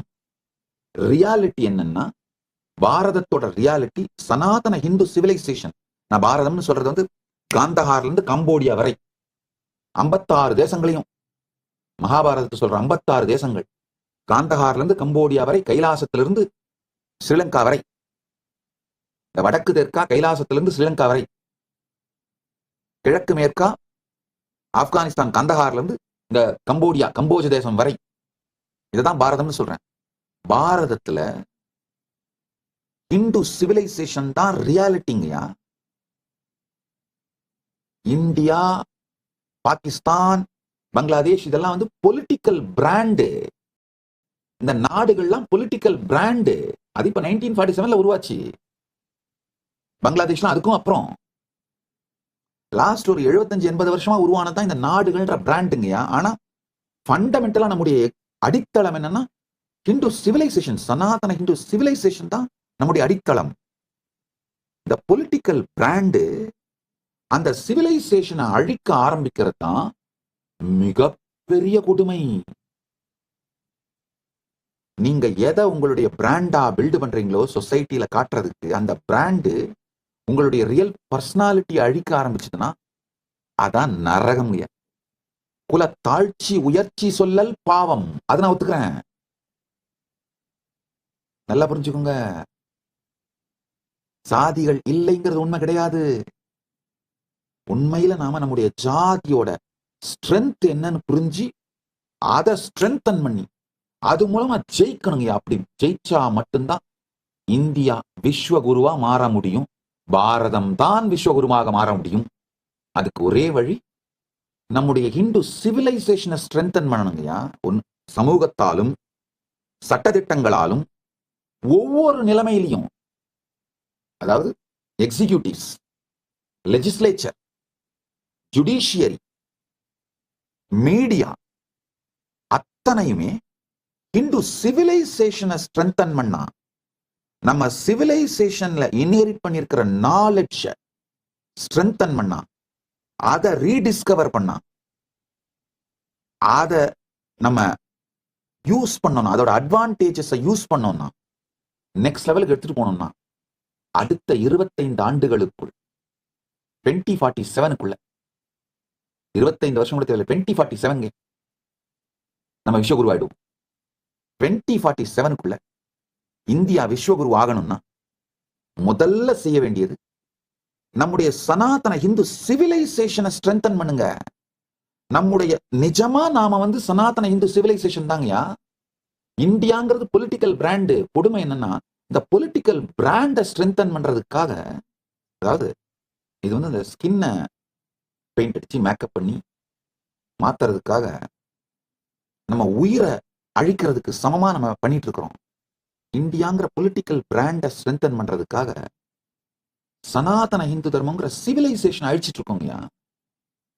இந்த நான்கும், லெஜிஸ்லேச்சர், எக்ஸிகியூட்டிவ், ஜுடிஷியரி, மீடியா, இந்த நான்கும் சனாதன ஹிந்து சிவிலைசேஷனை ஸ்ட்ரென்தன் பண்ணா நம்ம இந்தியாவோட சயின்ஸ் ஃபீல்டு எப்படி வேலை செய்யணும்னாங்க, நம்முடைய ஸ்ட்ரென்த் என்னென்ன, அதை எப்படி நெக்ஸ்ட் லெவலுக்கு எடுத்துட்டு போய் எக்ஸல் பண்றது, அந்த லைன்ல தான் நாம நம்முடைய எனர்ஜியை போடணும். அதை விட்டுட்டு வெஸ்ட் கொடுக்குற மோல்டுல நாம போகணும்னா ஐயா அந்த மோல்டை நம்ம அடாப்ட் பண்ணிட்ட உடனே நம்ம ஃபெயிலியருங்க. ஏன்னா எப்படியா இருந்தாலும் அவன் கொடுக்குற மோல்ல அவன் தான் அட்வான்ஸ்டா இருப்பான். அவன் வைக்கிற ஸ்கேல்ல அவன் எதுல அட்வான்ஸ்டா இருக்கணும் அதை ஸ்கேலை வச்சுதான் நம்மளுக்கு கற்றுக் கொடுப்பான். அவன் ஸ்கேலை எடுத்துக்கிட்டாலும் சரி, அவன் மோல்டை எடுத்துக்கிட்டாலும் சரி, நாசமா போகும். அதுல சந்தேகமே இல்லை. நம்முடைய எக்கானமி, நம்முடைய சொசைட்டி, நம்முடைய சோசியல் சயின்ஸ், நம்முடைய சயின்ஸ் எல்லாமே நம்ம ஸ்ட்ரென்த்தை பார்த்து புரிஞ்சுக்கிட்டு, நம்முடைய இன்டெலிஜென்ஸ் இதை பார்த்து புரிஞ்சுக்கிட்டு, இதை மறுமலர்ச்சி செய்து புனரமைத்து நெக்ஸ்ட் லெவலுக்கு எடுத்துட்டு போனோம்னா 2047 நாம தான் விஸ்வகுரு. இந்த கோத்ரா சிஸ்டம், இந்த லீனியேஜ் இன்டெலிஜென்ஸ் இருக்கு பாருங்க, அது நம்முடைய ஹிந்து மாடல்ங்க. நம்முடைய பிரைமால் எமோஷன்ஸ்ங்க பயாலாஜிக்கலி ஏன்ஷியன்ட். நம்முடைய பிரைமால் எமோஷன்ஸ் பயாலாஜிக்கலி ஏன்ஷியன்ட், அதாவது நம்ம முன்னோர்கள்ட்ட இருந்து வருது. நியூரோ சயின்ஸ் ரொம்ப தெளிவா ஃபுல்லி இட் அக்ரீஸ், ஏத்துக்குதுங்க. நம்முடைய primal emotions are biologically ancient. It predates to your birth, உங்கள் பிறப்புக்கு முன்பாகவே. அப்படின்னா என்ன அர்த்தம்? உங்க முன்னோர்கள்ட்ட இருந்து வருது. ரெப்டிலியன் பிரெயின் சர்வைவல் இன்ஸ்டிங்க்ட் ஆகட்டும், ஹங்கர், அக்ரெஷன், டெரிட்டோரியல் பிஹேவியர், இது எல்லாமே முன்னோர்கள்ட்ட இருந்து வர்றதுங்கய்யா. மேமலியன் பிரெயினோட emotional bonding, attachment, social behaviours, mammalian brain தான் நம்முடைய emotional bonding, attachment, social behaviour இதெல்லாம் கவர்ன் பண்ணுதுங்கய்யா. இந்த சத்தியங்கள் ஒன்னொன்னையும் புரிஞ்சுக்கும் பொழுது எனக்குள்ள அளவில்லாத நன்றி அண்ணாமலையான் மேலையும், திருவண்ணாமலையில நான் வளர்ந்த அந்த ஈகோ சிஸ்டம் மேலையும், அந்த ஈகோ சிஸ்டத்தோட பாகமா இருந்த ஒருத்தர் மேலையும் வருதுங்க. ஏன்னா இந்த மாதிரி சயின்ஸ் ப்ரூஃப் பண்ண பிறகு அதெல்லாம் வாழலான்னு வெயிட் பண்ணிட்டு இல்லாம நம்முடைய பாரம்பரியமான பல விஷயங்களை, பல உயர்ந்த ஞான அறிவு சத்தியங்களை, அதை சார்ந்த அந்த அறிவிலே ஸ்தாபிக்கப்பட்ட சிறந்த வாழ்க்கையை எனக்கு என்னுடைய முன்னோர்களும் என்னுடைய குருமார்களும் பரமசிவ பரம்பொருளின் பேரருளால், அது அண்ணாமலையான் அருளால். ஏன்னா நம்ம அண்ணாமலையான் அப்படிங்கிற அருள், இந்த கடவுள், அதுதான் நம்முடைய மொத்த சிவிலைசேஷனோட சென்டருங்க. கடவுளும் கோவிலும் தான் நம்ம சிவிலைசேஷனோட சென்டர். காந்தாரம் முதல் காம்போஜம் வரை, கைலாசம் முதல் இலங்கை வரை, தென்னிலங்கை வரை, மொத்தமா பாத்தீங்கன்னா இந்த 56 தேசங்கள்லையும் மகாபாரதம் டைம்ல அந்த 56 தேசம் தான் டாக்குமெண்ட் ஆகுது. இந்த இஸ்லாமிய தீவிரவாதிகளும் கிறிஸ்தவ கொடுங்கோலர்களும் உருவாகி உலகம் முழுக்க பரவறதுக்கு முன்னாடி வரைக்கும் இந்த 56 தேசங்கள் தான் சனாதன இந்து சிவிலைசேஷனல் நேஷனா இருந்தது. இந்த 56 தேசத்தையுமே எடுத்து பாருங்க, ஒவ்வொரு சமஸ்தானமுமே ஒரு ஆலயத்தை அடிப்படையா வச்சுதான் உருவாகி இருக்கு. நல்ல வேளையா பரமசிவன் அருளால் அந்த கோயில் பெருங்குடியில் அவன் திருவடியில் பிறந்தோம், வழி வழியாக மாதுருவாகனுக்கே அடிமை செய்கின்ற குலத்தில பிறந்து அந்த வழக்கங்களை கற்றுக்கொண்டு அந்த வாழ்க்கை முறையை உள்வாங்கி வாழ்வது எத்துணை பெரிய புண்ணியம். ஆப்பா, காரணம் என்னன்னா time tested, fool proof, best response mechanism, நம்மளை நாமளே ஹேண்டில் பண்ணிக்கிறது. இது எத்தனையும் இன்ஹெரிட்டன்ஸா வந்துருது.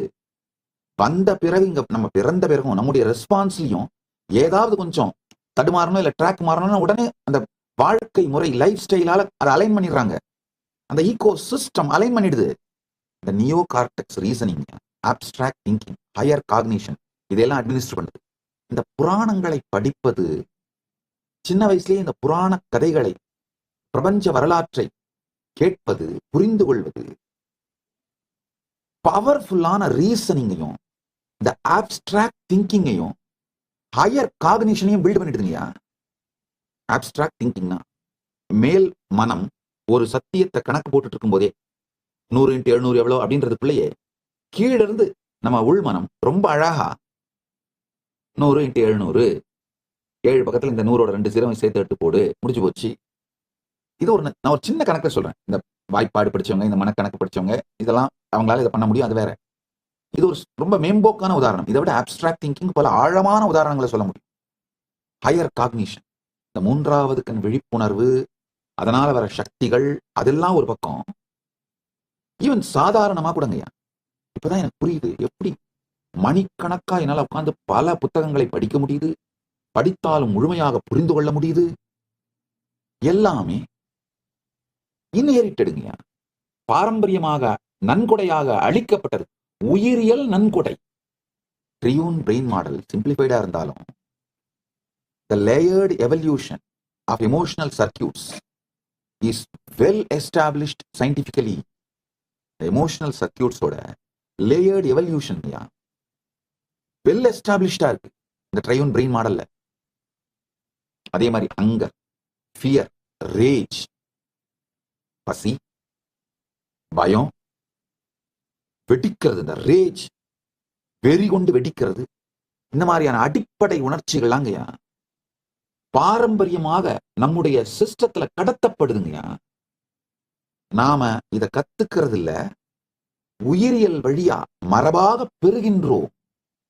அக்வாட்டிக் லைஃப் ஃபார்ம்ஸ் எல்லாம் பாத்தீங்கன்னா அதுக்கு அந்த சர்வைவல் மெமரி அப்படியே டைரக்டா வந்துருது. இன்ஸ்டிங்டிவ் ரியாக்ஷன்ஸ் நம்முடைய கான்சியஸ் மைண்டை விட அப்பாற்பட்டு சேகரித்து வைக்கப்படுகிறது. Instinctive reactions are stored beyond the reach of conscious mind. இந்த சத்தியங்களை எல்லாம் கொஞ்சம் புரிஞ்சுக்கோங்க. அதுக்கப்புறம் ஃபைனல் கன்க்ளூஷன் சொல்றேன். ஐயா, உண்மையிலேயே சனாதன இந்து தர்மத்துல ஜாதிகளால தாழ்ச்சி உயர்வு இல்லைங்கய்யா, இருந்ததே கிடையாதுங்க. அதான் உண்மை.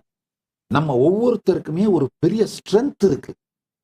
அதை ரீடிஸ்கவர் பண்ணி அந்த லைன்ல நாம அட்வான்ஸ் பண்ணோம்னா நாம எல்லாம் ஒன்னா சேர்ந்து பாரதத்தை விஸ்வ குருவாக, இந்தியாவை விஸ்வ குருவாக 2047 பண்ணிடலாம். சனாதன தர்மத்தின் தூதுவர்களை உருவாக்குவதுதான் என்னுடைய நோக்கம். எத்துணை பேரை வேண்டுமானாலும் அனுப்புங்கள். அவர்களுக்கு கைலாசா திருவண்ணாமலையில் 5 லட்சம் ரூபாய் மதிப்புடைய இந்த பயிற்சியை, உணவு, தங்குமிடம், பயிற்சிக்கான பொருட்கள், பூஜை பொருட்கள் மற்றும் புத்தகங்கள் அனைத்தையும் இலவசமாக கொடுத்து, பயிற்சியும் கொடுத்து, 1 ஆண்டு அவர்கள் இந்தியா முழுவதும் யாத்திரை செய்வதற்கு தேவையான சகல உதவிகளையும் வசதிகளையும் செய்து கொடுத்து அவர்களை முழுமையாக தயார்படுத்தி ஒரு முதிர்ச்சி அடைந்த பாரதத்திற்காக, சனாதன இந்து தர்மத்திற்காக தங்கள் வாழ்க்கையை தியாகம் செய்கின்ற முதிர்ச்சியோடு பயிற்சி பெற்ற தலைவர்களாக உங்களுக்கு திருப்பி அளிக்கின்றேன்.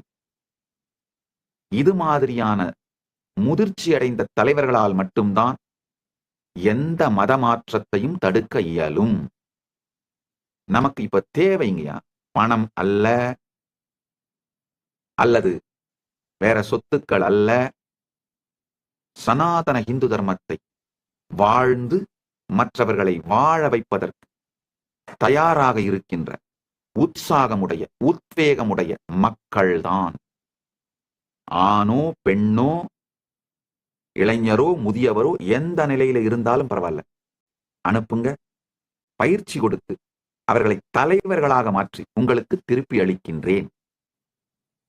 கடந்த காலம், நிகழ்காலம், எதிர்காலம், இந்த வெஸ்டர்ன் சிவிலைசேஷன் என்னென்னலாம் கற்றுக் கொடுத்தோ ஆத்தானாயும் அரைகுறையான மூடத்தனமான கருத்துக்கள் மட்டுமல்லாது அதை அடிப்படையா வச்சு நீங்க திங்க் பண்ணீங்கன்னா எக்காலத்தும் டிப்ரெஷன்லயும் லைஃப்லெஸ்ஸா இகம் நரகமாக வாழ்ந்து முடிவீர்கள். அதாவது அகம் சரியான தெளிவில்லாத மயக்கத்தில் வாழ்ந்தால் வாழ்க்கை நர அகம், நரகம். தெளிந்த புரிதலோடு ஞானத்தோடு அகம் இருக்குமானால் வாழ்க்கை ஸ்வர் அகம், சொர்க்கம் ஆயிடும். ஒரு பக்கம் இந்த போலித்தனமான புரியாத்தனமான சனாதன இந்து சிவிலைசேஷனுக்கு செய்யப்பட்ட மூளைச்சலவை, நம்ம மக்களுக்கு செய்யப்பட்ட மூளைச்சலவை. 2வது கன்சியூமரிஸ்டிக் சொசைட்டி மேல நம்ம மக்களுக்கே வந்த அளப்பரிய மோகம். இதனால நம்முடைய மிகப்பெரிய ஞானம் வாழ்க்கை முறையாக இல்லாமல் போனது. நல்லா புரிஞ்சுங்க. ஒரு 200 வருஷத்துக்கு முன்னாடிங்க வரைக்கும் உலகத்துல பெஸ்ட் விஷயங்கள் அத்தனை லிஸ்ட் எடுங்க. Best cloth, best jewellery, tallest building, largest poetry, largest quantity of இந்த ரேர் மினரல்ஸை எடுத்து ப்ராசஸ் பண்ணி எக்ஸ்போர்ட் பண்றது, largest and best pearls harvest பண்ணி எக்ஸ்போர்ட் பண்றது, கோல்டு, அத்துணையும் இந்த அத்தான லிஸ்டும் போடுங்கய்யா. மொத்த வேர்ல்டோட ஜிடிபியில 40% சனாதன ஹிந்து தர்மத்தோட ஜிடிபி.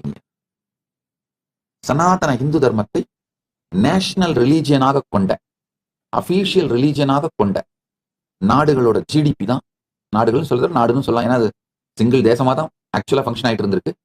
வேற வேற ப்ராவின்ஸை வேற வேற கிங்ஸ் ரூல் பண்ணிட்டு இருந்தாங்க. Otherwise ultimately it's single province. இந்த ஹிந்து சிவிலைசேஷனல் நேஷன் அதோட ஜிடிபி வேர்ல்டோட ஜிடிபியில 40%. என்ன civilisation? World's tallest building Hindu civilisation தான் இருந்தது. World's best architecture Hindu civilisation தான் இருந்தது. லார்ஜஸ்ட் யூனிவர்சிட்டி ஹிந்து சிவிலைசேஷன் தான் இருந்தது. ஆக்ஸ்போர்டும் இந்த யூனிவர்சிட்டிஸ்லாம், ஸ்டான்ஃபோர்ட், ஆக்ஸ்போர்ட், இந்த யூனிவர்சிட்டிஸ் திறக்கிறதுக்கு மச் மச் பிஃபோருங்க. அதுக்கெல்லாம் ரொம்ப முன்னாடி பல ஆயிரக்கணக்கான ஸ்டூடெண்ட்ஸ் படிச்சுட்டு இருந்த மிகப்பெரிய யூனிவர்சிட்டிஸ் ஃபங்க்ஷன் ஆகிட்டு இருந்த நாடுங்க. என்ன, நம்ம ரொம்ப எலைட் சிவிலைசேஷனா போனதுனால நம்ம போர் மெத்தட்ல எல்லாம் கூட ரொம்ப ஒரு தார்மிக்கா நம்ம வாழ்ந்துட்டு இருந்தோம். ஆக்சுவலா இந்த வார் மெத்தட்ல இருக்கிற தர்மாவை வச்சுதான் நான் சொல்றேன், இது ஒரே நாடு, வேற வேற ப்ராவின்ஸ்ல வேற வேற பீப்புள் ரூல் பண்ணாங்கன்னு. காரணம் என்னன்னா, ஈவன் போர்ல கூட same law was followed through out this whole Bharat. External affairs, வெளிநாட்டு உறவுகள், மற்ற நாட்டு உறவுகளை பற்றிய பாலிசி, இல்ல போர் பாலிசி, இது எல்லாமே இந்த பாரதத்துக்குள்ள ஒன்னாதான் இருந்தது. அதனால இதை ஒரு தேசம், தனித்தனி பிரதேசம் அப்படி வேணா சொல்லிக்கலாம். வேற வேற பிரதேசங்கள், வேற வேற பேர் ஆண்டார்கள், ஆனா ஒரு தேசமா இருந்தது. ஆனா அந்த இன்வேடர்ஸ், இஸ்லாமிய தீவிரவாதிகளும் கிறிஸ்தவ கொடுங்கோலர்களும் வந்து நம்ம எலைட் சொசைட்டியை சின்னாபின்னமாக்கி நினைத்து பார்க்க முடியாத பேரழிவை தந்து விட்டார். ஆனா ஒரு கொடுமை தெரியுமா, இன்னமும் அதுல இருந்து வெளியில வராம இருக்கும். தக்ஷசீலா யூனிவர்சிட்டிய ராமாயணம், மகாபாரதம் ரெண்டுத்திலையும் மென்ஷன் பண்ணப்படுது. மகாபாரத டாக்குமெண்டேஷன் படி 10,500 ஸ்டூடெண்ட்ஸ் இருந்தாங்க அந்த டைம்ல. அதே மாதிரி டெல்ஹாரா யூனிவர்சிட்டியை Chinese travels, Hiuen Tsang, I Tsing, இவங்கெல்லாம் அவங்களுடைய டிராவல் அக்கௌண்ட்ல மென்ஷன் பண்றாங்க. நலந்தா யூனிவர்சிட்டியை டாக்குமெண்ட் பண்றாங்க. சாரதா பீட் டெம்பிள் யூனிவர்சிட்டியை டாக்குமெண்ட் பண்றாங்க. ஆதிசங்கராச்சாரியாரே இந்த சாரதா பீட் டெம்பிள் யூனிவர்சிட்டியில தான் 6th சென்ச்சுரியில படிச்சிருக்காரு. enough literary records. The Sharada Peeth temple university at least 2500 இயர்ஸுக்கு இருக்கு. நல்லா புரிஞ்சுக்கோங்க. சாரதா பீட் டெம்பிள் யூனிவர்சிட்டி காஷ்மீர், காஷி, காஞ்சி இந்த மூணுத்திலே இருந்திருக்கு. மிதிலா யூனிவர்சிட்டி, மிதிலா நேபாளில் இருக்கிற மிதிலா யூனிவர்சிட்டி இருந்திருக்கு. ஏனியா சொல்ல வருகின்ற இந்த சத்தியங்களை புரிந்து கொள்ளுங்க. நீங்க நினைச்சிட்டு இருக்கிற உங்க வாழ்க்கையில கடந்த காலம், நீங்க உங்க வாழ்க்கையில நினைச்சிட்டு இருக்கிற எதிர்காலம், உங்க எதிர்காலம் வேற ஒண்ணும் இல்லைங்க. உங்களுடைய விருப்பத்தையும் மீறி உங்க மனம் உங்களை கடத்திட்டு போய் வச்சிருக்கிற இடம் தான் எதிர்காலம். இல்லையா, எதிர்காலங்கிற சிறையில இருந்து உங்களை விடுவிக்காது. நீங்க எப்ப எந்த வாழ்க்கையில இது வந்துருச்சுன்னா வாழ்க்கையிலேயே செட்டில் ஆயிடுவேன், பெரிய நிம்மதி ஆனந்தமா இருப்பேன்னு நினைப்பீங்க. அது வந்த உடனே 24 மணி நேரத்துக்குள்ள உங்க மனசு என்ன பண்ணும், உங்களை திரும்ப கடத்திட்டு போய் அடுத்த எதிர்காலத்துல வச்சிரும். 24 மணி நேரம் நான் சொல்றதெல்லாம் ஜாஸ்தி, 10 நிமிஷம் தூக்கிட்டு போயிடும். இதுக்கு காரணம் உங்களுடைய அறியாமை மட்டும் நினைக்காதீங்கயா, உங்களுக்கு அறிவிக்காமை. உங்க எஜுகேஷன் சிஸ்டத்தை கேள்வி கேளுங்கயா. அதாவது கொஸ்டின் பண்ணாம நீங்க ஏத்துக்கிட்ட அசம்ஷன்ஸ், உங்க மேல திணிக்கப்பட்ட அசம்ஷன்ஸ் உங்களை சிதைத்து சின்னாபின்னமாக்கி விட்டது. அந்த அசம்ஷன்ஸ் தான் உங்க வாழ்க்கையில நீங்க படுற எல்லா பிரச்சனைகளுக்கும் காரணம். சாதாரண டயபெட்டிஸ் இருந்தா கூட சரிங்க, இப்போ ஏகப்பட்ட ரிசர்ச்சஸ் வருது. குளோபல் மீடியா சொல்லுது colonization is responsible for the diabetes in South Asian nations. நீங்க கேப்பீங்க, என்ன சாமி சொல்றீங்க, டயாபிட்டிஸுக்கும் நம்ம கிறிஸ்தவ கொடுங்கோலர்கள் ஆட்சிக்கும் எப்படி சாமி சம்பந்தம்? நல்லா புரிஞ்சுக்கோங்க. பல குளோபல் மீடியா சேனல்ஸ் சொல்றாங்க நம்முடைய DNA, especially India, Pakistan, Bangladesh, Sri Lanka, அந்த காலனைஸ் பண்ணி வச்சிருந்த கிறிஸ்தவ கொடுங்கோலர்கள் காலனைஸ் பண்ணி வச்சிருந்த அந்த நாடுகள்ல 25 ஃபெமைன், தொடர்ந்து 25 பெரும்பஞ்சங்களை ஆர்டிபிஷியலா உருவாக்குனாங்க. அப்ப என்ன ஆச்சுன்னா நம்முடைய டிஎன்ஏ ஜீன்ஸ் எல்லாம் ஸ்டார்வேஷனுக்கு அடாப்ட் ஆயிடுச்சு. ஒண்ணு பல கோடி பேர் செத்தாங்க. இருக்கவங்கலாம் அவங்களுடைய டிஎன்ஏ ஸ்டார்வேஷனுக்கு அடாப்ட் ஆயிடுச்சு. எழுந்து கேளுங்க, பிரிட்டிஷ் அதாவது கிறிஸ்தவ கொடுங்கோலர்கள் உருவாக்கின ஆர்டிபிஷியல் ஃபெமைன் பாரதத்துலங்கய்யா. கிறிஸ்தவ கொடுங்கோலர்கள், நீங்க நல்லா புரிஞ்சுக்கணும், கிறிஸ்தவ கொடுங்கோலர்கள் ஆப்பிரிக்கர்களை மட்டும்தான் அடிமைகளா மாத்தி வித்தார்கள்னு தயவு செஞ்சு நினைச்சிட்டு இருக்காதீங்க. லட்சக்கணக்கான இந்தியர்கள் அடிமைகளாக மாற்றப்பட்டு கரீபிய நாடுகளுக்கும் மலேசியா மற்ற பல நாடுகளுக்கும் அடிமைகளாக கொண்டு செல்லப்பட்டார்கள். அந்தந்த நாடுகளோட வரலாற்றை பாருங்க. பிஜி, மொரீஷியஸ், கரீபிய நாடுகள், அவங்க நாட்டோட வரலாறுகள்லாம் பாருங்க. இந்த ஆர்டிபிஷியல் ஃபெமைன், அதாவது செயற்கையாக உருவாக்கப்படுகின்ற பஞ்சத்தினால அவங்க என்னென்ன அச்சீவ் பண்ணாங்கன்னு பாருங்க. இந்த கிறிஸ்தவ கொடுங்கோலர்கள் ஒண்ணு, பெரும் மக்களை அழித்தார்கள், சாகடிச்சிட்டாங்க. அழிச்சிட்டாங்க. மிச்சம் இருக்கவங்களுக்கும் லைஃப்ல கான்பிடன்ஸ் இல்லாம அவங்க முதுகெலும்பு உடைச்சிட்டாங்க, சைக்கலாஜிக்கலா அவங்களை உடைச்சிட்டாங்க. சோ அவன் சோறு கிடைச்சா போதும், எதுவுமே எதிர்த்து போராடத்துக்கு அவனுக்கு மனதிலேயோ உடம்புலயோ சக்தி இல்லாம சின்னாவினமாக்கிட்டாங்க. இன்னொரு முக்கியமான விஷயம், சாப்பாட்டுக்கு வழி இல்லாம அவனை மாத்தின உடனே அவன் அடிமையாக இருப்பதற்கு தயாராயிட்டான்.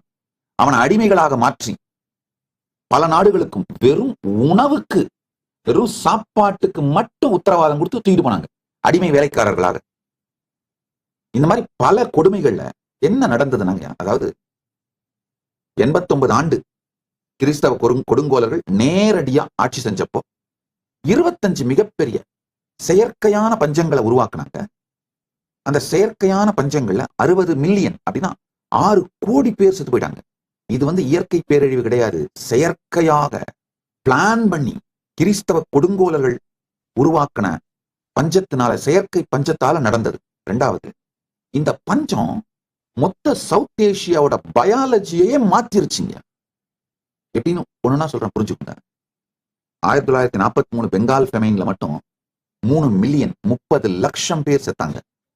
கிறிஸ்தவ கொடுங்கோல் அரசு சாப்பாடு மொத்தத்தையும் தூக்கிட்டு போயிட்டு, இங்க விளைஞ்ச உணவு மொத்தத்தையும் எடுத்துட்டு போயிட்டு அவசர உதவி கூட கொடுக்க முடியாதுன்னு மக்களை சாகடிச்சாங்க. இன்னொரு கொடுமை, பல நேரத்துல உணவை எடுத்துட்டு போய் கடல்ல முழுகடிப்பாங்களாம். ஏன்னா அப்பதான் இவங்க சாகணும் அப்படின்னு, நாம சாகணும் அப்படிங்கிறதுக்காக கடல்ல எடுத்துட்டு போய் உணவை முழுகடிப்பாங்களாம். நல்லா புரிஞ்சுக்கோங்க. இப்ப நீங்க கிறிஸ்தவர்களாக மாறி மதம் மாறி, இஸ்லாமியர்களாக மதம் மாறி, அல்லது நாத்திகர்களாக மதம் மாறி, அதே கிறிஸ்தவ கொடுங்கோல் ஆட்சியை அவர்களுடைய பாலிசிஸ சப்போர்ட் பண்றவங்களா இருந்தா கூட நீ மனத்தால் வேணா மாறிடலாம். உன் டிஎன்ஏவும் ஜீன் இதே தான்ப்பா, உனக்கும் டயபெட்டிஸ் வந்தது காரணம் கிறிஸ்தவ கொடுங்கோலர்கள் உருவாக்கிய செயற்கை பஞ்சம்தான். உடல்கள் சர்வைவல் அடாப்டேஷன் நிரந்தரமா மாத்தி ஃபெமைன் ரெஸ்பான்ஸ் பேட்டர்னை பயாலாஜிக்கல் சிஸ்டம்ல பதிச்சுக்கிச்சிங்க. இந்த ஃபெமைன் சர்வைவல் ட்ரேட்ஸ் தான் நம்ம எபிஜெனெட்டிக் இன்ஹெரிட்டன்ஸா இன்னைக்கு சவுத் ஏசியன்ஸுக்கு இருக்கு. அதனாலதான் டயபெட்டிஸ் ரிஸ்க் ரொம்ப அதிகமா இருக்கு. திரும்ப திரும்ப திரும்ப ஸ்டார்வேஷனுக்கு உட்படுத்தப்பட்டதுனால உடல் எனர்ஜியை சேமிக்கிறதுக்காக பயாலஜிக்கலா அடாப்ட் ஆயிடுச்சு. அதனால இன்சுலின் ரெசிஸ்டன்ஸும் சுகர் ஃபேட் மெட்டபாலிசமும் மாற்றம் நடந்து அது பரம்பரையாக கடத்தப்பட்டது. ஆழ்ந்து புரிஞ்சுக்கோங்க. ஒரு பஞ்சத்தை கூட கடந்து உயிர் வாழ்ந்தால் அடுத்த தலைமுறையில டயபெட்டிஸ் ரிஸ்க் 2 மடங்கு ஆயிடும். பேர குழந்தைங்கள ஹை பிளட் சுகர் ரிஸ்க் அதிகமாயிடும் அப்படின்னு பல ஆய்வுகள் சொல்லுது உலகம் முழுக்க. இப்ப நான் சொல்றது எல்லாமே தெள்ள தெளிவான ஆராய்ச்சிகளின் மூலம் நிரூபிக்கப்பட்ட புள்ளி விவரங்கள். கொஞ்சம் இன்டர்நெட்ல ரிசர்ச் பண்ணுங்க, ஏஐல ரிசர்ச் பண்ணுங்க. நான் சொன்னது ரிசர்ச் பண்ணி பாத்தீங்கன்னா உங்களுக்கே புரியும். ப்ரிசைஸ் டீட்டெயிலோட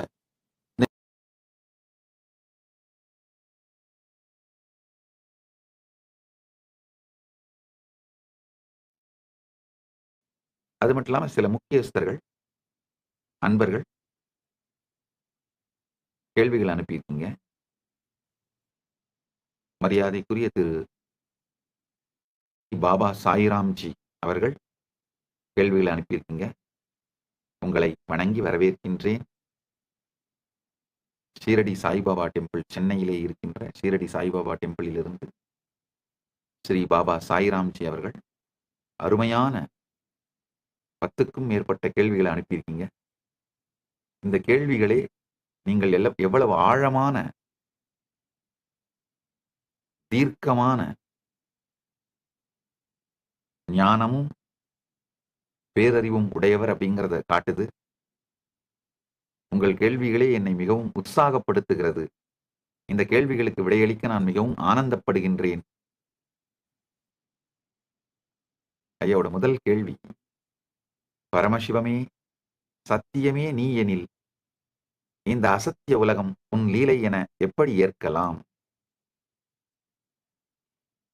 ஐயா ஸ்ரீ பாபா சாய்ராம்ஜி ஐயா நல்லா புரிஞ்சுக்கோங்க. அதாவது பரமசிவம் சத்தியம் என்கிற நிலைப்பாட்டை நாம் புரிந்து கொண்டால் உலகம் அசத்தியமல்ல, உலகத்தை பற்றி நாம் வைத்திருக்கும் கருத்துக்கள் தான் அசத்தியம் என்று புரிந்துவிடும். பிரபஞ்சம் மாயை அல்ல, பிரபஞ்சத்தோடு நாம் வைத்திருக்கும் உறவு, பிரபஞ்சத்தை பற்றி நாம் வைத்திருக்கும் புரிதல், பிரபஞ்சத்தை நாம் பார்க்கின்ற விதம், நாம் அனுபவிக்கின்ற விதம், அதுதான் மாயை. ஆழ்ந்து புரிந்து கொள்ளுங்க. அதாவது ஜீவன், ஈஸ்வரன், ஜெகத்.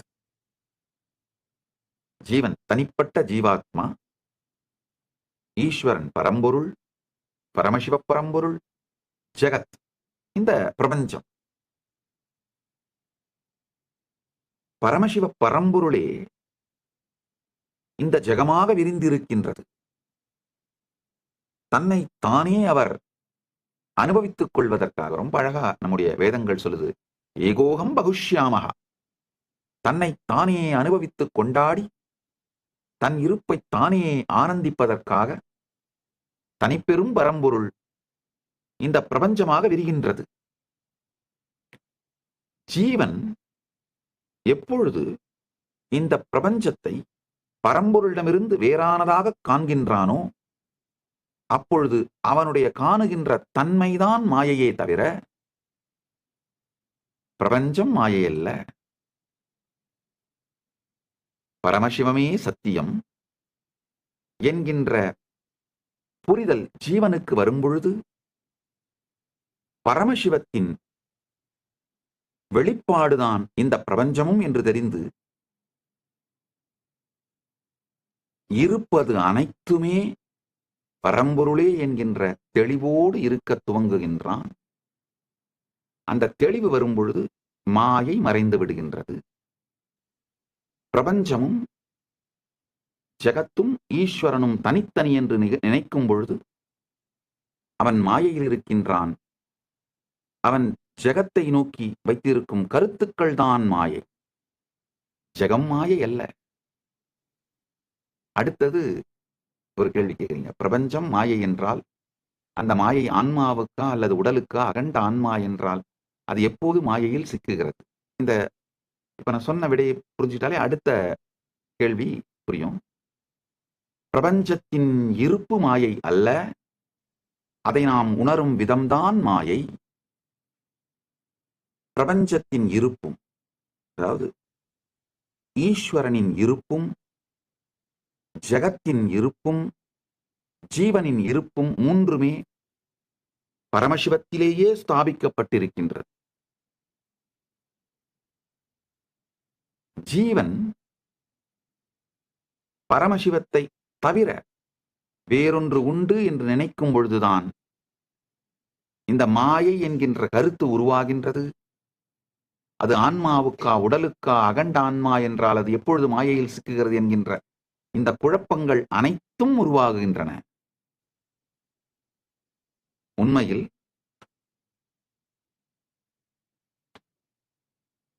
ஜீவன் சிவத்திடமிருந்து ஜெகத்தை பிரித்து பார்க்கின்ற இந்த மாயை மட்டும்தான் விட வேண்டுமே தவிர இதிலே யாரும் எப்போதும் எதிலுமே சிக்கவில்லை.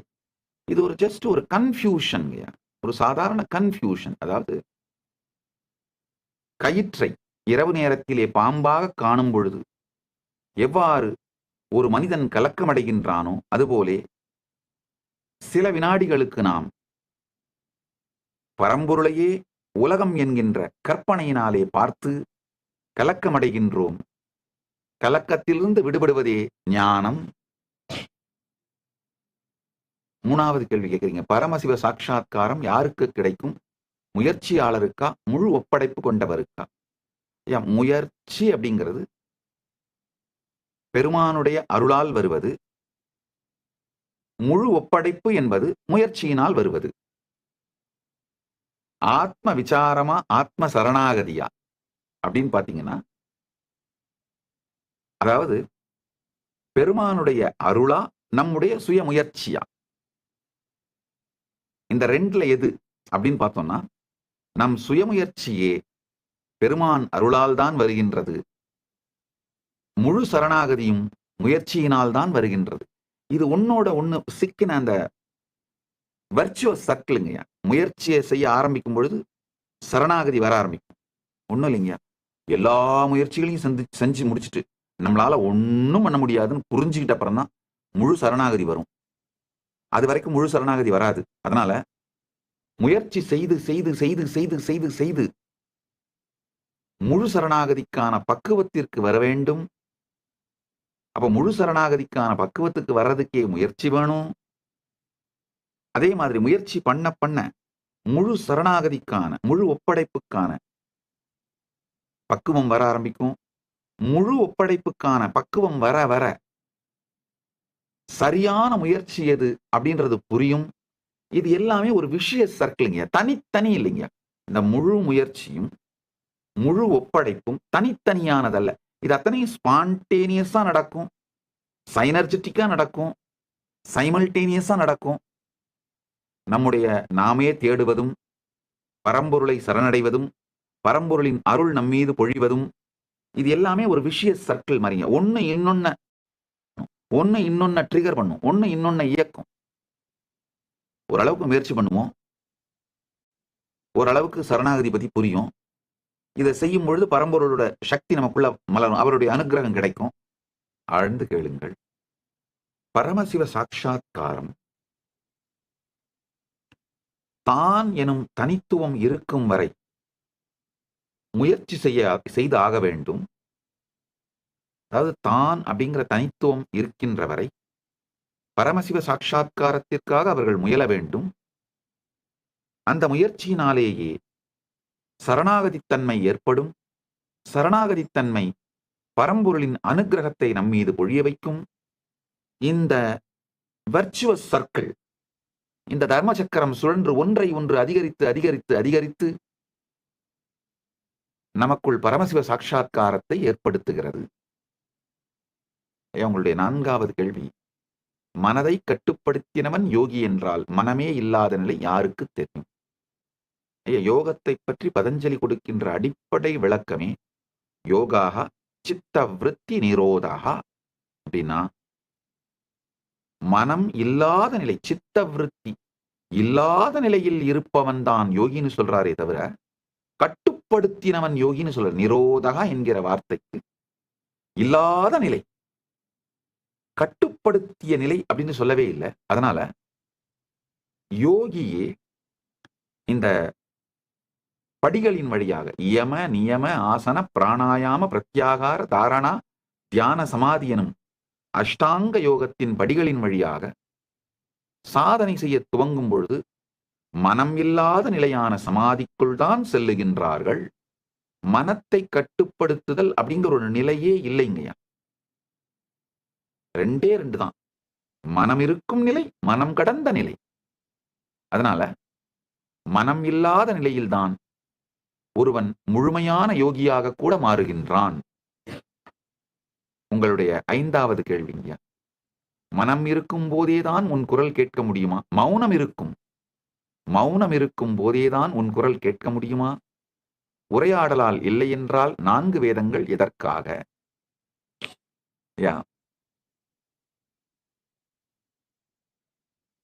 ஒரு மனிதனை மௌனத்திற்குள் செலுத்துவதற்கு தேவையான உரையாடல் தான் வேதங்கள்.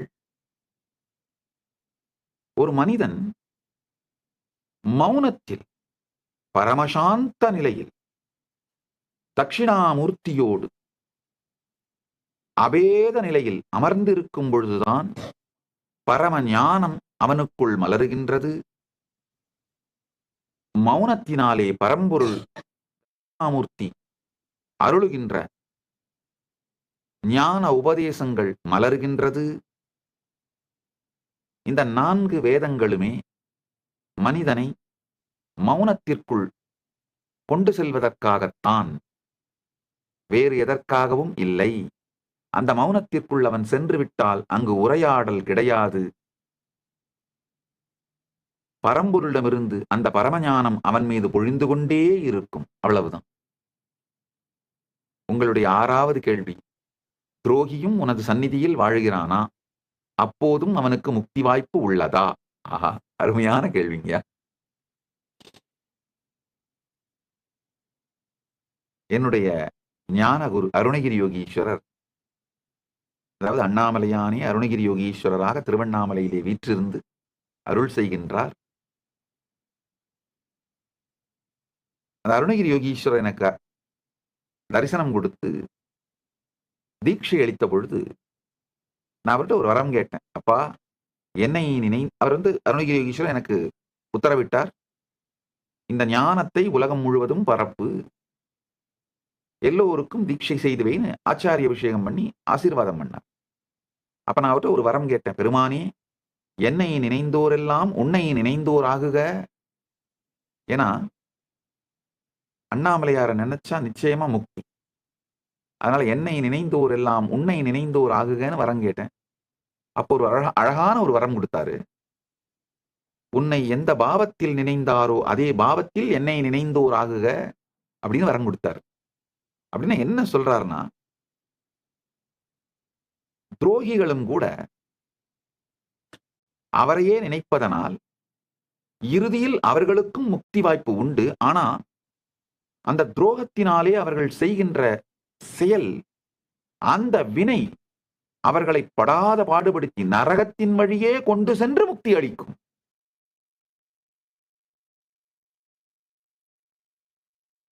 அன்பர்கள் பக்தியினாலே நினைந்து, பக்தியினாலே கரைந்து, பக்தியினாலே உருகுபவர்கள், கரைபவர்கள் ஆனந்தத்தின் வழி சென்று, சொர்க்கத்தின் வழி சென்று முக்தி அடைகின்றார்கள்.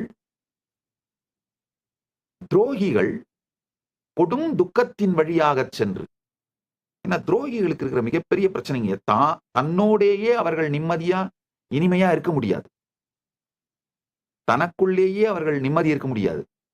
ஆனாலும் பெருமானை நினைத்த காரணத்தால் பெரும் துக்கம், நரகம் இவைகள் வழியாக சென்று அந்த கர்மங்களை எல்லாம் கழித்து முடித்துவிட்டு முக்தியை அடைகின்றார்கள். பக்தர்களும் துரோகிகளும் 2 பேருமே முக்தி அடைகிறார்கள். இறுதியில் துரோகிகளுக்கு கொஞ்சம் காலம் எடுக்கும், கஷ்டம் எடுக்கும், அவ்வளவுதான்.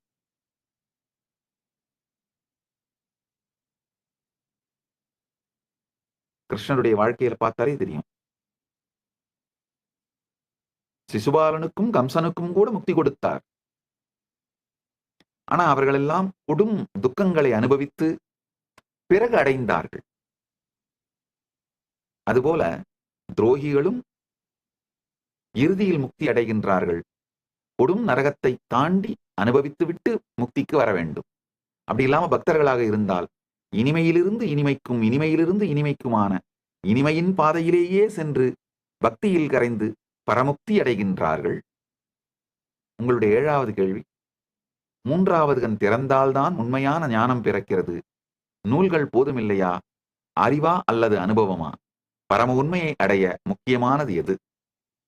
பரம உண்மையை அடைய அனுபூதிதான் முக்கியம். அதுல ஒன்றும் சந்தேகமே இல்லை. மற்றவர்களுக்கு அந்த பரம உண்மையை சொல்வதற்குத்தான் சாஸ்திர பிரமாணம் வேண்டுமே தவிர, தான் மட்டும் பரமஞானத்தில் இருப்பதற்கு அனுபூதி மட்டுமே போதுமானது. தான் மட்டும் பரமஞானத்தில் இருப்பவனுக்கு இருக்க வேண்டும் என்பவர்களுக்கு நூல்களோ சாஸ்திர ஞானமோ தேவை கூட இல்லை. குருவிடமிருந்து நேரடியாக தீட்சையும் குருவின் உபதேசங்களுமே போதும். அவர்களுக்கு பரமஞானத்தை அளித்துவிடும். ஆனா மற்றவர்களுக்கு சொல்ல வேண்டும் என்ற ஆச்சாரிய பொறுப்பை ஏற்று பரமாச்சாரிய திருப்பணியை செய்ய வேண்டியவர்கள், இந்த ஞானத்தை மற்றவர்களுக்கு அளிக்க வேண்டியவர்கள் நிச்சயமாக ஆத்ம அனுபவத்தோடு ஆத்ம பிரமாணத்தோடு சேர்ந்து சாஸ்திர பிரமாணத்தையும் பெற்றிருக்க வேண்டும். சாஸ்திர பிரமாணம் இல்லாவிட்டால், சாஸ்திர ஞானம் இல்லாவிட்டால், ஆத்ம பிரமாணம் இருந்தால் கூட ஆச்சாரியனாக இருந்து மற்றவர்களுக்கு வழிகாட்டுவது சாத்தியம் இல்லை, சரியும் இல்லை. அதனால அனுபூதியின் போது எல்லோருக்குமே மூன்றாவது கண் திறக்கின்றது. மூன்றாவது கண் திறக்கும் பொழுதுதான் எல்லோருக்குமே அனுபூதி மலர்கின்றது. ஒரு தனி மனிதனுடைய பரமானுபூதிக்கு, ஆத்ம அனுபூதிக்கு, ஜீவன் முக்திக்கு, பரமுக்திக்கு சாஸ்திரங்களோ நூல்களோ தேவையில்லை. குருவின் உபதேசங்களும் தீட்சையும் மட்டுமே போதும். ஆனால் மற்றவர்களுக்கு உபதேசிக்கின்ற, திருப்பணி செய்பவர்களுக்கு ஆத்ம அனுபவமும் ஆத்ம பிரமாணமும் சாஸ்திர பிரமாணமாகிய நூல்களின் அறிவும் தேவை. இரண்டாவது கேள்வி, அனைத்தும் சிவமயம் என்கின்ற உண்மை தெரிந்த பிறகு வாழ்க்கையின் நோக்கம் என்ன? நல்ல புரிஞ்சுக்கோங்க. அனைத்தும் சிவமயம் என்று தெரிந்தபின் நம்மை நாமே கொண்டாடி பரமானந்தத்தில், பரமாத்வைதத்தில் இருப்பதே வாழ்க்கை. அதற்கு மேல தனிப்பட்ட நோக்கம் கிடையாது. பரமுக்தியில், பரமாத்வைதத்தில் திளைத்திருப்பதே வாழ்க்கையின் நோக்கம். உங்களுடைய 9வது கேள்வி, பிராரப்தம் துன்பமளிக்கும் போது என் எண்ணங்களால் அதை கலைக்க முடியுமா? பிராரப்தம் நிலையாக தீர்மானிக்கப்பட்டது எனில் அதை யாராலும் மாற்ற முடியுமா? பிராரப்தம் நிலையாக தீர்மானிக்கப்பட்டது அல்ல. உங்களுடைய எண்ணங்களாலே பிராரப்தத்தை துன்பம் இல்லாத நிலையாக மாற்ற முடியும். பிராரப்தம் துன்பம் அளிக்கிறது என்று நினைப்பதே கூட நம்முடைய எண்ணங்களுக்குள் ஏற்படும் மாயைதான் என்பதனால் நம் எண்ணங்கள் சீரமைக்கப்பட்டால் பிராரப்தம் துன்பத்தை அளிக்காது. பிராரப்தம் நிலையாக தீர்மானிக்கப்பட்டதும் இல்லை. குருவின் தீட்சையாலும், அருட்பார்வையாலும், சக்திபாதத்தாலும், சக்தி நீபாதத்தாலும் பிராரப்தம் சூரியனை கண்ட பனி போலே விலகி கரைந்து காணாமல் போய்விடும். உங்களுடைய 10வது கேள்வி, மோக்ஷம் கோவிலில் இல்லையெனில் என் உள்ளத்திற்குள் அதை எப்படி உணர முடியும்? மோக்ஷம் கோயிலில் உண்டு. மோக்ஷம் கோவிலில் இல்லை அப்படிங்கிறதே தவறான கருத்து. மோக்ஷம் கோவிலிலும் உண்டு, நம் உள்ளத்திலும் உண்டு. கோவிலில் மோட்சத்தை கண்டார் மட்டுமே உள்ளத்துள் மோட்சத்தை காண முடியும். கோவிலில் கடவுளை உணர்ந்தார் மட்டுமே உள்ளத்துள் கடவுளை உணர முடியும். வெளியில நம்முடைய புலன்கள் இயல்பாகவே புறபலகை நோக்கியே இயங்குகின்றது. வெளியில கோவிலில் கடவுளை உணர்ந்தால், மோட்சத்தை உணர்ந்தால், அமைதியை உணர்ந்தால் மட்டும்தான் உள்ளத்திற்குள்ளும் அதை உணரும் பக்குவம் வரும். அதனால் ஊர்தோறும் ஆலயம் செய்வோம், வீதிகள் தோறும் ஆலயம் செய்வோம், வீடுகள் தோறும் ஆலயம் செய்வோம் என்பதுதான் நம்முடைய சனாதன இந்து தர்மத்தின் பாரம்பரியம். பாருங்கயா, இந்த வீடுகள் தோறும் பூஜை அறைன்னு வைத்திருக்கின்ற பழக்கமே நம்முடைய சனாதன இந்து தர்மத்துக்கே உரிய பழக்கம்யா. ஊர்தோறும் ஆலயம் செய்து, வீதிதோறும் ஆலயம் செய்து, வீடுதோறும் ஆலயம் செய்து, வீட்டிலே இருக்கின்ற ஆலயம் ஆன்மார்த்த பூஜைக்காகவும், ஊர் மத்தியில் இருக்கும் ஆலயம் பரமார்த்த பூஜைக்காகவும் என்று நம் முன்னோர்கள் வகுத்து வைத்தது. கோவிலில் மோட்சம் உண்டு, கோவிலில் இறை அனுபூதி உண்டு, கோவிலில் கடவுள் தரிசனம் உண்டு, கோவிலில் மோட்சத்தையும் இறை அனுபூதியையும் சாந்தத்தையும் சக்தியையும் அமைதியையும் ஆண்டவனையும் உணர்ந்தவனால் மட்டும்தான் உள்ளத்துள் அவைகளையெல்லாம் உணர முடியும்.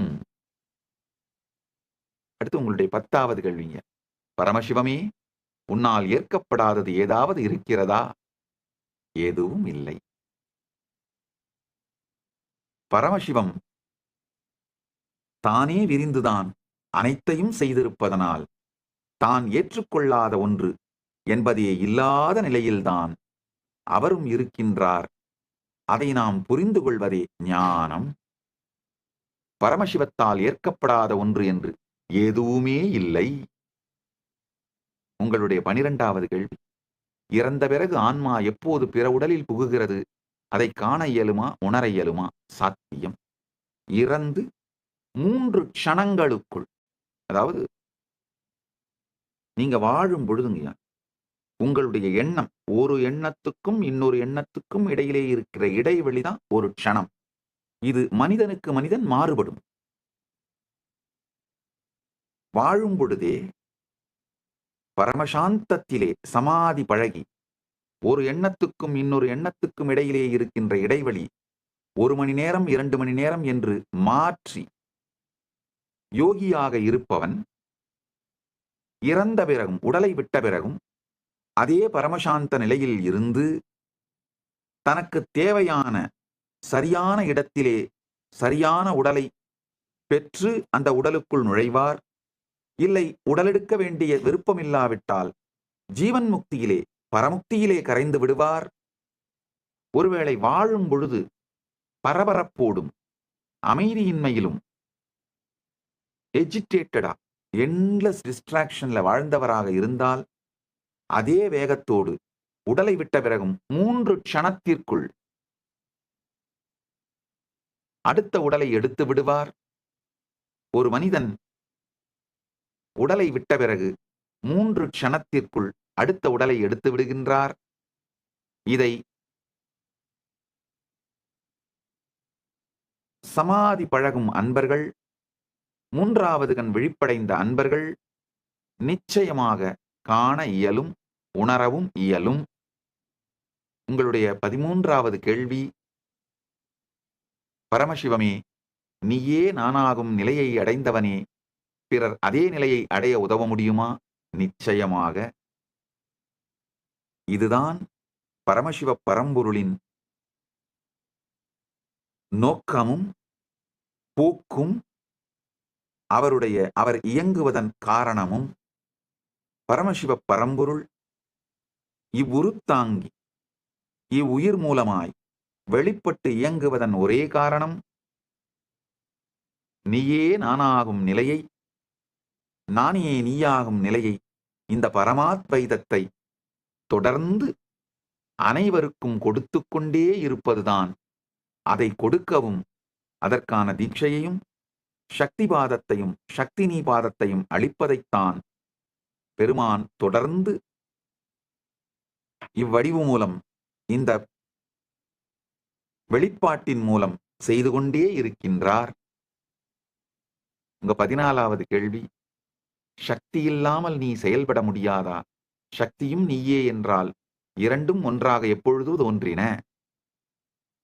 சக்தி சிவத்திலிருந்து தனியாக இல்லை. இருப்பும் இயக்கமும் தன்னுடைய இயற்கையாக உடையது சிவம். அதனால் சக்தி எக்காலத்தும் தனியாய் தோன்றவில்லை. அது சிவத்தோடேயே எப்பொழுதும் இருக்கின்றது. சிவத்தின் இருப்பு எப்பொழுதிருந்தெல்லாம் இருக்கிறது என்று நாம் நினைக்கின்றோமோ அப்பொழுதே சக்தியின் இருப்பும் இருக்கின்றது. அதாவதுங்க, எப்பொழுது தோன்றியதுன்ற கேள்வியை ஒரு கால வரையறைக்கு உட்பட்ட மனத்தோட கேள்வி. இந்த கேள்விக்கு பதிலே சொல்ல முடியாது. கடந்தது, இருப்பது, எதிர்வருவது என்கின்ற காலங்களுக்கெல்லாம் அப்பாற்பட்டு அனாதியாக, ஆதியும் அந்தமும் இல்லாததாக எப்பொழுதும் இருக்கின்ற சிவம் சக்தியோடேயே இருக்கின்றது. அது சக்தியோடே இணைந்தே இருப்பதனால் சக்தியோடே இணைந்தே செயல்படுகின்றது. சக்தி இல்லாமல் சிவம் இருக்கக்கூட முடியாது என்பதனால் சக்தி இல்லாமல் செயல்பட முடியாதா என்கின்ற கேள்விக்கே இங்கு அவசியமில்லை. சிவத்தின் இருப்பே சக்தியோடு சேர்ந்ததுதான். சக்தியின் இருப்பும் சிவத்தோடு சேர்ந்ததுதான்.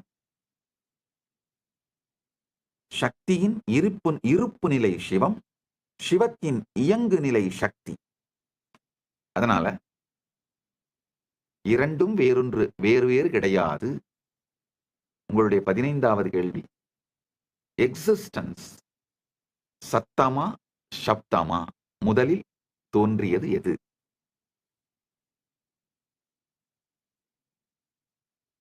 பிரபஞ்சம் சத்தம், சப்தம் இது இரண்டையும் கடந்து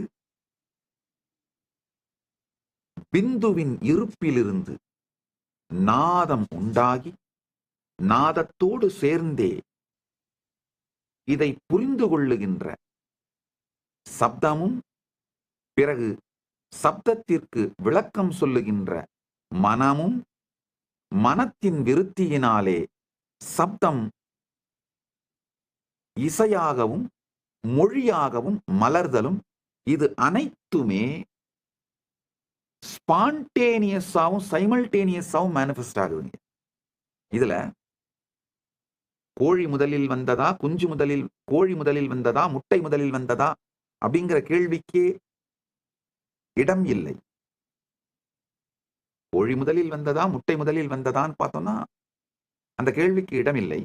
எல்லாமே சைமல்டேனியஸாவும் ஸ்பான்டேனியஸாவும் மேனிஃபெஸ்ட் ஆகும். பிந்துவிலிருந்து சத்தமும், சப்தமும், சப்தத்திலிருந்து இசையும், இசையை புரிந்து கொள்ளும் மனமும், இசையிருந்து வார்த்தைகளும், வார்த்தைகளை புரிந்து கொள்ளும் மனமும், இவை அனைத்துமே ஸ்பான்டேனியஸா மேனிஃபெஸ்ட் ஆகுது. இதான் சத்தியம். பரமசிவமே நீ இரண்டையும் கடந்தவன் என்றால் அவை எங்கிருந்து வந்தது? இரண்டையும் கடந்து நிற்கும் பரமசிவத்திடமிருந்தே இரண்டும் வெளிப்படுகின்றது. உங்களுடைய 16வது கேள்விங்க. பரமசிவமே பாவமெல்லாம் நீ என்று ஏற்கும் பொழுது பாவி என்பதே தவறா? பாவமும் உன்னுடைய வடிவம் அல்லவா? உன்னுடைய ஒரு வடிவம் அல்லவா? ஆம். பரமசிவத்திற்கு பாவம் பாவி என்று எதுவுமே இல்லை. பாவம் பாவி என்று பிரிப்பதுதான் பாவமே தவிர பாவம் என்று எதுவுமே இல்லை, பாவி என்று எதுவுமே இல்லை. தன்னை மறந்திருக்கும் மாயைதான் பாவமே தவிர நிஜத்தில் பாவம் என்றும் பாவி என்றும் எதுவுமே இல்லை. பரமசிவம், நீங்க அடுத்த 17வது கேள்வி கேட்கிறீங்க. பரமசிவமே நீ நித்தியன் என்றால் காலம் என்ன? காலாதீதனாக இருந்தால் நான் எப்போது உன்னை உணர முடியும்? காலாதீதம் அப்படிங்கிறத சற்றே புரிந்து கொள்ளுங்கள். அதாவது கடந்த காலத்தை ஆழ்ந்து பார்த்தீங்கன்னா கடந்த காலம்னே ஒண்ணு இல்லை. கடந்த காலத்தை பற்றிய நினைவுகள் தான் இருக்கு, அது நிகழ்காலத்துல தான் இருக்கு. அதே மாதிரி எதிர்காலம்னா என்னன்னு ஆழ்ந்து பார்த்தீங்கன்னா எதிர்காலம்னே ஒண்ணு இல்லை. எதிர்காலத்தை பற்றிய நினைவுகளும் ஏக்கங்களும் அந்த பதிவுகளும் நிகழ்காலத்துல தான் இருக்கு. நிகழ்காலம் எதுன்னு கொஞ்சம் ஆழ்ந்து பார்த்தீர்களானால் நிகழ்காலமும் இல்லை. காரணம் என்னன்னா நாம நிகழ்காலத்தை அப்சர்வ் பண்றதுக்குள்ளேயே கடந்த காலம் மாறிவிடுகின்றது. நிகழ்காலத்தை நாம பார்க்கவே எதிர்காலம் கடந்த காலமாக மாறிவிடுகின்றது. அப்சர்வ் பண்ணி முடிக்கிறதுக்குள்ளேயே அதை நாம நிகழ்காலம்னு பார்ப்பதற்குள்ளாகவே எதிர்காலம் கடந்த காலத்திற்குள் கரைந்து விடுகின்றது. அதனால தேடினால் முக்காலமுமே இல்லை. நம் இருப்பிலே உபனிஷதத்தில் இருந்தோமானால் 3 காலமும் நம் மீது இயங்குகிறது என்பதை புரிந்து கொள்ளலாம். காலம் அப்படிங்கிற ட்ரெயின்ல உட்கார்ந்துட்டு போற பேசஞ்சர் நாம இல்ல. காலம் அப்படிங்கிற ட்ரெயின் போற ட்ராக்கு தான் நாம, தண்டவாளம் நாம் அப்படிங்கிற இருப்பிலிருந்து பார்த்தோமானால் இப்பொழுது நித்திய நிகழ்விலே இருந்து நம்மையும் பரமசிவத்தையும் உணரலாம். நாமே பரமசிவம் என்பதை உணரலாம். இந்த காலம் பற்றி கடந்த 5 நாட்களாக மிக விரிவாக சத்சங்கத்துல சொல்லியிருக்கேன். இந்த 5 சத்சங்கங்களையும் பார்த்தீர்களானாலுங்கய்யா, காலம் அப்படிங்கிற திரைப்படம் ஓடுகின்ற திரை நாம். திரைப்படத்துக்குள்ள இருக்கிற ஹீரோவோ வில்லனோ காமெடியனோ நாம இல்ல. அந்த திரைப்படம் ஓடுகின்ற திரை நாம் அப்படின்னு புரிஞ்சுக்கலாம். காலம்ங்கிற ரயில்ல உட்கார்ந்துட்டு போற பயணி நாம இல்ல. காலம்ங்கிற ரயில் போற தண்டவாளம் நாம் அப்படின்னு புரிஞ்சுக்கிட்டு உபனிஷதத்தில் அமர்ந்து சாட்சியாக பார்த்து சமாதியில் இருந்தோமானால் இந்த நித்திய நிகழ்விலே கடந்ததும் இருப்பதும் வருவதும் நமக்குள்ளேயே நினைக்கிறது, நமக்குள்ளேயே நிகழ்கிறது என்ற தெளிவும் காலாதீத தன்மையிலேயே இருக்கின்ற இருப்பும் நிகழ்கின்றது. திரு மரியாதைக்குரிய சாய்ராம்ஜி அவர்களுக்கு நன்றி. உங்களுடைய கேள்விகள் அனைத்துமே எனக்கு மிகுந்த சந்தோஷத்தையும் உற்சாகத்தையும் அளித்தன. நீங்கள் நேரலையிலே சாய்பாபா ஆலயத்தின், ஷீரடி சாய்பாபா அவர்களுடைய ஆலயத்தின் தரிசனத்தை காட்டியதற்காகவும் நன்றி. உங்கள் கேள்விகளுக்கு பதிலளித்துக் கொண்டிருக்கும் பொழுதே ஷீரடி சாய்பாபா அவர்களின் தரிசனத்தையும் பெற்றோம். அவருடைய தரிசனத்தை அளித்ததற்காக நன்றி. இந்த கேள்விகளின் மூலமாக அளிக்கப்பட்ட விடைகள் உங்களுக்கு உபயோகமாக இருக்கும், பரமாத்வைதத்தை உங்களுக்கு அனுபூதியாக மாற்றும் என்ற நம்பிக்கையோடும் ஸ்ரத்தையோடும் நீங்கள் பரமாத்வைத அனுபூதி அடைந்து பரமுக்தியில் நிலைத்திருந்து முழுமையான பரமாத்வைத அனுபூதியும் வேண்டியது வேண்டியவாறு முழுமையாக வாழ்க்கையிலே வெளிப்படுத்தி அகத்திலே ஜீவன் முக்தியும் இகத்திலே பெருவெற்றியும் பரத்திலே பரமுக்தியும் அடைந்து பரமாத்வைதத்தில் வாழ்ந்திட ஆசீர்வதிக்கின்றேன். ஆனந்தமாக இருங்கள். நிறைய கேள்விகள் அனுப்பி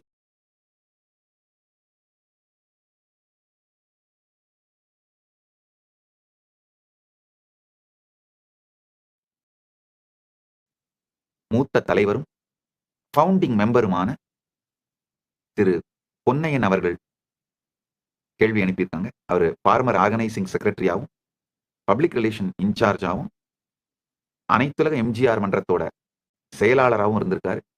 அது மட்டும் அல்லாமல் முன்னாள் அமைச்சருமாக இருந்தவர் திரு பொன்னையன் அவர்களை வணங்குகின்றேன்.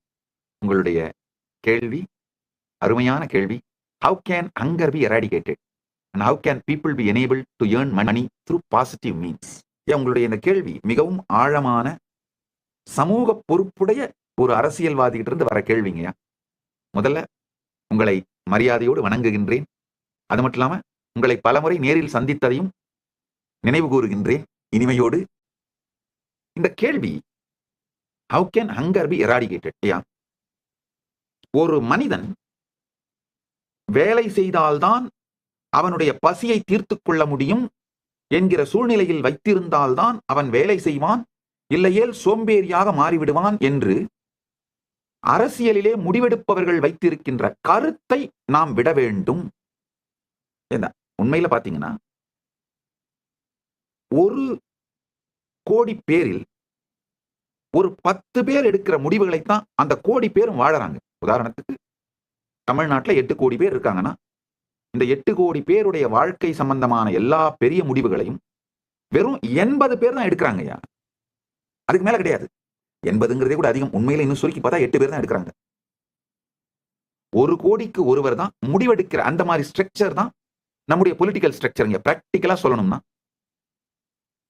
முடிவெடுப்பவர்கள் இந்தியா முழுவதும் 140 கோடி பேர் தான். மொத்தமா 140 பேர் தான் டெசிஷன் மேக்கர்ஸ்ங்க. மீதி எல்லாமே அதை எக்ஸிக்யூட் பண்றவங்க தான். இந்த டெசிஷன் மேக்கர்ஸ் மத்தியில ஒரு தவறான புரிதல் இருக்கு. மனிதனை அவன் வேலை செய்தா மட்டும்தான் பசி இல்லாம இருக்க முடியும்ன்ற நிலைமையிலேயே வச்சிருந்தாதான் அவன் வேலை செய்வான், இல்லைன்னா சோம்பேறி ஆயிடுவான், அவனை கட்டுப்படுத்த முடியாது அப்படிங்கிற தவறான புரிதல் நம்முடைய முடிவெடுப்பவர்கள் மத்தியிலிருந்து அழிய வேண்டும்.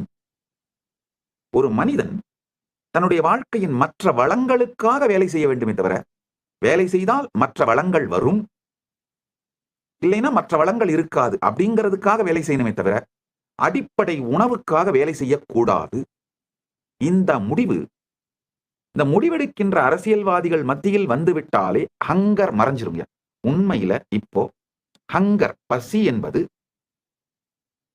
முடிவெடுப்பவர்கள் முடிவெடுத்து அதனால் பசியை வைத்திருக்கின்றார்களே தவிர பசி ஒரு பொருளாதார ரீதியான கட்டாயம் இல்லை. பொருளாதார ரீதியா இந்தியா மட்டும் இல்ல, உண்மையில உலக அளவுலயேங்க, உலகமே, மனித இனமே பொருளாதார ரீதியாக பசி இல்லாத நிலையை அடைவதற்கு தேவையான அளவு செல்வ வளத்தை பெற்றுவிட்டது. நம்முடைய உணவு உற்பத்தி திறன், உணவு உற்பத்திக்காக இருக்கிற டெக்னாலஜி, இது எல்லாத்தையும் பார்த்தோம்னாங்கய்யா, பசியே ஒரு செயற்கையாக உருவாக்கப்படுகின்ற ஏழ்மை திட்டம். ஏன்னா பல நாடுகள்ல உணவுப் பொருட்களின் விலையை மெயின்டைன் பண்ணணுன்றதுக்காக விளைந்த உணவுப் பொருட்களை கூட கடலில் கொட்டி அழிக்கின்றார்கள். மார்க்கெட்டையும் விலையையும் நாம மெயின்டைன் பண்ணணுன்றதுக்காக விளைவிக்கப்பட்ட பொருட்கள் கடலிலே கொட்டப்படுகின்றது. முடிவெடுக்கின்ற நபர்கள், நான் உதாரணத்துக்கு சொன்னேன், 1 கோடி பேருக்கு ஒருத்தர், அப்படி அவ்வளவுதான் முடிவெடுக்கிறாங்க. உலகம் முழுக்கவுமே நாம டெமோக்ரஸி அப்படின்லாம் சொல்லிக்கலாமே தவிர, டெமோக்ரஸியா இருந்தால் கூட பாலிசி டெசிஷன்ஸ் எடுக்கிறவங்க 1 கோடி பேருக்கு ஒருத்தர் தான். தமிழ்நாடு முழுக்க இருக்கிற 8 கோடி பேருக்கு முடிவெடுக்கிறவர்கள் வெறும் 8 பேர் தான். இந்தியா முழுக்க இருக்கிற 140 கோடி பேருக்கு முடிவெடுக்கிறவர்கள் வெறும் 140 பேர் தான். உலகம் முழுக்க இருக்கிற 800 கோடி பேருக்கு முடிவெடுப்பவர்கள் வெறும் 800 பேர் தான். இதான் உண்மைங்கய்யா. உங்களுக்கு தெரியும், அரசியல்ல நீங்க 84 ஆண்டுகள் இப்போ மூத்த அரசியல்வாதி நீங்க. உங்களுக்கு நான் சொல்றது நல்லாவே புரியும். இந்த முடிவெடுக்கின்ற அந்த 800 பேர் மனத்திலே நாம புரிய வச்சோம்னா, ஹங்கர் சென்டர்ட், அதாவது பசி சார்ந்து மனிதனை இயங்கச் செய்வது மிகவும் கொடுமையான அடிமைத்தனம். நாம ஒரு சிவிலைஸ்ட் சொசைட்டியா மாறிட்டோங்க. டெக்னாலஜி எங்கேயோ வளர்ந்துருச்சு.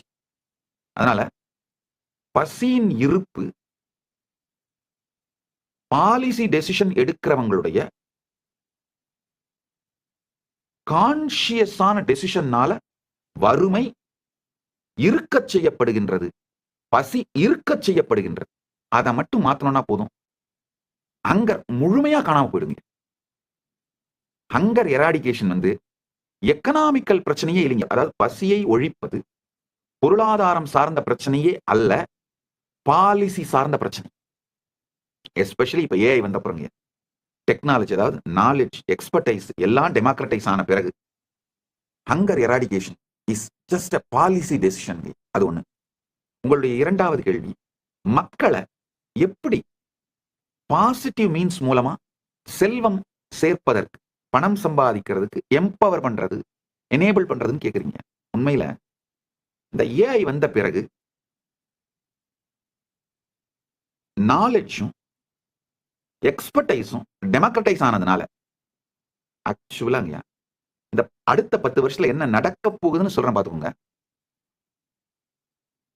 நாலேஜ், இன்ஃபர்மேஷன், எக்ஸ்பர்டைஸ் இதெல்லாம் டெமோக்ரட்டைஸ் ஆனது மட்டும் இல்லாமங்கய்யா, பாலிசி டெசிஷன் எடுக்கிறவங்க ஹங்கரை, அதாவது பசியை அகற்றாமல் வைத்திருப்பதற்கான டெசிஷன்லாம் எடுத்தா கூட அவங்களை தாண்டி மக்கள் தனிப்பட்ட விதத்திலே தங்கள் வாழ்க்கையை மேம்படுத்திக்கிறதுக்கு ஆரம்பிச்சிட்டாங்க. உண்மையா சொல்லணும்னா டிரான்ஸ்பரன்சி, கவர்மெண்ட் பாலிசி, கவர்மெண்டோட பாலிசி எக்ஸிக்யூட் ஆகிறது, இதெல்லாம் டிரான்ஸ்பரன்சி மிக அதிக அளவிலே வர துவங்கி விட்டது. காரணம், இன்ஃபர்மேஷன் ரொம்ப குயிக்கா ஸ்ப்ரெட் ஆகிறதும், நிறைய பேருக்கு சட்ட அறிவும் அரசியல் அறிவும் மிக எளிமையா கிடைக்கிறதும். இது இந்தியாவில் மட்டும் நான் சொல்லலைங்க, குளோபலாவே இந்த மாற்றம் நடக்குது. குளோபலாவே இந்த மாற்றம் நடக்குது. ஒரு விதத்துல பார்த்தா இது நன்மை. உண்மையில அடுத்த 10 ஆண்டுகளில்ங்கய்யா நீங்க சொல்ற இந்த 2 பிரச்சனையுமே சால்வ் ஆயிடும். ஹங்கர் எராடிகேட் ஆயே தீரும், பசி காணாமல் போய்விடும். ஒண்ணு. ரெண்டாவது, மக்கள் தானாவே நேர்மறையான கான்ட்ரிபியூஷன்ஸ் மூலமா செல்வத்தை திரட்டுவதற்கான வாழ்க்கையை வெற்றியை அடைஞ்சிருவாங்க. காரணம் என்னன்னா, இது வரைக்கும் நாலேஜும் எக்ஸ்பர்டைஸும் ஒரு குறிப்பிட்ட இடத்திலேயே இருந்தது. இதுல ஒரு முக்கியமான விஷயம், இந்த நாலேஜும் எக்ஸ்பர்டைஸும் காமன் மேனுக்கு ரொம்ப ஃப்ரீயா அவைலபிளா மாத்திர இன்ஃப்ராஸ்ட்ரக்சர் கட்டுறதே பெரிய வேலையா இருந்ததுங்க. பெரும் பல கல்லூரிகள், பயிற்சி நிறுவனங்கள், இது எல்லாத்தையும் உருவாக்கி எந்த துறையானாலும் சரி, கட்டிடம், உணவு, உடை தயாரித்தல், இல்ல மருத்துவம், எந்த துறையானாலும் அந்த நாலேஜையும் எக்ஸ்பர்டைஸையும் மக்களுக்கு கொடுத்து பயிற்சி கொடுக்கின்ற லார்ஜ் நம்பர் ஆஃப் நிறுவனங்களை நிறுவி செயல்படுத்தி இது ஒரு மிக பெரும் பணி. ஏஐ மொத்தத்தையும் எளிமையாக்கிவிட்ட. இப்ப இதுக்கு மேல பாத்தீங்கன்னா அடுத்த 10 ஆண்டுகளில் பயிற்சி நிறுவனங்கள் எல்லாமே பிராக்டிக்கல் எக்ஸாம்ஸ், பிராக்டிக்கல் ட்ரைனிங்க்கு மட்டும்தான் அந்த நிறுவனத்துக்கு நீங்க போக வேண்டியிருக்கும். மற்றபடி இது எல்லாமே ஏஐ மூலமாவே முடிஞ்சிடும். அதுவும் அந்த கான்டாக்ட் கிளாஸஸ் எல்லாம் ரொம்ப குறைந்த நேரமாக மாறிவிடுங்க. ஏன்னா இப்போ audio training, video training, AI expertise இது எல்லாமும் வந்தது மட்டும் இல்லாம இதை கிரியேட்டிவா நெக்ஸ்ட் லெவலுக்கு எடுத்துட்டு போற விஷயங்களும் ஈஸியா போயிடுச்சு. அதனால 10 ஆண்டுகளில் நீங்கள் காணுகின்ற இந்த கனவு நிறைவேறிவிடும். அதுல சந்தேகமே இல்லைங்க. பசி இல்லாமல் போகும். மக்கள் நேர்மறையாக செயல்களை செய்து செல்வத்தை திரட்டி வாழ துவங்குவார்கள். இன்னொரு முக்கியமான விஷயங்க, ரியலான டெமோக்ரசி உலகம் முழுக்க மலர்ந்துருங்க. இப்ப நான் சொல்றேன் இல்லையா, இது வரைக்கும் கோடி பேருக்கு ஒருவர் தான் டெசிஷன் எடுக்கிறவரா இருக்காங்க அப்படின்னு. அந்த நிலை மாறி போய் டெமோக்ரசி, ரியலான டெமோக்ரசி இந்த ஏஆல எஸ்டாப்ளிஷ் பண்ணப்பட்டிருங்க. ஒரு 25 விஷயங்கள் இந்த அடுத்த 10 ஆண்டுகளில் நிகழும் என்னால தெளிவா சொல்ல முடியுங்க. அளவுக்கு மீறிய சாய்ஸஸோட வாழ ஆரம்பிப்பாங்க. எல்லாத்துலயும் சாய்ஸ் வந்துடும். வெறும் உங்களுடைய போட்டுக்கிற துணி, இல்ல செல்போன், ஷூ, நீங்க வாழற வீடு, அது மட்டும் இல்லைங்கய்யா. உறவுகள், ஈவன் உங்க ஜெண்டர் கூட. ஒரு தனி மனிதன் 10 வருஷத்துக்கு அப்புறம் எந்த ஜெண்டர்ல வாழணும்னு முடிவு பண்ணுவான். அது சில வருஷம் இந்த ஜெண்டரா, சில வருஷம் அந்த ஜெண்டரா வாழறதெல்லாம் கூட நடக்க ஆரம்பிச்சிடும். ஏற்கனவே வெஸ்ட்ல எல்லாம் நடக்க ஆரம்பிச்சிருச்சு. ஒரு 2 வருஷம் பெண்ணா வாழ்ந்து பார்க்கலாம்பா, ஒரு 2 வருஷம் ஆணா வாழ்ந்து பார்க்கலாம்பா, ஒரு 2 வருஷம் திரும்பவும் போர் அடிச்சா திரும்பவும் பெண்ணா வாழ்ந்து பார்க்கலாம்பா அப்படின்ற எல்லாத்துலயுமே மனிதர்களுக்கு மல்டிபிள் சாய்ஸஸ் வந்துடும். வேலை செய்கின்ற விதத்துல கூட ஒரே வீட்டுல தங்கி இருந்து ஒரு ஆபீஸுக்கு போய் வேலை செய்யறது இதெல்லாம் காணாம போயிடும். எல்லாருமே ஒரு இண்டிபெண்டன்ட் ஸ்டார்ட் அப்பா இருப்பாங்க. அந்த இண்டிபெண்டன்ட் ஸ்டார்ட் அப்பா இருக்கிறவங்க எல்லாரும் ஒருத்தருக்கு ஒருத்தர் சர்வீசஸ் ப்ரொவைட் பண்ணிப்பாங்க. அது இண்டிபெண்டன்ட்லி டிபெண்டன்ட் அப்படிங்கிற ஒரு ஃப்ரீலான்சர்ஸ் எல்லாம் ஒருத்தருக்கு ஒருத்தர் சப்போர்ட் பண்ணிக்கிற ஒரு சிஸ்டமா தான் சொசைட்டி இருக்குமே தவிர ஹைரார்கி, சிஇஓ, எக்ஸிகியூட்டிவ் மேனேஜர், அவங்களுக்கு கீழே டீம் லீட், டீம் அப்படின்ற ஸ்ட்ரக்சர்லாம் இருக்கவே இருக்காது. ஏன்னா 10 ஆண்டுகளிலே எல்லா நாலேஜும், எல்லா எக்ஸ்பர்டைஸும் எல்லாருடைய கையிலையும் இருக்கும். இதுக்கு மேல ஒரே ஒரு எஜுகேஷன் தான் நடக்க போகுதுங்க, ப்ராம்ப்ட் என்ஜினியரிங். ஏஐக்கு சரியான ப்ராம்ப்டை கொடுத்து நமக்கு தேவையானவைகளை சரியா பெஸ்டா ஏஐல இருந்து வாங்கிக்கிறது எப்படி அப்படிங்கிற ப்ராம்ப்ட் என்ஜினியரிங் மட்டும்தான் எஜுகேஷனா இருக்க போகுதுங்க. இதான் நடக்க போகுது இந்த அடுத்த 10 ஆண்டுகள்ல. நீங்க வருத்தத்தோடு, ரொம்ப சமூக அக்கறையோடு நீங்க கேட்கிற பசி பிரச்சனை காணாம போயிடும். மக்களை ஒர்க் பண்ண வச்சு பணம் சம்பாதிக்க வைக்கிற இந்த பிரச்சனையும் காணாம போயிடும். மக்கள் எதை ரசிக்கிறார்களோ, எதை ரொம்ப என்ஜாய் பண்றாங்களோ அதை செஞ்சுக்கிட்டே அது மூலமாவே பணத்தை சம்பாதிக்கின்ற வாழ்க்கை முறை வந்துருங்க. இந்த தனியா வேலைக்கு போறதுங்கிற அந்த கான்செப்டே அழிஞ்சிருங்க. எல்லாருமே பாத்தீங்கன்னா தங்களுக்கு பிடிச்ச, தங்களுக்கு விருப்பமான அதையெல்லாம் செஞ்சுக்கிட்டே அது மூலமாவே பணத்தை சம்பாதித்து சேர்த்துக் கொள்ளுகிற வாழ்க்கை முறை வந்துவிடும். அடுத்தது என்டர்டெயின்மெண்ட், பிசினஸ், வெக்கேஷன், இது எல்லாமே ஒன்னாயிடுங்க. இதெல்லாம் தனித்தனியா இருக்காது. இப்ப பாரு, ஒரு வருஷம் முழுக்க உழைச்சினா கடைசியில ஒரு வருஷத்துக்கு 15 நாள் லீவு கிடைக்கும். நீ அந்த லீவ்ல போய் வெக்கேஷன் போய் சுத்தி பார்த்துட்டு வரலாம். இதெல்லாம் இருக்காது. மனிதர்கள் யாரு வேணா, எப்ப வேணா, எங்க வேணா டிராவல் பண்ணிக்கிட்டே அவங்க வேலையை பார்ப்பாங்க. வெக்கேஷனை என்ஜாய் பண்ணிக்கிட்டே வேலையை பார்ப்பாங்க.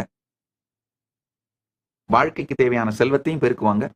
வாழ்க்கைக்கு தேவையான விதத்திலே அவங்க விரும்புறபடி வாழ்க்கையை அனுபவிக்கவும் செய்வாங்க. இப்படித்தான் மனித சமூகம் மாறப்போகின்றது, மாறிக்கொண்டிருக்கின்றது. 10 ஆண்டுகளில் இப்படித்தான் இருக்கும். திரு மகேஷ், இந்து முன்னணியின் வேலூர் மாவட்டத்தின் தலைவரும் தமிழக பாரதிய ஜனதா கட்சியில் முக்கிய பிரமுகருமாக இருக்கின்ற திரு கே மகேஷ் அவர்கள் கேள்வி அனுப்பியிருக்காங்க. திரு கே மகேஷ் அவர்களை வணங்குகின்றேன். உங்களுடைய கேள்வி, taking Hinduism and its principles to rural people is something only Swamiji can do at this scale. What plans does Swamiji have to reach rural communities with these concepts, and in what ways we can extend our support to contribute this effort? Thiru K Mahesh அவர்களுக்கு நன்றி. இந்த கேள்வியை நீங்க கேட்டதற்காக மிகவும் ஆனந்தப்படுகிறேன். ஐயா, முதல்ல தானே சனாதன இந்து தர்மத்தை ருசித்து இந்த சனாதன இந்து தர்மத்தோட யுட்டிலிட்டி வேல்யூ புரிஞ்சுக்கிட்டுங்க. அதாவது எப்படி சனாதன இந்து தர்மம் தன்னுடைய தினசரி வாழ்க்கையிலே நம்முடைய உடல் நலத்தையும் மனநலத்தையும் உயிர் நலத்தையும் இனிமையான உறவுகளையும் செல்வ வளத்தையும் அதிகமாக்குகிறது, மேன்மைப்படுத்துகிறது. ஜீவன் முக்த அனுபூதியை தினசரி வாழ்க்கையில் எப்படி அளிக்கின்றது அப்படிங்கிறத அனுபூதியாக புரிந்து கொண்டு அதை மக்களுக்கு எடுத்துச் சொல்லக்கூடிய ஆயிரக்கணக்கான சனாதன இந்து தர்மத்தின் அமைதி தூதுவர்களை உருவாக்குவது மட்டும்தான் நிஜமான சனாதன இந்து தர்மத்தை அடித்தட்டு மக்களுக்கு, வேர் மக்களுக்கு கொண்டு செல்வதற்கான ஒரே வழிங்க.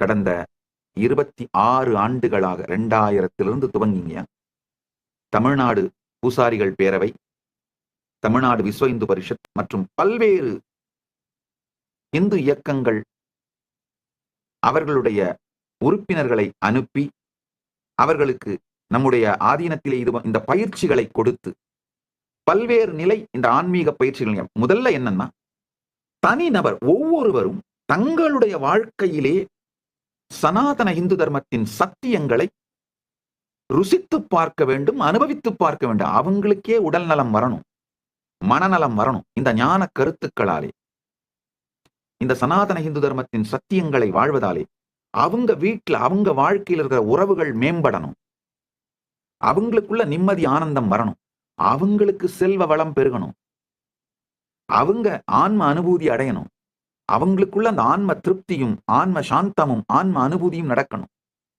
இதை அவர்களுக்கு அனுபூதியாக கொடுத்து அந்த அனுபூதியை அவர்கள் அடைந்த பின்னால் அதை மற்றவர்களுக்கு அளிக்கின்ற பயிற்சியும் கொடுத்து அவர்களை சமூகத்திற்குள் சனாதன இந்து தர்மத்தின் தூதுவர்களாக அனுப்புகின்ற திருப்பணியை கடந்த 26 ஆண்டுகளாக செய்து கொண்டிருக்கின்றோம். அதாவது முதல்ல 2 நாள் வகுப்பா எடுப்போம், அதுக்கு பிறகு 7 நாள் வகுப்பா எடுப்போம், அதுக்கு பிறகு 1 மாதம் வகுப்பா எடுப்போம். இப்பவும் திருவண்ணாமலையிலே முழுமையாக இலவசமாக உணவு தங்குமிடம் கொடுத்து 1 மாதம் இந்த நிகழ்ச்சியை, இது உண்மையில பாத்தீங்கன்னா 5 லட்சம் ரூபாய் மதிப்புடைய நிகழ்ச்சிங்க. காரணம் என்ன, இந்த நிகழ்ச்சியில ஒருவர் பங்கெடுத்தால் ஆதீனம் நம்ம ஆசிரமத்திலிருந்து செய்கின்ற செலவு 5 லட்சம். இந்த 5 லட்சம் ரூபாய் மதிப்புடைய இந்த நிகழ்ச்சியை இலவசமாக அளிக்கின்றேன். நீங்க இந்து முன்னணி சார்பிலேயோ உங்களுடைய உறுப்பினர்கள் இல்ல நண்பர்கள், உங்களுடைய பிரமுகர்கள், உங்களுடைய பிரச்சாரகர்கள் யாரை வேண்டுமானாலும் அனுப்புங்கள். சனாதன இந்து தர்மத்தோட அடிப்படை சத்தியங்கள், ஒரு 50 அடிப்படை பிரின்சிபிள்ஸ்ங்க. சனாதன இந்து தர்மம் சொல்லுகின்ற கடவுள், காலம், உடல் நலம், மனநலம், உயிர் நலம், ஆன்ம வளம், இனிமையான உறவுகள், நல் உறவுகள், நல்ல பொருளாதார வளம், தன்னைத்தானே ஹேண்டில் பண்ணிக்கிற, மேம்படுத்திக்கிற உடல் மன உயிர் அமைப்பு, இது அத்தனையையும் அவர்களுக்கு அனுபூதியாக கொடுத்து, வெறும் அறிவா மட்டும் இல்லைங்க, அனுபூதியாக கொடுத்து அவர்கள் அதை மற்றவர்களுக்கு அளிப்பதற்கான ஆசிரியர்களாக 1 மாத பயிற்சியிலே எங்களால தயார் பண்ணி கொடுத்துட முடியும். யாரை வேண்டுமானாலும் நீங்கள் அனுப்புங்க. ஒவ்வொரு மாதமும் மாதத்தோட 1ஆம் தேதியிலிருந்து அந்த மாதத்தோட கடைசி 30ஆம் தேதி வரைக்கும் வகுப்புகள் நடக்கின்றன. நீங்க 1000 பேர் ஒரு மாதத்திற்கு அனுப்பினால் கூட எங்களால அவங்களுக்கு பயிற்சி கொடுக்க முடியும். ஏன்னா அந்த அளவுக்கு மிகப்பெரிய இன்ஃப்ராஸ்ட்ரக்சர் கைலாசா திருவண்ணாமலையில இருக்கு. ஒவ்வொரு மாதமும் எங்களால் 1000 பேருக்கு கைலாசா திருவண்ணாமலையில பயிற்சி கொடுக்க முடியும். பயிற்சி கொடுத்து அனுப்புகின்றோம். இது போக இந்தியா முழுக்க 1 வருடம் யாத்திரை செய்து பாரதத்தினுடைய முழுமையையும் புரிந்து கொள்வதற்கு நாம எப்படி, அதாவதுங்க இந்தியா வந்துங்க சாதாரண ஒரு 1947ல பொலிட்டிக்கல் பிராண்டா பில்ட் பண்ணப்பட்ட ஒரு சாதாரண நாடு கிடையாதுங்கய்யா. நாம ஒரு சிவிலைசேஷனல் நேஷன்ங்கய்யா. பாரதம் தான் நம் அடித்தளம். இந்தியாங்கிற பொலிட்டிக்கல் பிராண்டு 1947ல பாரதம்ங்கிற அடித்தளத்தின் மீது கட்டப்பட்டிருக்கிறது. அதனால பாரதத்தை மக்கள் உணர்ந்து கொண்டால், அனுபவித்தால்தான் அவங்க இந்தியாங்கிற நாட்டுக்கு நேர்மையோட இருப்பாங்க, லாயலா இருப்பாங்க. இந்து சிவிலைசேஷனல் நேஷனை புரிஞ்சுக்கிட்டோம்னா தான் இந்தியாங்கிற நேஷனை பத்தி நாம புரிஞ்சுக்க முடியும். இந்தியாங்கிற நேஷனை நம்மளால காப்பாற்ற கூட முடியுங்கய்யா. தெய்வீகம் தான் நம்முடைய தேசியத்தின் அடிப்படை. அதனால விவேகானந்தருடைய வாழ்க்கையிலேயே பாத்தீங்கன்னா, விவேகானந்தர் ரொம்ப தெளிவா சொல்றாரு, நரேந்திரனாக இருந்த என்னை விவேகானந்தராக மாற்றியது நான் இந்தியா முழுவதும் பாரதம் முழுவதும் செய்த யாத்திரை தான் அப்படிங்கிறார். விவேகானந்தர் பரிவராஜக யாத்திரை பண்றாருங்க. ராமகிருஷ்ணர் சமாதியான பிறகு இந்தியா முழுவதும் நடந்து யாத்திரை பண்றார். அந்த யாத்திரையின் பொழுது அவருக்கு ஏற்பட்ட அனுபவங்கள், அனுபூதிகள், இதுதான் நரேந்திரனை விவேகானந்தராக பரிணமிக்க செய்தது. என் வாழ்க்கையிலேயும் அதே தாங்க. சாதாரண ஒரு கோயில் பரதேசியாக, அதாவதுங்க திருவண்ணாமலையில் நல்ல ஒரு நடுத்தரமான குடும்பம் தான், ஆனா மரபோடு கூடிய கோயில் பெருங்குடியிலே பிறந்தேன். அதாவது அண்ணாமலையார் ஆலயத்தையே தங்கள் வாழ்க்கையாக கொண்டு வாழ்ந்து வந்த சைவ வேளாளர் குலத்துல பிறந்தேன். நானாக வேண்டித்தான் துறவை ஏற்றேன். அது என் மீது திணிக்கப்படவில்லை. ஏதோ குடும்பம் என்னை கண்டுகொள்ளாமல் விட்டு நான் கோயில் பரதேசியா மாறிடலைங்கயா. உண்மையில குடும்பம் என்னை, அவங்க என்ன சொன்னாங்க, சந்நியாசம் போகணும்னு சாமி முடிவு பண்ணி, நீங்க முடிவு பண்ணா நாங்கள் பீடத்தை, ஆசிரமத்தை அமைத்து தருகிறோம், நீங்க இருங்கன்னு தான் சொன்னாங்க. ஆனால் நான் என்னுடைய அனுபூதியை நான் அடைந்து, அந்த அனுபூதியினால் மக்கள் பலனடையும் பொழுது அதனால் சங்கம், இயக்கம் நடக்க வேண்டுமே தவிர முன்னோர்கள் சொத்தை வைத்து உருவாக்கப்படும் எந்த ஆன்மீக இயக்கமும் நிலைத்தும் நிற்பதல்ல, அது தர்மத்தின்படி சரியும் அல்ல அப்படின்னு நானாக வேண்டித்தான் என் குருமார்களுடைய ஆசியோடு, பரமசிவ பரம்பொருளின் பேரருளோடு கோயில் பண்டாரமாக, கோயிலில் வாழ்கின்ற ஒரு சன்னியாசியாக அண்ணாமலையார் ஆலயத்தில் என் வாழ்க்கையை துவங்கினேன். ஆனால் என்னை முழுமையாக மலரச் செய்தது இந்தியா முழுவதும் நான் செய்த பரிவராஜக யாத்திரை தான். அதே மாதிரி ஒரு மெச்சூர்டான இந்து தலைவர்கள் உருவாகணும்னா அவங்கள நாம இந்த ஒரு வருஷம் இந்தியா முழுக்க நடந்து யாத்திரை பண்ணி, மக்களை சந்தித்து, பல்வேறு ஆலயங்களுக்கு சென்று, இந்தியா முழுக்க இருக்கிற பல்வேறு மடங்கள், ஆலயங்கள், ஆன்மீக கம்யூனிட்டிங்க, இங்கெல்லாம் போய்ங்க இந்தியா முழுக்கங்க குறைந்தபட்சம் ஒரு அருமையான, நினைத்து பார்க்க முடியாத அதிசயத்தோடு கூடிய ஆன்மீக கம்யூனிட்டிஸ், பாண்டிச்சேரியில் இருக்கிற அரவிந்தோ அரவில்ல இருந்து தென்னகத்தில் இருக்கிற மெய்வழிச்சாலை மாதிரி ஒரு 1000 கம்யூனிட்டிஸ், அதே மாதிரி அதிசயிக்கத்தக்க 1000 ஆலயங்கள் திருவண்ணாமலையில துவங்கி காசி கேதார்நாதம் வரை இது மாதிரியான ஆலயங்கள், ஆன்மீக குழுக்கள், மடங்கள், ஆதீனங்கள், இவைகள் எல்லாவற்றையும் யாத்திரை செய்து அங்கெல்லாம் சென்று அவர்கள் எல்லோருடைய பாகமாகவும் இருந்து கற்றதனால் மட்டும்தான் பரமசிவ பரம்பொருளின் பேரருளால் ஒரு முழுமையான ஆச்சாரியனாக மலர முடிந்தது. அதனால ஒரு மெச்சூர்டான லீடர் சனாதன இந்து தர்மத்துக்கு, இப்போ சனாதன இந்து தர்மத்துக்காக அரசியல் துறையிலே இயங்க வேண்டும் என்றாலும், சமூகத்துறையில் இயங்க வேண்டும் என்றாலும், ஆன்மீகத் துறையில் இயங்க வேண்டும் என்றாலும், எத்துறையில் இயங்க வேண்டும் என்றாலும், அந்த நபர் பாரதம் முழுக்க ஒரு ஆண்டாவது நடந்து யாத்திரை செய்ய வேண்டும். இந்த யாத்திரைக்காக யார் யாரெல்லாம் தயாராக இருக்கின்றார்களோ அவர்களுக்கு கைலாசா திருவண்ணாமலையில் 1 மாத பயிற்சி அளித்து இந்த யாத்திரைக்கு குழுக்களாக அனுப்பிக்கொண்டே இருக்கின்றோம். இப்போ ஒரு குழு ஏற்கனவே நடந்து போயிட்டு இருக்காங்க. திருவண்ணாமலையிலிருந்து கிளம்பி பாத யாத்திரையாக இப்பொழுது பெங்களூரு அடைந்திருக்கிறார்கள். அங்கிருந்து தர்மஸ்தலா மற்றும் பெங்களூரு கர்நாடகாவில் இருக்கின்ற ஆலயங்கள், ஆன்மீக இயக்கங்கள், மடங்கள் இவைகளெல்லாம் சென்று சேர்ந்து பார்க்கின்றார்கள்.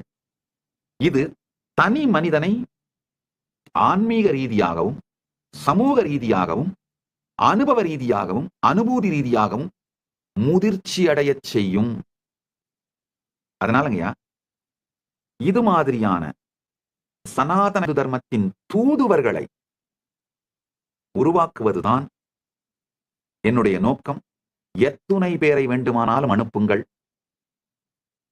அவர்களுக்கு கைலாசா திருவண்ணாமலையில் 5 லட்சம் ரூபாய் மதிப்புடைய இந்த பயிற்சியை, உணவு, தங்குமிடம், பயிற்சிக்கான பொருட்கள், பூஜை பொருட்கள் மற்றும் புத்தகங்கள் அனைத்தையும் இலவசமாக கொடுத்து, பயிற்சியும் கொடுத்து, 1 ஆண்டு அவர்கள் இந்தியா முழுவதும் யாத்திரை செய்வதற்கு தேவையான சகல உதவிகளையும் வசதிகளையும் செய்து கொடுத்து அவர்களை முழுமையாக தயார்படுத்தி ஒரு முதிர்ச்சி அடைந்த பாரதத்திற்காக, சனாதன இந்து தர்மத்திற்காக தங்கள் வாழ்க்கையை தியாகம் செய்கின்ற முதிர்ச்சியோடு பயிற்சி பெற்ற தலைவர்களாக உங்களுக்கு திருப்பி அளிக்கின்றேன். இது மாதிரியான முதிர்ச்சி அடைந்த தலைவர்களால் மட்டும்தான் எந்த மத மாற்றத்தையும் தடுக்க இயலும். நமக்கு இப்ப தேவைங்கயா பணம் அல்ல, அல்லது வேற சொத்துக்கள் அல்ல. சனாதன இந்து தர்மத்தை வாழ்ந்து மற்றவர்களை வாழ வைப்பதற்கு தயாராக இருக்கின்ற உற்சாகமுடைய, உத்வேகமுடைய மக்கள்தான். ஆணோ பெண்ணோ இளைஞரோ முதியவரோ எந்த நிலையில இருந்தாலும் பரவாயில்ல, அனுப்புங்க. பயிற்சி கொடுத்து அவர்களை தலைவர்களாக மாற்றி உங்களுக்கு திருப்பி அளிக்கின்றேன். அகில இந்திய அண்ணா திராவிட முன்னேற்ற கழக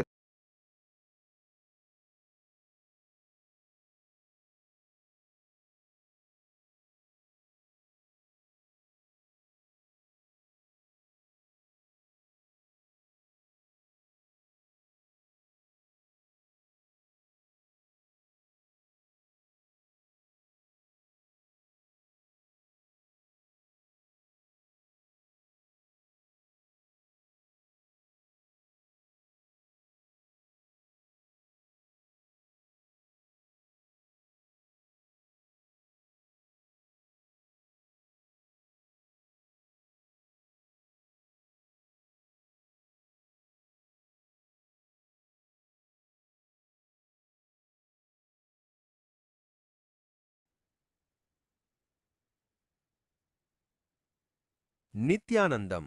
புனிதமான இந்த 18ஆம் நாள் நித்யானந்தோத்சவ நன்னாளில் ஆதி கைலாசத்தில் கல்பவிருட்சம் எனப்படும் ஆலமரத்தின் தேடல் மா எனும் திவ்ய லீலையை நாம் போற்றிக் கொண்டாடுகிறோம். பரமசிவனே உருவெடுத்து வந்த இந்த ஆலமரத்தின் நித்தியமான அழியாத ஞானத்தை வெளிப்படுத்திய சனாதன ஹிந்து தர்மத்தின் ஜகத்குரு மகா சந்நிதானம் பகவான் ஸ்ரீ நித்யானந்த பரமசிவம் அவர்களை இன்று நாம் கொண்டாடுகிறோம். இந்த புனிதமான கல்பவிருட்சத்தின் கீழ் அமர்ந்து சிதறிக் கிடந்த மற்றும் மறைந்து போன ஹிந்து மத சாஸ்திரங்களையும் விஞ்ஞானங்களையும் அதன் மூல வடிவிலேயே மீட்டெடுத்து ஆதி கைலாசத்தை ஒரு ஆன்மீக மறுமலர்ச்சி மையமாக பகவான் மாற்றியமைத்தார். இந்த திவ்ய லீலை சைவ மரபில் போற்றப்படும் திருவூடல் திருவிழாவோடு இணைந்துள்ளது. பரமசிவன் மற்றும் ஆதிபராசக்திக்கு இடையே ஏற்படும் தற்காலிக பிரிவும் பின் நிகழும் தெய்வீக மறு இணைப்பே திருவூடலாகும். இது ஒரு மோதல் அல்ல, மாறாக இரண்டற்ற நிலையை மீண்டும் நிலைநாட்ட நடத்தப்படும் ஒரு உணர்வுபூர்வமான லீலையாகும். குருவின் தேடல் மற்றும் உலகளாவிய பங்களிப்பு. பரமசிவனின் நேரடி வழிகாட்டுதலின்படி பகவான் ஸ்ரீ நித்யானந்த பரமசிவம் அவர்கள் ஆதி கைலாசத்தின் துல்லியமான புவியியல் அமைப்பையும் அந்த புனித ஆலமரத்தையும் தேடி கண்டடைந்தார். இந்த ஆலமரத்தின் நிழலில் இருந்து கொண்டே ஒட்டுமொத்த மனிதகுலத்தையும் வழிநடத்தும் பொறுப்பை ஏற்று ஆதி கைலாச சர்வஜ்ஞ பீடத்தின் வாயிலாக ஹிந்து தர்மத்தின் பாரம்பரியங்களை உலகளவில் மீண்டும் உயிர்ப்பித்தார். உணர்வுபூர்வமான மறுமலர்ச்சி. திருவூடல் எப்படி தெய்வீக இணைப்பில் முடிகிறதோ அதேபோல் இந்த ஆலமரத்தின் கீழ் நிகழ்ந்த லீலை மனிதகுலம் உயர் உணர்வு நிலையிலிருந்து பிரிந்திருந்த காலத்தை முடிவுக்கு கொண்டு வந்துள்ளது. விஞ்ஞான மீட்பு. யோகா, சமாதி, ஹீலிங் போன்ற மறைந்திருந்த ஹிந்து ஆன்மீக விஞ்ஞானங்களை பகவான் மீண்டும் நிலைநாட்டினார். சமாதி நிலை. பக்தர்கள் குழப்பங்களிலிருந்தும் தவறான புரிவலிலிருந்தும் விடுபட்டு உண்மையான அத்வைத அறிவை பெற பகவான் வழிவகை செய்தார். பூர்வகுடி தேசம். இதன் மூலம் உலகெங்கும் உள்ள இந்துக்கள் பரமசிவனின் மூல ஞானத்தை பின்பற்றுவதை பகவான் உறுதி செய்துள்ளார். ஆதி கைலாசத்தில் உள்ள கல்பவிருட்சம் இன்று ஆன்மீக மறுமலர்ச்சியின் மையமாக திகழ்கிறது. பிரிவுகள் மறைந்து அத்வைத ஒருமை நிலை மீண்டும் மலர்வதை இது குறிக்கிறது.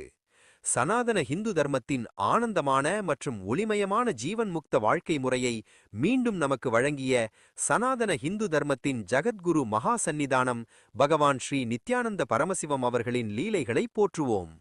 இந்த வாழும் ஞானத்தை வழங்கிய குரு பரம்பரைக்கு நமது ஆழ்ந்த நன்றிகளை தெரிவிப்போம். பூஜை. பூஜை என்பது உயர் பரிமாணங்களில் நடக்கும் நரம்பியல் செயல்பாடுகளை நமது மூளை பிரதிபலிக்கும் ஒரு செயலாகும். இப்போது நாம் ஜகத்குரு மகா சந்நிதானம் பகவான் ஸ்ரீ நித்யானந்த பரமசிவம் அவர்களுக்கும் உலகம் முழுவதும் உள்ள கைலாச கோவில்களில் எழுந்தருளியுள்ள தெய்வங்களுக்கும் இந்த பூஜையை சமர்ப்பிப்போம்.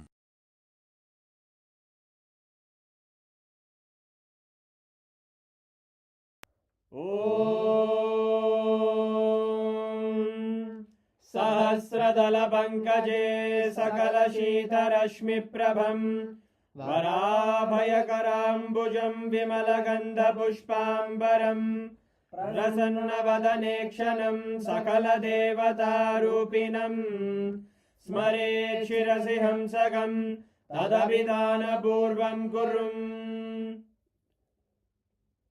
अथ धूपः धूरसि धूर्वधूर्वन्तं धूर्वदयोस्मान् धूर्वदितं धूर्वयं वयं धूर्वामस्त्वं देवानामसि संस्थितमं वप्रतमं जुष्टतमं मन्यतमं देवहूतममृतमसि हविर्दानं त्रिगुंहस्वमाह्वाः मित्रस्य त्वा चक्षुषा प्रेक्ष्येर्मा संविक्ता मा त्वाहिगं शिशुम् श्री सर्वदेव देवी स्वरूपाय भगवते श्री नित्यानंद परमशिवाय नमः। धूपमाग्रापयामि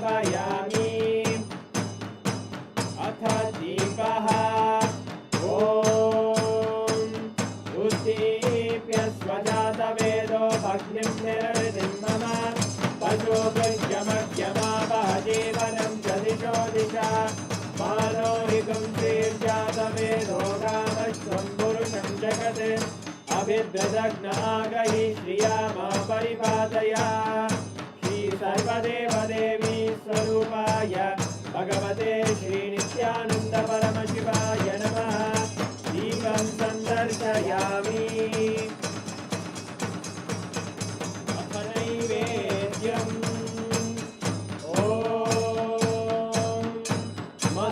मधुवादारतायते मधुक्षरन्ति सिन्धवः माध्वीन सन्तोषधीः मधुरक्तमुदोषधि मधुमत्पाति मधुव्रजः मधुद्योरस्तु नः पिता मधुमान्नो वनस्पतिर्मधुभागं अस्तु सूर्यः माध्वीर्गावो भवन्तु नः मधु मधु मधु।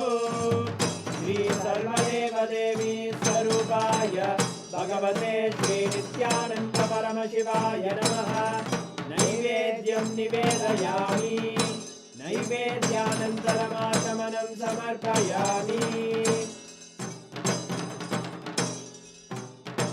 नीराजनम् साङ्ग्रहण्येष्ट्यायतते इमां जनतादुं सङ्ग्रहाणीति द्वादशारक्तिरजना भवति द्वादशमासा संवत्सरः संवत्सरमेवावरुन्धे मौञ्जी भवति ऊर्वैमुञ्जाः ऊर्जमेवावरुन्धे चित्रानक्षत्रं भवति चित्रं वा एतत्कर्म कर्पूरगौरं करुणावतारं संसारसारं भुजगेन्द्रहारं सदा वसन्तं हृदयारविन्दे अहं भवानी सहितं Namami.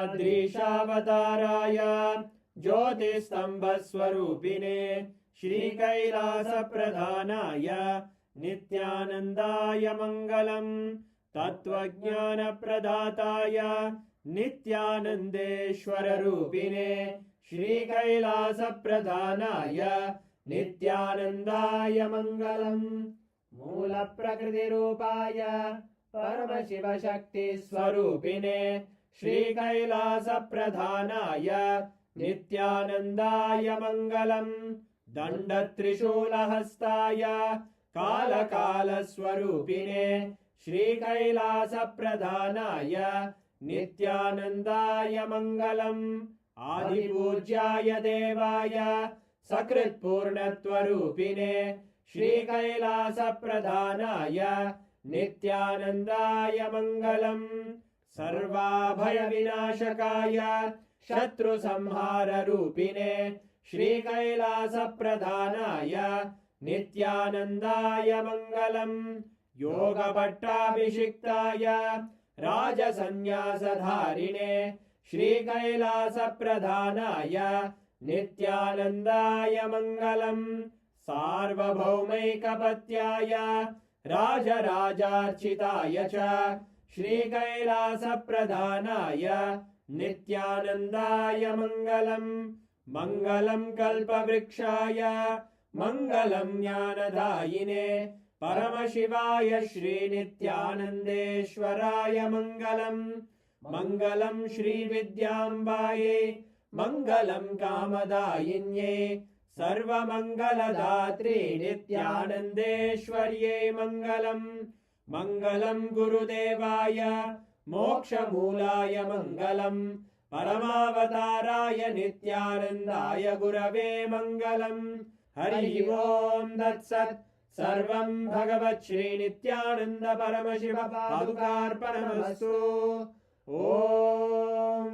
नित्यानन्दम्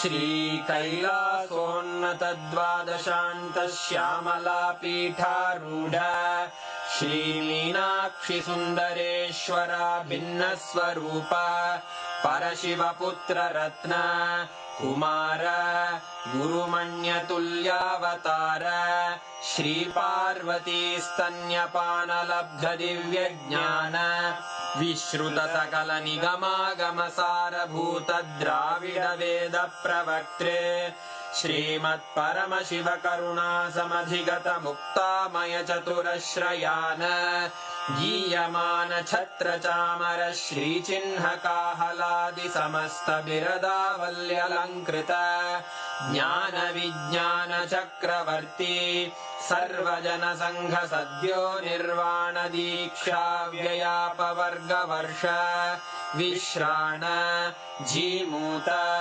परमतकलभकेसरी शैवसिद्धान्तस्थापनाचार्य श्रीराजाधिराजपाण्ड्य. Established since 2002 in the United States of America, the United Ancient Nations is an intergovernmental organization, currently made up of 160+ members and indigenous nations. The UAN and its work are guided by the purposes and principles contained in its founding charter. The UAN is a manifestation of the profound connection amongst indigenous peoples across the world, including African, Andean, American, European, Caribbean, Oceanic, and Asian regions, rooted in shared wisdom, sustainable practices, and deep reverence for the earth.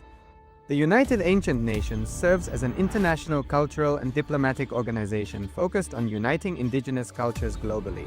Our governance structure is council-based without territorial claims, led by a collective leadership through our General Secretariat.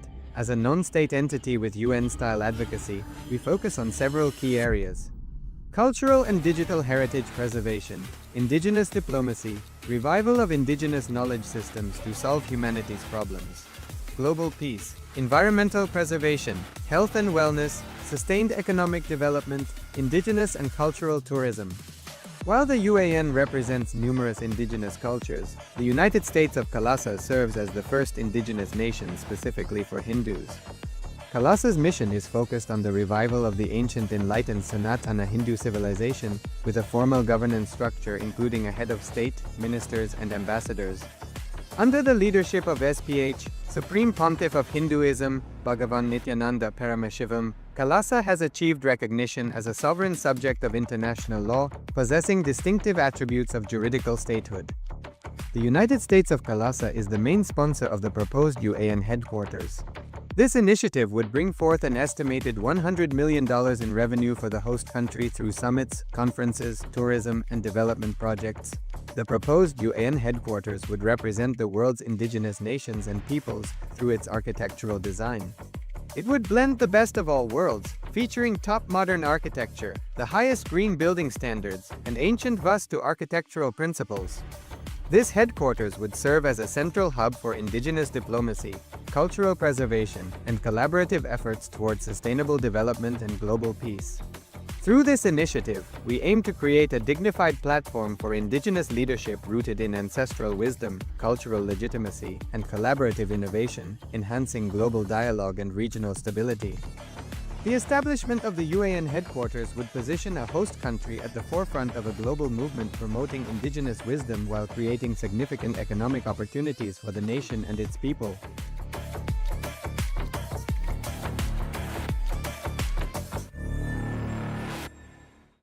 Established since 2002 in the United States of America, the United Ancient Nations is an intergovernmental organization, currently made up of 160+ members and indigenous nations. The UAN and its work are guided on your end. Your hero decides your path, your goal, and your end. Swamiji, shall we say that scientists, great scientists, their TPS was low? For the one moment, without their knowledge, they fell into the low TPS, again they are thrown out. They didn't stay there. That's what I call Satori. Like Einstein. One glimpse. And they saw something. Newton, one glimpse. They saw something and they noted it down. Noted it down. Not even a 0 TPS. They fall only to 40 TPS level. That's all. 0 TPS, you will know the whole science of the universe. 0 TPS means you would have produced your master philosophy. You wouldn't have produced such an idiotic theory which can kill the whole humanity. It's not complete, Swamiji. And moreover, when he has reproduced the formula also, he would have reproduced the formula which will have only help the society, humanity. You see, Buddha reproduced the formula, Vipassana. It can never hurt anybody. But Einstein's formula can hurt. The possibility of hurting itself shows the formula is not 100%. It's only the intellect, not intelligence. Swamiji, when he invented, he didn't implement for a negative. No. Even the possibility. Even that gate, if it is kept open, it's not complete intelligence. Buddha closed all the possible negative gates. You understand? Even the future possible negative gates will be locked by intelligence. So when a great master was there, then why he can't prevent those negative things to be happening? See one thing, preventing negative things are different. When you produce formula, that time itself is doing is different. Just see. Now for example, the negative formula is created and the process is also done. Now the product is ready to be launched. Then stopping is very difficult because already it is ripe. It has become a fruit. You see, when it has become a fruit, it's naturally difficult. But in the seed, the small thorny bush can be destroyed. But can it be destroyed if it becomes a big tree? It can't be destroyed if it becomes a big tree. So these formulas also, if it is in a very seed level, the producing time itself it would have been destroyed. But when it becomes a seed and when it becomes a big tree, now so much of energy is necessary to destroy it. Come up with the question. Formula was invented after Buddha's.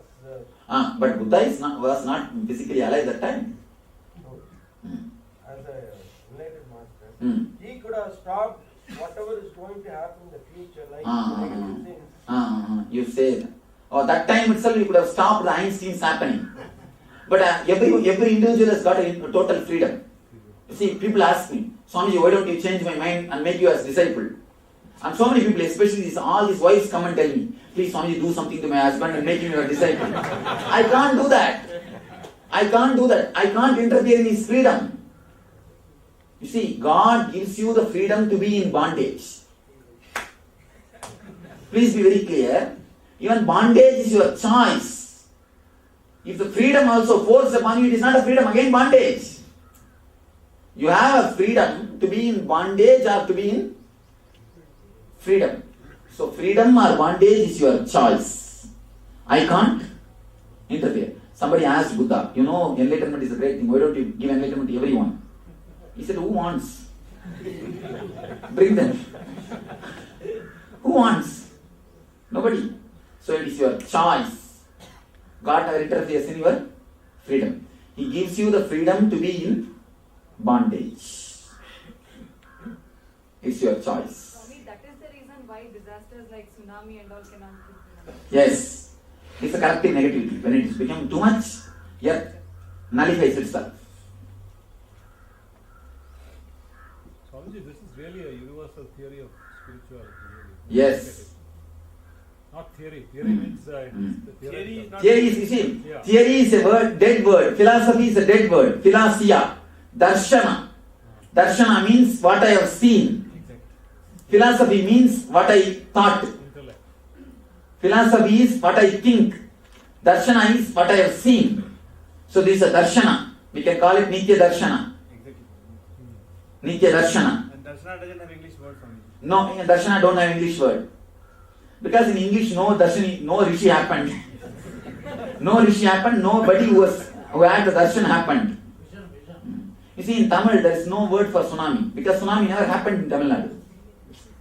Throughout the history, the tsunami never happened in Tamil Nadu. So there is no word for tsunami. They are using the same word tsunami. There is no word, because it has never happened. So there is no word for darshan, because darshan never happened in that area. All happened is philosophy. Philosophy. Only the intellectual theories, suppositions, not actual tatata. Darshana means tatata.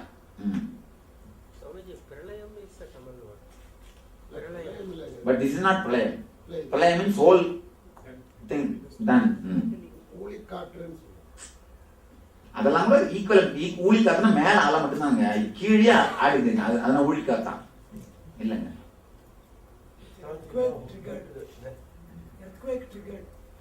Tamil வார்த்தை.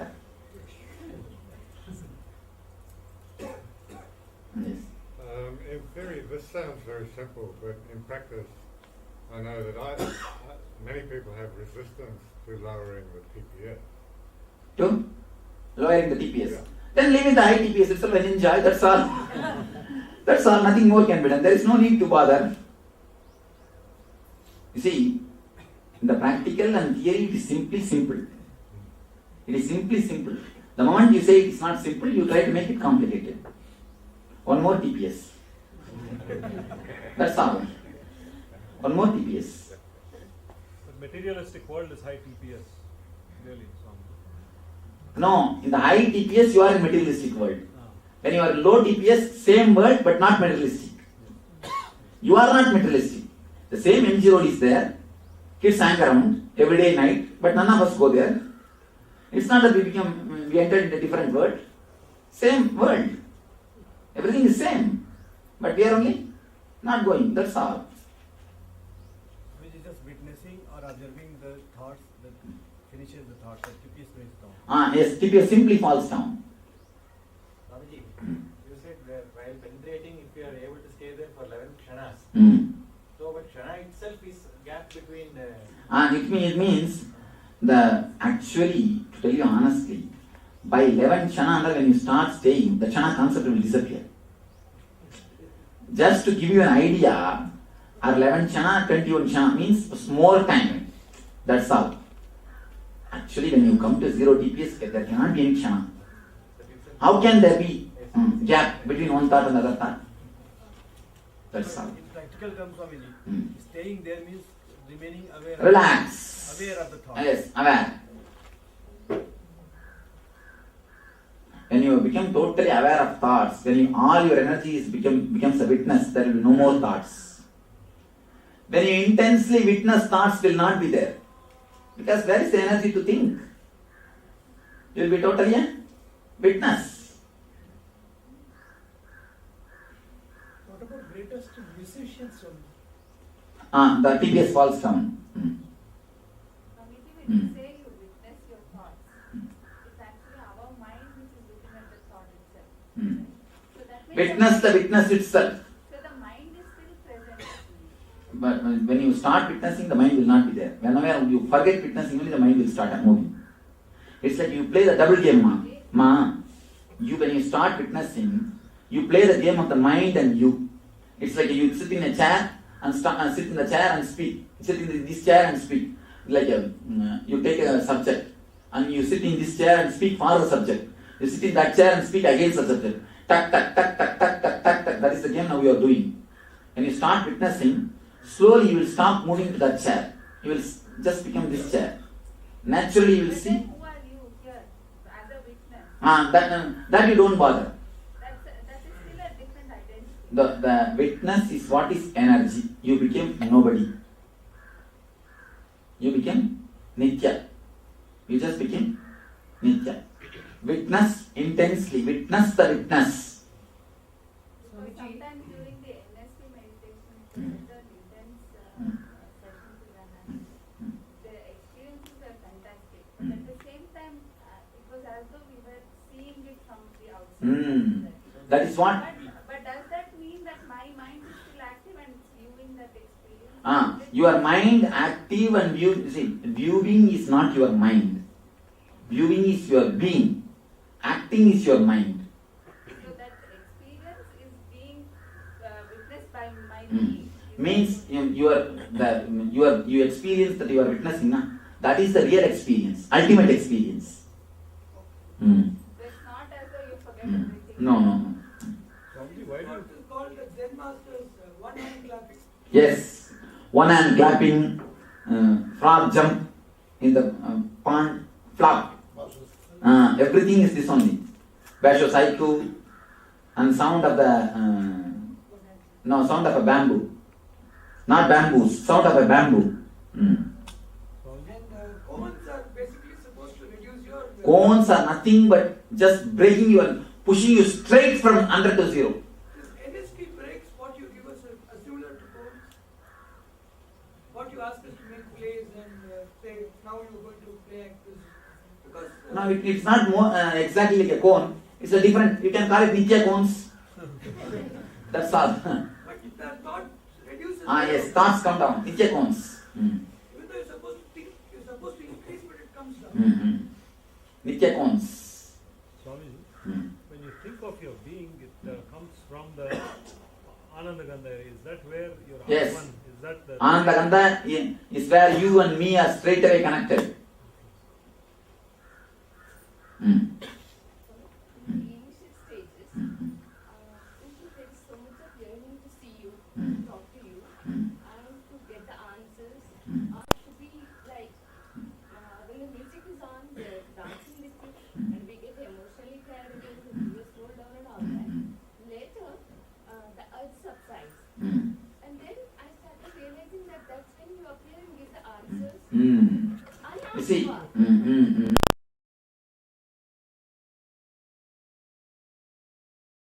let's start the Kriya.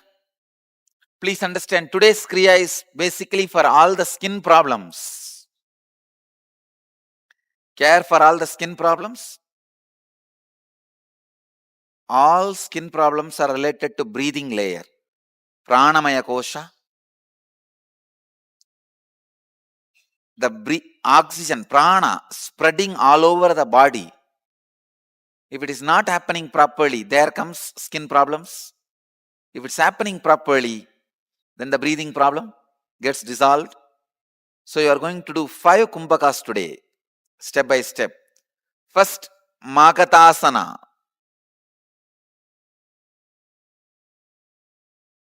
Magatasana. This is from Yoga Pratipika, 25th verse, 125th verse.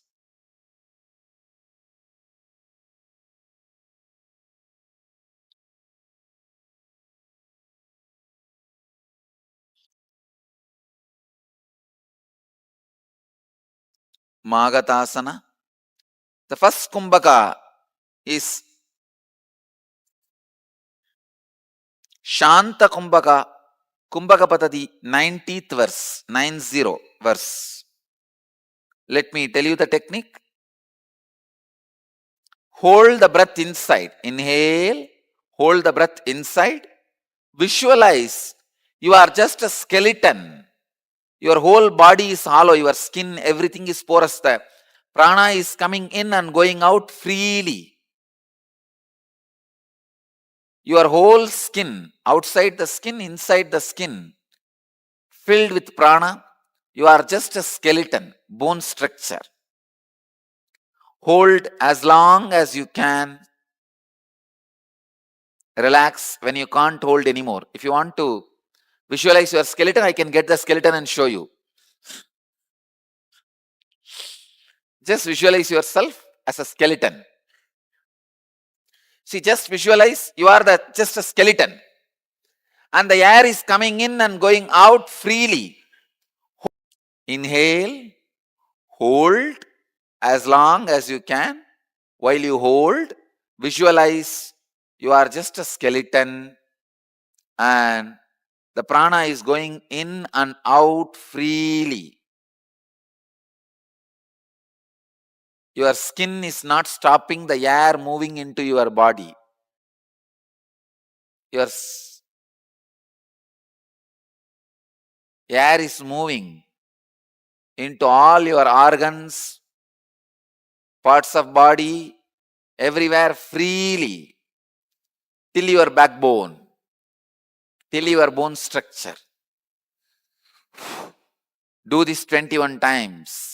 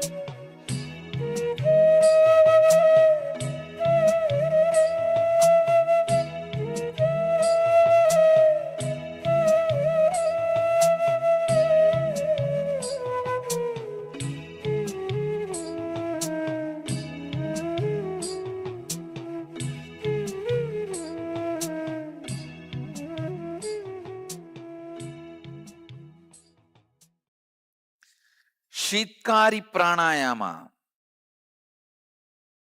Continue to sit in the same posture.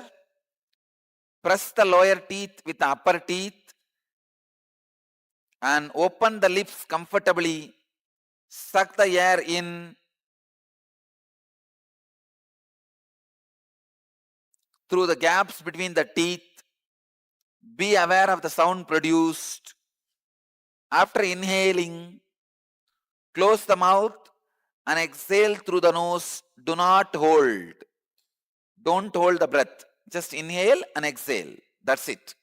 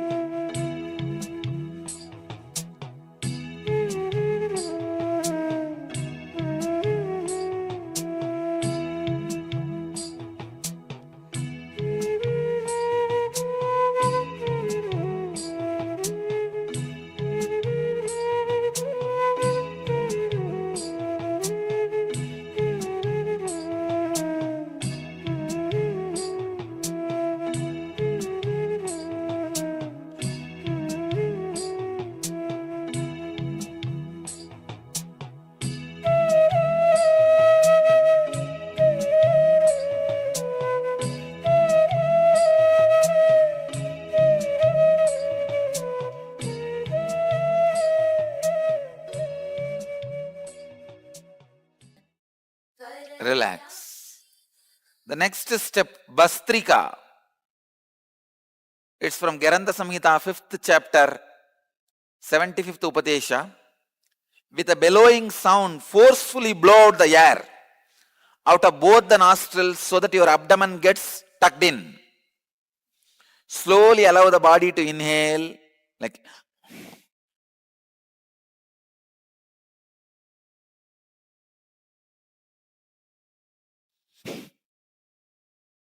do this 52 times. Skin will be completely not only cleansed of toxins, it will shine. Your skin will glow.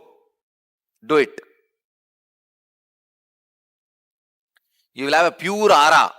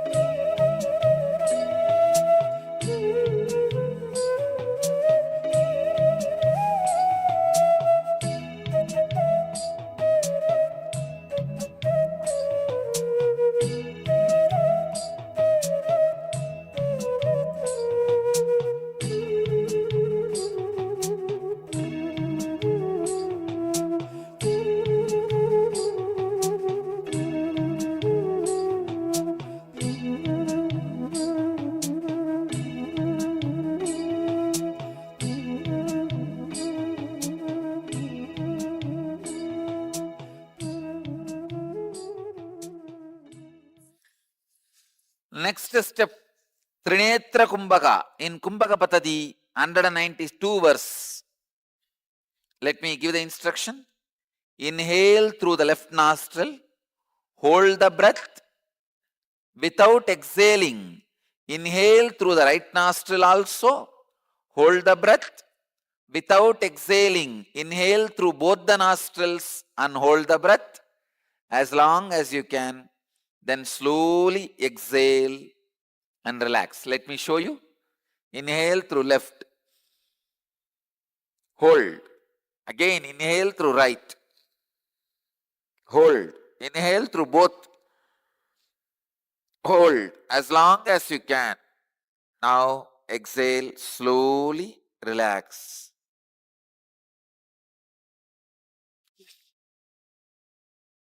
Start. Do this 21 times.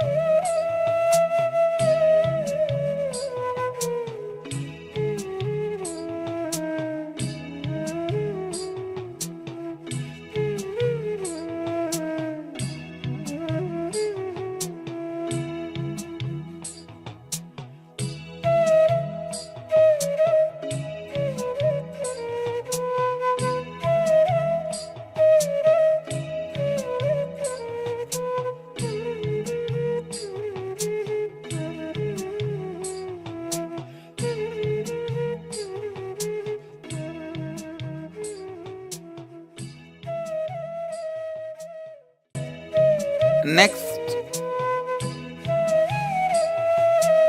Trishula Kumbhaka. From Kumbhaka Patati, 193rd verse. Inhale through the nostrils and also through the mouth simultaneously. Hold the breath as long as you can judiciously. Now exhale and relax. Please understand. Through the nostrils and mouth, inhale. Hold judiciously as long as you can. Then relax slowly. Do this 21 times.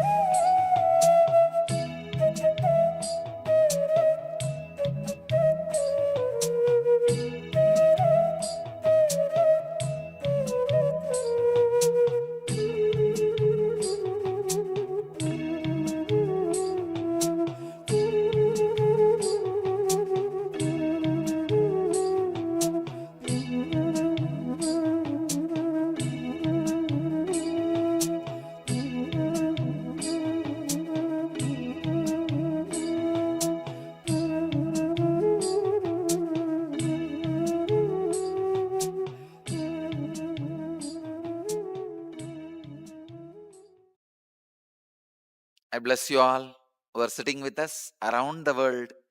Let you all achieve, experience, live, express, radiate, and share the eternal bliss. Nithyananda. Thank you. The reality which is happening, if you are really serious about transformation, this is the one and only way. If you just want to play the game, you see, many times, no, Swamiji, it's a nice game, so we are playing. There are so many people, professional seekers come to me, they come and tell me, Swamiji, my seeking is much older than your age. They come and, yesterday also somebody came and told me, I am 1 century ahead of you.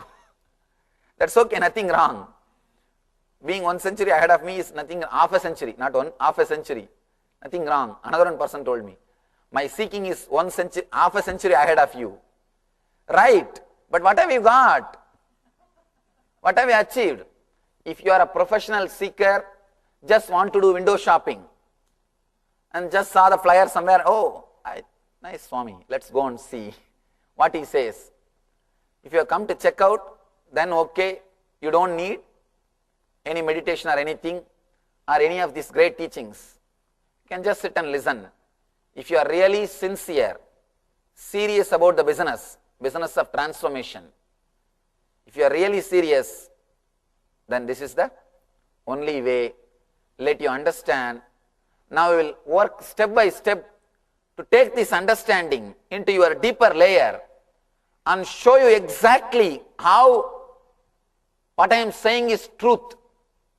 How this is truth in your inner space.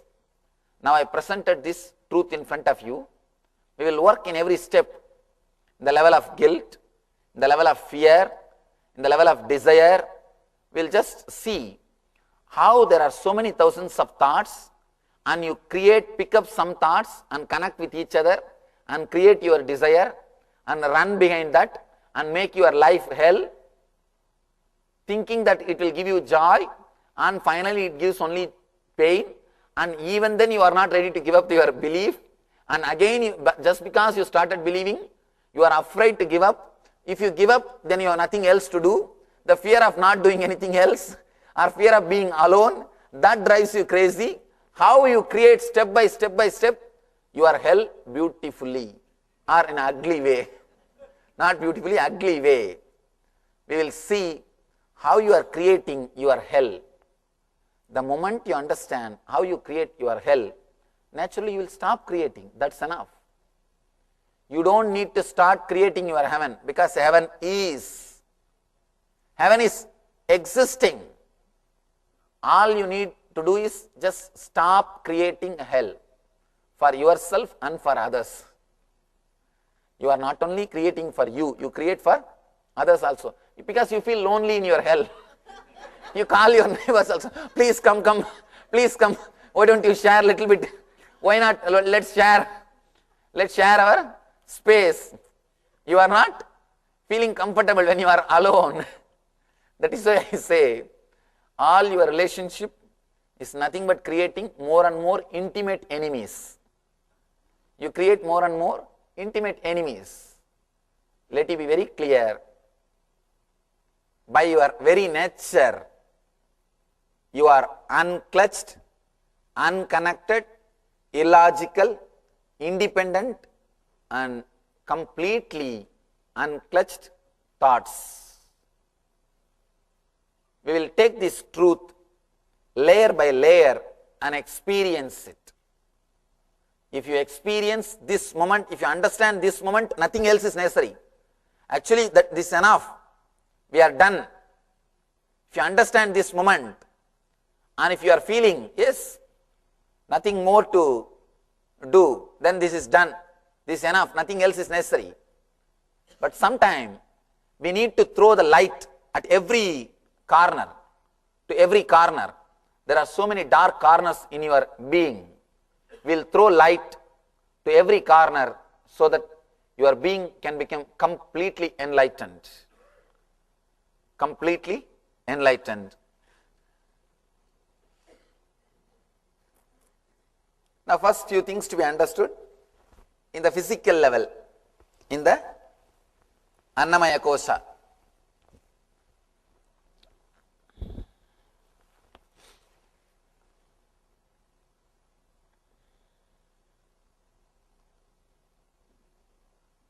Just very simple, basic to understanding. Then you will understand how you are stopping the growth or the rejuvenation, self-healing process by thinking and connecting and creating shafts. Every moment, constantly your thoughts are creating your body. That's the first thing. Next thing,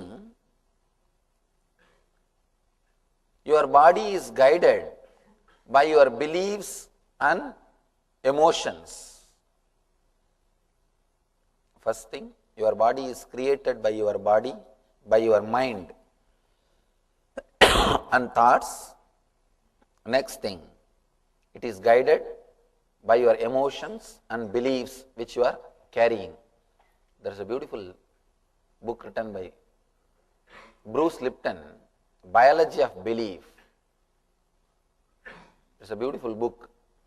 After a long research, he says, your body is not guided by cells, and as we are all made to believe in biology, your body is not guided by cells. You are not just a biomechanism. He says you are guided by your belief and your emotions. And he goes further deep to explain step by step everything. Anyhow, 5,000 years ago, Patanjali is very clear. He says very clearly, just by ichcha matra, just by your desire, you create your sharira. Just by your desire, you create your body, and you can destroy or you can do whatever you want with your body. Now, understand with this truth of you being unclutched.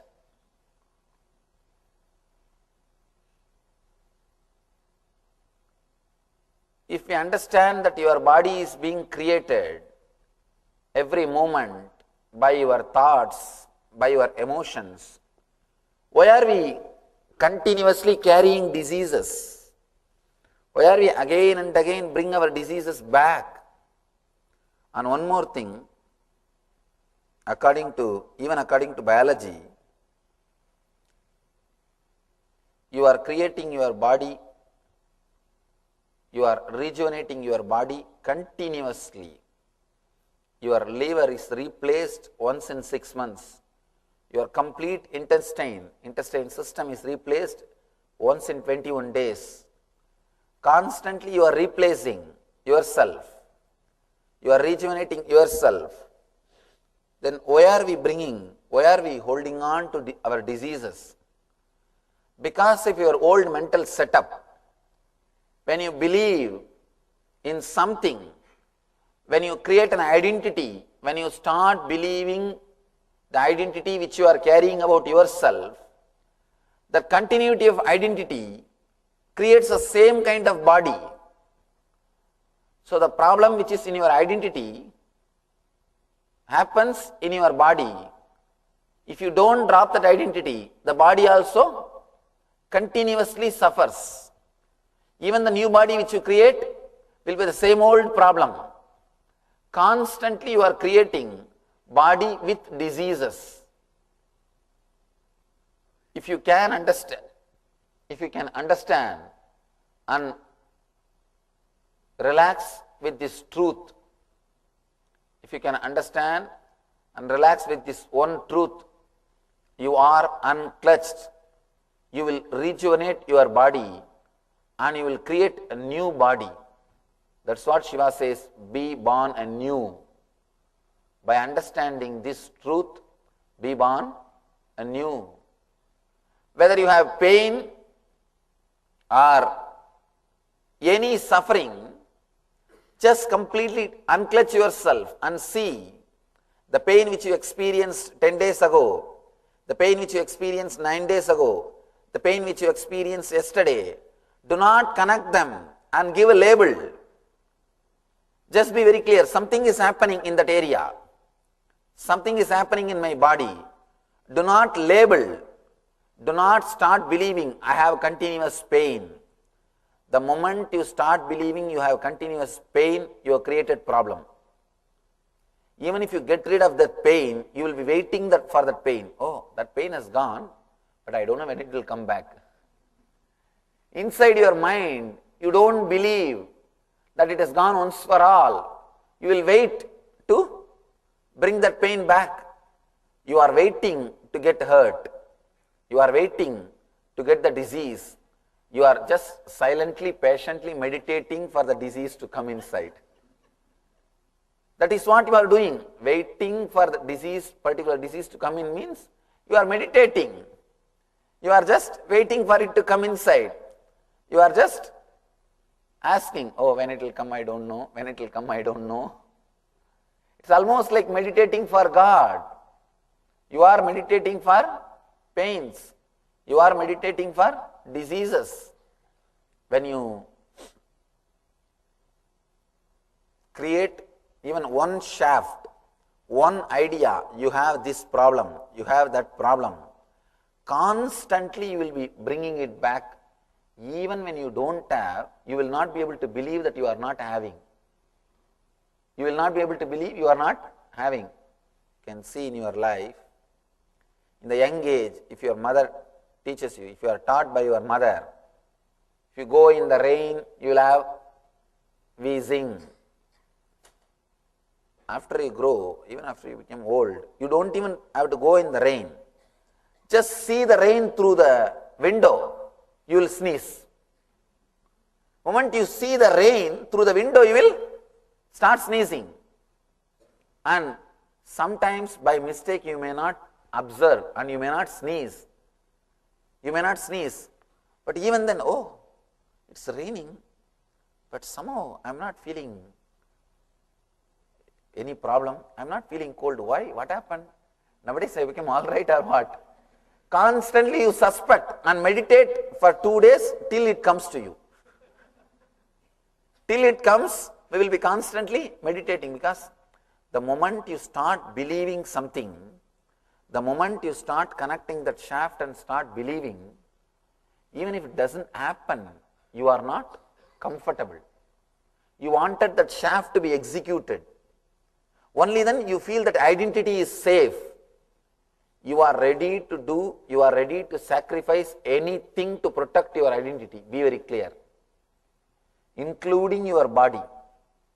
You are ready to do anything to protect your identity. You can see in your life. To protect, that is the last thing which you want to lose. You don't want to lose the identity. To protect the identity, you will do anything. Actually, people can sacrifice anything. It is easy to sacrifice wealth.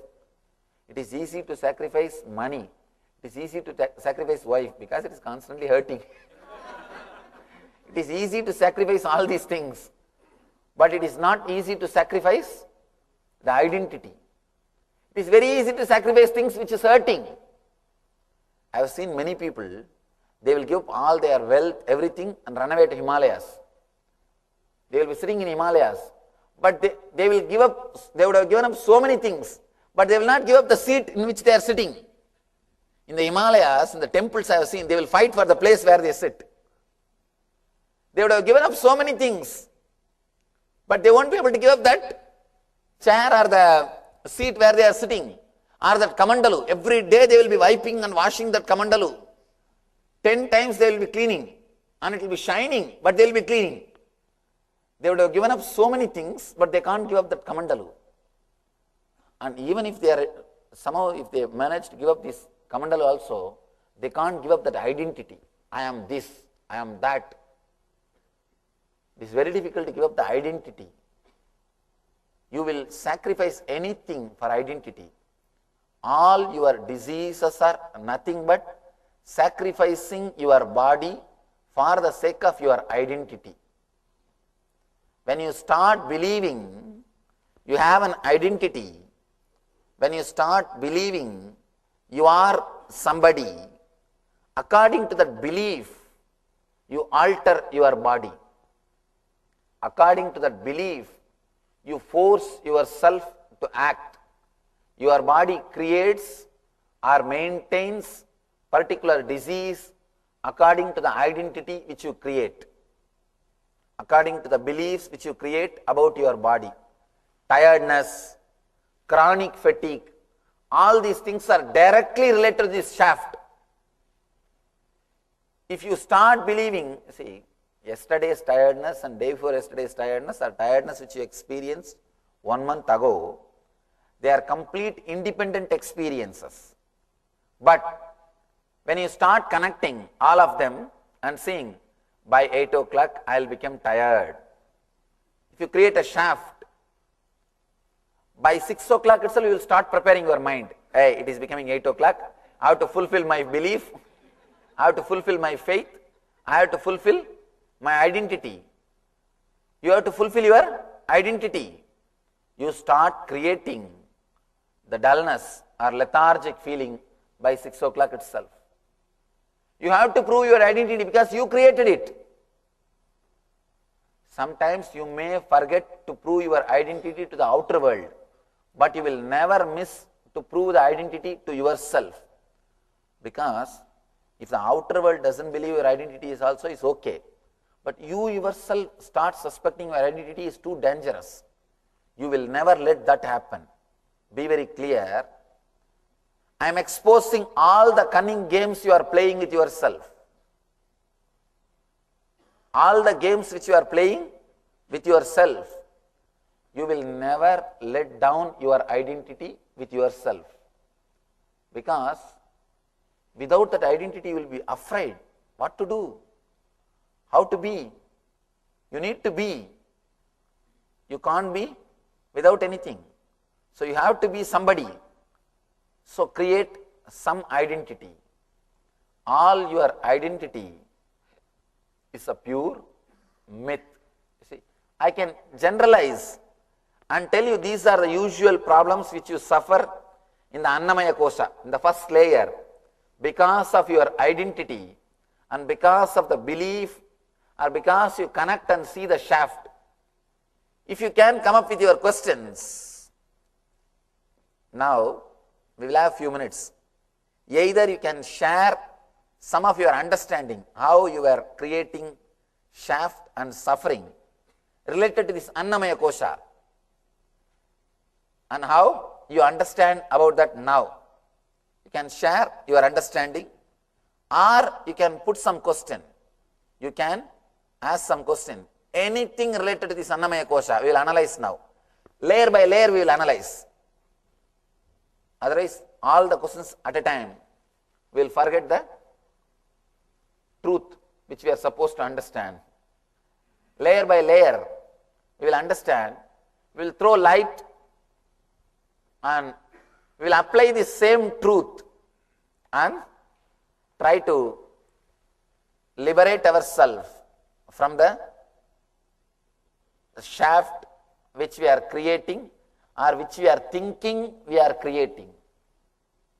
Again, whether that shaft exists or not, we don't know. But we constantly think we have created that shaft. So now we will take few minutes to share. You can share some of your understanding now, or you can put any question. To share some of your understanding, you need the courage to laugh at the drama or the game which you are playing. If you don't have the courage, you can't open up. Because again you will be protecting the identity which you are carrying. Only if you feel courageous enough to laugh at the foolish drama which we are constantly doing, only if you understand it is really a foolish drama. Otherwise, you can carry on, no problem. Only when you understand the foolish drama which you are doing in the name of identity which you are carrying, then only you will be able to laugh at it. You will be able to open what you are doing or how you are playing with this shaft. Mic is ready? Please be very clear. Continuity of the shaft only is, you see, unless you create the shaft, you will not even identify it is a pain. You see, something is happening, for example, something is happening in your stomach. You will not call that as a pain unless you bring your memories of earlier same experiences which you put in the file titled pain. 10 years ago which happened in your stomach, 9 years ago which happened in your stomach, 8 years ago which happened in your stomach, all those memories you put in a file and put a big title, pain, stomach pain, and kept in your brain, in one corner. The moment something starts happening in you, you pick up that file. Unless you pick up that file, you will not even get the title pain. Be very clear, the very first word itself is from the shaft. One more thing, this may look like mystical, but let me be honest. Patanjali says very clearly, any pain can be used as a door to enlightenment. Actually, I was shocked. How can pain be, at the time of pain you only shout, oh God, God. How can it be used as a door to enlightenment? He says, do not label. Patanjali is a great scientist. He's a great scientist. Do not label. Just look what is going on. Just like how a small child sees something new with all excitement and curiosity. Same way, just look what is happening. Just see. You will understand two things. First thing, your body is rejuvenating itself, reconstructing itself. That process only you are calling it as pain. That's the first thing. Next thing, when you don't label that as a pain, that feeling, you don't have to fight with that feeling. When you don't fight with that feeling, you are not fighting with the rejuvenation process itself. You are encouraging self-healing. You are helping self-healing. When you label that as a pain, not only you are fighting with the self-healing process or reconstruction process, rejuvenation process, when you fight, you elongate the process and have more pain. When you do not fight, you may think, oh, only when you have pain you will understand all these things, Swamiji. Please be very clear. This is the only simple technique. All you need to do is, do not create shaft, which is not there. Just remember, you are unclutched and do not create shaft. The fatigue which you felt yesterday, the fatigue which you felt 1 year ago, the fatigue which you felt 2 years ago, they are no way connected to each other. They are independent incidents. Something came up, happened, over. But you label them and keep them all in a safe file for future reference. For future reference. How they keep in the hospitals? Just like that, you can have a file. I have a chronic fatigue problem. Big file. 7 o'clock means I will be tired. 8 o'clock means I can't do anything more than that. After 8:15, if somebody asks me anything, I will shout at them. I will be tired. You have a big file. And you refer that file and always fulfill that file. Because only when you fulfill that file, you feel you exist. Otherwise, you feel your identity is shaken. You are not the same person. Somehow you want to believe you are the same person every day. Be very clear. 7 years ago, the person who existed in your name and today who is existing in your name, these two are not the same person. Understanding, maturity, of course maturity never happens, that is different. At least age, information, all these things are totally different. but somehow you try to retain the identity. You don't trust, you also grow. And you don't trust, others grow. Of course, you don't trust, others grow, that is okay. That I can understand. You don't trust, you don't even trust that you are also growing. You don't trust you can change the fatigue. Even if you have felt the fatigue 1 year ago, now there is every possibility you can update yourself. Your body might have overcome. You may not have that problem now. You are not interested in trusting that. You wanted to retain the identity. You can sacrifice anything for identity.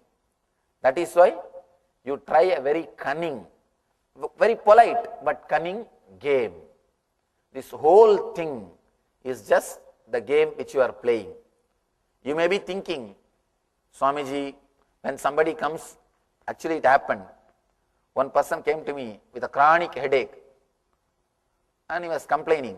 I said, it is all in your mind. Why don't you give me little time to explain and try to understand, and then it will disappear. He says, when I come with the pain, instead of consoling me, you are saying this all in my mind. It's a deep disrespect to me. And I told him, please understand, it may look like deep disrespect. And people feel really offended when I say it is in your mind, because their identity is attacked. I am straight away attacking their identity. See, you may feel offended, but what I am saying is truth. Let it be very clear. I can console you, that's not a big thing. Oh, you will become all right, you are great, you are a nice person, don't worry, I will heal you, all these things are okay. And one more thing, let me be very clear, open. Now I am opening another business secret. Healing is nothing but giving you one more shaft. You have one shaft. You start believing somehow you have the body. That itself is a great lie. You come with that big lie. First lie, you have a body. Second lie, you have a disease in that body. Now somehow I manage to take that one lie and replace another one lie. You have the healed body, that's all. And you heal yourself. Be very clear. It's purely playing with lies. Somehow I take that one lie that you have diseased body. Basic lie is you have a body. That's the first lie. Because you don't have a body. That is the truth. You may play with this body, but you don't have this body. You are playing with this body. Or you decided to play with this body.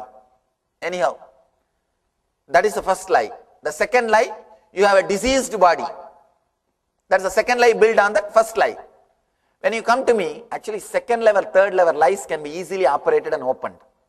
The first level lie is the difficult thing. The second level, third level lie, they are all superficial lies. It's almost a simple belief. It's very easy to change it. I just take that lie and replace this lie. You have a healed body, over. And you feel, oh, Swami has done a great help for me. Let it be very clear, this whole thing is myth. You are playing with some lies, so I play with some more lies, over. And let us ask another one question. All right, you come with a knee pain, I heal. You think that once for all you are healed? I made your whole knee with the steel. In 10 days you will have same pain. You will have the pain. If you don't change your mental setup, you will bring that pain back. Because your mental setup which is bringing the disease. Your mental setup which is bringing the disease. Unless we go to the depth and touch the core, I have always seen when people do meditation and have the healing, once for all they are healed. They never get the disease back. But people who come to me for healing, I tell them, why don't you come for a meditation program? They think, oh, you just heal me, Swamiji, I don't want to meditate and all. They just want the energy from me, but they don't want to listen to what I am saying. Then I tell them, all right, I have no problem, let you be healed. They will be healed because of that energy, but it won't stay permanently. Because unless the deeper transformation happens, what can happen? You will bring that same disease back in 10 days. 10 days is too much, I think. You will bring it back because you are carrying the same mind.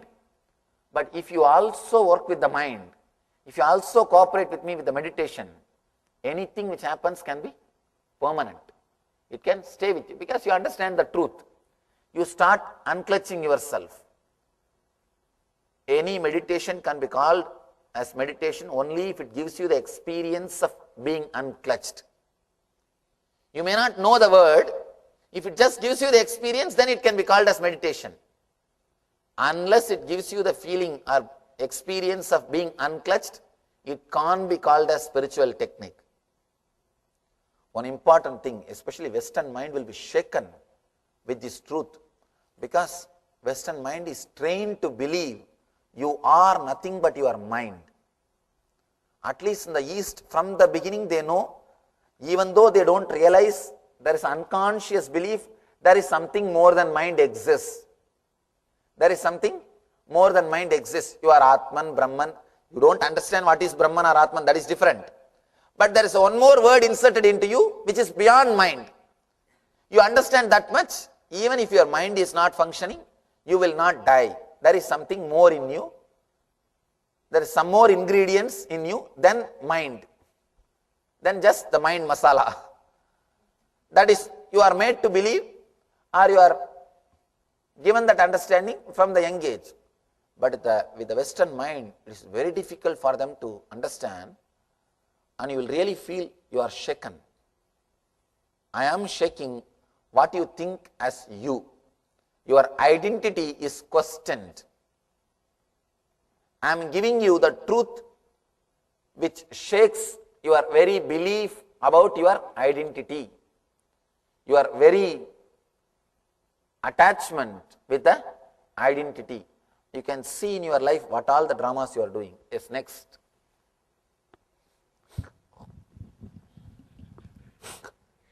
All right, I will do one thing. All of you finish talking, then I will give the final. Because if I start talking, somehow by my nature I don't stop. orating. Yes. All of you finish, then I will start. Yes. The inner identity that you qualify, is it a function of a social environment? Yes. That is the conscience. That is what I call conscience. Which you are carrying and struggling with which you are struggling is conscience. Is social environment, education, conditioning, is this all those elements that form? These are all masala, ingredients which creates the conscience. Thank you. Next. Conscience is given to you by the people who don't follow their conscience. Because conscience as such cannot be followed. Even if you try to perfect it, there will be some impossible ideal. It will keep. It's like you run behind the ideal and the ideal is running behind something else. And both of you are chasing something which nobody knows. All of you know that Yamadharma story? Anybody who doesn't know that story? Or there are few people, just for them I will tell the story. 3 women died and reached the Yama's court.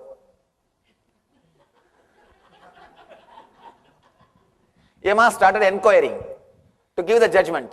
First lady came, Yama asked, "Did you live a pure life?" She said, "Yes, master.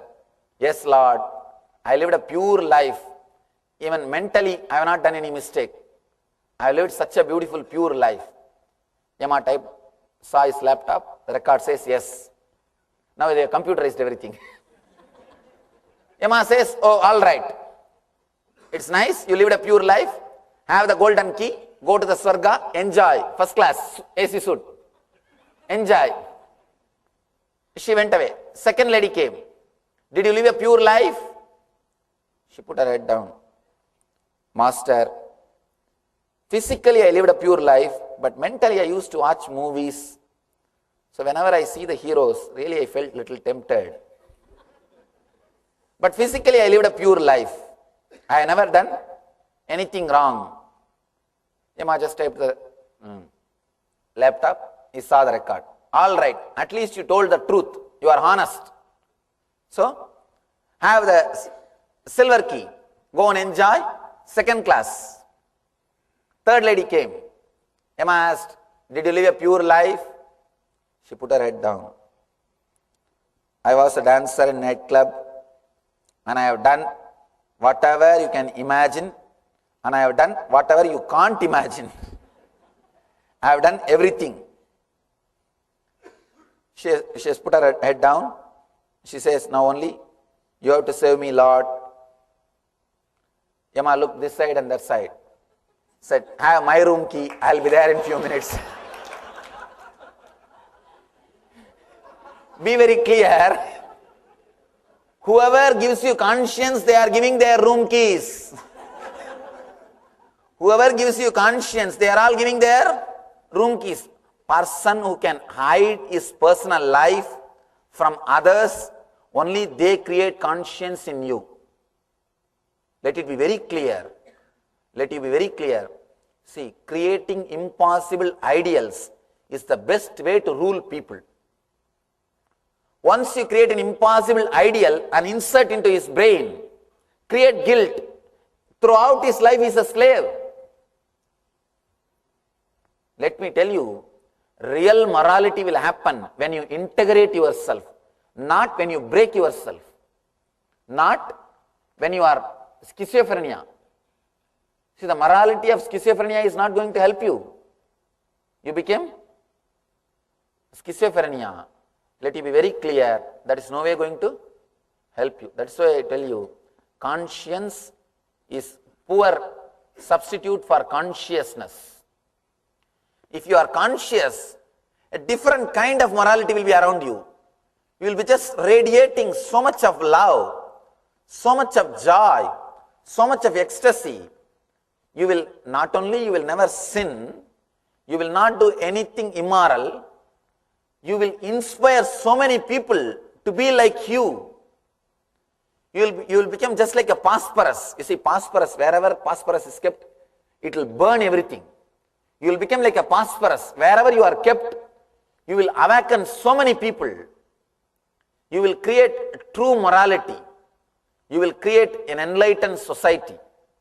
Such a beautiful moral life. And I want to tell you honestly, there are so many problems which exist in the West. I have not even heard about it.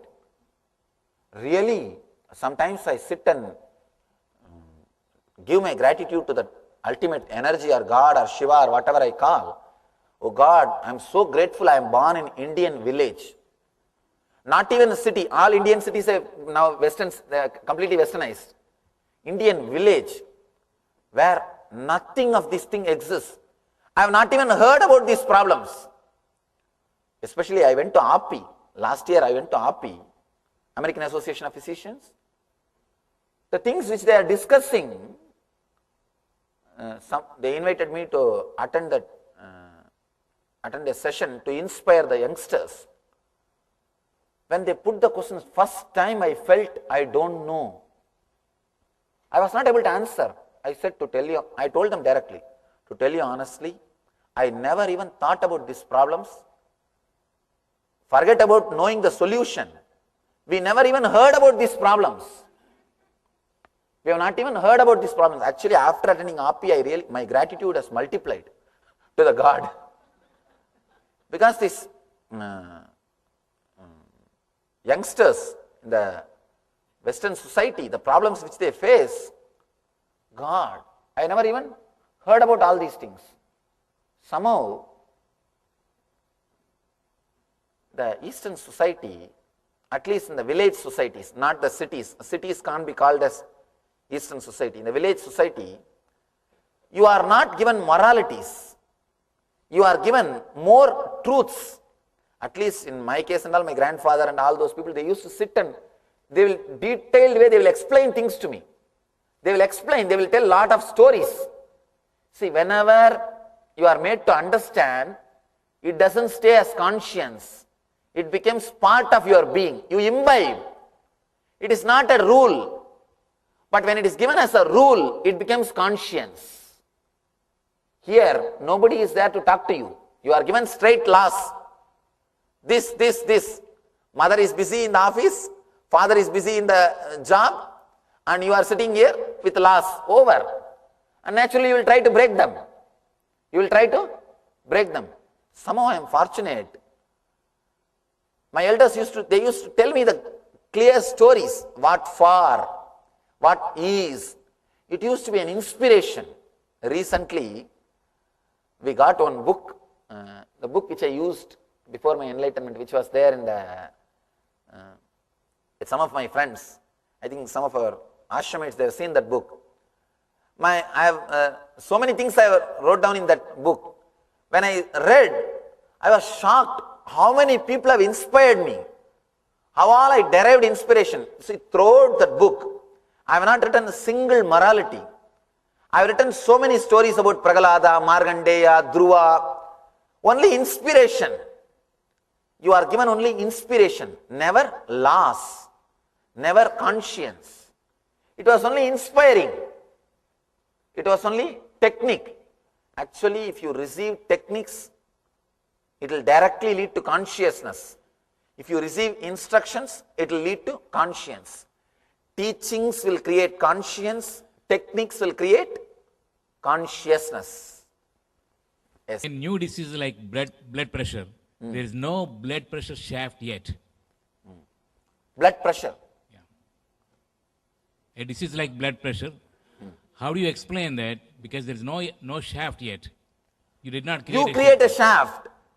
You see, there is no need for shaft in the outer world. You create a shaft at some particular point. You are having this. And one more thing, see, there are so many diseases which can be measured only by instruments. Those diseases, the moment you start believing that instrument is the authority, you start creating. You can see in this, especially in the psychosomatic field, the psychiatric field, the more and more new diseases are discovered, more and more patients are discovered. No, really. 10 times when you see, especially these American TV advertisements, oh God, constantly, are you having little depression? Why don't you try this medicine? Are you having little headache? Why don't you try this medicine? Are you having little pain in one corner? Why don't you try this medicine? This may be this may be that, this may be that. Constantly when you are bombarded with these ideas, see, constantly when you see McDonald's, naturally you feel like eating. You will feel the hunger. You will start imagining the hunger. In India, if you travel in the highways, you will come to know that there is a village by seeing a temple tower. Here, you will come to know there is a county by seeing the McDonald's tower. McDonald's tower is replaced by temple tower. Constantly you will feel like, naturally you will feel like eating. So when these ideas are supplied to you, you see, you have heard about many ideas about BP from others experiences. So naturally what you do? You keep all those files and you create a shaft and you are waiting. When I feel the same symptom, I think I have BP. But let it be very clear, the pressure which you had 10 years ago, the pressure which you had 9 years ago, the pressure which you had 8 years ago, they are effects of independent incidents. When you start connecting them and believing I have BP, you will simply start creating constant pressure. Because anything which you believe, your body follows. If you believe you will have pain, your body will follow. I have seen some of our ashramites, somehow from the beginning I managed to make them believe that they don't have to sleep. Still now, I can say at least 10-15 people in the ashram, they hardly sleep for 2 hours. Somehow I made them believe. Hardly they sleep 2 hours and no eye wrinkles, whatever you say in the West, all that nonsense, nothing is there. And here people believe that if you don't sleep, you will have that, what do you call? Anyhow, better not knowing all these words. Better let me not know all these words. Now, less you know about all these things, you won't create much. And you can come and see. Of course, people who have come and stayed in the ashram, they know. Inside ashram, nobody walks. They only run. Somehow, I am successful in making them believe that they don't have to sleep that much. They are not only, they are alive, they are active, they are energetic. They don't feel. See, your body follows what you believe. Your body follows what you believe. I personally feel we had the power of flying. We lost by social conditioning. Of course, I don't have solid proof to show to you all. That's why I can't emphasize on this. But if you trust, I have little intelligence, or I tell something which works, which helps in your life, let you be very clear. I have seen one yogi flying with my eyes. With my eyes I have seen. We had the power. By nature, human beings had the power. Maybe in course of social conditioning, when you are made to believe you can't, or when you are made to believe this is your boundary, your body started following that boundary. See, I myself have seen one Lama who is 136 years old. Let me tell you the story how I met him. I went to Nepal.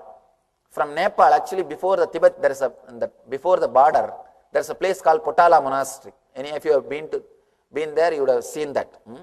Beautiful place. If you walk into the jungle some 100 kilometers, you will see a village where lamas live together. I went there because they told me that very elderly lamas live there. Very old people live there. So I went there to see.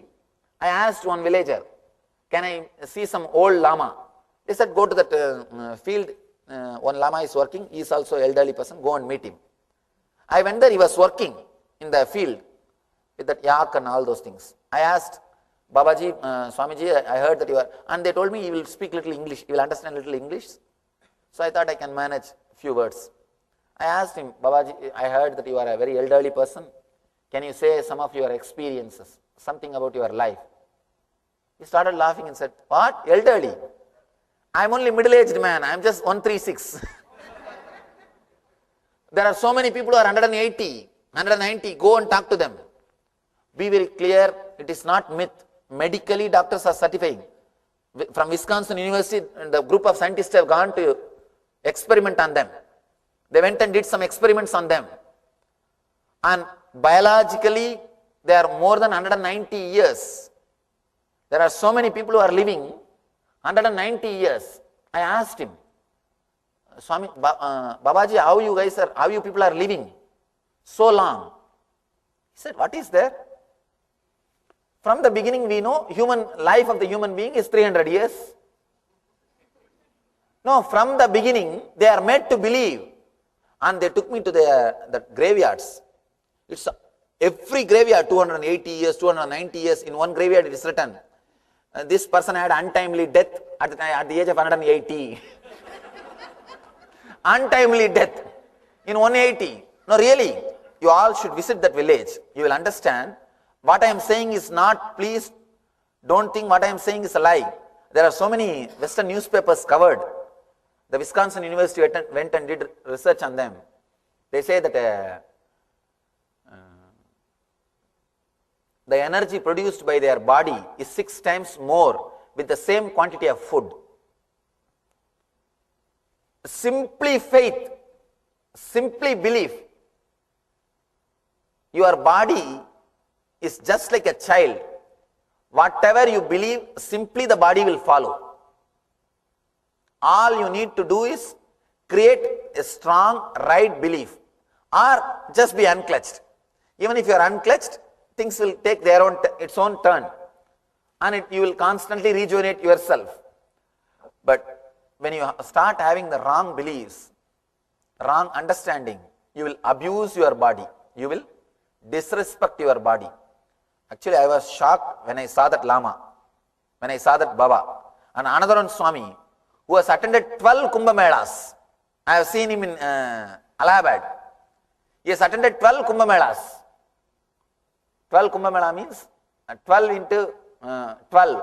What is that? 144. 12 Kumbh Melas. And he is healthy. He is going around. So be very clear. It is your faith. Whatever you believe, your body simply follows. You are made to believe human being's age means 70 to 90 years. And by the time you become 70, you prepare your body. Oh, I have become too old. You constantly talk. I have become old, I have become old, I have become old. And prepare the body and die. Constantly you start talking. you start believing you become old. Especially in the West, elderly people are not respected. It is very pathetic. Elderly people have to compete with the youngsters. That's in the East, elderly people are respected. In village culture, I can't say complete East. East has gone to dogs. No, really, all the so-called cities have gone to dogs. Completely confused. At least in villages, once you become 60 or 70, the kids will take care of you. In those days, kids used to take care of the parents. And the age is respected. They will come to you for counseling. They will come to you for some ideas. They will come to you for any things related to spirituality or rituals or some customs and traditions and all those things. You feel you are wanted. You don't feel that people are waiting to give you send off. Here, just people are waiting to say, quick, quick, it's too late. What are you doing here? And here you feel like people are ready to give you the send off. There at least you feel you are wanted. People are giving you some respect. You are doing something. Actually, if you live in that type of community where you are wanted, your life will be prolonged. You will live an energetic, active, happy life. Because your mind is directly related to body. Yes, next. Oh, it is not like that. Lamas do they do marry also. You see, in Buddhism, anybody who takes birth, they have to go to monastery. It is a compulsory. And after the age of 28, you can decide. They give 3 options. At the age of 14, they allow you to marry. And after that, 21, they give you a break. They give you the chance, you can marry. And again, 28, they give you the chance, you can marry. Even if you marry, they give you a different kind of life, but there are lamas who are married. And especially the yogi about whom I am talking, who used to fly, he is married and he had 14 kids. I don't know what else he was doing. Maybe the only entertainment.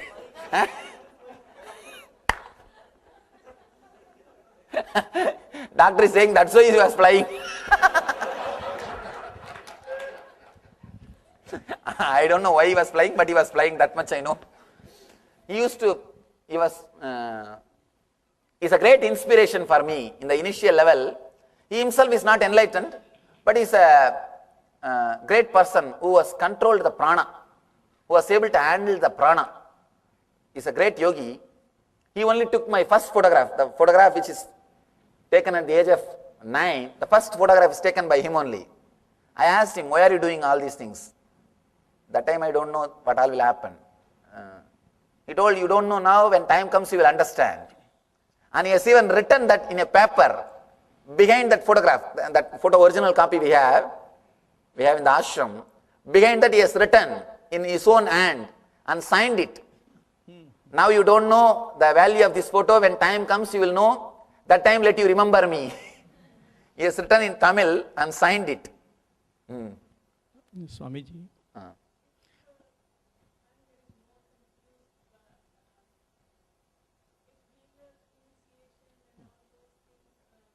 There again, I am giving you the energy to play with that superficial lies. See, if you think that you having body is a truth, then healer's initiation is truth. You understand? Do you have body? Then healer's initiation is true. Attend. Now what I said is ultimate truth. Before that what I was saying is ultimate truth. Even you having body is a lie. When you reach that state, then you don't need healer's initiation. Then you are already healer. Then it means, be very clear, you have to attend healer's initiation. There will be a state. What is pinching? The pinching which is done 10 years ago, the pinching which is done 9 years ago, the experience which you felt 1 year ago, they are not connected. They are independent. Now what you are experiencing is not the same which you experienced 1 year ago. When you understand that, then you don't need healer's initiation.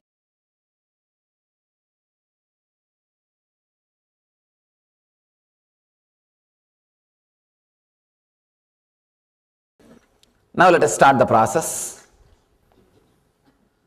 Annamaya kosha, first layer, means the physical layer with which you are living, the bone, flesh structure.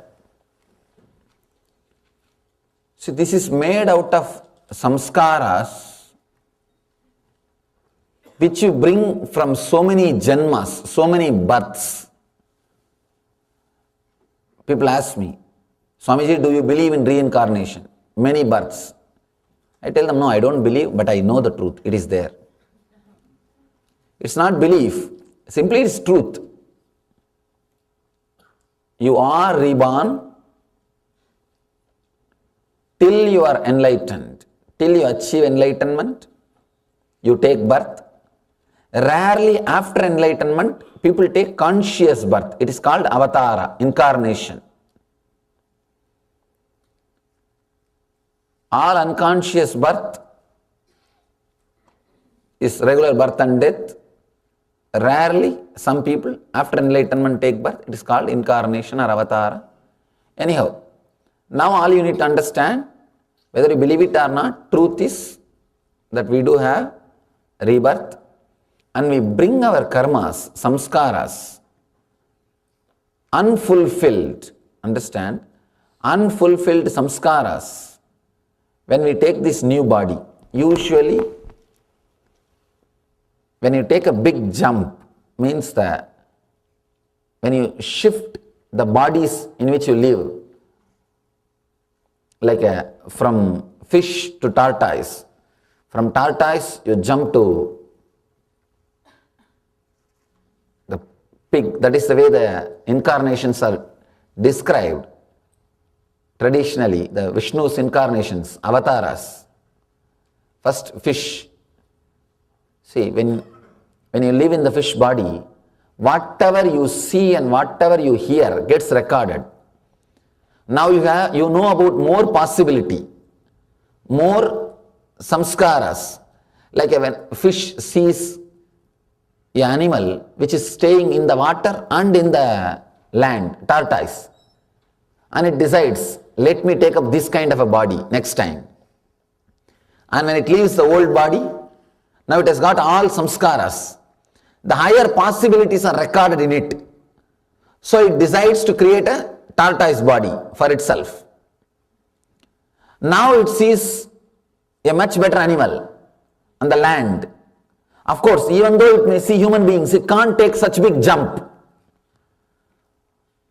Whatever samskaras it collected during the tortoise body, it gathers the whole thing, and when it wants to have a next body, it decides much better choice. That is why we always tell, even seeing an enlightened master is a blessing, because next time when you design your body, you will decide to be that kind of a being. The possibility is already known to you.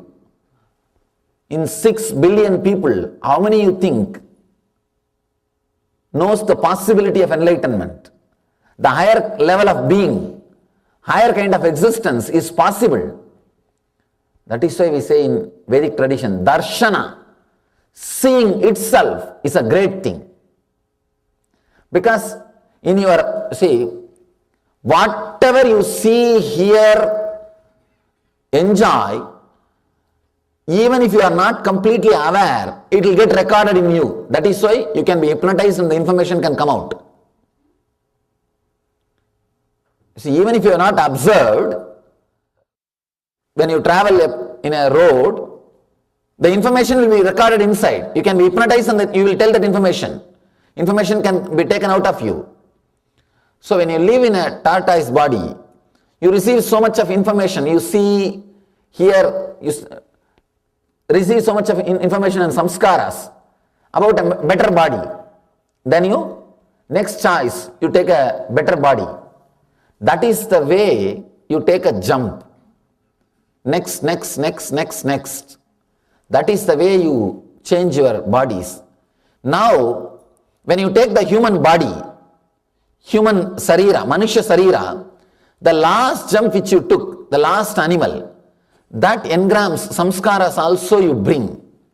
You bring animal samskaras, which you did not fulfill when you were in the animal body, when you were in the manushya sarira.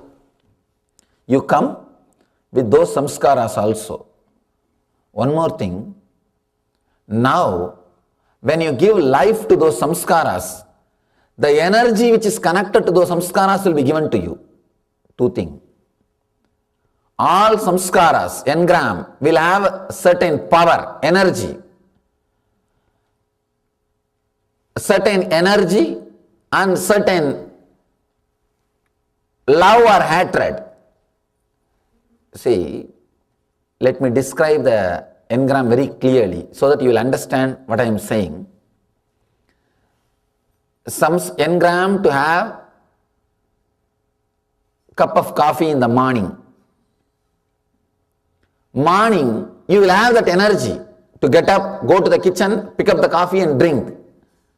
And the picture of coffee, the experience of coffee, this both together is called samskara. Now, we are trying to remove that picture and just give the energy to you. If you remove the samskara completely, you will lose energy and picture both. But when you work on Annamaya Kosha, samskara's energy will be there and the picture will disappear. Vasanas will be removed, but the Shakti, the power of the samskara will stay with you. Vasana means the object. Shakti is power of samskara. Removing vasana, but not the power of the samskara. It is called self-actualization. Understand? Self-realization can be achieved in two ways. Completely removing the samskara and energy, everything. You will have self-realization, path of renunciation. You can realize yourself by actualizing yourself also. That means having the energy, removing the vasana. Now, by working on the Anandamaya Kosha itself, you will be having the Shakti, but not the Vasana. You bring so much of samskaras from the different animal births. It's a very powerful method, process to relive and get all the things out. Get everything out of your being. Usually, only in a very close, intimate atmosphere, like a teacher training and all, only I give this meditation technique. It's a very powerful technique. You can't even call this technique. Again, process. Again and again, I want to remind you guys. It's a process, because technique means you can go and practice. You can't practice this. No. You can't do this in the house.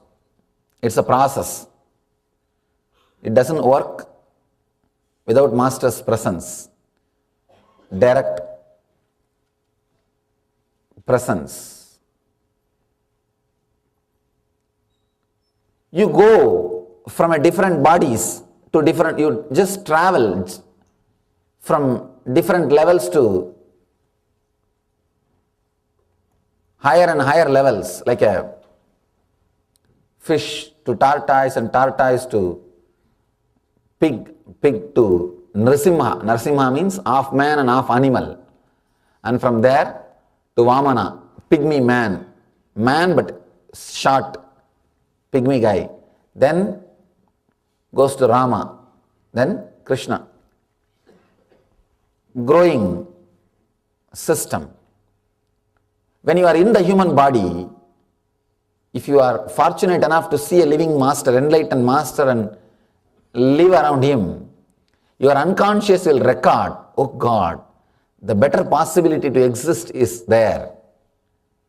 Better possibility to live is true. And this, when you are supposed to take the next body, will be used as an information, data. You will create an enlightened body. That is why we say that even seeing, darshana, is such a great blessing, such a great thing. Now we will work on the Annamaya Kosha. How? Just start living all the animal engrams so that your Annamaya Kosha will become completely self-actualized. All the samskara which you brought with your body, with your Annamaya Kosha, becomes reality. Understand? You got so many samskaras from animal layer. Because you never allowed them to become reality, it expresses in your everyday life. You can see when you eat. You can see when you are angry, the animals expressing through you. And you can see when you are filled with lust, the animals expressing through you. Understand? Sometimes even you will feel frightened. What am I doing? What is going on? Till you allow the animal inside you to be completely fulfilled and relaxed, you can't escape from it. Because you are carrying those engrams. You are carrying those samskaras. It should be allowed to come out. It should be allowed to actualize itself. See, these engrams are so powerful. This is called prarabdha karma. This prarabdha karma is so powerful. If you allow them to work through you, they will empower you. If you suppress them, they will constantly depress you. You will be fighting with them. Whatever quality you are fighting with you, whatever way you are fighting with you, see, if you are fighting to control your anger, if you are fighting to stop smoking, if you are fighting to stop drinking, everything is directly connected to this Annamaya Kosha, animal layer. The samskaras which you brought from the animal level, animal layer, that is even for any addiction or anything, if you are fighting with yourself, responsibility is this Annamaya Kosha. Whatever may be the reason for your fight with you, the responsibility is the samskaras which you bring from the animal body.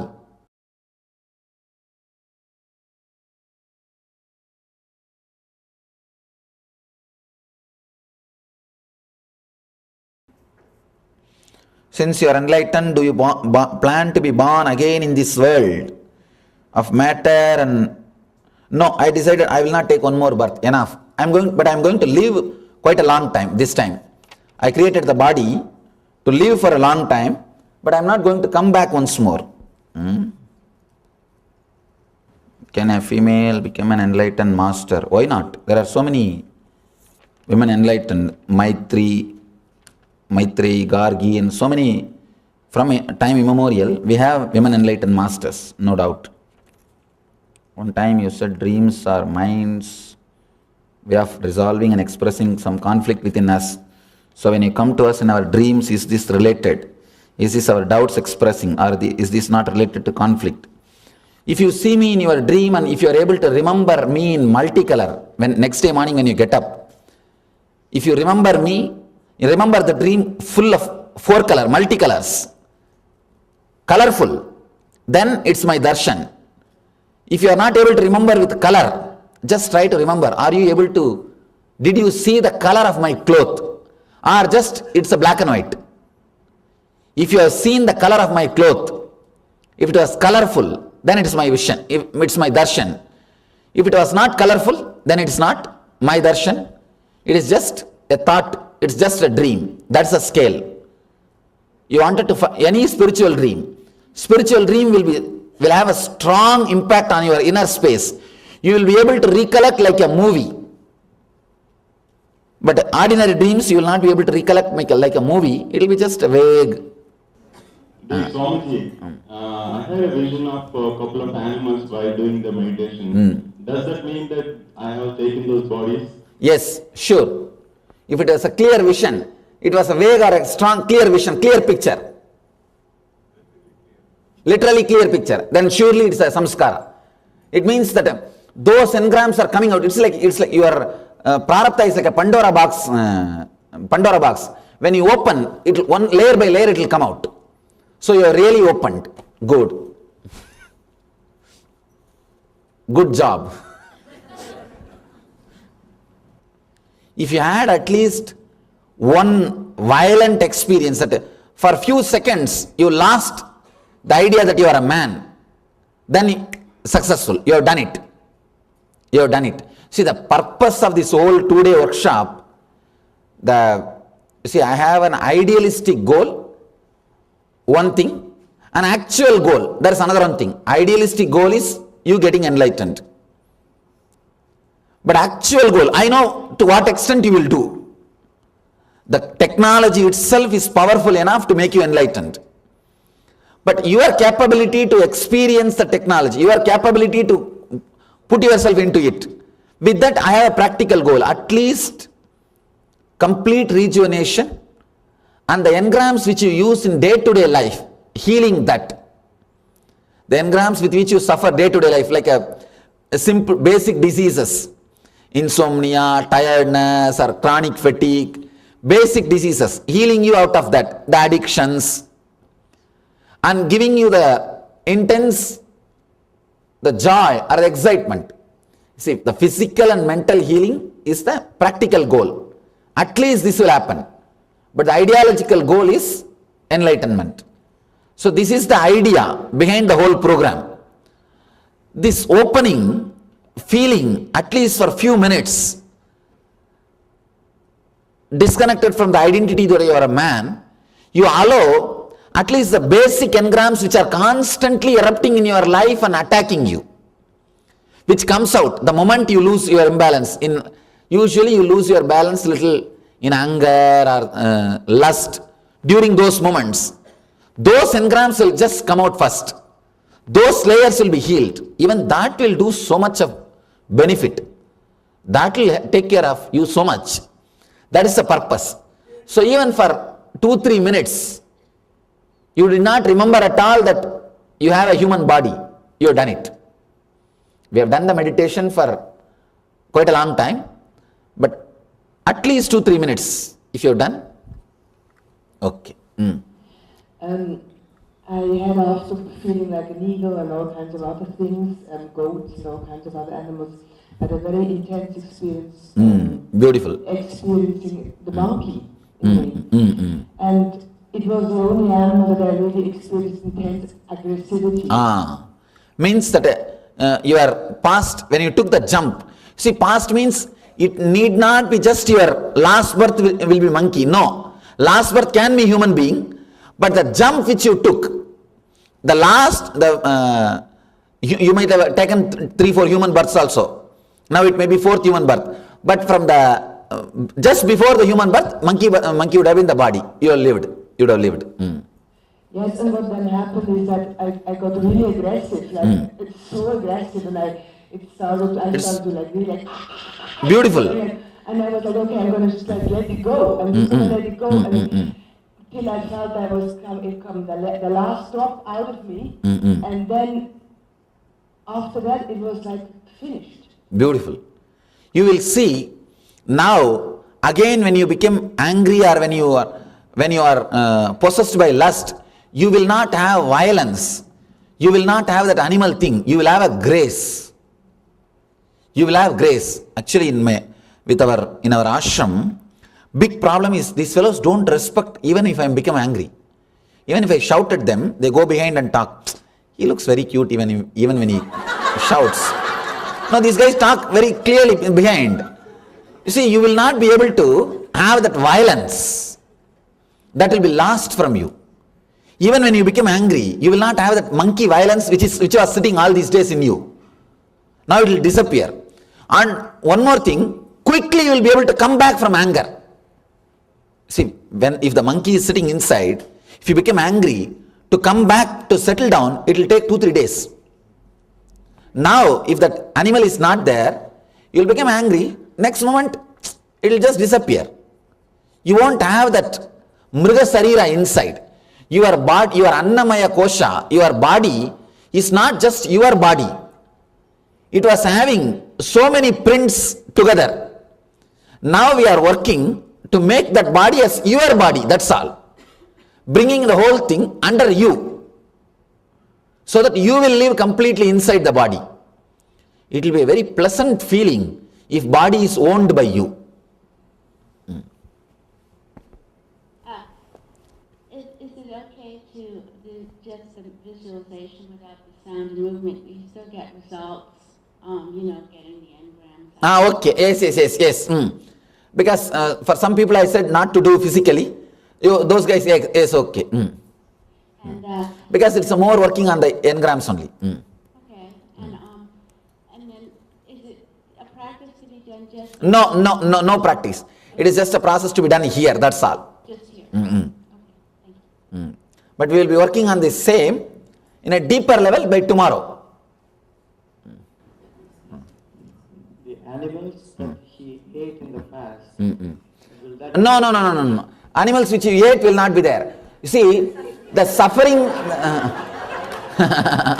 No. The suffering of the suffering recorded in that animal's body, that suffering will be there in your body. The animal samskara itself will not be there.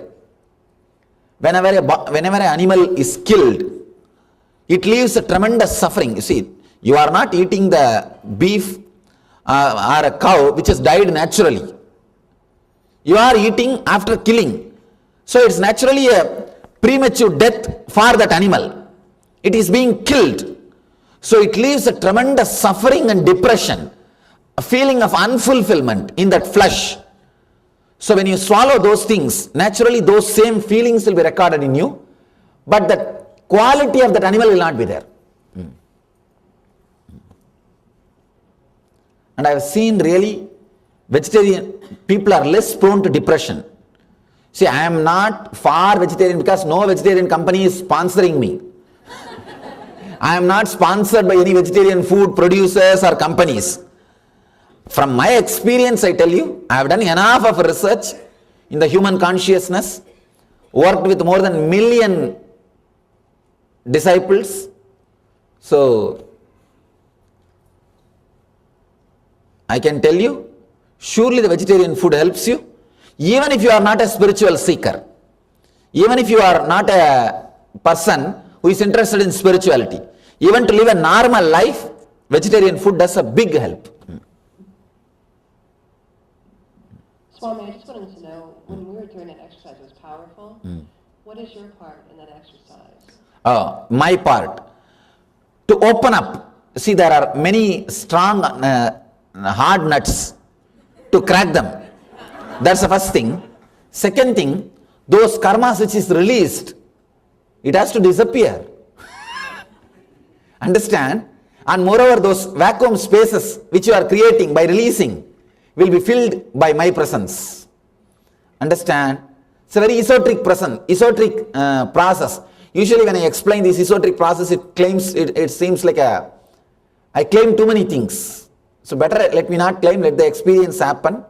Even the thing which I claimed today morning that I am enlightened, I think few people are hurt. I saw 1 or 2 questions. Why did you say, you could have allowed us to say? You can't understand. Very clearly Krishna says in the Gita, unless I tell about me, you can't know. You will not know. Whatever you know about me is less. If you attend 2-3 programs, you will understand every program, your understanding about me is developing, expanding. The first level program, second level program, you just try to attend 2-3 programs, you will understand, your understanding about me expands. Krishna says very clearly, unless I tell about me, you can't know, you will not know. So there is no other way, I have to tell sometime, even if it hurts, it's okay. It's a very esoteric process. See, now as on, before the meditation, you had the animal parts inside you, those engrams and vasanas, now that will come out. And the possibility of having an enlightened body will be recorded. So that the moment you decide for the next body, when you have the choice to decide the next body, design the next body, you will design to be an enlightened master. You will ask for the best model. All the model which you saw get the best model. Hey, this is right. Okay, let's go ahead. Yes. One more. Yes. Speaking on the food, how about plants? We kill plants to eat. I don't say. I saw those consciously. I tried to scan, and plants does not have so much of consciousness to suffer, to have experience pain. But these guys experience pain. These animals. That's the thing. Same with eggs too. Eggs also there is a life. The possibility of life is there. With milk there is no possibility. People ask me, Swamiji, when milk comes from cow, egg comes from hen, why milk is vegetarian and egg is not vegetarian? If you sit on egg, you won't get, if you sit on milk, you won't get cough. But if you sit on egg, you will get chicken. And somebody may ask, no, poultry egg. Poultry egg may not have the male part, but the feminine part of life is there. You understand? The possibility, the feminine part, female part is there. So, the moment the possibility for life is there, it becomes non-veg. Swamiji, I tried really hard to get angry in my meditation, but I found that I couldn't, and I don't know if I was doing something wrong, or I don't know if I think you are not doing anything wrong. You are not able to open up, means that you are not able to get rid of this strong identity. All right, at least next layers, decide that you are going to break. Even if it is like acting in the initial level, it's okay. For a few minutes act, then you will see suddenly things open up.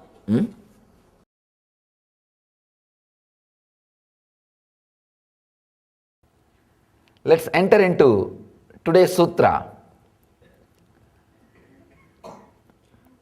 89th sutra.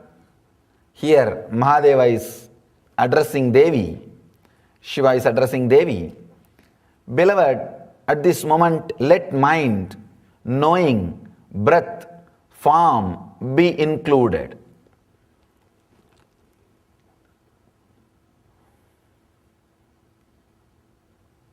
One more Ananda Sutra.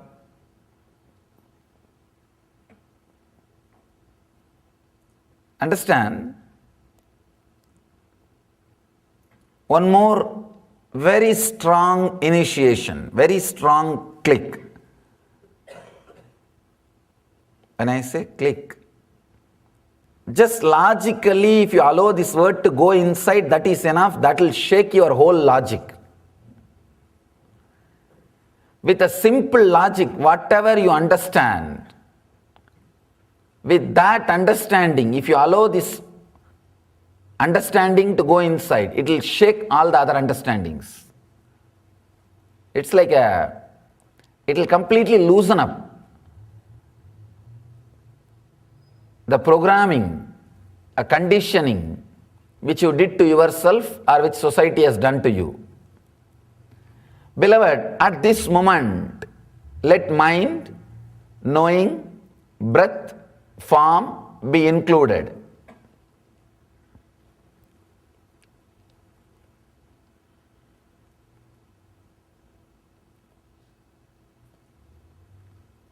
Just few words about knowing, breath, form. These three.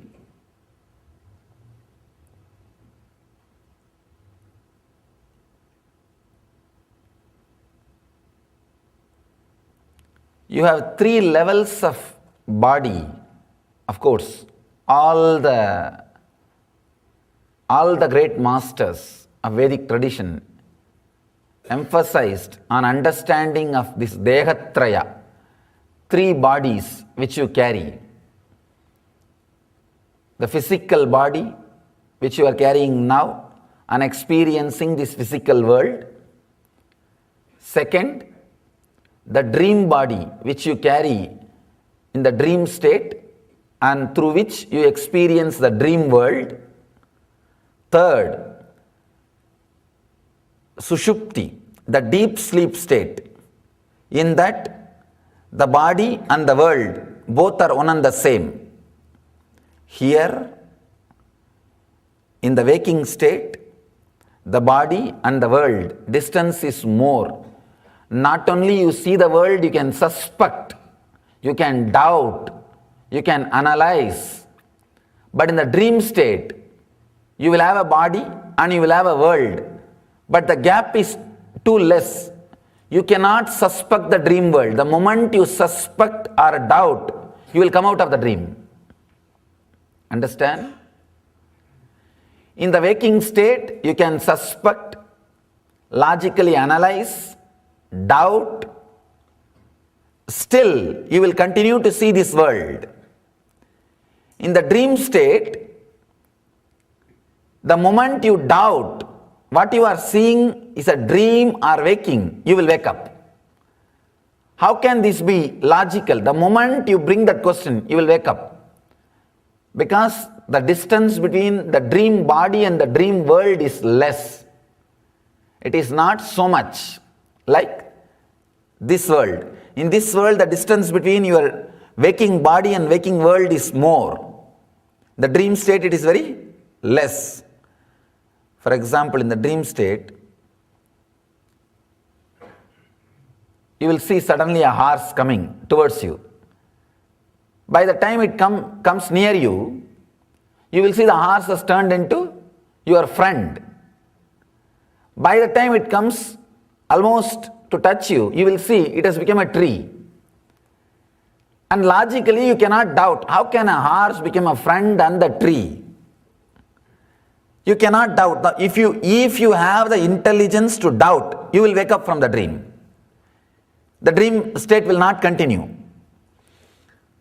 In this world, if anything happens this way, you can doubt, you can logically analyze, but still the world will continue to exist because the gap between the seer and the seen is more. In the second dream state, the gap between seer and seen is less. A logic or doubt cannot be used to analyze the gap between the seer and the seen.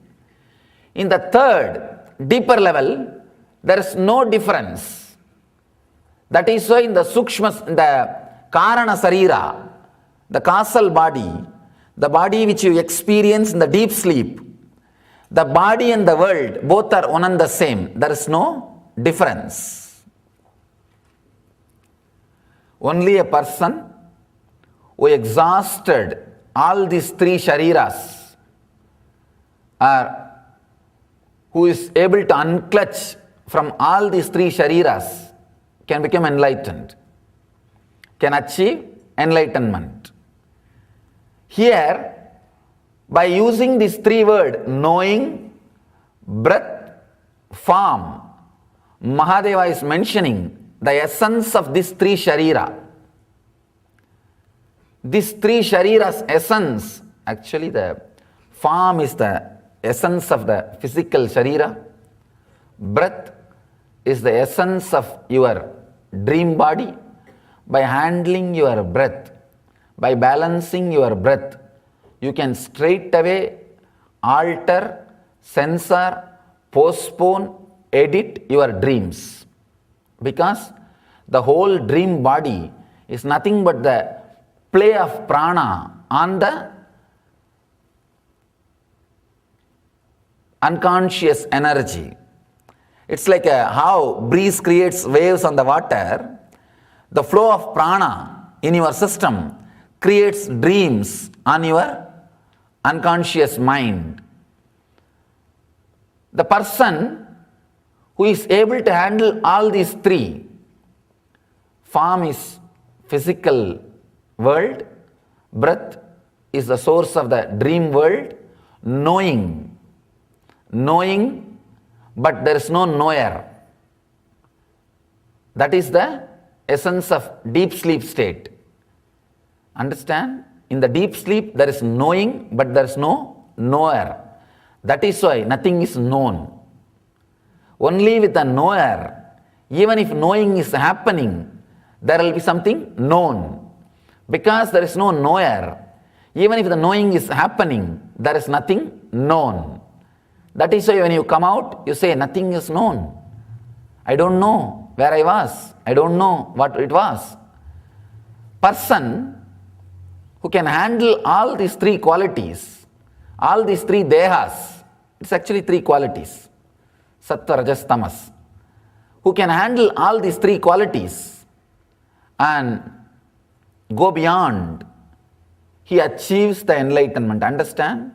By listening to the sutra may look like a Nitya Sutra, which you need to practice, or Dhyana Sutra, which you need to practice at particular point of your time. No, it is neither a Nitya Sutra, which you need to practice whole day, nor Dhyana Sutra, which you need to practice at particular point. It is Ananda Sutra. No need to practice. Understanding is the only thing needed.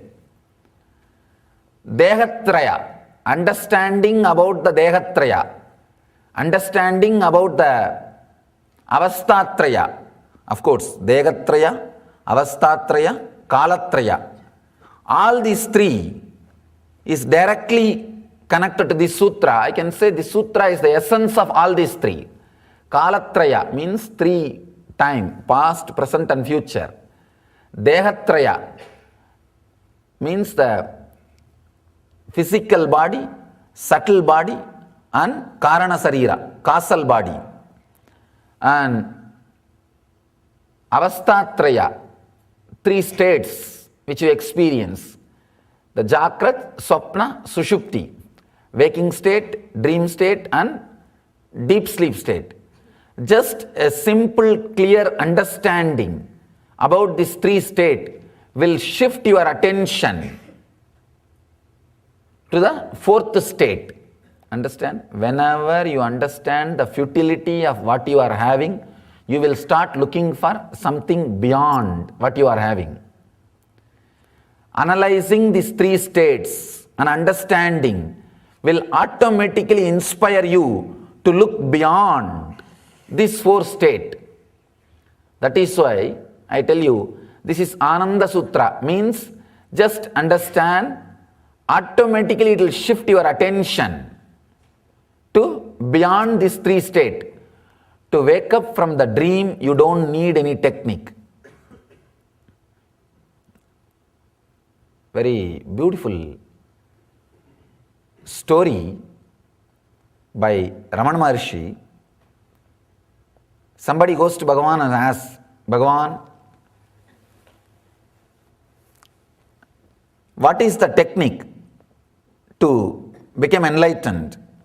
Will the service to society help?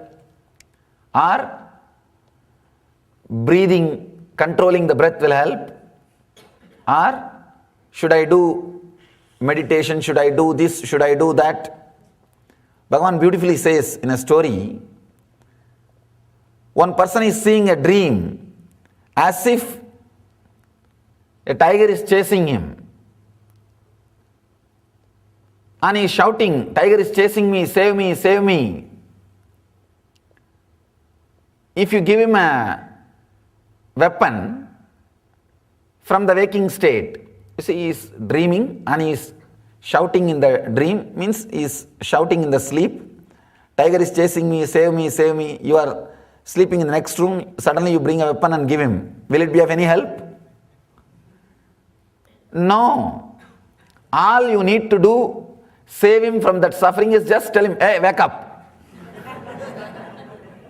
That's all. Nothing else is needed. Nothing else can help. All you need to do is wake up. Tell him to wake up. No other technique will help. No other method can help. How the waking up happens? The attention, instead of being on the scene, when it turns towards the seer, he wakes up. This understanding about the avastatraya, these three states of consciousness, I can say three states of mind. We can't use the word consciousness because consciousness has no states. It's beyond. Only in the Western psychology they use the word unconscious, subconscious and conscious and superconscious. Conscious is always super. It's beyond super. It cannot be Maybe you can use the word for mind. If you understand the three states of the mind, Trivikalpa, your whole attention will turn towards the seer and the awakening will happen automatically. Understand?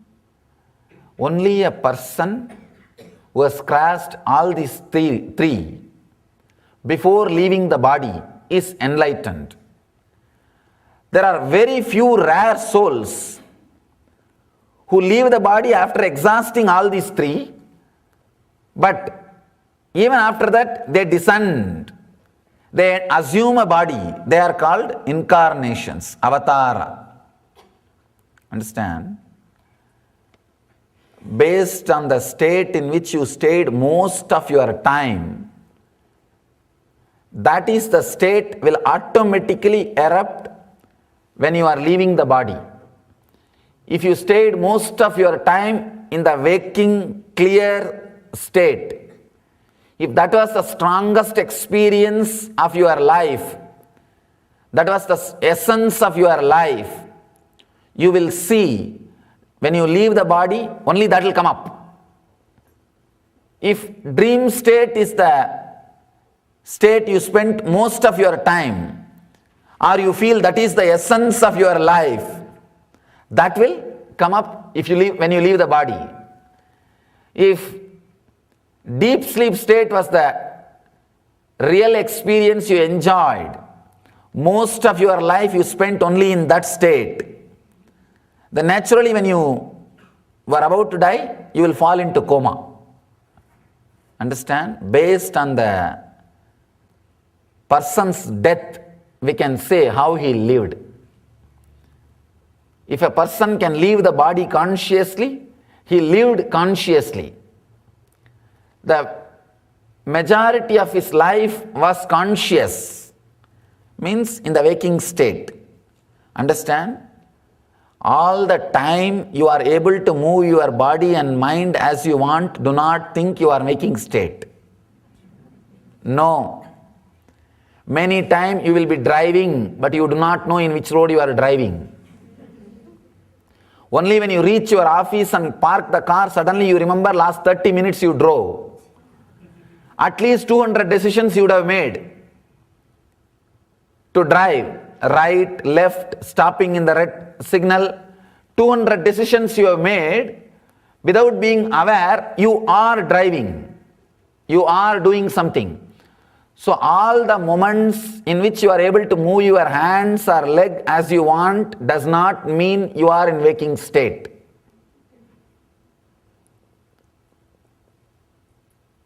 Second, the dream state. If you lived most of your time in the dream state, means daydreaming and night dreaming. If your body is moving as you want, but your mind is also moving as it wants, the accounts will go only to dream state. That hours cannot be considered as a waking state.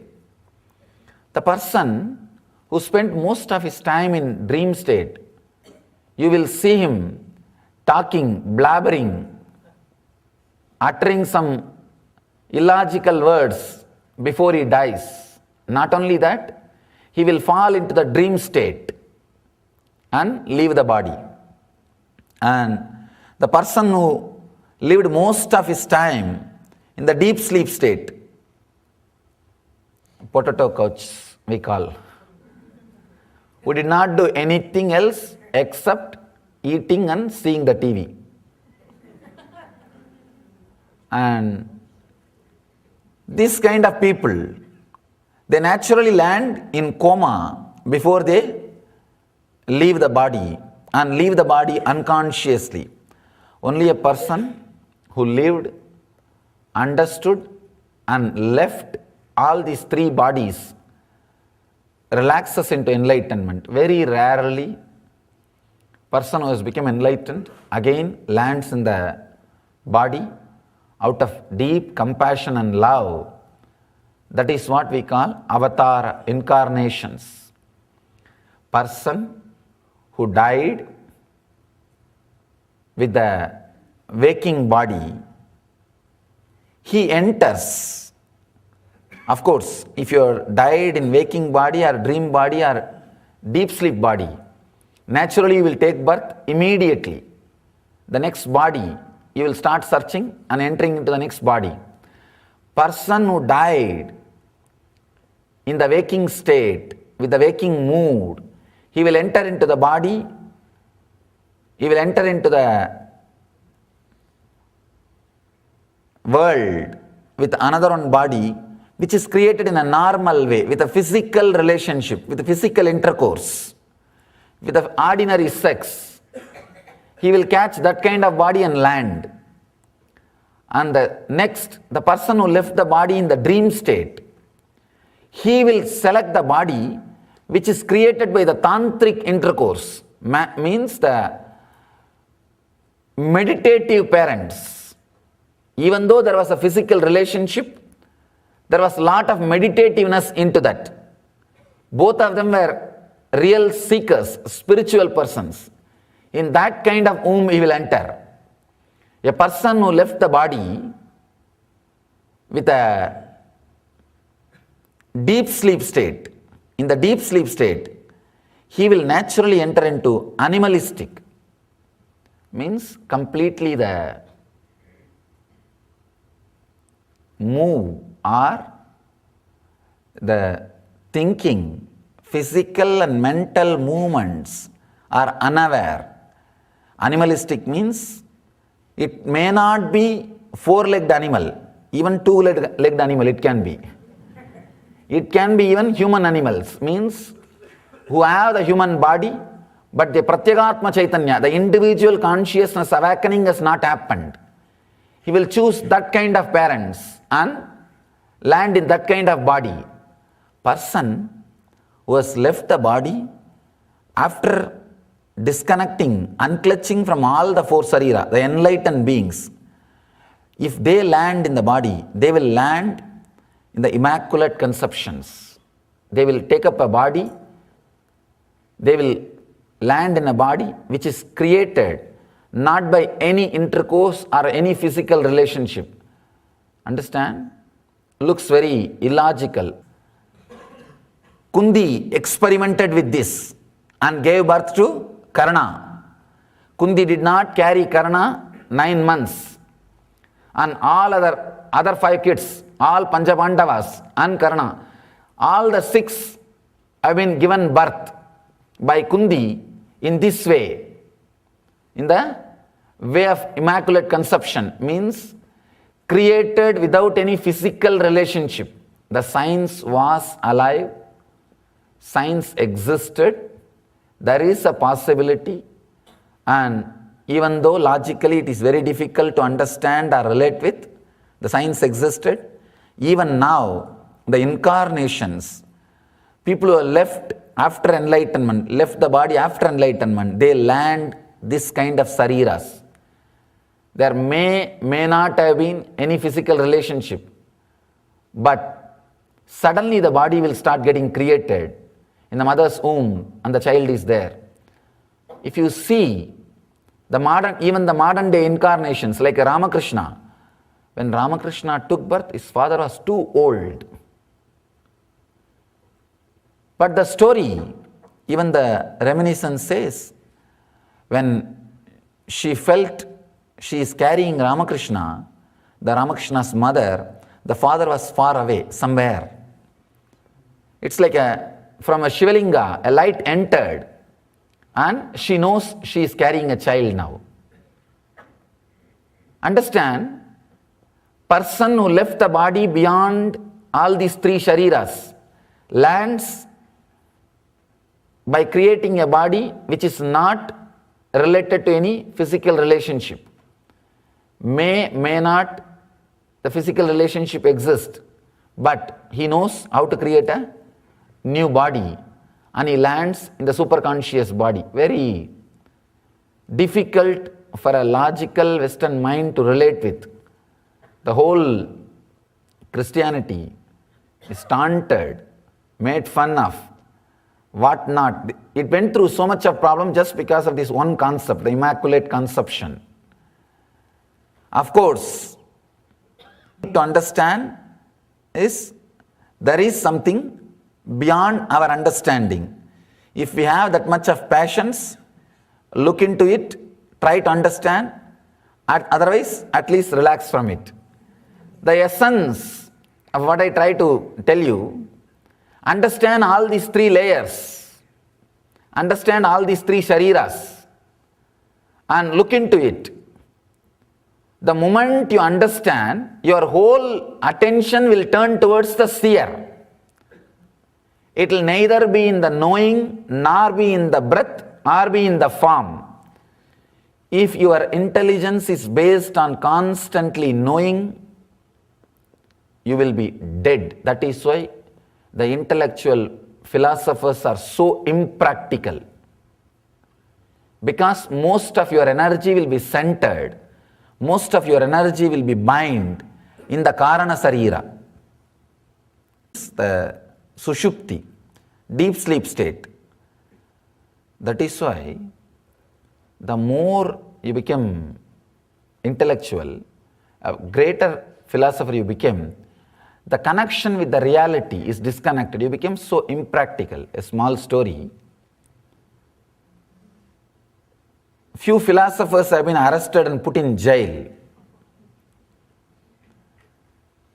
And all of them somehow, because no other way, started agreeing on one point that all of them should escape.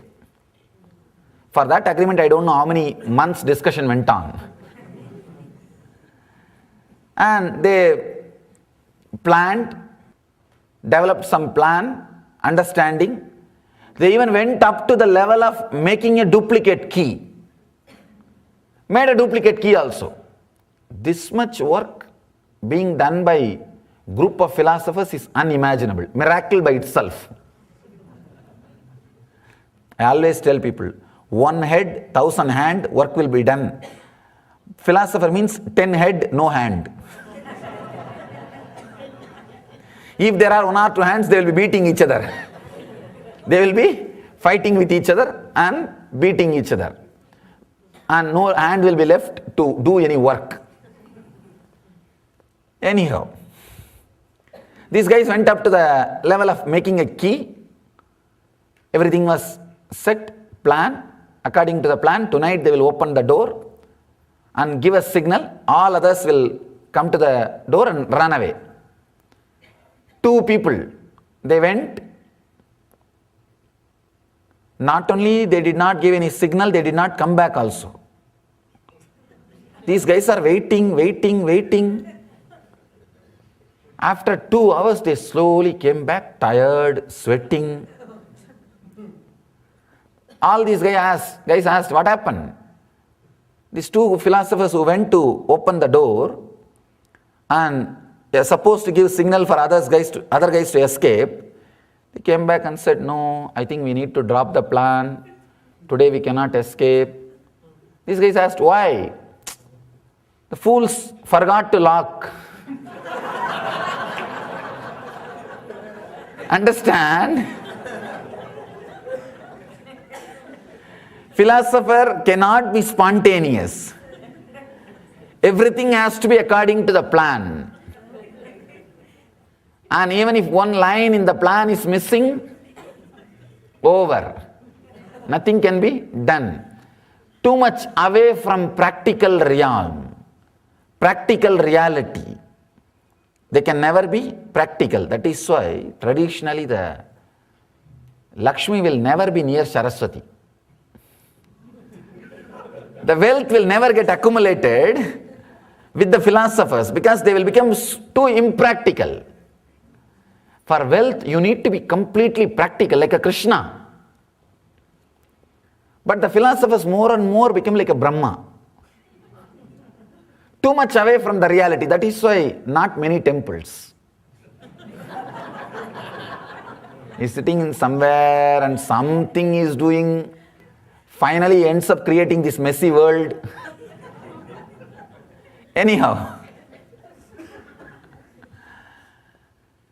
Too much of head moves you away from the practical reality, moves you away from the exact truth. That is why knowing, if you are centered continuously on knowing, most of your energy will be blocked in the deep sleep, Sushupti Sarira. The second, understand? Always logical people think they are very intelligent. They think, that's all. Not. Logic means what? Analyzing, analyzing, analyzing, segregating, segregating, segregating. And when you can't segregate, when you can't dissect, when you can't analyze anymore, that part you call yourself as a specialty, a specialist in that part. In India, if you even get some specialist for one organ, for eye or a dentist or any lungs, that itself is a big thing. Here I saw even for in the one part, there are specialists even for inside. For eyes, right eye, left eye. And inside the right eye, there is so many specialists. Analyzing, analyzing, analyzing. And finally, when you can't analyze anymore, call yourself as a specialty of that part. Specialist in that part. That's the logic. Understand, in the Vedic tradition, logic is not dissecting or analyzing, it is integrating and evolving. Integrating and evolving. The whole language is different. If you are knowing based, most of your energy will be inside the Sushupti. Because for knowing, you need only logic, no need for visualization. With visualization, you will have intelligence, not intellect. Here Mahadeva says only about intellect. Intelligence will be awakened when you go beyond all these three bodies, not with any one of this body.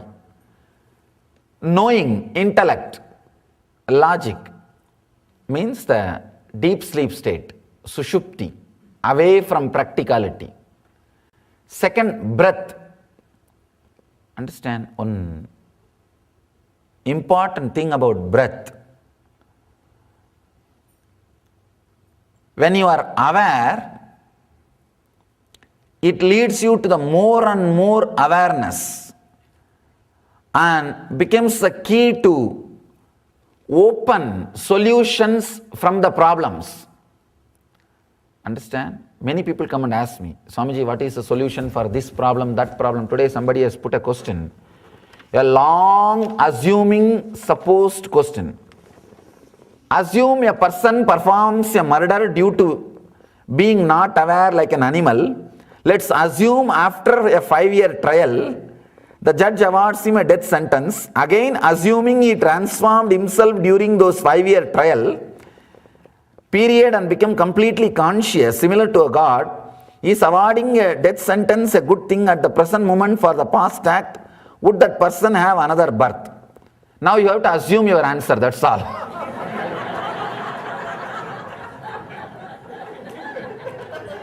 Understand?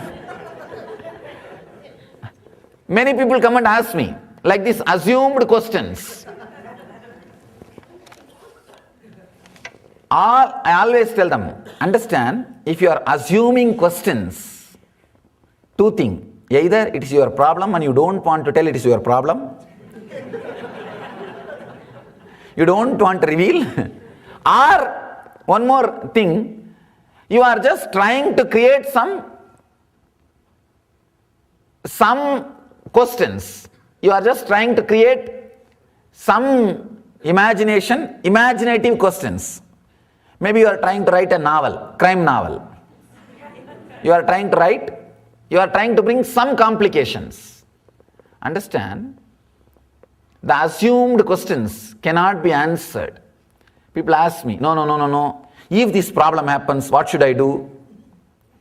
Now I tell you, this is not fun. This is the exact truth. Any problem. See, problem is a mother who is carrying a solution child inside her. Any problem is a mother who is carrying a solution child inside her, pregnant with the solution. How to bring the child out, how to do the delivery? Conscious breath. When you are aware of your breath, when you handle the problem, when the problem comes in front of you, just be aware of your breath. The aware breath, breath awareness can open spontaneously the solution. Breath awareness is the way to deliver the solution baby from the problem mother. All problems carry solutions inside, and an important thing, your awareness can open the spontaneity. Can open the spontaneity. Spontaneity is a quality awakened by awareness, breath awareness. Here, if you are centered on breath but not aware, understand? If you are centered on breath with awareness, you will fall into Turiya, the fourth state. But if you are just centered on breath but not aware, you will see your thoughts will be just like a breeze. Sometimes cyclonic, sometimes slow, sometimes different kinds of wind, but not under anybody's control. Not under anybody's control. Breath plus awareness is a controlled condition. Breath without awareness is a wild changes happening. You do not know when you will have tsunami. You do not know when you will have Katrina. You do not know when you will have breeze. Nothing is under your control. It just moves. It just moves, and neither you know nor you can be aware. That is what is happening in your dream state. You do not know when you will have good dream, when you will have bad dream. If at all you can control, I know what kind of dreams you will be having constantly.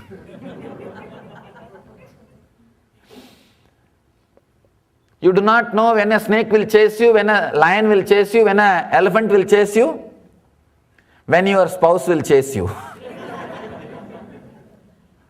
You do not know.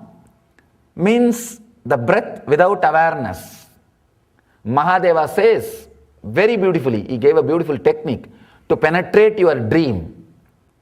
The early few sutras, person who maintains the breath awareness in the waking state will enter into the dream state with the same awareness and will be able to handle the dream. Understand?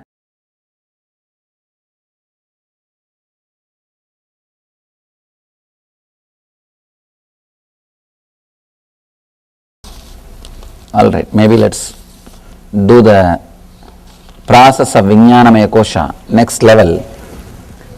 This layer is related to visualization. Now you are supposed to go beyond all visualizations. You see, now you are supposed to be taken to a space where your visualization does not have any more hold on you. How? It's my job, don't bother.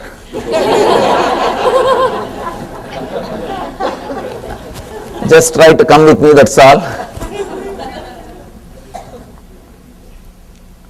First, you will feel connected to the space you can visualize, your body. Then this space, this room you can visualize. Feel that you are filling this space. Then this whole area you can visualize. Feel that you are connected to all the spaces which you can visualize. Step by step, I can expand. Include everything step by step. First, your body, then this space, then this area, then this city, then this country, and then this planet Earth, till your visualization loses the idea of you. You can't have the idea of whole if you have the idea of part. If you are stuck with the part, you can't become whole. If you become whole, you will not be part.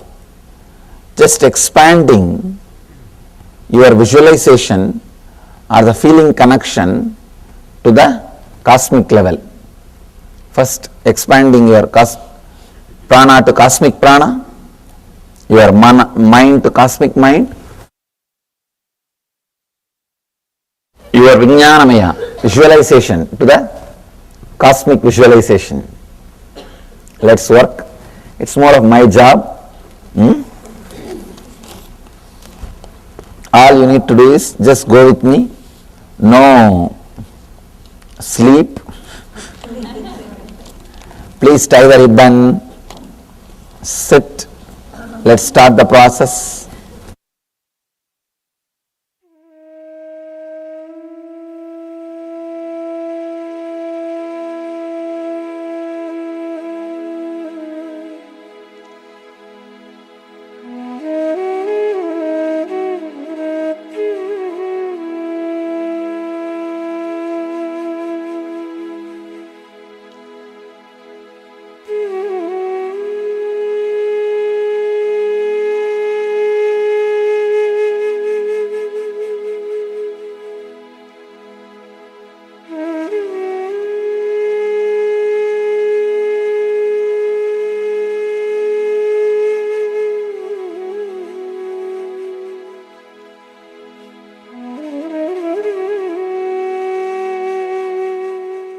No, pregnant women should not do.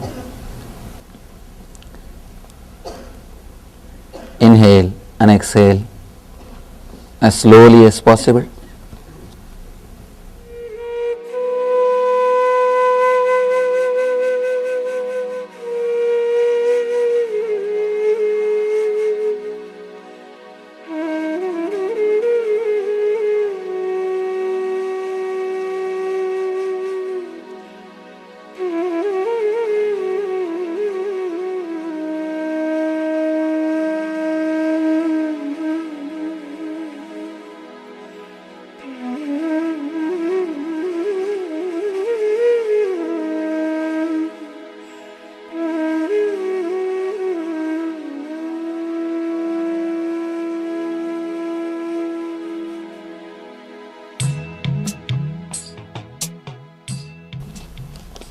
Inhale and exhale. Feel that your body is filled with prana.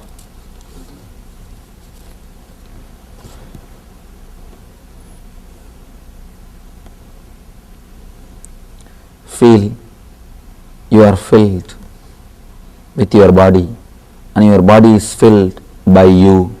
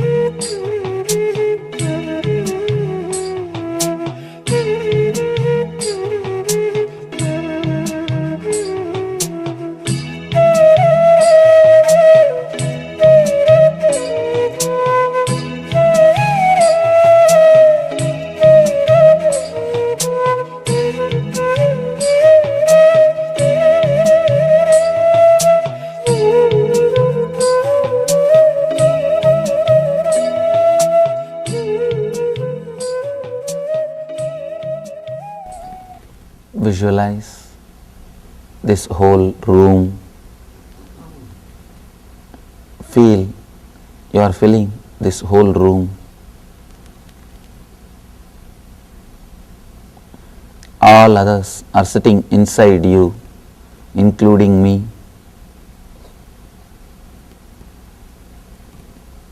You are filling this whole room.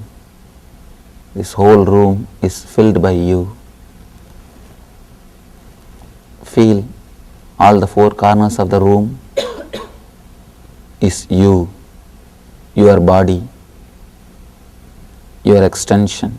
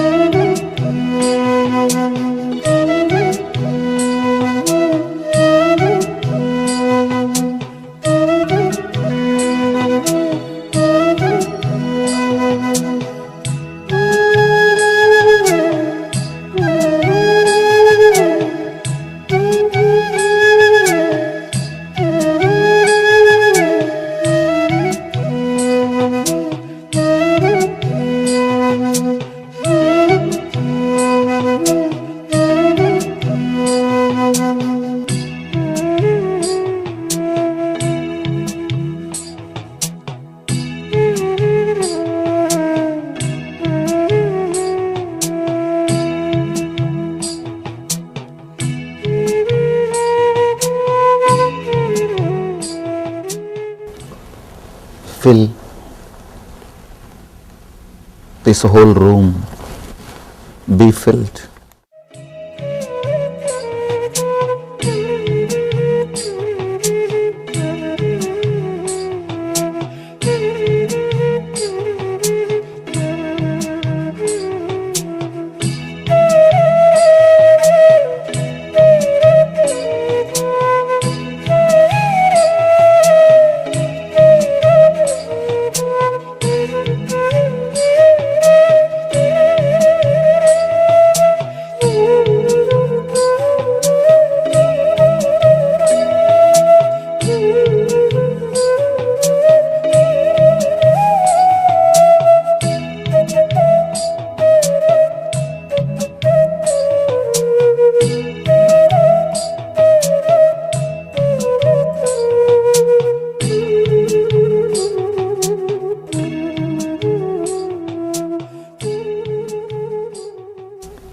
Feel you are filling this whole area.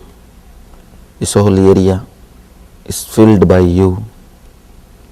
Visualize this building, this street,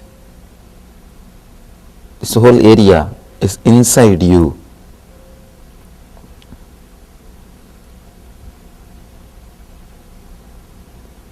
See them all inside as part of you.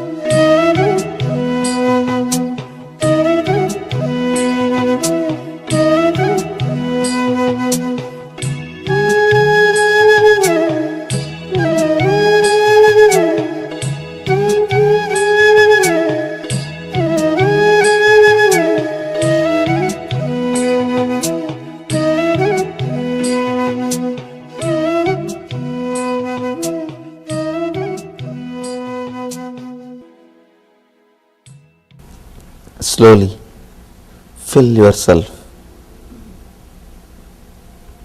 in this whole city.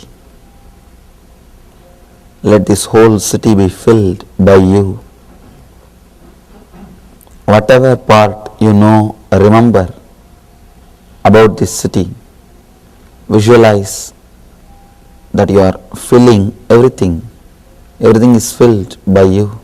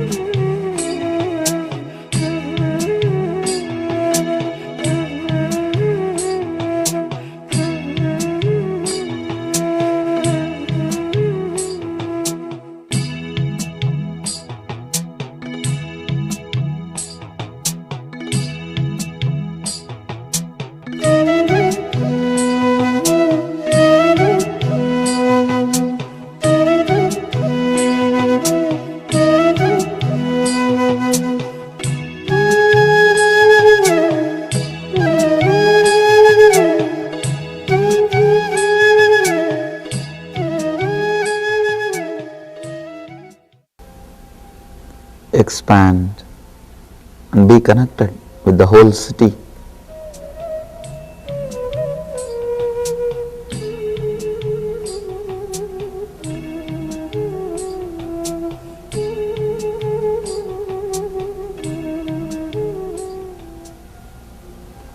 Feel you are filling the whole city.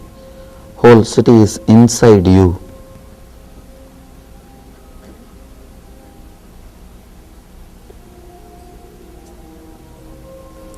Remember all the parts of the city you know and feel that you are filling it.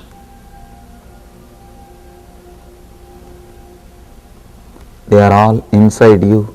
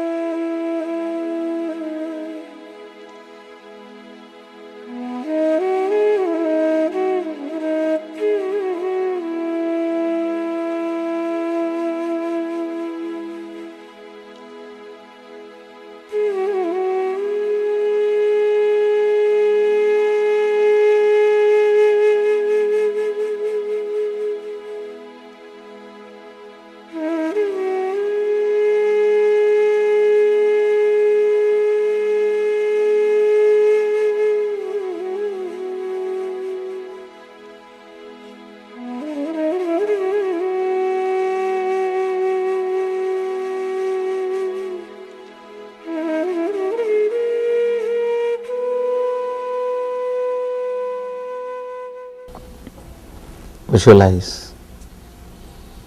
You are filled.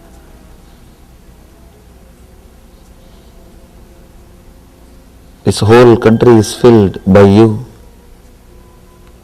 Visualize.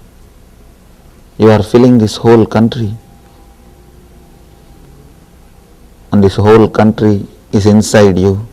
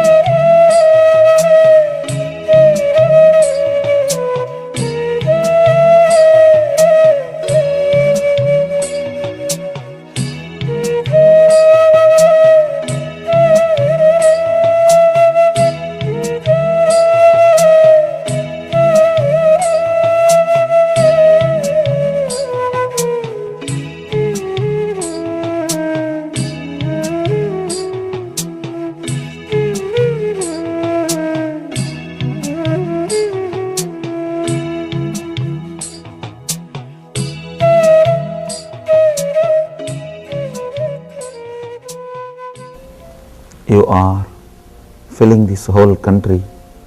This whole country is filled by you.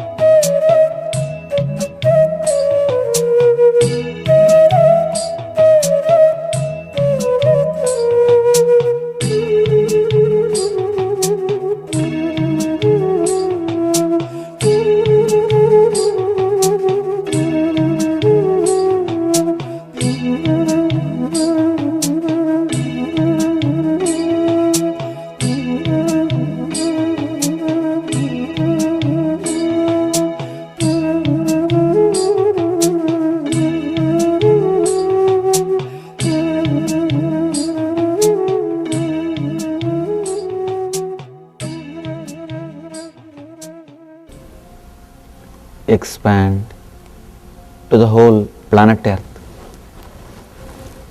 Let you be filled by this whole planet Earth. Let the whole planet Earth fill you. Visualize. The whole planet Earth is inside you. Look the earth from above. See, everything is inside you.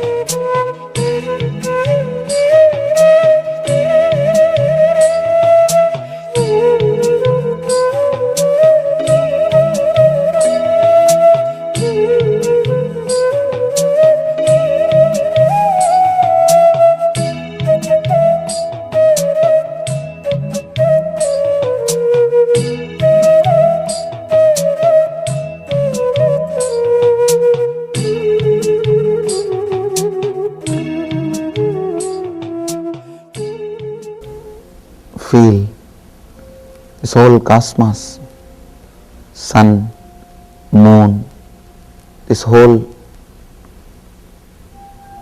solar family is inside you. You are filling this whole solar family. Solar family is filled by you.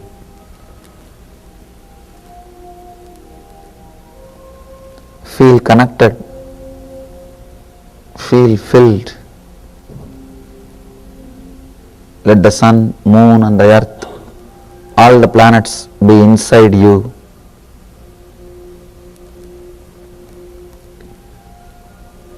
Let you be filled by them.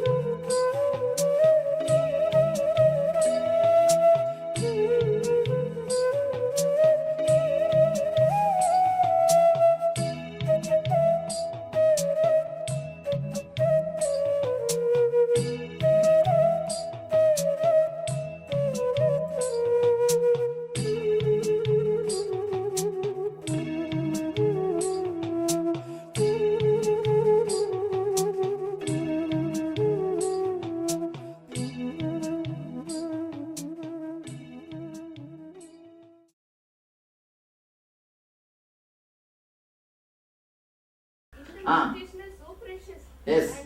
That's all low TPS. Low TPS does everything. And the healing in the sheaths, in the meditation is also wonderful. That's what low TPS. Low TPS works? Miracles. Low TPS means lots.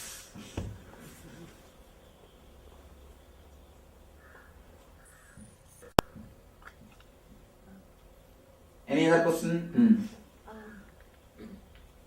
I guess just in the last month since I've met you and formed, I've been experimenting with how to do positive thinking inside more simply. It seems there is no need even to do positive thinking. Just relax and witness. Like when a judgment comes up now, I just say namaste inside, and namaste is a shortened form. There is not even the word I must stay should come. Just stay. There is no need for the word I must stay. I stay over. I am over. So just be ease with what is. It's as if I'm still fighting with Yes. old TPS. Yes. Creating more TPS. Yes, more TPS. Right. But even during the Manipura, with all the gibberish, even the thoughts can come and it's hard to have them just go as clouds by. Is there any tips about it? Oh, just to the Manipura wildly. The TPS will go so up, simply it will fall down. And what about those thoughts? Those just witness negative them. thoughts? In the end, witness them. Don't even brush them. Witness them. Adil, make a ball and draw this time shaft on it and put a needle and mark that TPSs and just make a groove so that it can be moved to past and future. Let it become a clear explaining the model. See? You understand what I say? Ball. Just paint the time shaft and put the needle, and needle must be able to move this side to that side. And on the needle just mark 80 TPS, 90 TPS, 100 TPS, Annamaya, Pranamaya, Manomaya. Then we can simply describe what's happening. Start creating this type of models. Exactly. Wonderful. In a high-tech way, we'll start presenting. Maybe some lights. Swami, at the bottom of the needle, I can see on the time shaft like the capital I be marked on the needle. Yes, that's all. Children, we find their attention span is less. They keep hopping from one to another quickly. But generally they are happy. No, they don't. Their TPS is not too high. Even if their body movement is too high, TPS is not too high. So thinking, they No. keep You see, they can. You see, throw away one toy. Why you know? Even the 10 thought they think, all the 10 they express it. You don't express. Even if you think 100, you don't express because you are cultured socially. The social culture is one more thought. You don't express. So thinking and not expressing is too much TPS. The other day we went to Tirunnamalai. There's a place called Skandashram. We all climbed there. And it was supposed to be a silence place. We all went inside the ashram. 45 of us sit almost an hour. Almost an hour, no? Yes, sir. Just we dropped in silence. See, not even physical silence, even the body language silence. At least I can't imagine such a big group can sit with such a silence for so long time. Such a long time, that group, such big group, sat in such wonderful silence. We all enjoyed the silence. Neither I gave the instruction, do meditation, nor these people asked me, should we do meditation. Simply we all sat. Master dropped, everybody dropped. That's what the monkey dropped the cap, all the the leading monkey dropped the cap and all the monkey dropped the cap. That's all. Sat and enjoyed. Then we came out of the ashram. We came on the option, nearby rock, we climbed. And when one monkey starts dancing, what will happen? Simply dance started and shouting, clapping, everything. Those guys from inside, they came out and they fired at us. Actually, 2-3 times I just kept quiet. 2-3 times when he came and shouted, I was just looking and kept quiet. And the fourth, and very egoistic way, not even requesting. And egoistic as if only he knows meditation. Nobody else knows what is meditation. Can't be,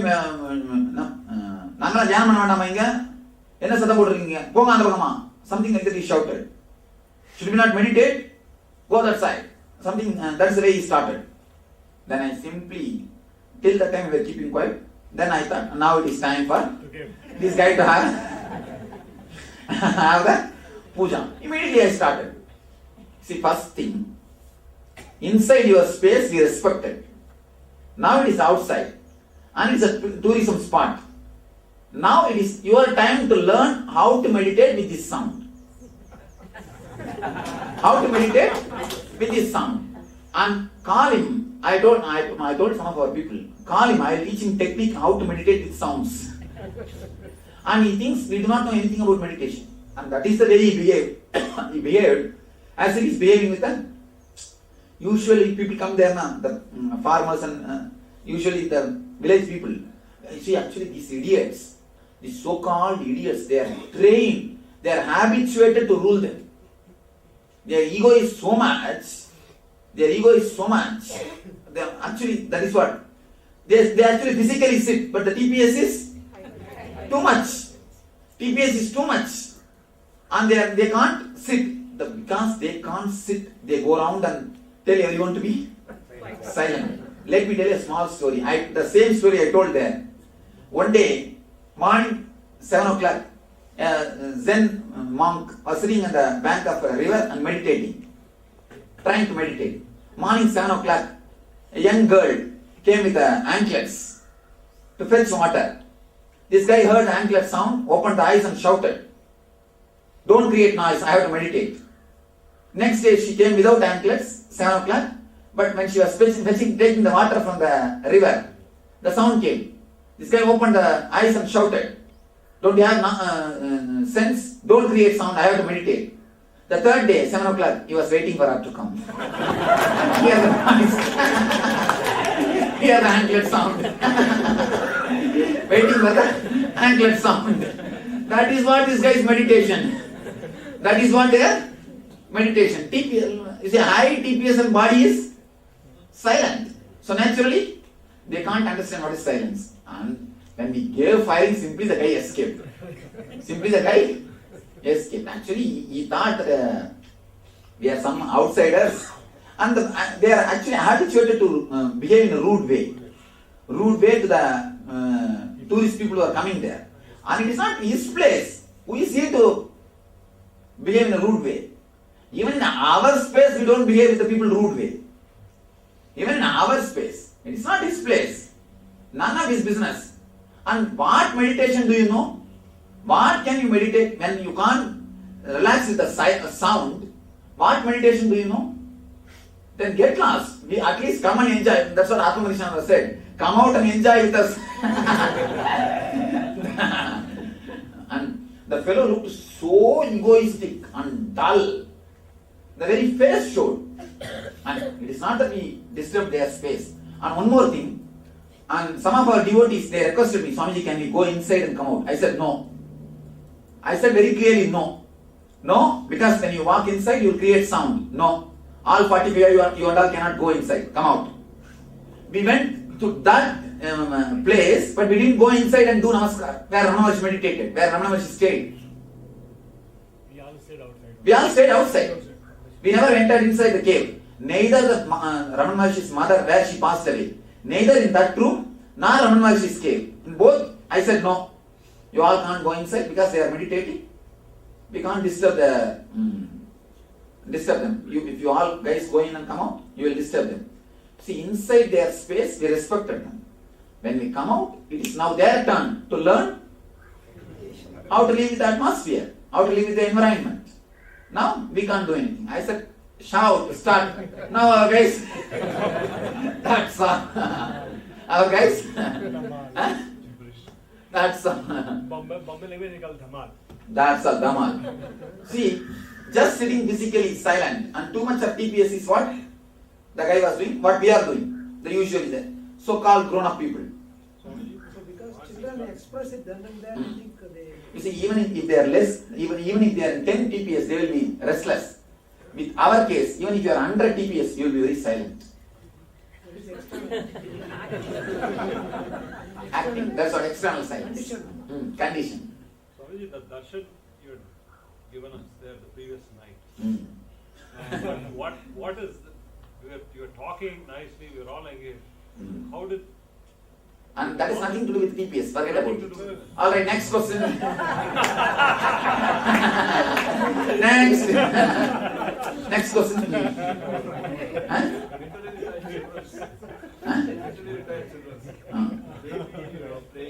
Huh? No, even they have too much of TPS. What you mean by saying don't walk your way to God, don't drive your way to God, dance your way to God? Yes. This is what I say. Just jump your way to God. Neither drive nor walk. Not even dance, just jump around. Even the dance word has got some culture in it. And no culture. Just wild. Spontaneous. Spontaneous and wild. Even autism is too much? Yes. Autism is too much of TPS. One side TPS blocking the other side TPS. TPS is facing each other and hitting each other. Not even a clear TPS. Just too much. Like this. Sometimes you can see 1 feet your leg will go up front and half inch or 2 inch will come back. And especially ladies you can see. Ladies when they walk, they are so conditioned. If they lift 1 feet their leg in front, only 9 inch they will walk, they will finish the walking. The 3 inch will come back. Am I right? If you walk, when you walk, you see. If you are moving your leg 12 inch, 3 inch will come back, and only 9 inch you will move. The conditioning. Next. In the presence of your master, does the TPS come down? Simply it falls. Temperature falls. TPS falls. Because I noticed the thoughts won't be there. That is why you don't feel that so much of time has disappeared. So much of time has gone.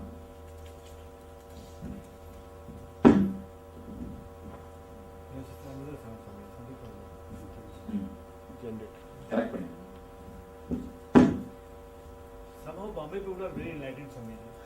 You know, they call TPS time pass. Swamiji, these Annamaya Kosha, the Pranamaya Kosha, are they correlated to the lower level chakras somehow? Or as you go to the No. There's no In all the 7 chakras, you can be in all the 5 layers.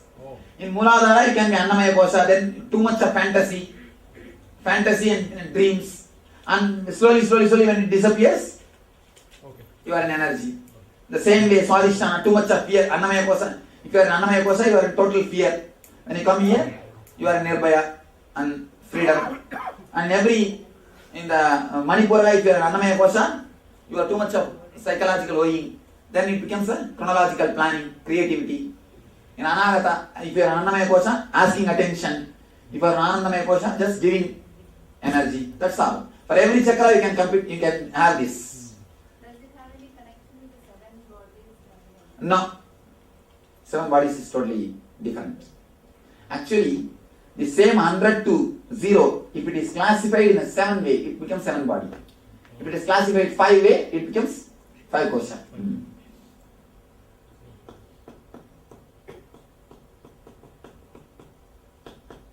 Actually, when we work on 7 body, we were just cleaning, taking out. Now I am penetrating, putting you inside. We are not going to do any cleaning process. We are just going to put you inside. That is why this qualification, Swamiji. NSP. There is a qualification. That's why the NSP is qualification. That's why the NSP is a basic necessity. Because unless you are clean, if you directly put inside, those things will come up. You will become a too nasty person. Often said that this narrator to work with our egos. What exactly does that mean? TPS coming, bringing the TPS down. That's all. This single drawing gives explanation for the whole thing. It can explain all NSP. ASP, NSP, healers initiation, time shaft theory, Atma Spurana, everything is in this single one drawing. But unless you do all those things, you will not understand this drawing. All your body disappears in Pranamaya Kosha. Annamaya body disappears in Pranamaya Kosha. Pranamaya body disappears in Manomaya Kosha. One by one it disappears. Where Anandamaya Kosha disappears into Atman is what is Anandagandha Chakra. Swamiji, going to some of the Shiva temples where there's high energy, feel like you're being sucked into a black hole. Is that Anandagandha? Yes, Anandagandha. Whole thing will be sucked. Just that feeling. You see, actually, Anandagandha, when you go in, the whole body will have bliss. Have you felt any time the whole body having pain? Early morning when you get up from the bed, you say, as if I have been beaten. The whole body is paining. Just like that, you will see the whole body is in bliss. That's what is Anandagandha. Then you have experienced Anandagandha really. If your whole body is in pain, in bliss, you experienced Anandagandha. What does Mana and Vijnana represent? Mana means the mind. You see, Annamaya Kosha means your physical body. Pranamaya Kosha is all the gas movements inside your body. All gas movements going up or coming down. All gas movements. Through any hole gas comes out. It's a prana movement. And this Manomaya means your inner chattering. Your inner chattering is Manomaya. Vijnanamaya is a deep sleep. Anandamaya is any bliss you enjoy. It's Anandamaya.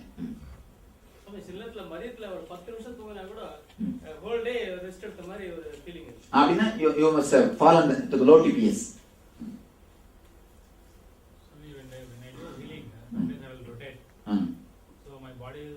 I think you are moving with time shaft. You are literally moving with time shaft. Nothing wrong. Okay. Because you said for leg and all. Okay, now clear? Any doubt with this time shaft?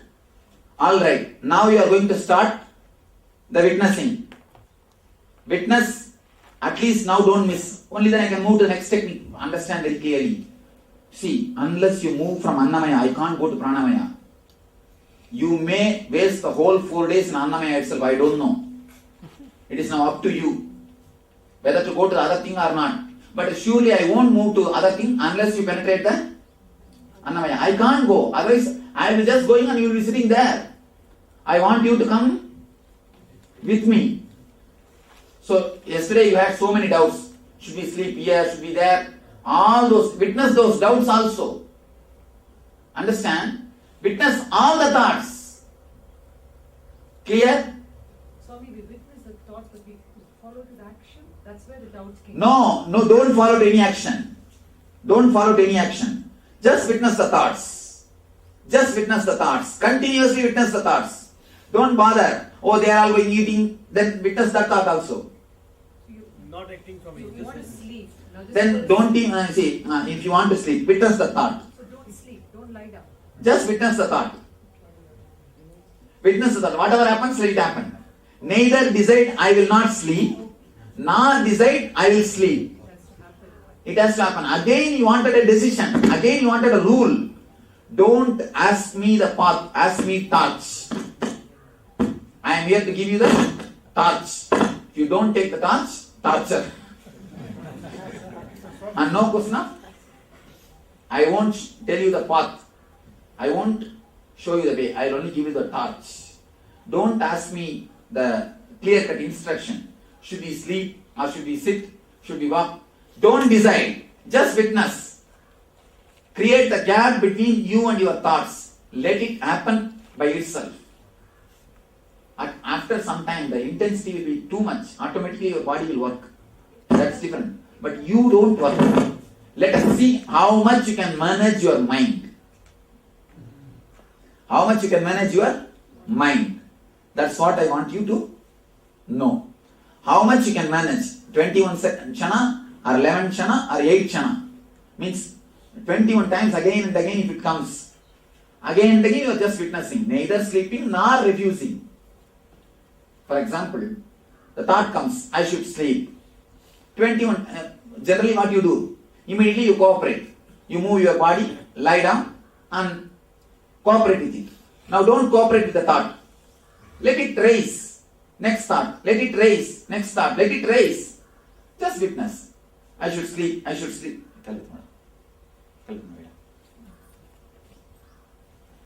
I should sleep. I should sleep. We have to keep on postponing. No, don't even postpone. Just witness the thought. That thought raising. I should sleep. And falling. Just witness. Don't associate yourself with that. Just witness. Don't suppress. Don't go behind it. Just witness. See what happens. Let us see what happens. Body automatically fallen asleep for some time. Okay, no problem. Let it. Why do you bother? Witness again. The moment you get up, witness. Oh, I was fallen asleep. Witness. Your mind will tell, it is wrong. Witness. I shouldn't have done this. Witness. Witness all the guilt, all the thoughts, all the disturbances, all the problems. Because you are already burnt everything in the NSP. Now you have no right to have them all as your possession. You have given everything to me.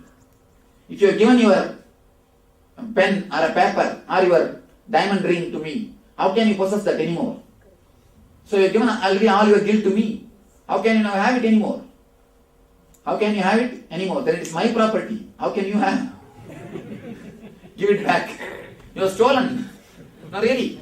If you have guilt, if you have any mental trouble, if you have any torture, if you have any karma, then you have stolen it from me. It's my property. Give it back and go. It is my property. The moment you have done NSP, you handed over everything to me. You have surrendered everything to me. How can you take it back? Which were also put in the fire. It is me. The fire is in my form. You offered to the fire. This is my form. That is, you see, you didn't listen the mantras? Anandagnaye swaha. It means that my energy has come in the form of fire. I can't eat that pepper. What can I do? So I am telling you to put in the fire. That's all. I am consuming through that energy, that form. So how can it be your property anymore? It's only as if my property. It's as if I kept the filing cabinet where I store it and then it just keeps automatically. No, you are supposed to put all the filing cabinet inside me. No more filing cabinets.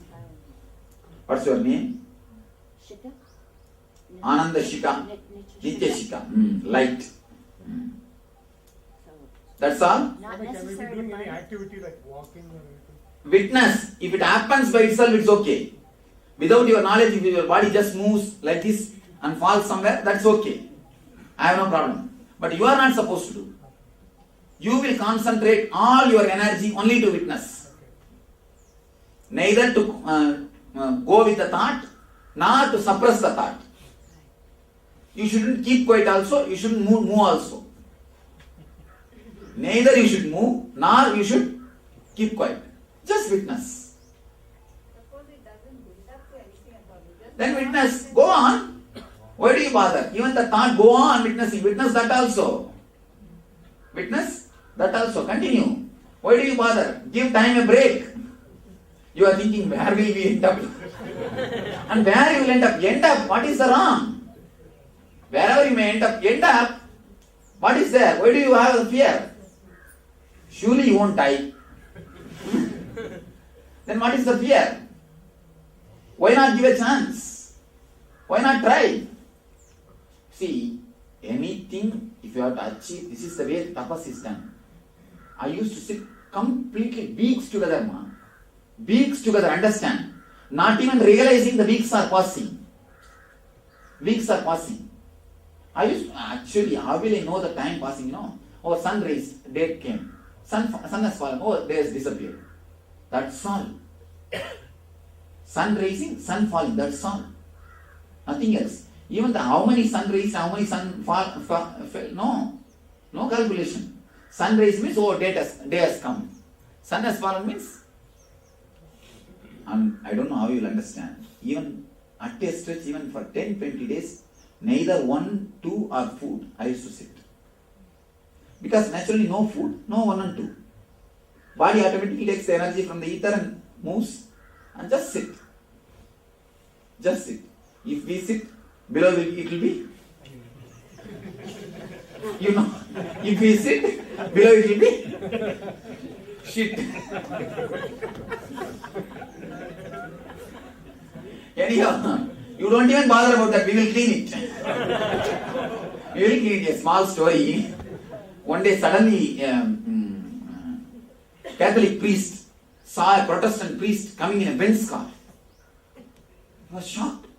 You guys, how did you make so much of money? You have a small flock than mine. My flock is too big and your flock is too small. How did you make? Protestant said, simple technique. I just hypnotized the whole group, hanging having that, what is that? Mala. No, mala. Rosary. In front of my hand, in front of their eyes, I held the rosary and I told them to gaze at that rosary and just slowly I was moving that rosary. Totally, I saw the whole group was hypnotized. That moment I shouted, let you all empty your purse. They emptied their purse. Now I am having Benz car. This guy thought, all right. After 10 days, the Catholic priest came. Again the Catholic priest is walking and this Protestant guy is having a Benz car. The Protestant guy asked, what happened? You didn't get the car? Yes, I also tried the technique. I held the rosary and everything was going well. Everybody was hypnotized. Suddenly, the rosary fell from my hand. I said, shit, still I am cleaning the church. I shouted, shit, still I am cleaning the church. So, you need to be careful about it.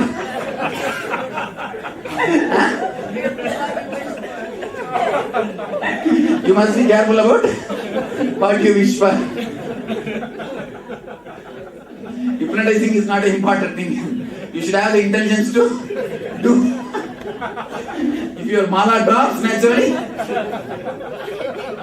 suddenly my mala dropped. Unconsciously I said, shit.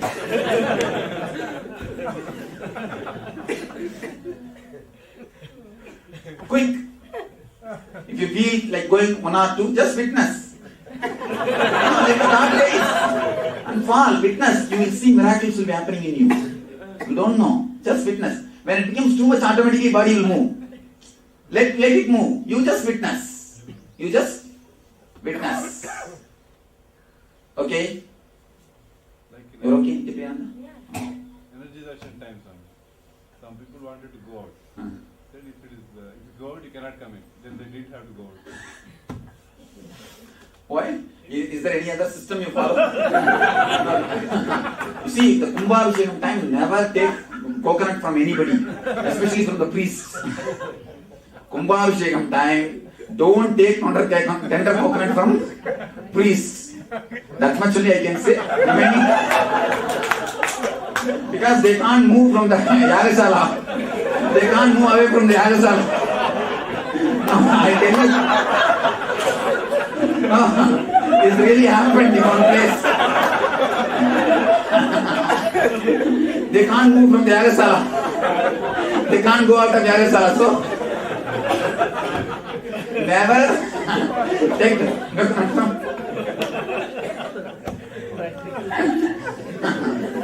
It really happened.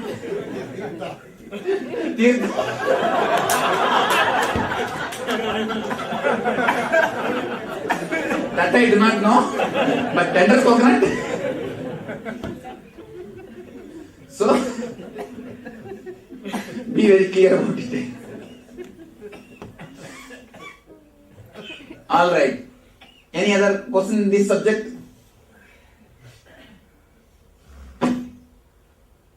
No question. Actually, one more thing.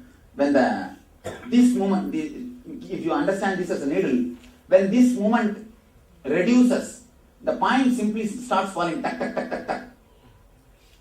When this movement reduces, the point suddenly starts falling up. When this movement increases, just you are thrown out. Centrifugal. Centrifugal or centripetal? Centrifugal, thrown out. And when it becomes small, you are just brought down. Actually, when it is centrifugal, the time shaft also moves with such a speed, you can't see what's printed on the time shaft.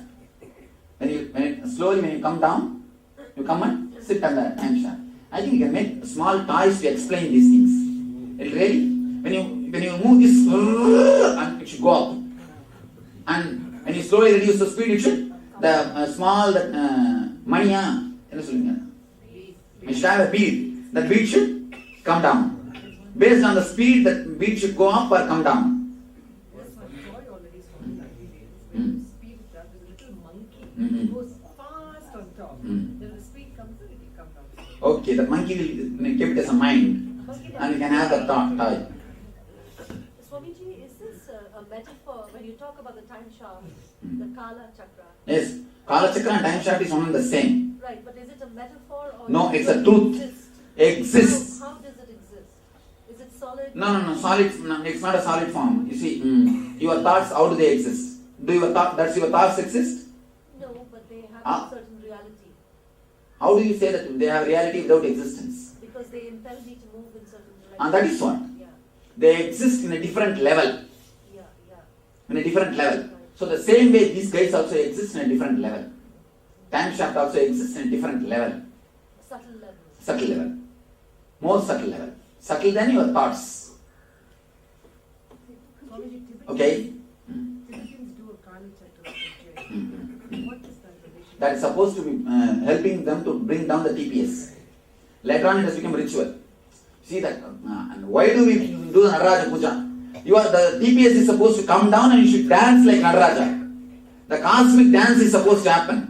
But go and see the people who do Nataraja Puja, so morose, so idiotic, and so you can't see any joy, any ecstasy in them, just nothing but ego. And later on it becomes a ritual. Understanding, with understanding it becomes a meditation. Without understanding anything becomes a ritual.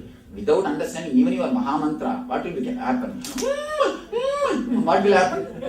Only you will have constipation. Or loose motion.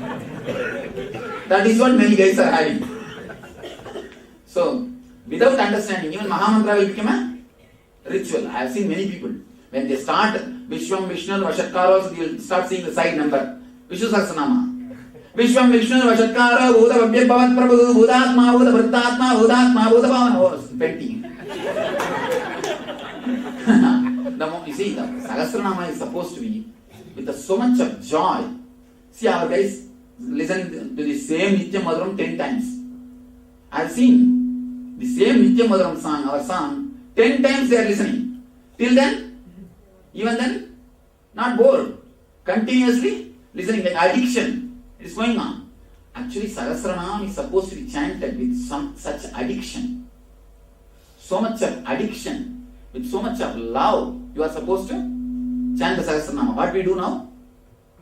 Srimala Sri Maharani Srimat Simhasaneshwari Chitak Nikunda Sambodha Devagarya Samagyada Utyadbhan Sahasrava Gaudi Vaham Samanvita. By the time, 2 times you will see the side number. Oh, 20 over, 30 over. And sometimes we skip also 1 page and we no, don't bother. One side the guilt is there, I think 1 page we skip. It's okay. The other side, we move. How many of you have the regular habit of reading Sahasranama? Am I right? You continuously see the side number. You don't see. The last portion is always with more enthusiasm. Because it is ending. Like a roller coaster, you see. When the roller coaster ends, people shout and enjoy. Not because roller coaster is joyful, it is ended. It has ended. Inside the time shaft, is there a lot of light and vibration? No, time shaft itself is light and vibration. That's what, is there? See, most of the time I have seen people who are reading this type of Sahasranama or Stotras, they will be continuously watching the sideline. Side? And if you don't watch the number, means the number is not printed in the book. And he said, I don't see the number, means the number may not be printed. See, it should be done with addiction. It should be done with so much of emotion. Understanding and enjoying the day. I know one girl, she does it every day before she doesn't eat or anything, but she does it in 7 minutes. And better you can do. That is it. And you see, anybody who does Nitya Puja, after that 15 minutes puja, you can never see them again into the puja. The moment they see the puja themselves, they will have the prayer. It will become a sort of a punishment. I have seen many Nitya Puja guys. People who, you see, one day they would have done puja. So much of joy and ecstasy would have come. Immediately they start thinking, let us start Nitya Puja. They will get everything made out of silver and arrange everything. Then next day onwards it's a big punishment, wiping everything, cleaning and arranging and doing whole thing. Finally what happens?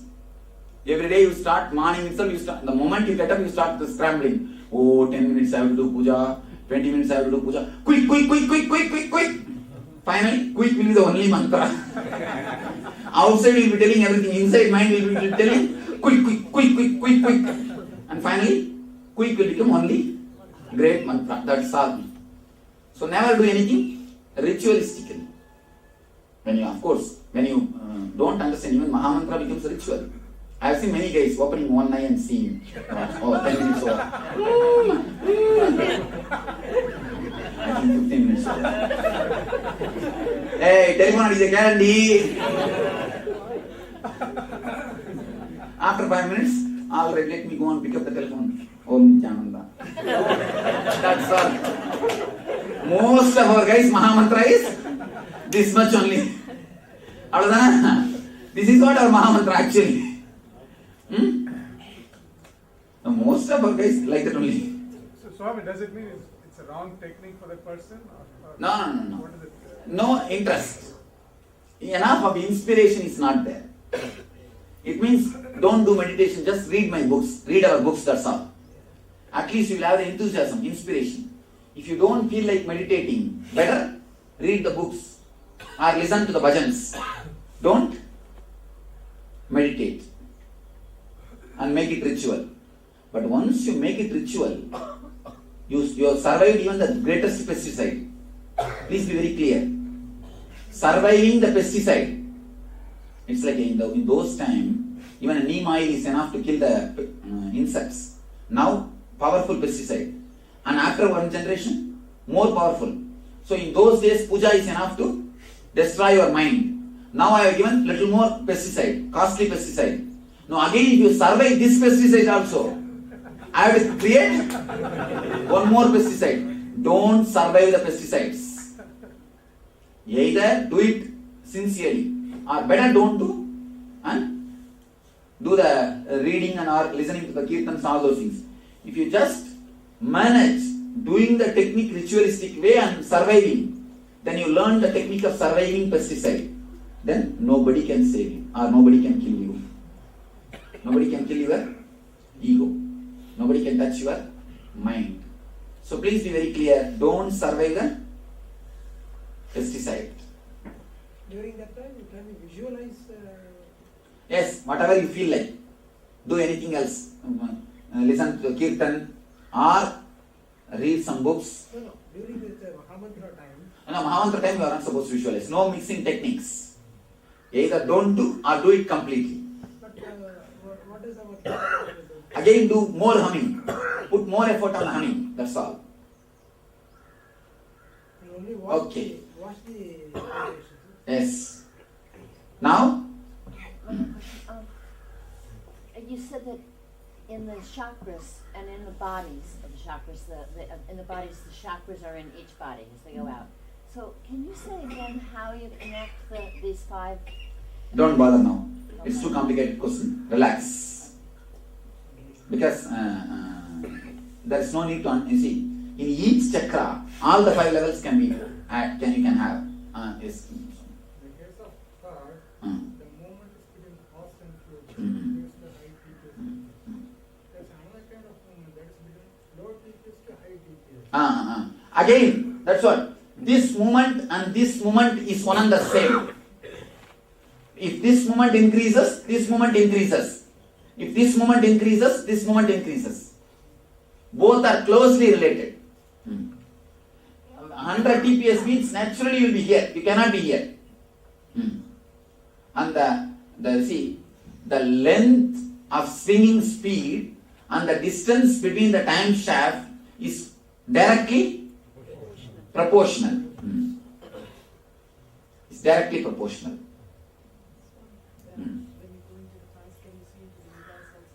Yes, I can see. What do you want to know?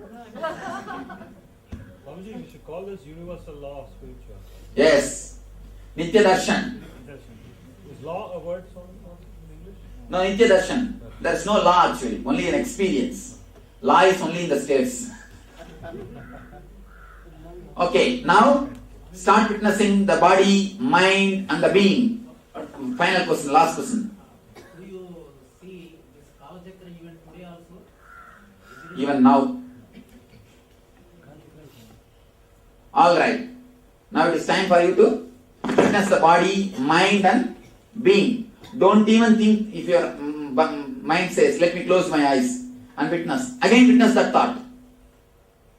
Don't cooperate with any thought. Just do strike. Just shout.